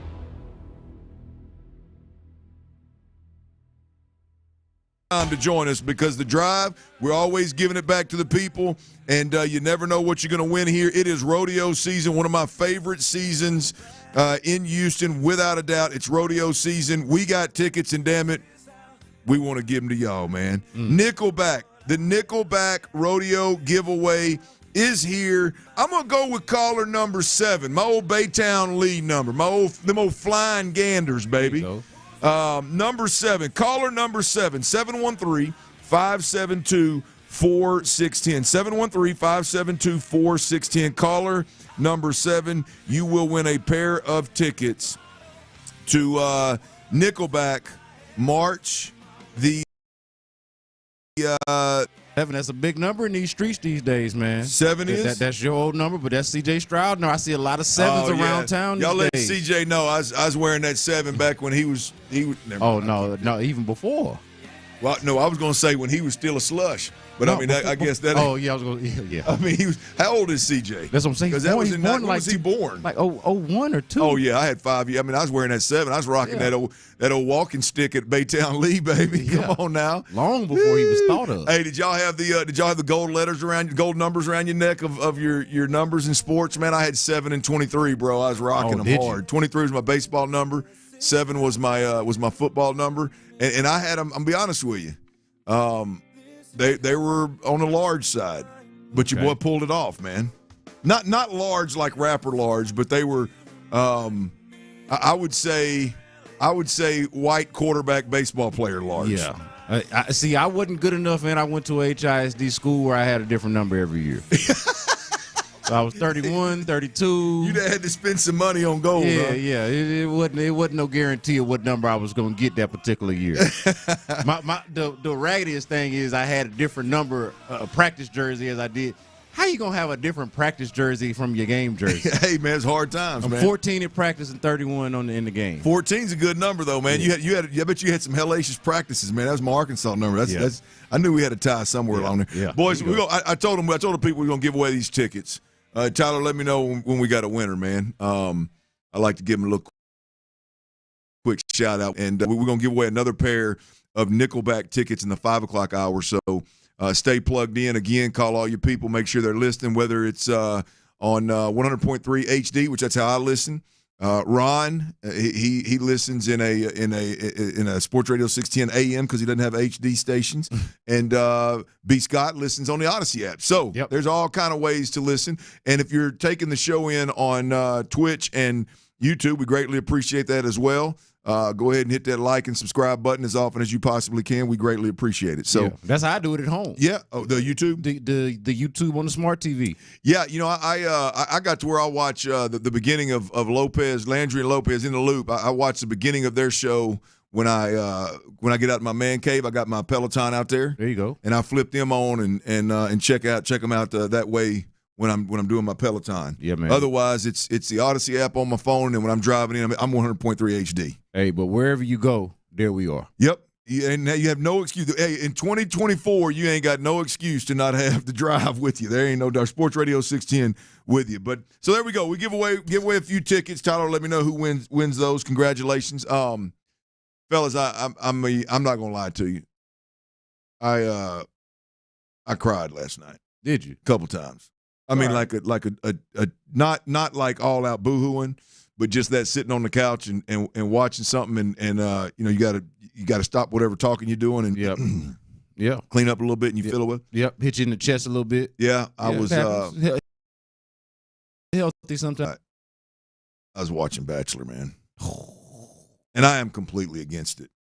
I don't like the concept. We've talked about this many a time. I don't like the concept. I think it's disrespectful. Now having 2 little girls, it's even more difficult to. Yep. But I'm gonna tell you, man. Last night was hometowns. You familiar with Bachelor and how it works? Yeah, for sure. Last night was hometowns, man.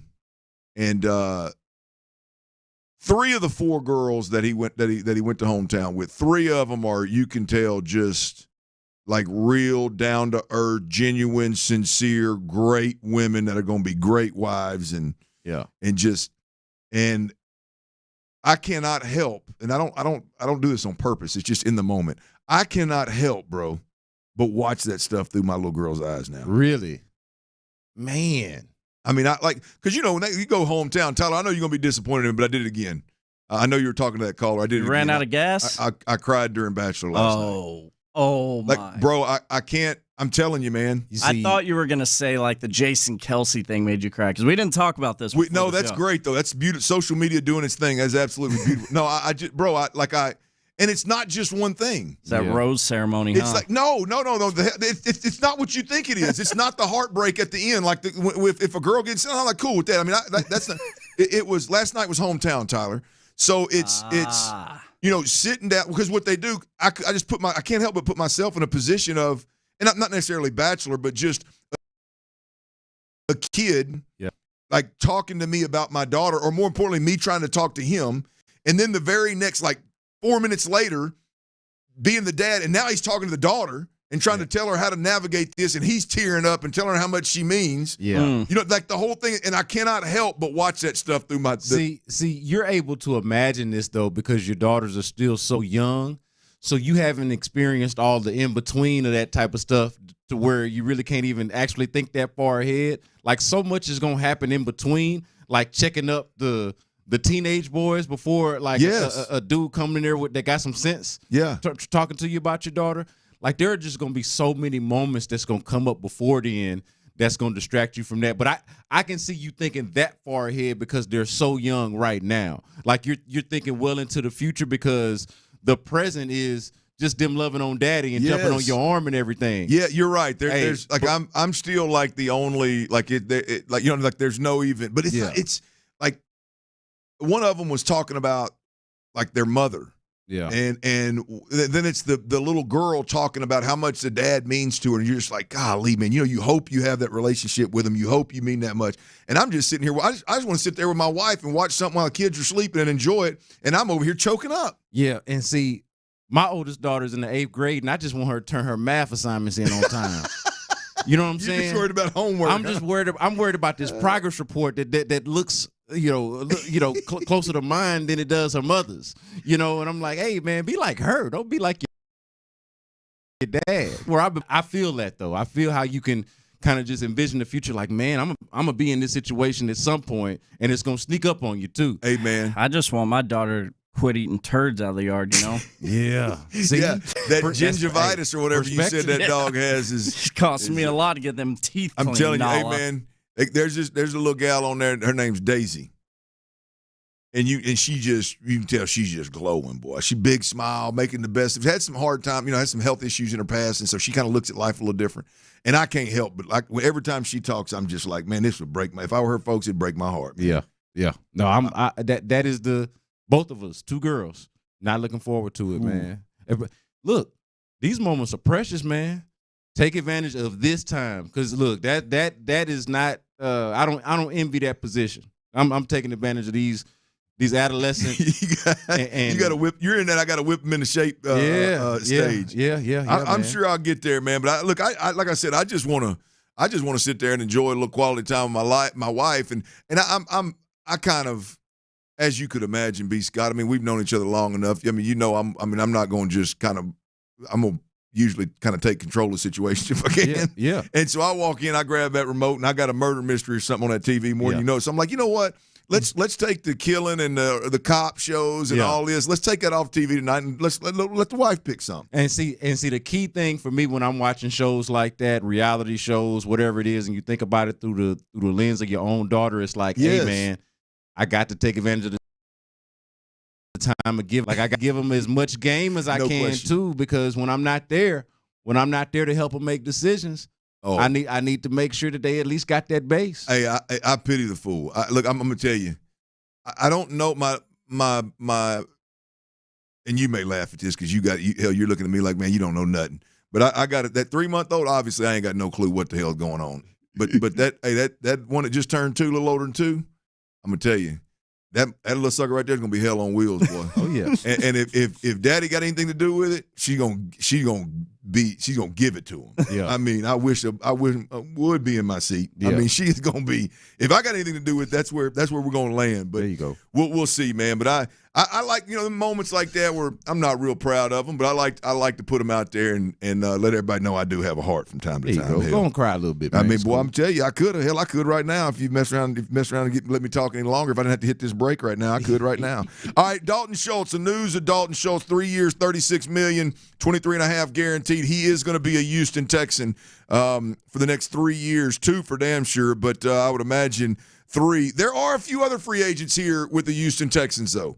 There are a few other free agents here, and there are a lot of holes to fill. We've heard Seth Payne in the morning talk about the voids on this defense, and we've heard all across the station talk about, hey man, we got to get some of these other free agents signed. Then don't let them get out of town because they produced last year. Hey, some of those guys, there's a short list I have. I want to discuss each one of these guys with Tyler. We'll do next right here on Sports Radio 610.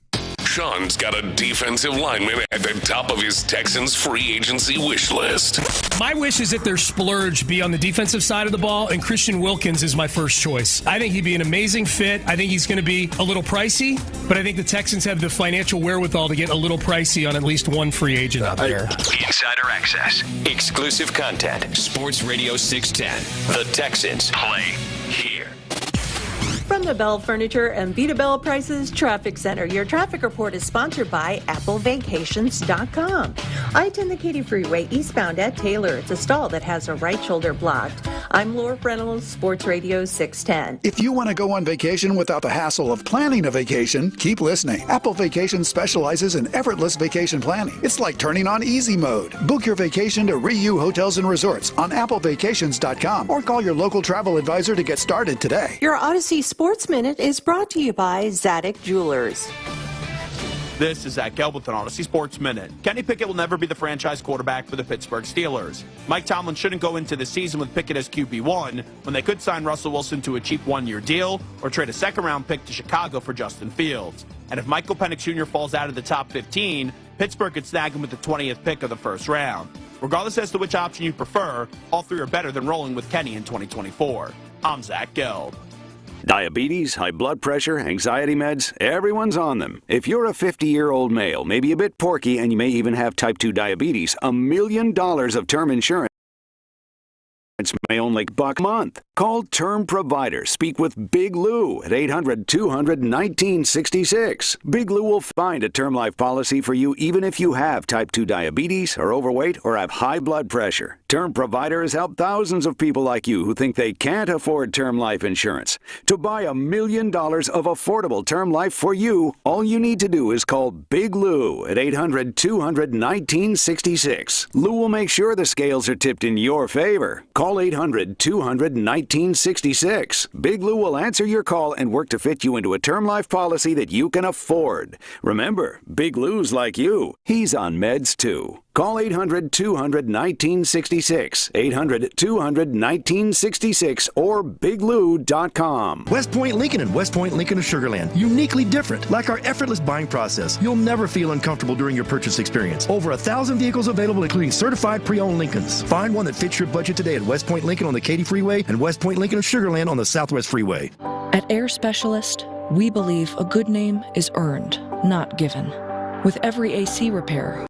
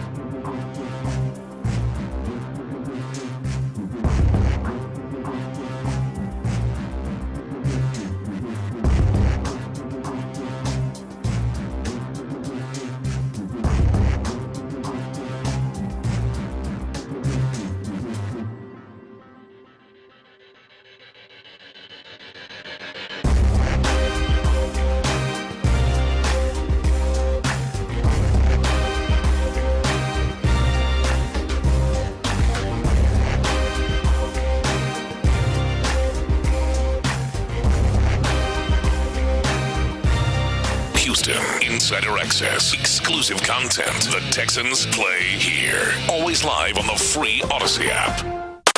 Sports Radio 610 presents The Drive with Stoerner and Hughley. Clint Stoerner's Football at 4.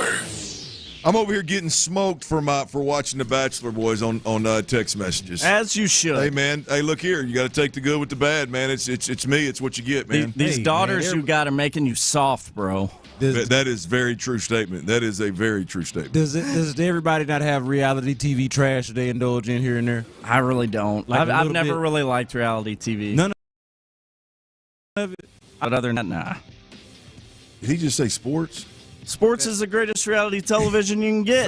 Fair. Damn it, I watched Bachelor with my bride, man. Relax. Hey, Ruiz, relax a little bit, man. Yeah. Relax a little bit. My lady now's got me on Love is Blind. And we agree it's ridiculous, but we still sit up there watching it. Is it me or has the cast of Love is Blind gotten significantly better looking? I would agree with that because I did watch that first season, and I wasn't impressed with much of what I saw. Yeah, now there are no losers on Love is Blind. Correct. There are no losers. My wife watches Love is Blind as well, and I saw a couple of episodes a while back, and I was like, oh, it's all right, it's a cool story, whatever, cool. But nothing really caught my eye, boy. This new episode, you turn that thing on, and they got a couple showstoppers in there now. A lot of talent. Yes, a lot more talent than there used to be. All right, what show was this? Love is Blind. I'll give it a shot. They can't see each other. They fall in love without seeing each other, Tyler. So you don't get to see any action. So you're probably gonna be bored. Inner beauty bull crap. Love is blind, but we ain't. Clint says. That's the good part about it. Love is blind, but the rest of us ain't, and we see what's going on. I don't know, man. That'd be a tough spin for me, but nonetheless, those days are behind me. I got mine. Dalton Schultz, Houston Texans, 3 years, $36 million contract, 23.5 guaranteed. The tight end issue, the tight end void on this football team is filled, and it's filled with a guy that they know exactly who they're getting. Great chemistry with their quarterback. They got a guy that is Kid is a freaking baller. Very good in the pass game.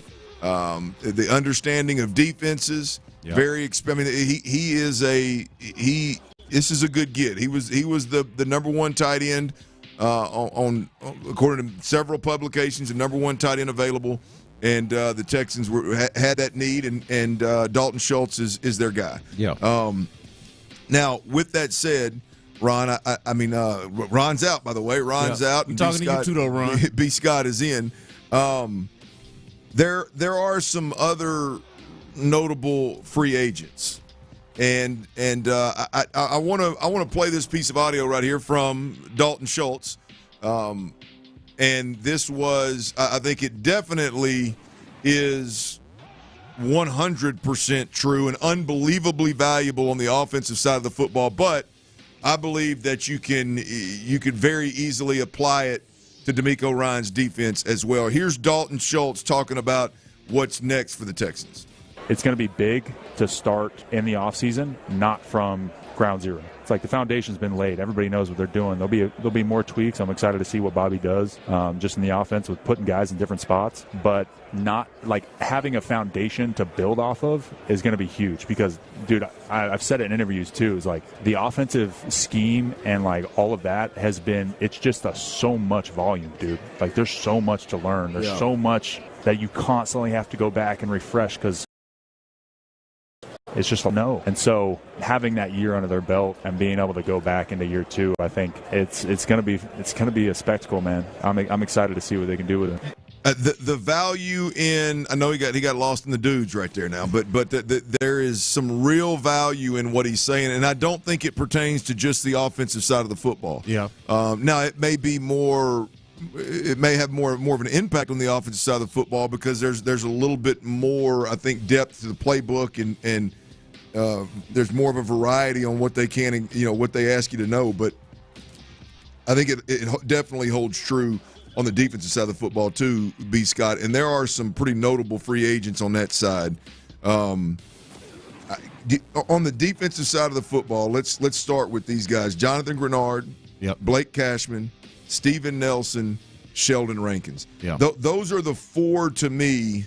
And if I'm missing one, if I left one off, I just quickly made this list. If I'm missing one, let me know. Those are the four guys on the defensive side of the football that are currently free agents, and they're like big-time position of need for the Houston Texans. Yeah, but those are the four free agents, and then you would also include, for when you're in your base defense, that third linebacker spot. Like, is that Henry To'oTo'o, or are they going to go out and sign a bunch of linebackers like they did last year, or like they have done in previous years? And then that slot corner, too. Y'all had a long time talking about that. That's an aside, but those are the four main ones, the ones that you mentioned. So yeah, well, how many of these guys do you think they can get back and should get back? So if I had to prioritize, I would say Jonathan Grenard and Blake Cashman. Those are the two that I would prioritize. I feel like you can maybe go younger in the draft or see what you can get on the cap casualty market for the cornerback position. Okay. That's kind of my plan. I'll be honest though, Clint, I'm nervous about the cornerback position because I don't have a great plan myself. I'm hoping whatever they thinking is a lot better than what I'm thinking because I'm like, I don't feel like you got to bring Steven Nelson back, but I also don't know exactly what your answer is. Yeah, I'm going to be honest with you. I think the top two for me, I'm with you, Jonathan Grenard and Blake Cashman. But the other two on the defense side, Steven Nelson and Sheldon Rankins, I'm not comfortable letting them walk. Like, Steven Nelson for me, like, I can't help but look back and on a couple of different fronts last year. One, the schedule was soft, so the Texans had more success than I think they expected.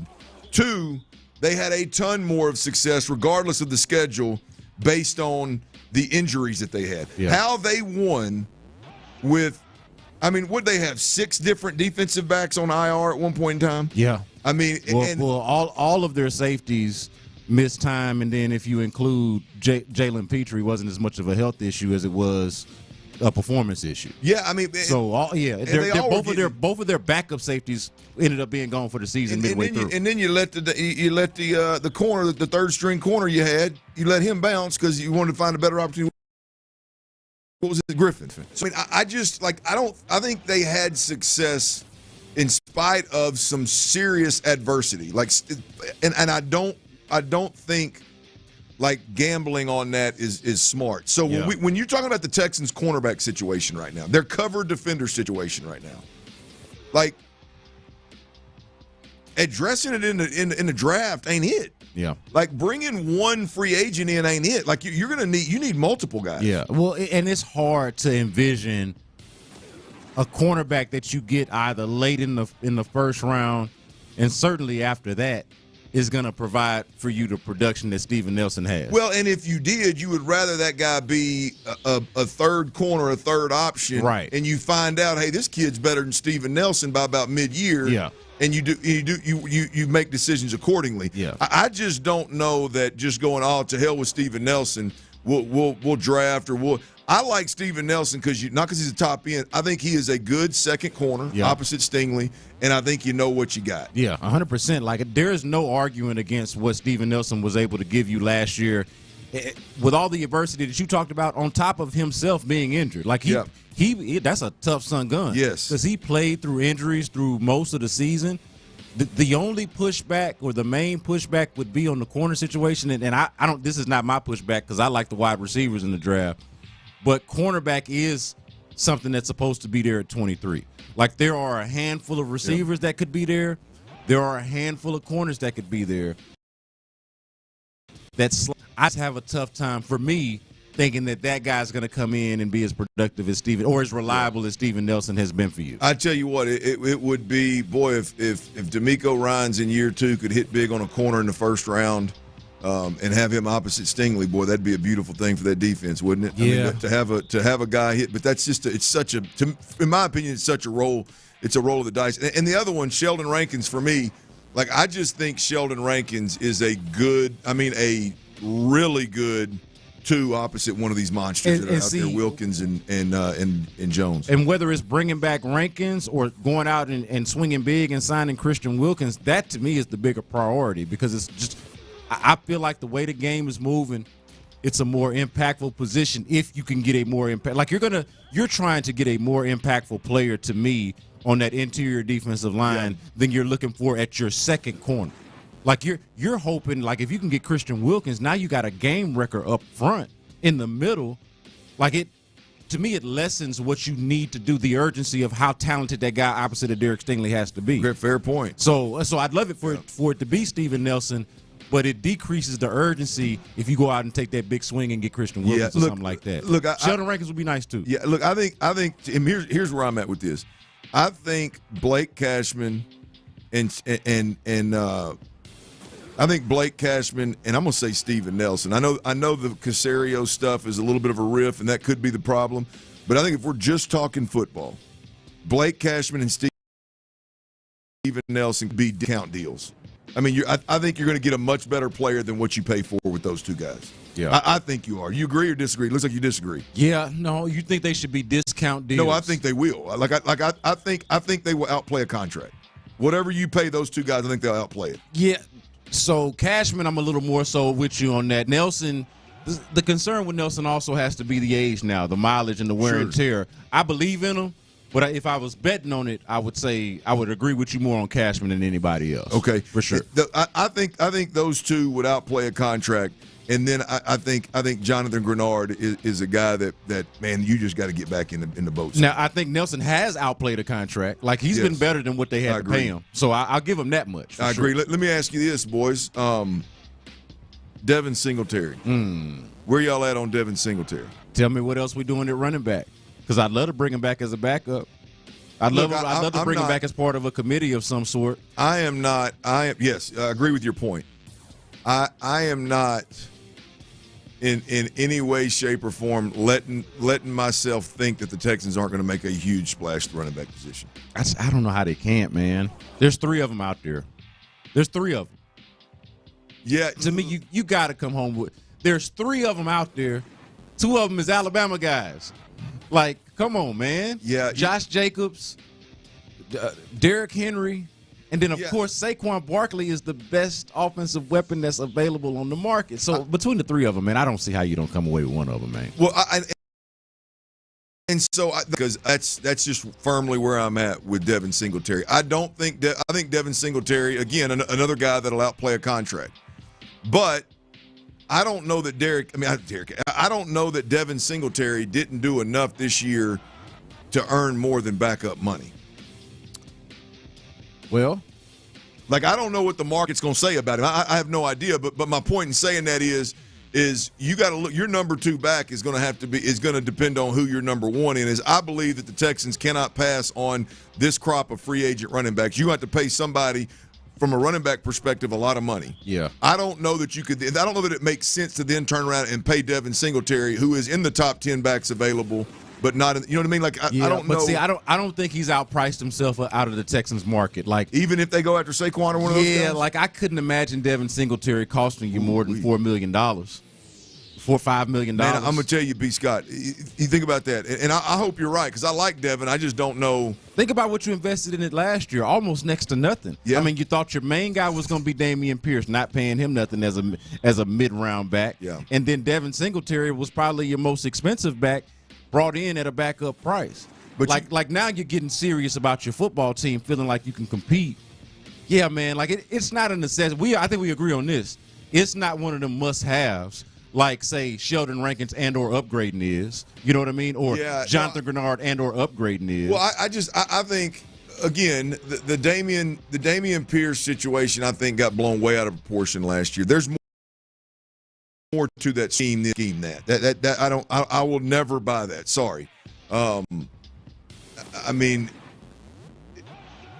I don't know that it wouldn't be a better situation. Saquon, Derrick Henry, Josh Jones, and Damian Pierce following that up in a third year. That I don't know if that wouldn't make more money sense than also having Devin Singletary involved. We'll see. It might. But it's got to to your original point. It's got to be a committee situation. It can't be this is going to be the guy we're going to turn around and hand this thing to. Yeah, I mean, at this point, it's got to come down to what you can rely on. I'm hopeful about Damian Pierce. Love the way he talked to y'all in the post game. Loved it. Love the accountability, the self-awareness. I can appreciate it. Love what he did as a rookie. But now you need reliability. You know, you got expectations. You got eyes on something now, and it's like, hey, do I just give – like I think it's just a slight bump. It's just a little bit more than what he got last year, I think, is all you're talking about. Kind of almost similar to Steven Nelson, how he got a little bit of a raise, but you didn't pay him out the wazoo. I think it's a little bit like that. I wonder. I need to go back and look at that mid to, I guess that'd be a mid-level running back. You know what those guys are making. It just seems like when I think of Devin Singletary, I just feel like he's played well enough to demand and command more than what. Clint, he was a starter in Buffalo. Yeah. You know, man, he's actually been a starter. They got that young cat they brought in, and so that was literally, okay, he's going to bounce, and this young cat, you know, he's better than you.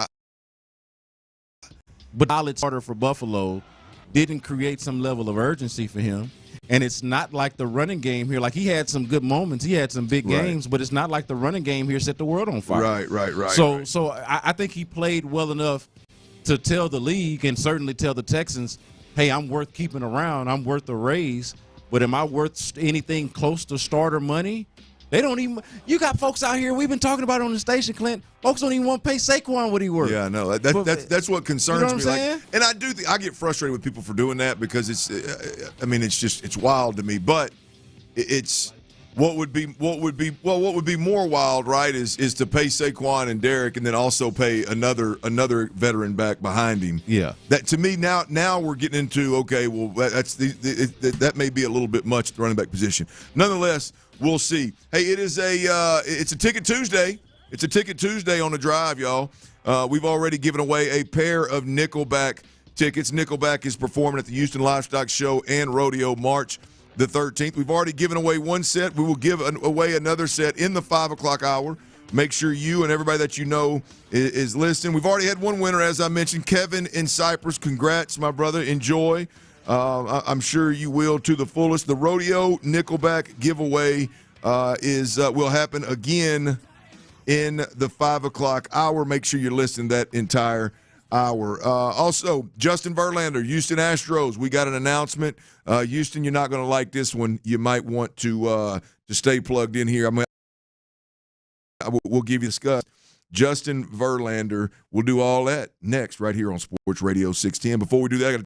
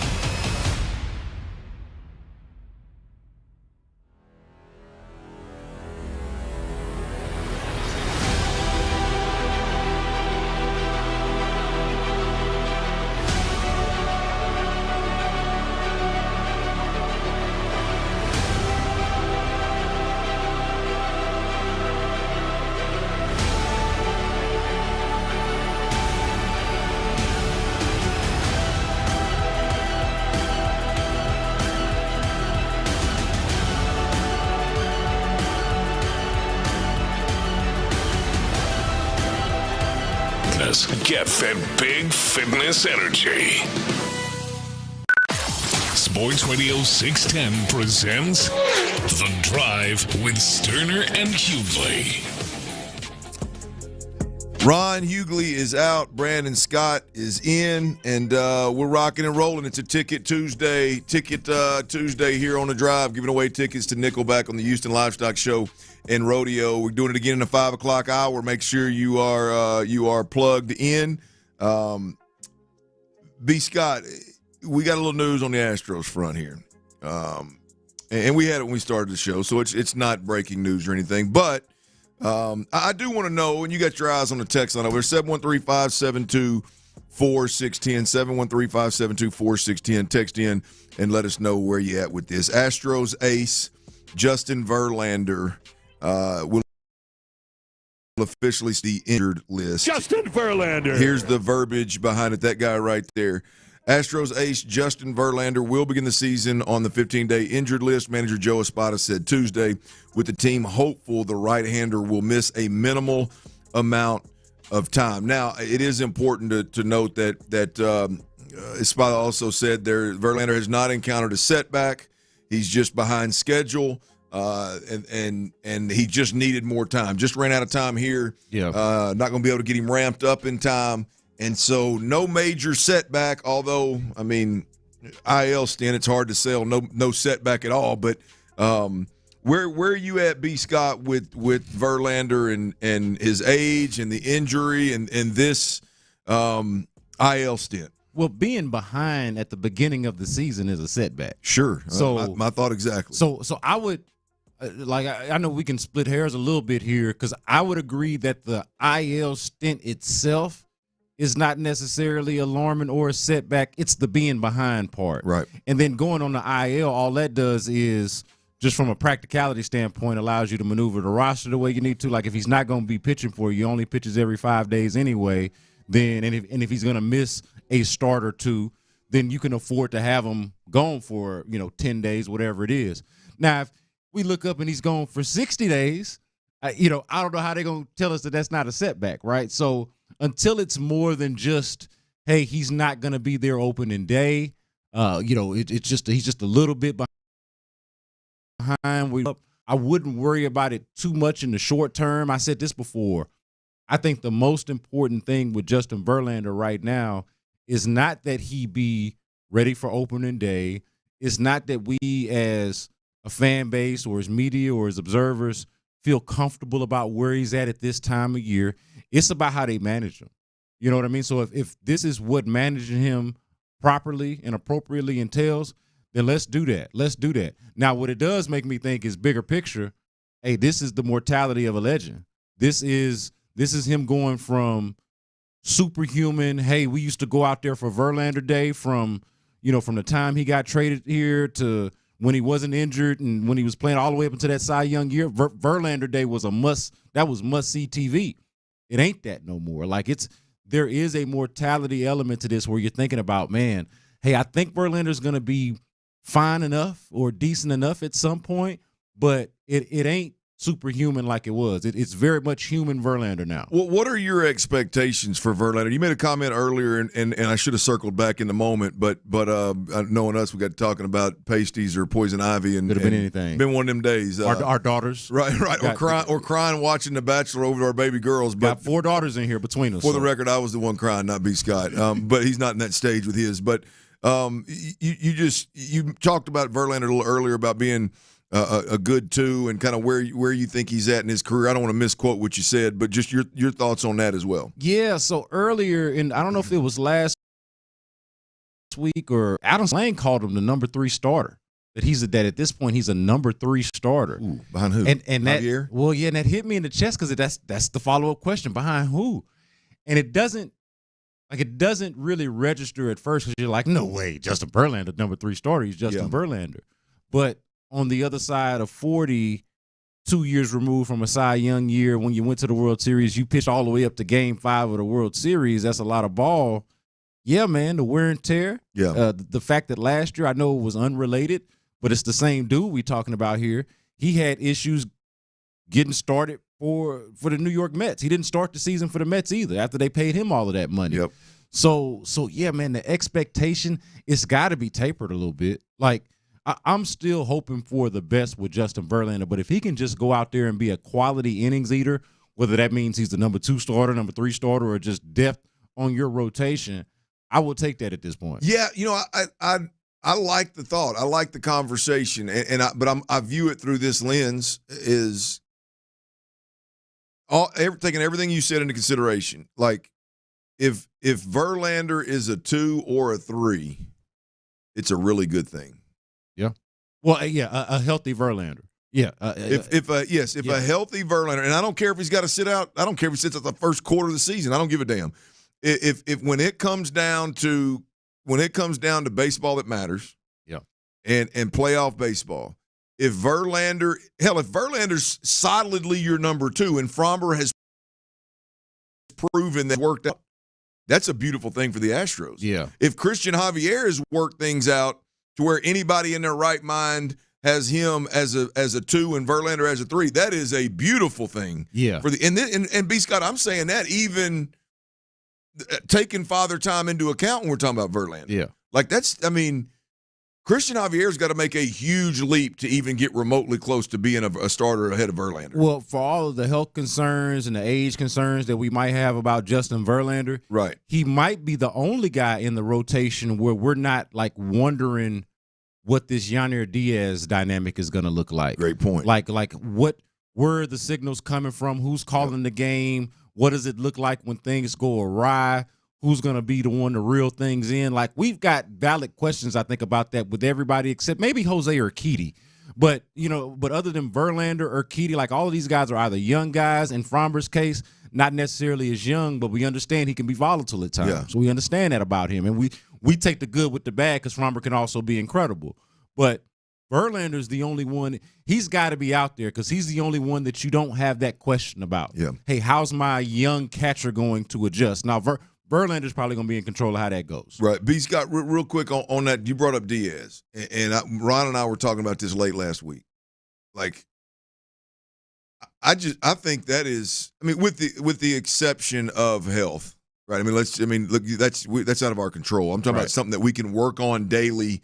That could be a problem that you got to work on. That experience the Yanier Diaz and the really the no Maldonado and them figuring out how to call a game. Am I crazy? Is that a bigger deal? Like, I think that's a much bigger deal than we're giving credence to. Like, I think it's huge. Yeah, no, it is huge because, like, I think the difference in Maldonado and Yanier Diaz as hitters, I think, is almost as significant of a difference between how much of a savant Maldonado is as a game planner and caller, and the asset that he is to the pitcher. It's just, I think the gap is relatively the same. I just think that the importance of having a dude out there that's not a minus bat for you is just more important. I think you can figure it out on the other end. But don't make no mistake about it. Like, it is a kind of a night and day scenario of Martin Maldonado, who will check you, who will hold you accountable, who will get in your face if he needs to, love on you if he needs to, whatever it is. Like, he understands how to handle different various personalities. Caught Zach Greinke, you know what I'm saying? Like that type of situation. Versus Yanier Diaz, who we know can hit, but they say kind of quiet. They say he's kind of passive. Nothing against the dude, but at some point you need to be assertive in that position. What's that effect going to be? Like, the difference in personalities couldn't be more significant. What's the impact going to be? That's the part that we still don't know the answer to. Yeah, it's just I think any way you slice it, like losing a veteran that, whether you agree with it or not, that handled the game the way that Martin Maldonado did. Yeah. And not having that guy around, I can't help but think that is going to be a major hurdle, whether it's a new process going from the dugout to the catcher, or it's a catcher, or it's a pitcher, or, like Framber Valdez calling. I'm sorry, man. Framber Valdez calling his own pitches scares the hell out of me as an Astros fan. Yeah, and it's the hardest thing to talk about and have an opinion about because it's one of the hardest things to see. Yeah. Like you can look up there if you can identify a pitch, or you can just read it at the ballpark if you see it. Oh, he's throwing curveball. Oh, he's heavy fastball or whatever it is, and you can see how they're calling the game. But you're not in there in the planning process, in the logic process of what's going on. So it's hard to really quantify it. But it matters, man. It does. Yeah, well, we talk about all the success that young pitchers have had, whether it's regular innings, just regular season, just eating up innings, or it's playoffs.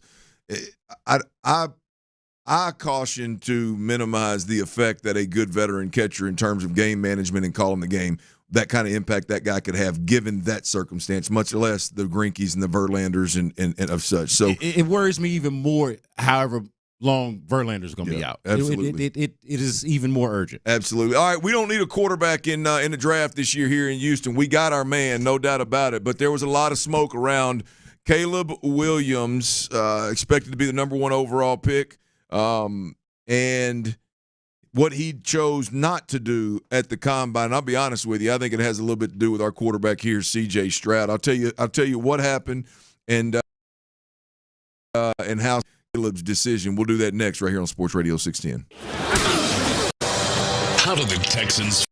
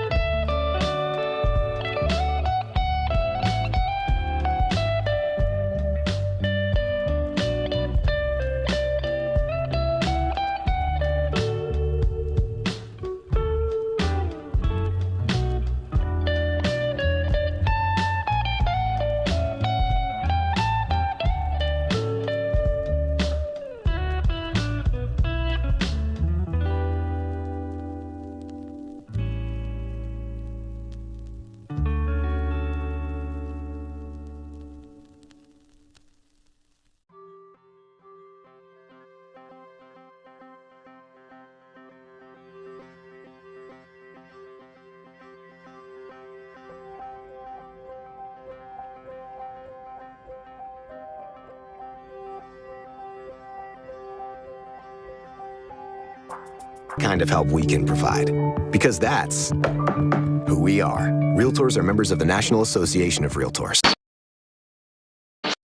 WEEKDAY Sports Radio 610 presents The Drive with Stoerner and Hughley. All right, Ron Hughley is out. Brandon Scott is literally just walking in the building. And, man, my timing is perfect. Perfect, man. You really got it down, man. It's You really got. I don't even when Ron's not here, I sweat because I think, man, is he locked in the bathroom? Is he hung up on a turd? Did he leave his key? B. Scott, I'm like, I ain't worried about it. B. Scott will be in here just a second. Ain't no sweet big signs, baby. I got it down to a sweet sign. Hey, by the way, I just speaking of the restroom, I just hit the head in that break right there. We were talking a little bit. Just catch everybody up. I've got an unbelievable case of poison ivy from wrist to elbow on both arms, and it's as bad as I've ever had it in such a small area. And if you've had poison ivy, if either one of you guys, Tyler, you're not allergic to it, right? Are you allergic to poison ivy at all, B. Scott? I don't know if I'm allergic to then it. You're not. But I do think I had, so I'm not, because I did have it as a youngster. I did get into it out there. I used to get it bad when I was out there in the woods. Yeah. Well, as a man, boys, y'all know where I'm going with this. It's inevitable. If you get poison ivy, like regardless of how old you are, if you get it where you can see it, I'd say it's a 95+% chance you're going to transfer it when you use the restroom. Oh, not there though. Absolutely. Not there. Oh, absolutely. Damn near every time. Now, depending on how bad it gets, but damn near every time. If you've got poison ivy your whole life, it happens damn near every time. I mean, I'd say a 90% chance. It felt like it ripped my nuts off. Well, because you touch, or yeah, it's transferred by touch. Man, you got to get in that stall and sling that bad boy, man. Well, I don't know if you see what I'm working with, B. Scott, but it ain't a whole lot of slinging. I'm just saying, whatever it is, so you have your privacy. You know what I'm saying? Well, so nobody look at you and see what the hell is Clint doing over there. I'm not even worried about I'd love for somebody to come in and be like, "What the hell is Clint doing?" Well, I got him. Sit down. Let me tell you about this poison ivy. Yeah. But I'm gonna tell you what, B. Scott, T. When you got it on your forearms, the way that I got it on your forearms, I want both of you guys right now to squat like you're taking a dump, and try to wipe without your forearm touching. Oh, no, I can already. It don't matter what angle you come at it. It don't matter. Yeah, that feels impossible. It is. Ain't no feels to it. So yeah, I'm grabbing a little bit of cheek with that forearm. You need a wipe stick. You're going. I never heard of one. Is there really? I don't know. I just thought about it. I'm gonna be honest with you. Those two things put together somewhat scare me. I'm not. I mean, I don't like. Well, the end of it can't be at a point. Don't do that, Clint. I mean, I'm just telling you. You suggested I wipe my tail with some kind of stick. I just don't know. Just start with a stick, and at the end, it's got to be closer to something that's like a wipe. Oh no, hell no! Or a bidet. I hear you, Sly. A bidet. Yeah, I need something. I'm gonna tell you, man. Y'all just need to be thankful y'all ain't poison ivy folks, because I'm gonna tell you, man. I mean, I can't pick up my kids, can't wipe my tail, can't hold. I mean, it's a rough go for old dirty right now. I paid somebody to clean that damn barn up, but man, I ain't think about that tail wiping part. That's underrated. I didn't think about it either until I just went to the restroom. No, I didn't even. I was just in the restroom thinking, pondering. Here we are. All right. If anybody's been watching that combine, I had to be honest with you. I hadn't watched as much of the combine this year as I have in the past. Maybe because the Texans aren't in the market for a quarterback and a top 5 draft pick. Yeah, so, urgency not the same. I did see, though, boys, I did not see it with my own eyes, but I saw, I think it was Kurt Warner actually tweeted that one of the most disturbing things about the combine is every year there's a quarterback that can't throw, your 5-step drop, no hitch routes to the left. Yeah. I retweeted it, and I mean, I couldn't agree with him more. I mean, it is. I mean, I would be okay with whoever's in charge. If a guy shows up at the combine and he's been a starter at the college level and he can't do that, I don't give a damn if he's a shotgun team. If you're a quarterback and on a daily basis you're not working drops and mechanics and footwork and pocket movements and stuff like that, and the most basic movements are obviously slides, kicks, and drop step, crossover steps. Like if you're not executing those and working those on a daily basis where you can on command take any kind of drop that anybody – I'm not talking about whether you have the arm to make the throw or forget all that. If on a daily basis you're not being coached in an individual period and in the offseason in a period where you are crossing over, transferring weight, putting your foot in the ground and acting if you're throwing, if not – I mean, I don't know what the hell you're doing. Yeah, well, even if it's just not a part of your – I agree with you on the part about college, but even if it's not a part of your college program, if you are at a point to where you are going to the NFL scouting combine, which is it's coming. It's a glorified job interview. Like if you're that level of quarterback to where you're participating in that event, I would figure you're at the very least, if it's not happening in college, then you've got some kind of personal quarterbacks coach that's been working with you on this. Like you can't imagine showing up to a job interview and not having the answer to some of the most basic questions that you'll have to answer when you get there. B. Scott, this is one of them. It is the damnedest thing that I've ever witnessed in quarterback training, quarterback coaching. Like if you.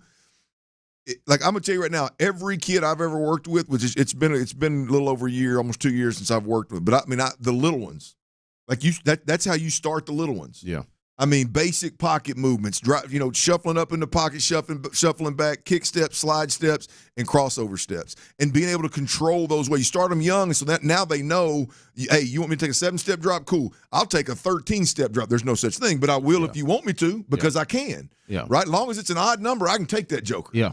And it's crazy to see, like you said, dudes that have paid all kind of money for trainers and coaches that have made millions of dollars, quarterback coaches and coordinators, and their quarterback shows up and can't take a drop. Yeah, to the combine. Which also would be inexcusable. The scouting combine where everybody meets together. They should be fired on the coach and the trainer should be fired on the spot. He can't play dead. And I'll be honest with you, I could be talking about people that I love and I like and I admire because I don't know what player it was. I just know Kurt Warner said he saw it.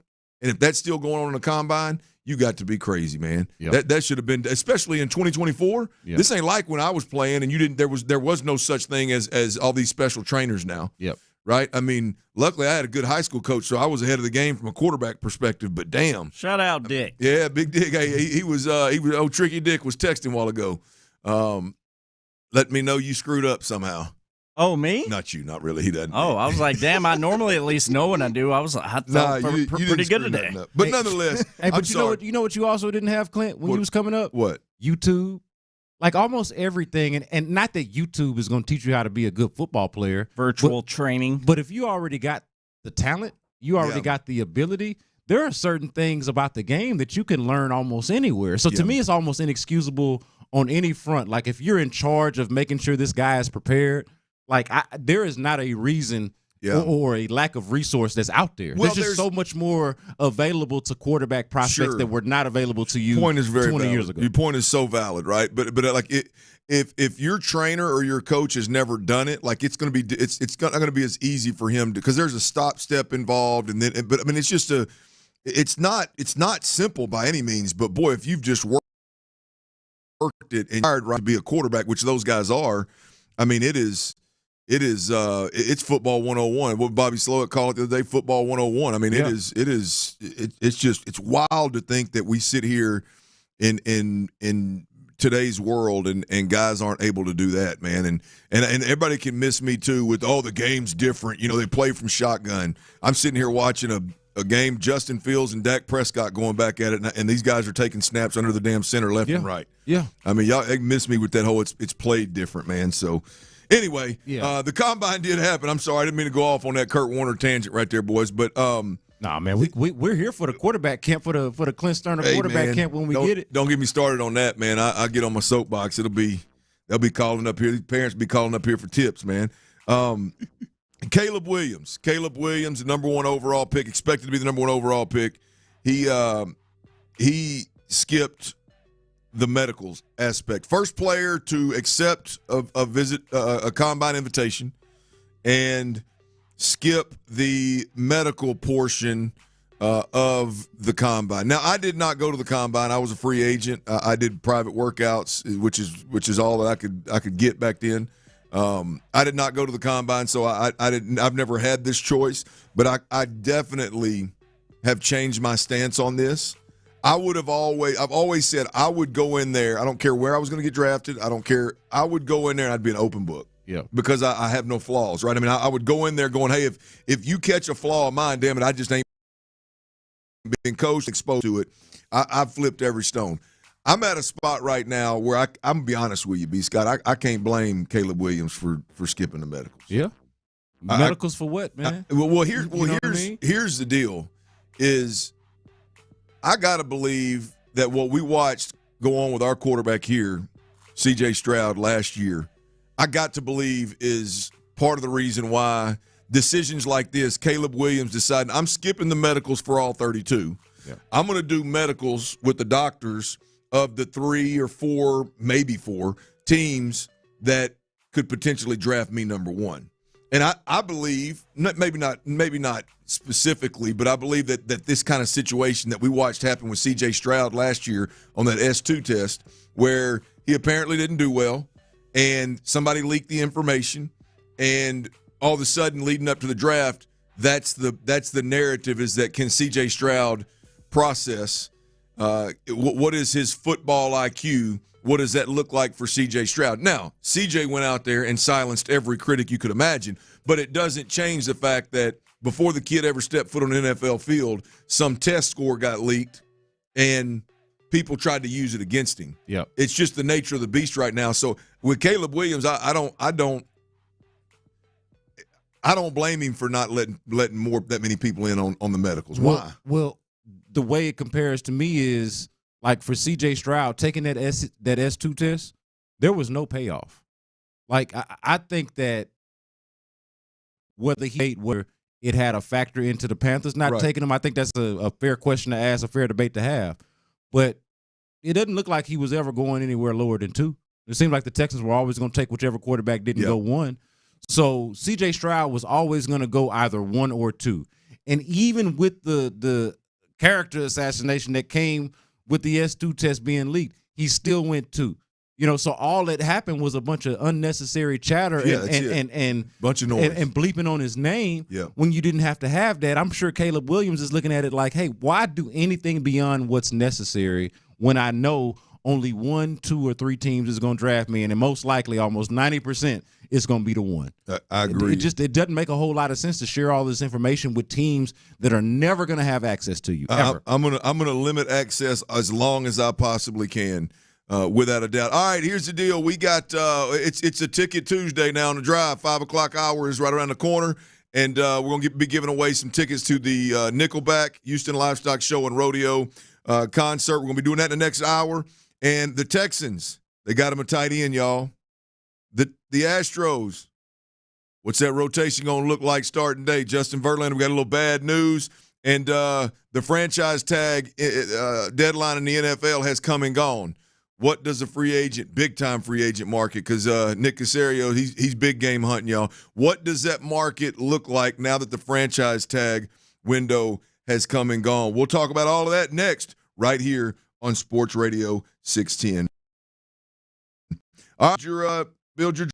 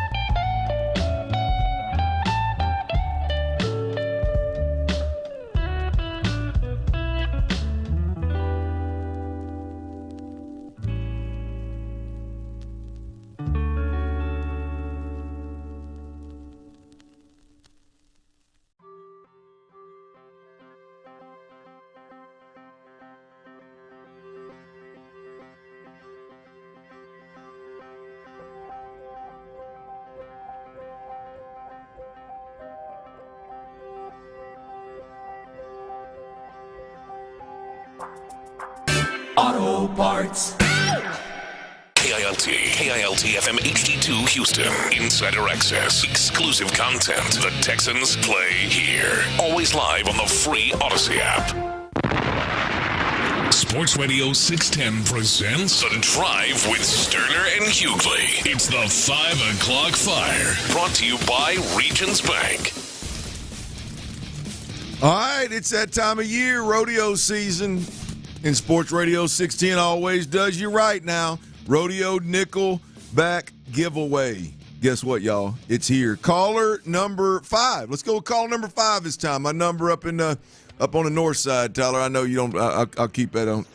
You don't like to talk about them cowboy days, but number 5. Caller number 5. 713-572-4610. Caller number 5. You'll win a pair of Nickelback tickets for March the 13th at the Houston and Rodeo. 713-572-4610.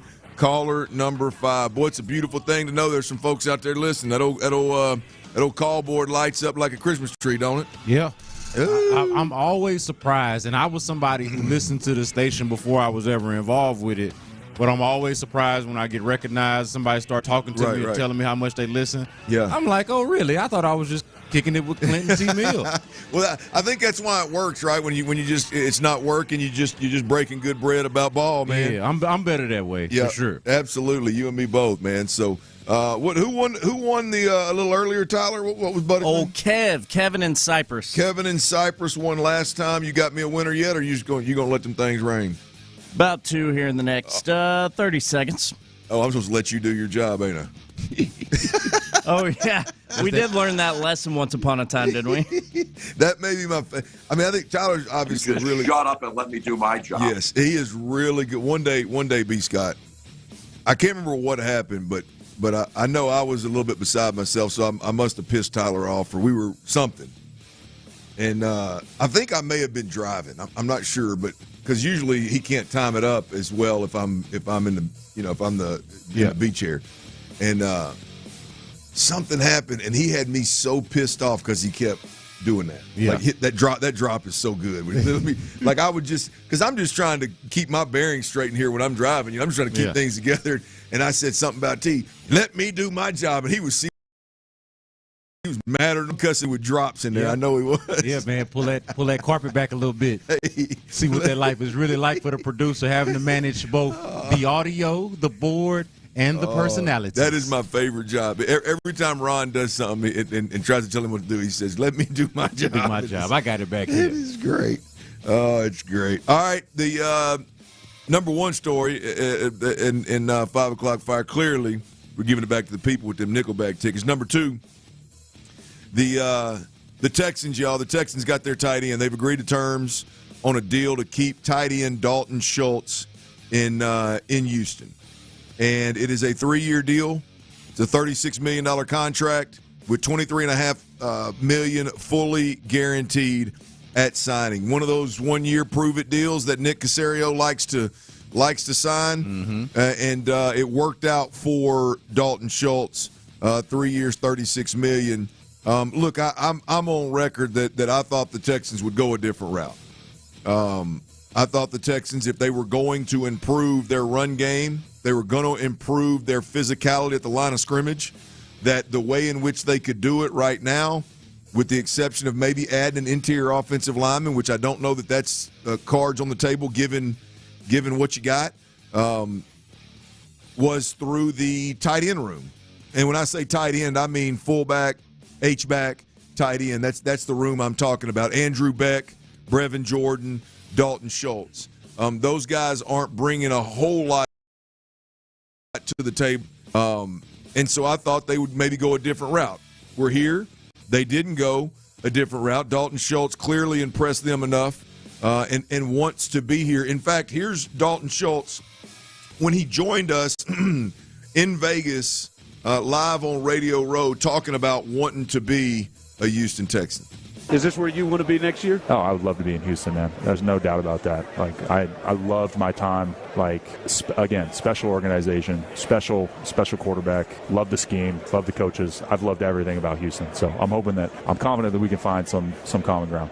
Well, he's here, ladies and gentlemen, and there is no denying what he brought to the Houston Texans offense that had to end up being, I think, a lot more pass happy than they wanted to be, at least by design.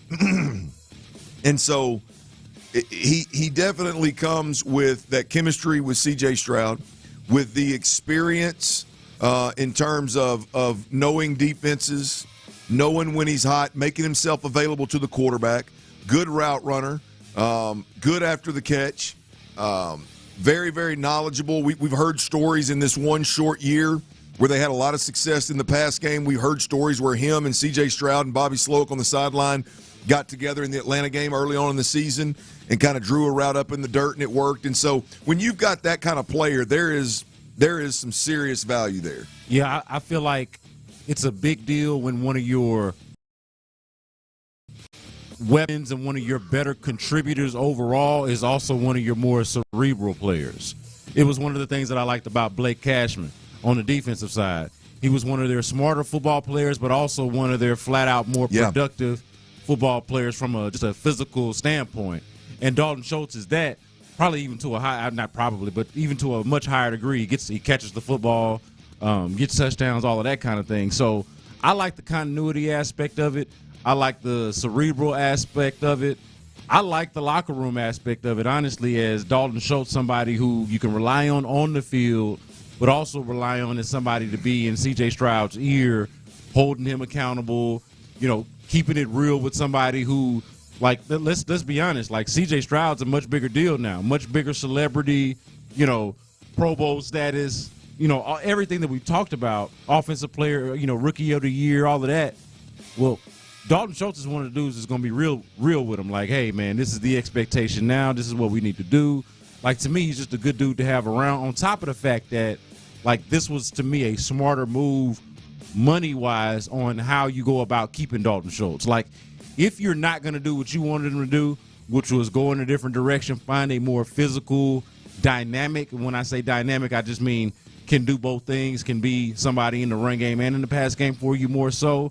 If you're not going to do that, then, hey, like, you might want to pay this guy in the most feasible way. Maybe $12 million in 1 year is not it. Yeah. But 20 spread out over the length of a contract is something that you can work with. So to me, this allows them some flexibility to bring back a guy that they deem to be reliable, but also go out and get some more weapons or whatever the case may be, whether that's defense or more weapons on the offense. Yeah, B. Scott, I've got a lot of thoughts on this, man. I mean, there's layers here, but I think the couple of things is it was a tight end needy team. Clearly, Brevin Jordan ultimately was the only guy that's played any amount in that tight end room that's going to be here. So they clearly needed a tight end, and according to every publication that I read, Dalton Schultz was the number one tight end on the market. And so ultimately you had a need, you went out and got the best guy available. Yep. And a lot of times it's about timing, right? Had several other guys been available, then maybe Dalton Schultz wouldn't have been the guy they landed on, but they needed a tight end. Schultz was available. Now all of his experience and his chemistry and his knowledge and the familiarity with this organization is a huge plus. You think they're done at the tight end position? No, man, I think they're probably going to add some depth there in the draft, and they could still, I mean, to my point about paying Dalton Schultz more so on the length of a contract, they could spend some more money on another tight end, maybe a mid-tier tight end more so. So I think that there's more there. I think that kind of to your point, and we talked about this earlier in the show, signing Dalton Schultz does double down on the passing game, but it does nothing to improve the run game in the ways that they've talked about wanting to do so. And in a way, it being obvious that they need to do so. So what are they going to do about that? Like, I am okay with a guy being one-dimensional if that one dimension is either anywhere from above average to elite. Yeah. And I do think that Dalton Schultz pass-catching ability, what he provides to you in the passing game, is slightly above average, and so I'll take that. But that does not do anything for that hole that we're talking about, that need, I should say, that we're talking about to be just a little bit more physical of a brand of football team when you get to January, when you get past, just winning the division and get past whatever divisional round, when you get to whether it's Baltimore, Buffalo, or Kansas City. When the rubber meets the road, you need to be a little bit tougher than what they were. Yeah, look, I agree wholeheartedly with you, man. I don't think they're done at the tight end position, and I'm talking about guys that in free agency and or the draft. I think they've got to bring some guys in here that bring physicality. Again, you've got your chemistry, pass catching, third down, create separation, good route runner, knowledge of the game. You got that guy, but there's just so few spots where this team can improve kind of their physicality in the run game and their approach to the run game, and it's at tight end and now I think fullback. And so I don't think they're done there yet. I am glad to see Dalton Schultz back ultimately, but for me it is hard to unsee him getting his ass kicked by Jadeveon Clowney in that game. Come on, I'm not gonna forget it. Yeah, you know what I mean. Yeah. Well, the part of that too though is like if you remember correctly, like it was a struggle early on in the run game. And then it got a little bit better, and that's from Andrew Beck and Dalton Schultz. It got a little bit better. Baltimore him in the face, right? Yeah. And so that's I don't know. I think Dalton Schultz, you got a really good player. I think you're going to throw the football more than people expected you to throw the football, maybe more than you expected to throw it, and this was the best available. So here we are. I've got a down the road. I got a thought on this Dalton Schultz thing as it pertains to the direction of the Texans offense that I want to get your take on. We'll do that down the road. But Dalton Schultz, he's a Texans, 3 years, $36 million. 5 o'clock fire. All right, we got a little news out of the Astros organization with Justin Verlander. JV is going to start the season on the injured list, according to Joe Espada. The team's hopeful that the right-hander will miss a minimal amount of time. It's not a setback. He's just behind schedule. Ran out of time as it pertains to being able to ramp up. He's yet to face hitters in camp, and just Joe Espada made it a point to be clear about JV has not encountered a setback, anything specific, but they ran out of time here. Justin Verlander, obviously, I think we're all in agreement like where he's at with Father Time, his age. There's no reason in rushing him. We got to manage him. I think the question here is, for me, how much time are we willing to sit here and go, well, JV misses X number? Do you start worrying about it being something that's bigger than just a 15-day IL to start the season? Yeah, I mean, you put a pin in it until he shows up. So, I think that we can, we don't have to lose our minds about it, but this whole it ain't a setback thing, well, I mean, it's worth monitoring. Imagine that if I told y'all today, hey, I'm going to be late to the show today, but it's not a setback, I'm just behind schedule. Now, all of a sudden, you done been set back somehow because you're late, you know what I mean? That is not going to work. So, to me, until he shows up, until he's pitching, until you feel good about watching him out there, I feel like you at the very least got to be a little worried, even if you're not overly concerned. And then the reality of it, Clint, even if he comes back, the reality of it is that there's wear and tear, there's age, there's mileage here that we're talking about. That's not going away. None of that stuff is going. There's no magic pill for that. So it goes back to my point about Justin Verlander. Nothing is more important with him than how he is managed at this stage of his career. It's all about how you manage him and keep him as fresh as you possibly can for this, for another World Series run that you are, I'm sure, anticipating. More updates from Joe Espada in this with starting pitching from a starting pitching perspective. JP France will face hitters in live BP on Wednesday, which is tomorrow, and is on target to begin the season in the rotation. I said earlier, be ready for opening day as if JP France was going to be starting on opening day. No, in the rotation when the season begins. He'll get his name announced or something like that when they do the lineups or something like that. Well, that's the immediate question following Verlander's health is, okay, well, if he's going to be out, what the hell is that starting rotation going to look like? And with Luis Garcia and Lance McCullers out and the inconsistencies with Fromber and Christian Javier, hell, you look at it and you go, hey, what is it going to look like even with Verlander? So I think that's a big question to open the season for the Astros, is what that starting rotation looks like. Is there a starter? This is something I'm thinking about just as we talk through it. Is there a starter in this rotation at all that we've got no questions about? No. That guy doesn't exist, does he? Nope. Nope. I mean, that in and of itself is a concern. Well, I think the only ones you got to lower the bar, right? The only ones are the ones that you feel like these guys are good regular season pitchers that are probably not going to get a start in the post. Like Jose Urquidy. Yeah. You look at if Luis Garcia is healthy. I feel like they're those middle of the road inning chewing starters that once we hit the playoffs, you hope and pray that they don't have to start a ball game. You know what I mean? That's really the only way you go. I don't have a whole lot of questions about a guy because he's buried and he's not really a top end guy, right? Yeah. But nonetheless, we'll have that conversation in due time about the starting rotation. 5 o'clock fire. Hey, real quick, I do want to push our listeners to a little something. I don't know if everybody out there got a chance to listen to Jason Kelce's retirement speech. Yeah. And it's really it's too long. It's 40 minutes long. It's not made for radio. So at the end of the day, this is one of a handful of just absolutely beautiful things about social media. Yeah.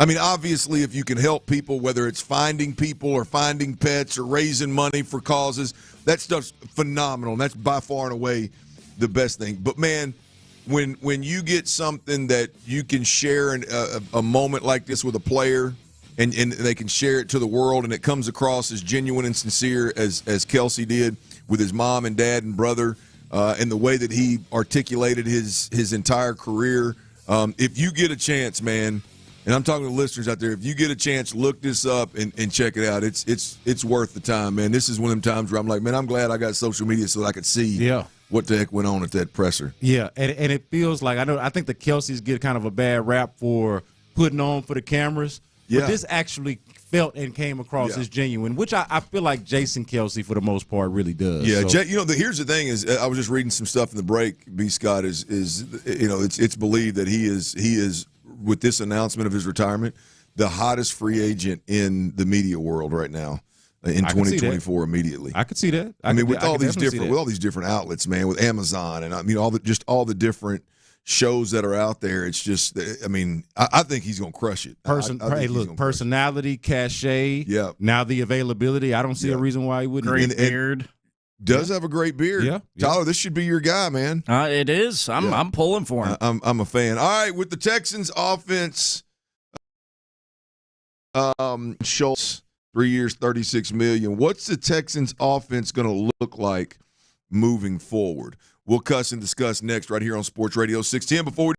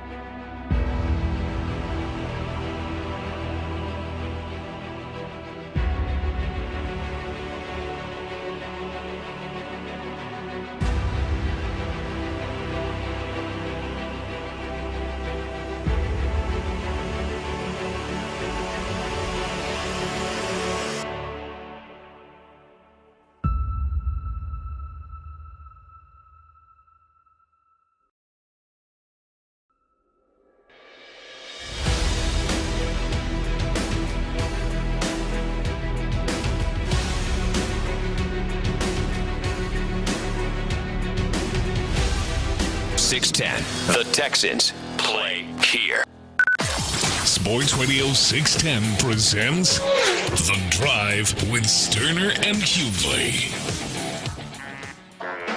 Ron Hughley is out. Brandon Scott is in. We are rocking and rolling. We done gave away tickets to Houston Livestock Show and Rodeo Nickelback Night, March the 13th. We done gave tickets away in the 3 o'clock hour and the 5 o'clock hour. We'll do it again on Thursday, so make sure that you're listening. Hell, look, what we would just appreciate it if you just put your radio on Sports Radio 610 and leave it there. Make sure when you get out in the evening, when you get to the house, make sure it's on your radio's on SportsRadio610.com. Zach Brown on Thursday. Zach Brown tickets, huh? Mm-hmm. Yes, I like sir. Zach Brown. Zach's a good one. Tyler, you ever seen Zach Brown? I haven't. Somehow I have missed him, but every year I go to the rodeo multiple times, but no, I have not seen him. Has he done 10 Man? I don't think if he did, it was right. It was several. He's several years ago. Because that was how I got on the Carly Pierce. Yep, was 10 Man. It was before that. Like, he was well before that. And now he may.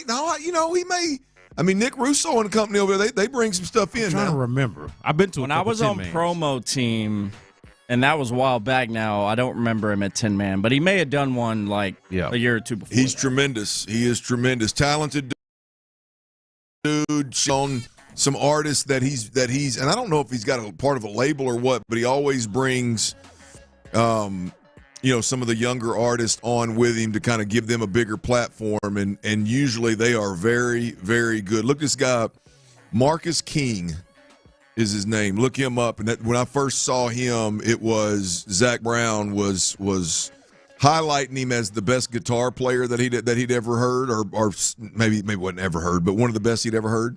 And you look at this dude now. This dude can go. I mean, can sing now. It's impressive.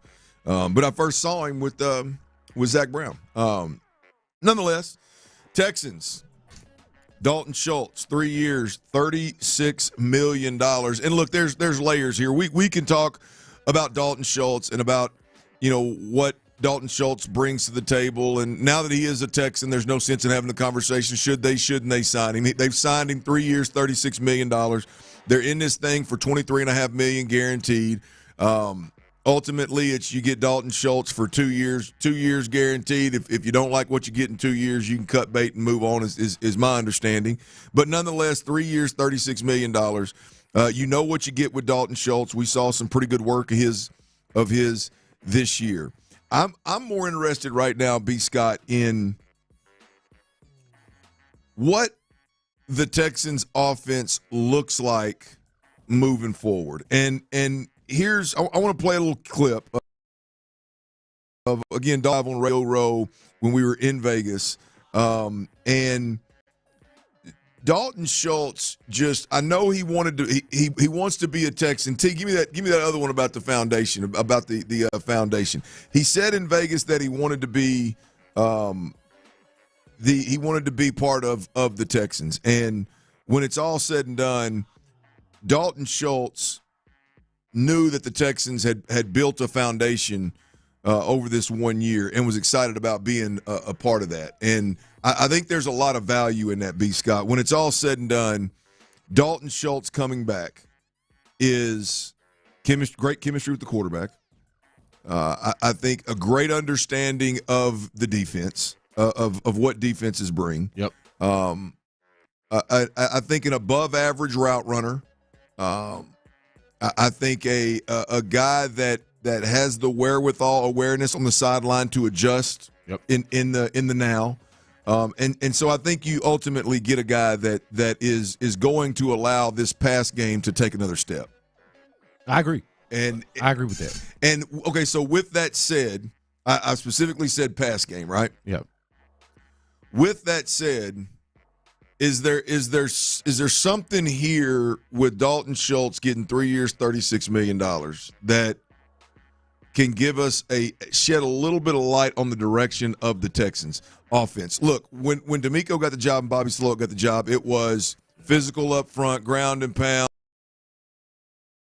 we're scrimmage, and that's clearly not who the Texans are.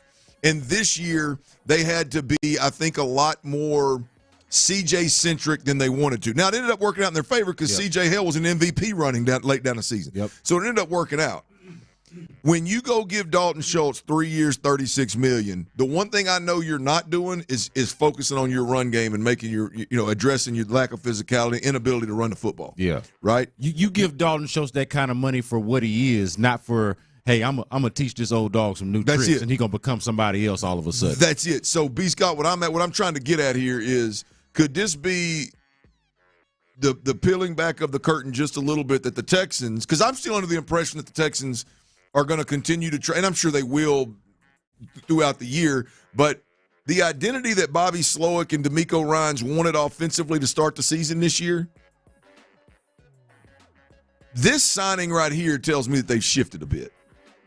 You can't go get – if you're going to be a dominant up front, run the football, really downhill, but run the football physically – giving Dalton Schultz 3 years, $36 million does absolutely nothing for that. Yeah, no, it doesn't. I really hope that, we got to also think about the scheme. It's not like it's necessarily a downhill type of running scheme, too.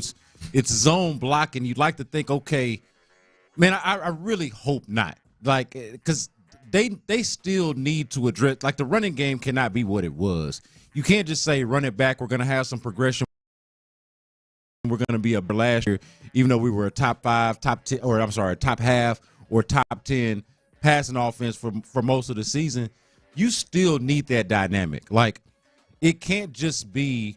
It's fine to double down on the passing game, but it can't just be we're okay with the way this running game actually looked last year. Yeah, I don't think that's going to happen. Is that last year it was just not acceptable, and the last couple of years haven't been acceptable. But I'm just looking at it because I was always under the impression of, okay, I think everything they're going to do, given what D'Amico and Bobby want to do, everything is going to be geared towards getting the run game going. Yeah. Whether we're talking about Saquon Barkley or we're talking about the tight ends and the fullbacks and the guard that the guard spot that's I would think is up for grabs, left guard spot. It should be.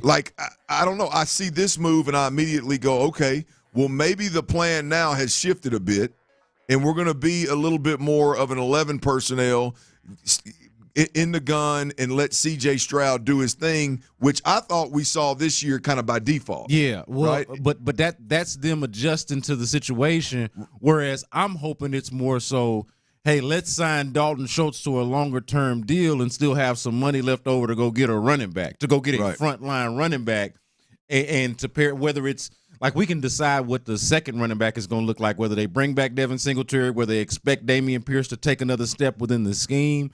But to me, the answer's got to be, hey, let's double down on this passing game that was really good, but also use some of this money that we can actually address the personnel issue in our running game and really hope that we have some better injury luck on the offensive line. This is playing the game, Clint.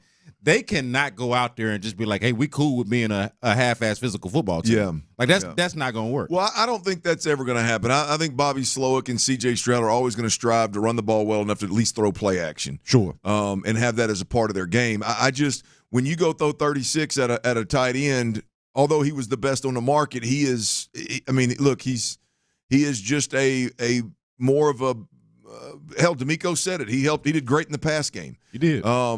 Right, and so I can't help but look at that. And I'll be honest with you. You said I think I could get real excited about it. I could get real excited about it because, maybe. In week 9, a little wiggle. Well, no, you talk about you bring Dalton Schultz back.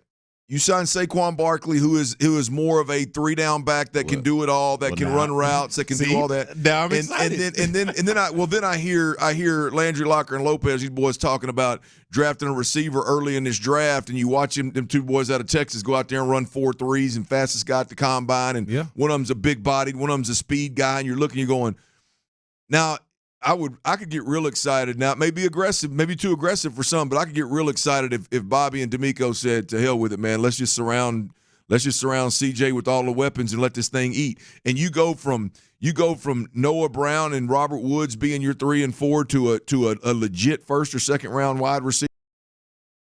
And Bark along with Nico and Tank. At that point in time, you got something nasty, man. to your point, you got to be able to get physical up front. Yeah.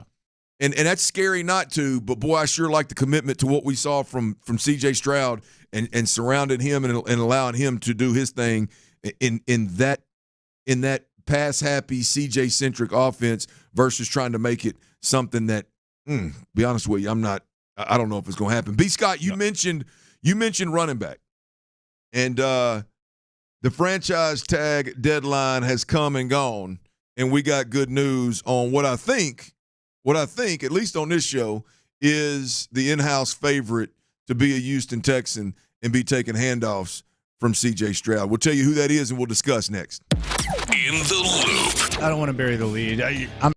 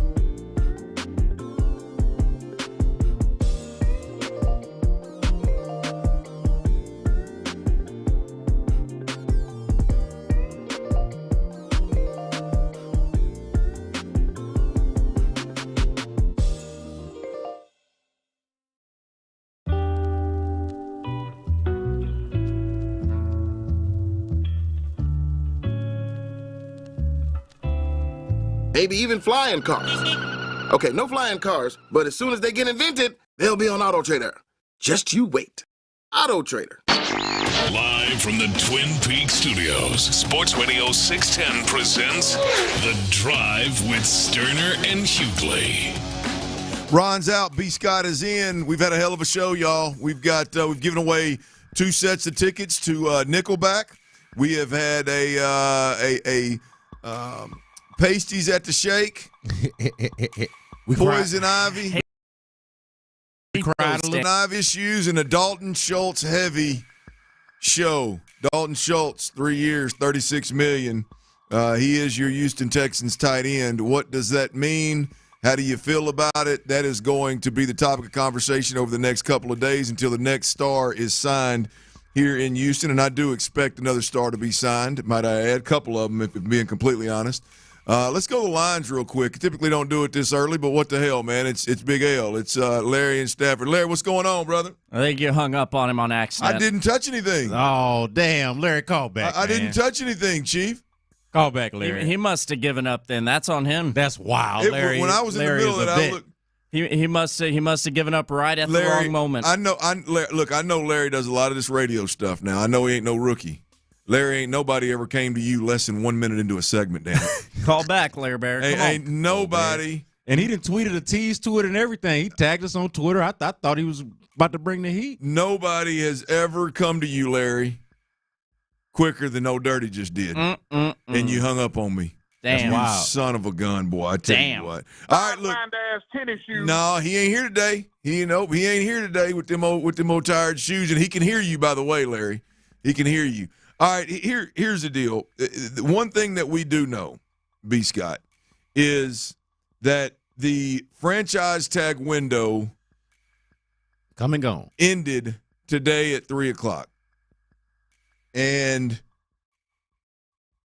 Larry and Stafford's back on the line?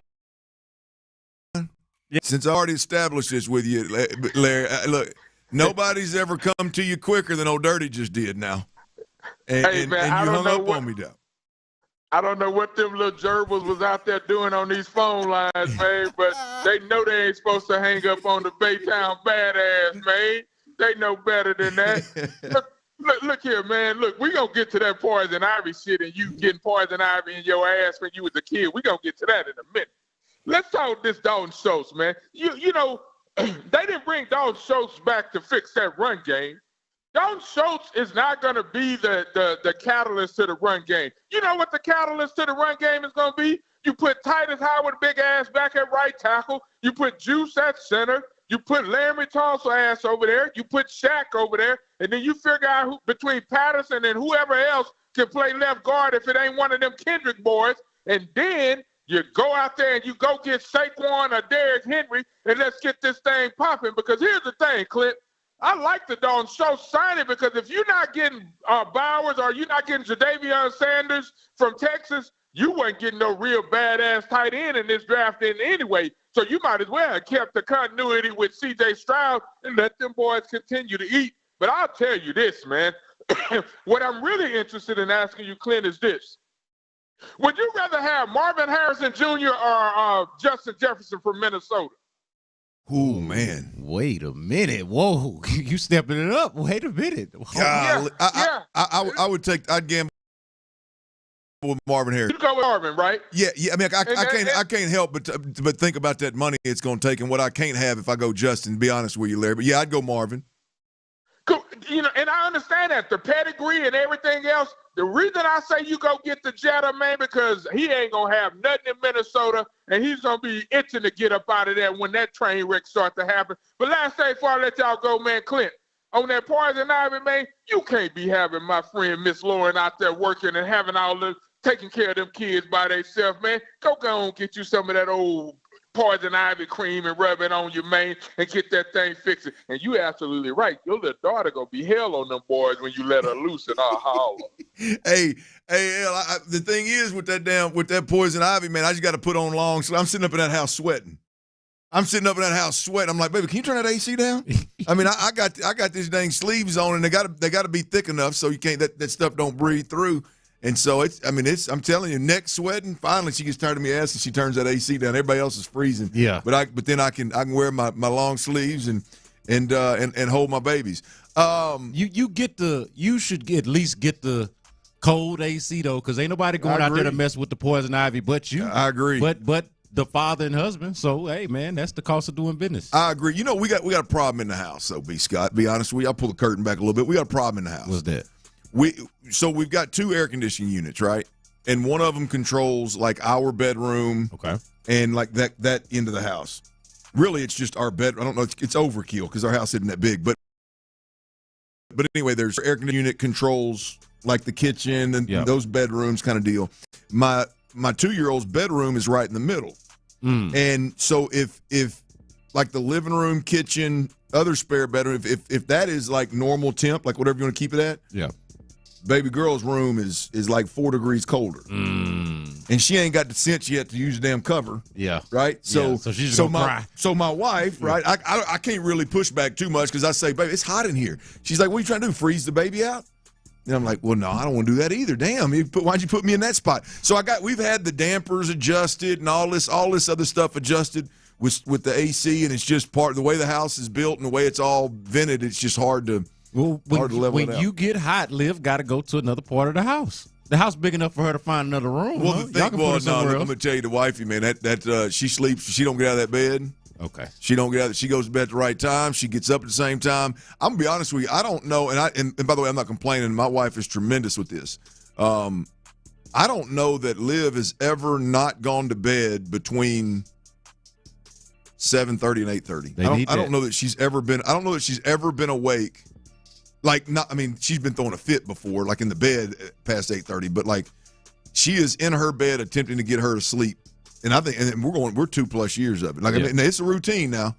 It's crazy, man. Yeah, there's value right there, man. Mine was 8 to 9, but I feel that like you need whatever the hour is, it needs to be that. Well, it's getting later and later now, and she isn't able to crawl out of the crib by herself yet. So we're at that stage of putting her across that crib. We're trying to figure that out, but nonetheless, here's what Houston needs to know. Right, Dalton Schultz is a Houston Texan, 3 years, $36 million. You got the tight end spot is filled. Offensively, I think there's 2 spots offensively that you just got to hit on. Okay, and that's tight end.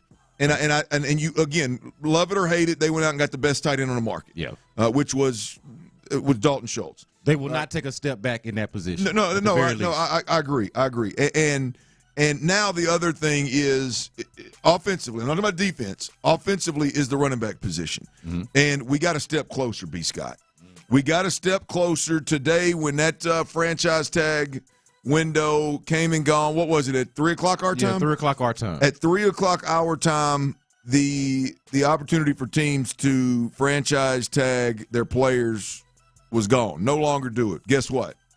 Saquon Barkley did not get a franchise tag. And for me, that is, I agree with Larry that the quickest way to get this run game right, and I'm talking about mass improvement. I'm not talking about just because I know like people will call in and be like, oh well, Devin Singletary averaged over 4 yards a carry, whatever it was, 4.4, 4.5 yards a carry. Come on, man. Come on now. Well, I mean, look, I get it, and he did a great job, and he earned himself some money. Yes, he did. But nobody watched there's a reason why Mel Kiper thinks the Texans are taking an offensive lineman with their first round pick, right? I mean, everybody that watched this run game ain't it. They got to get better, right? Yeah. And I think the quickest way to doing that is with a running back. And Saquon Barkley, he got one step closer today with getting to that deadline before the Giants tagged him. Yeah, and Clint, I've said this, that I don't want it to be cowardly on my part, but I'm okay if they pay what I think, because the market for running backs is down, right? So you pay them less than what you pay most. Like whatever running back you sign is going to get less money more than likely than Dalton Schultz got. But I'm with it. Like the top 3 running backs on the market, talking about Saquon Barkley, talking about Josh Jacobs, and then to a lesser degree because he's older, but we're even talking about Derrick Henry. Like if they come away with any of those 3 guys, I'm not going to bat an eye. Yeah. I'm not going to have a lick of criticism. I'm not going to be upset about it. I'm going to be like, let's ride. Let's roll, because now we have finally actually addressed the issue that we're talking about. Let's ride. And to me, if Saquon Barkley is there available to you, I don't understand the reluctance. Because he's not getting Christian McCaffrey's contract, which is the only thing that I guess I would not want to pay. I don't want to pay him $16 million a year, but $12 million a year for Saquon Barkley, for a dude that can be a game breaker like that. Like to me, the opportunity, and you are uniquely situated from any of these other teams. Like think about the teams that Saquon Barkley and Josh Jacobs are coming from. They're not a running back away. The Giants got a lot to figure out. Ain't that true? The Raiders got a long way to go. The Texans, difference between what they were last year and what we want them to be this coming year could very well be maintaining what they had and adding a piece like a Saquon Barkley on offense and like a Christian Wilkins on defense or whatever. Name your favorite defensive player. Yeah. But adding like one difference maker on both sides of the ball could be the difference between what you were before and what you can be. Think about how, as a fan, B. Scott, how beautiful that could be. Last year, these guys draft ultimately game-changing, game wreckers, if you will, pillars that they're going to build around. Obviously, first-class elite leaders in C.J. Stroud and Will Anderson. That was the big move. Obviously, last year, the big move the needle. Your team gets significantly better because you acquire players of that ilk, right? Yeah. And then this offseason, obviously you don't have that kind of draft capital, but this offseason, all of a sudden you have cap space, and you go get a Wilkins and a Saquon Barkley and add to this mix. I mean, what a hell of a 2-year run that we've had in terms of just the excitement of your squad. I remember saying this 2 or 3 years ago, like, I can't wait. I didn't know it was going to happen so soon, but I was like, I can't wait until we get to a point with the Texans where they're adding players that are like really moving the needle nationally and in the whole NFL. Like, what? The Texans, they just got Saquon? The Texans just got, Wilkins or whoever. I mean, that is just a beautiful spot to be in, man. The arrow's pointed up. Yes, Cal. Yes, Cal, it is. Now I just need you to get that pen pointing down and start writing some checks, Chief. I believe in Nick Casario. You're not going to find a lot of teams across the league that have on a re-deal and cap space. You got it here in Houston, brother. Like Sean Pendergast talking about why wouldn't Saquon Barkley take a discount? Yeah. It's because to come to Houston. It's because Houston is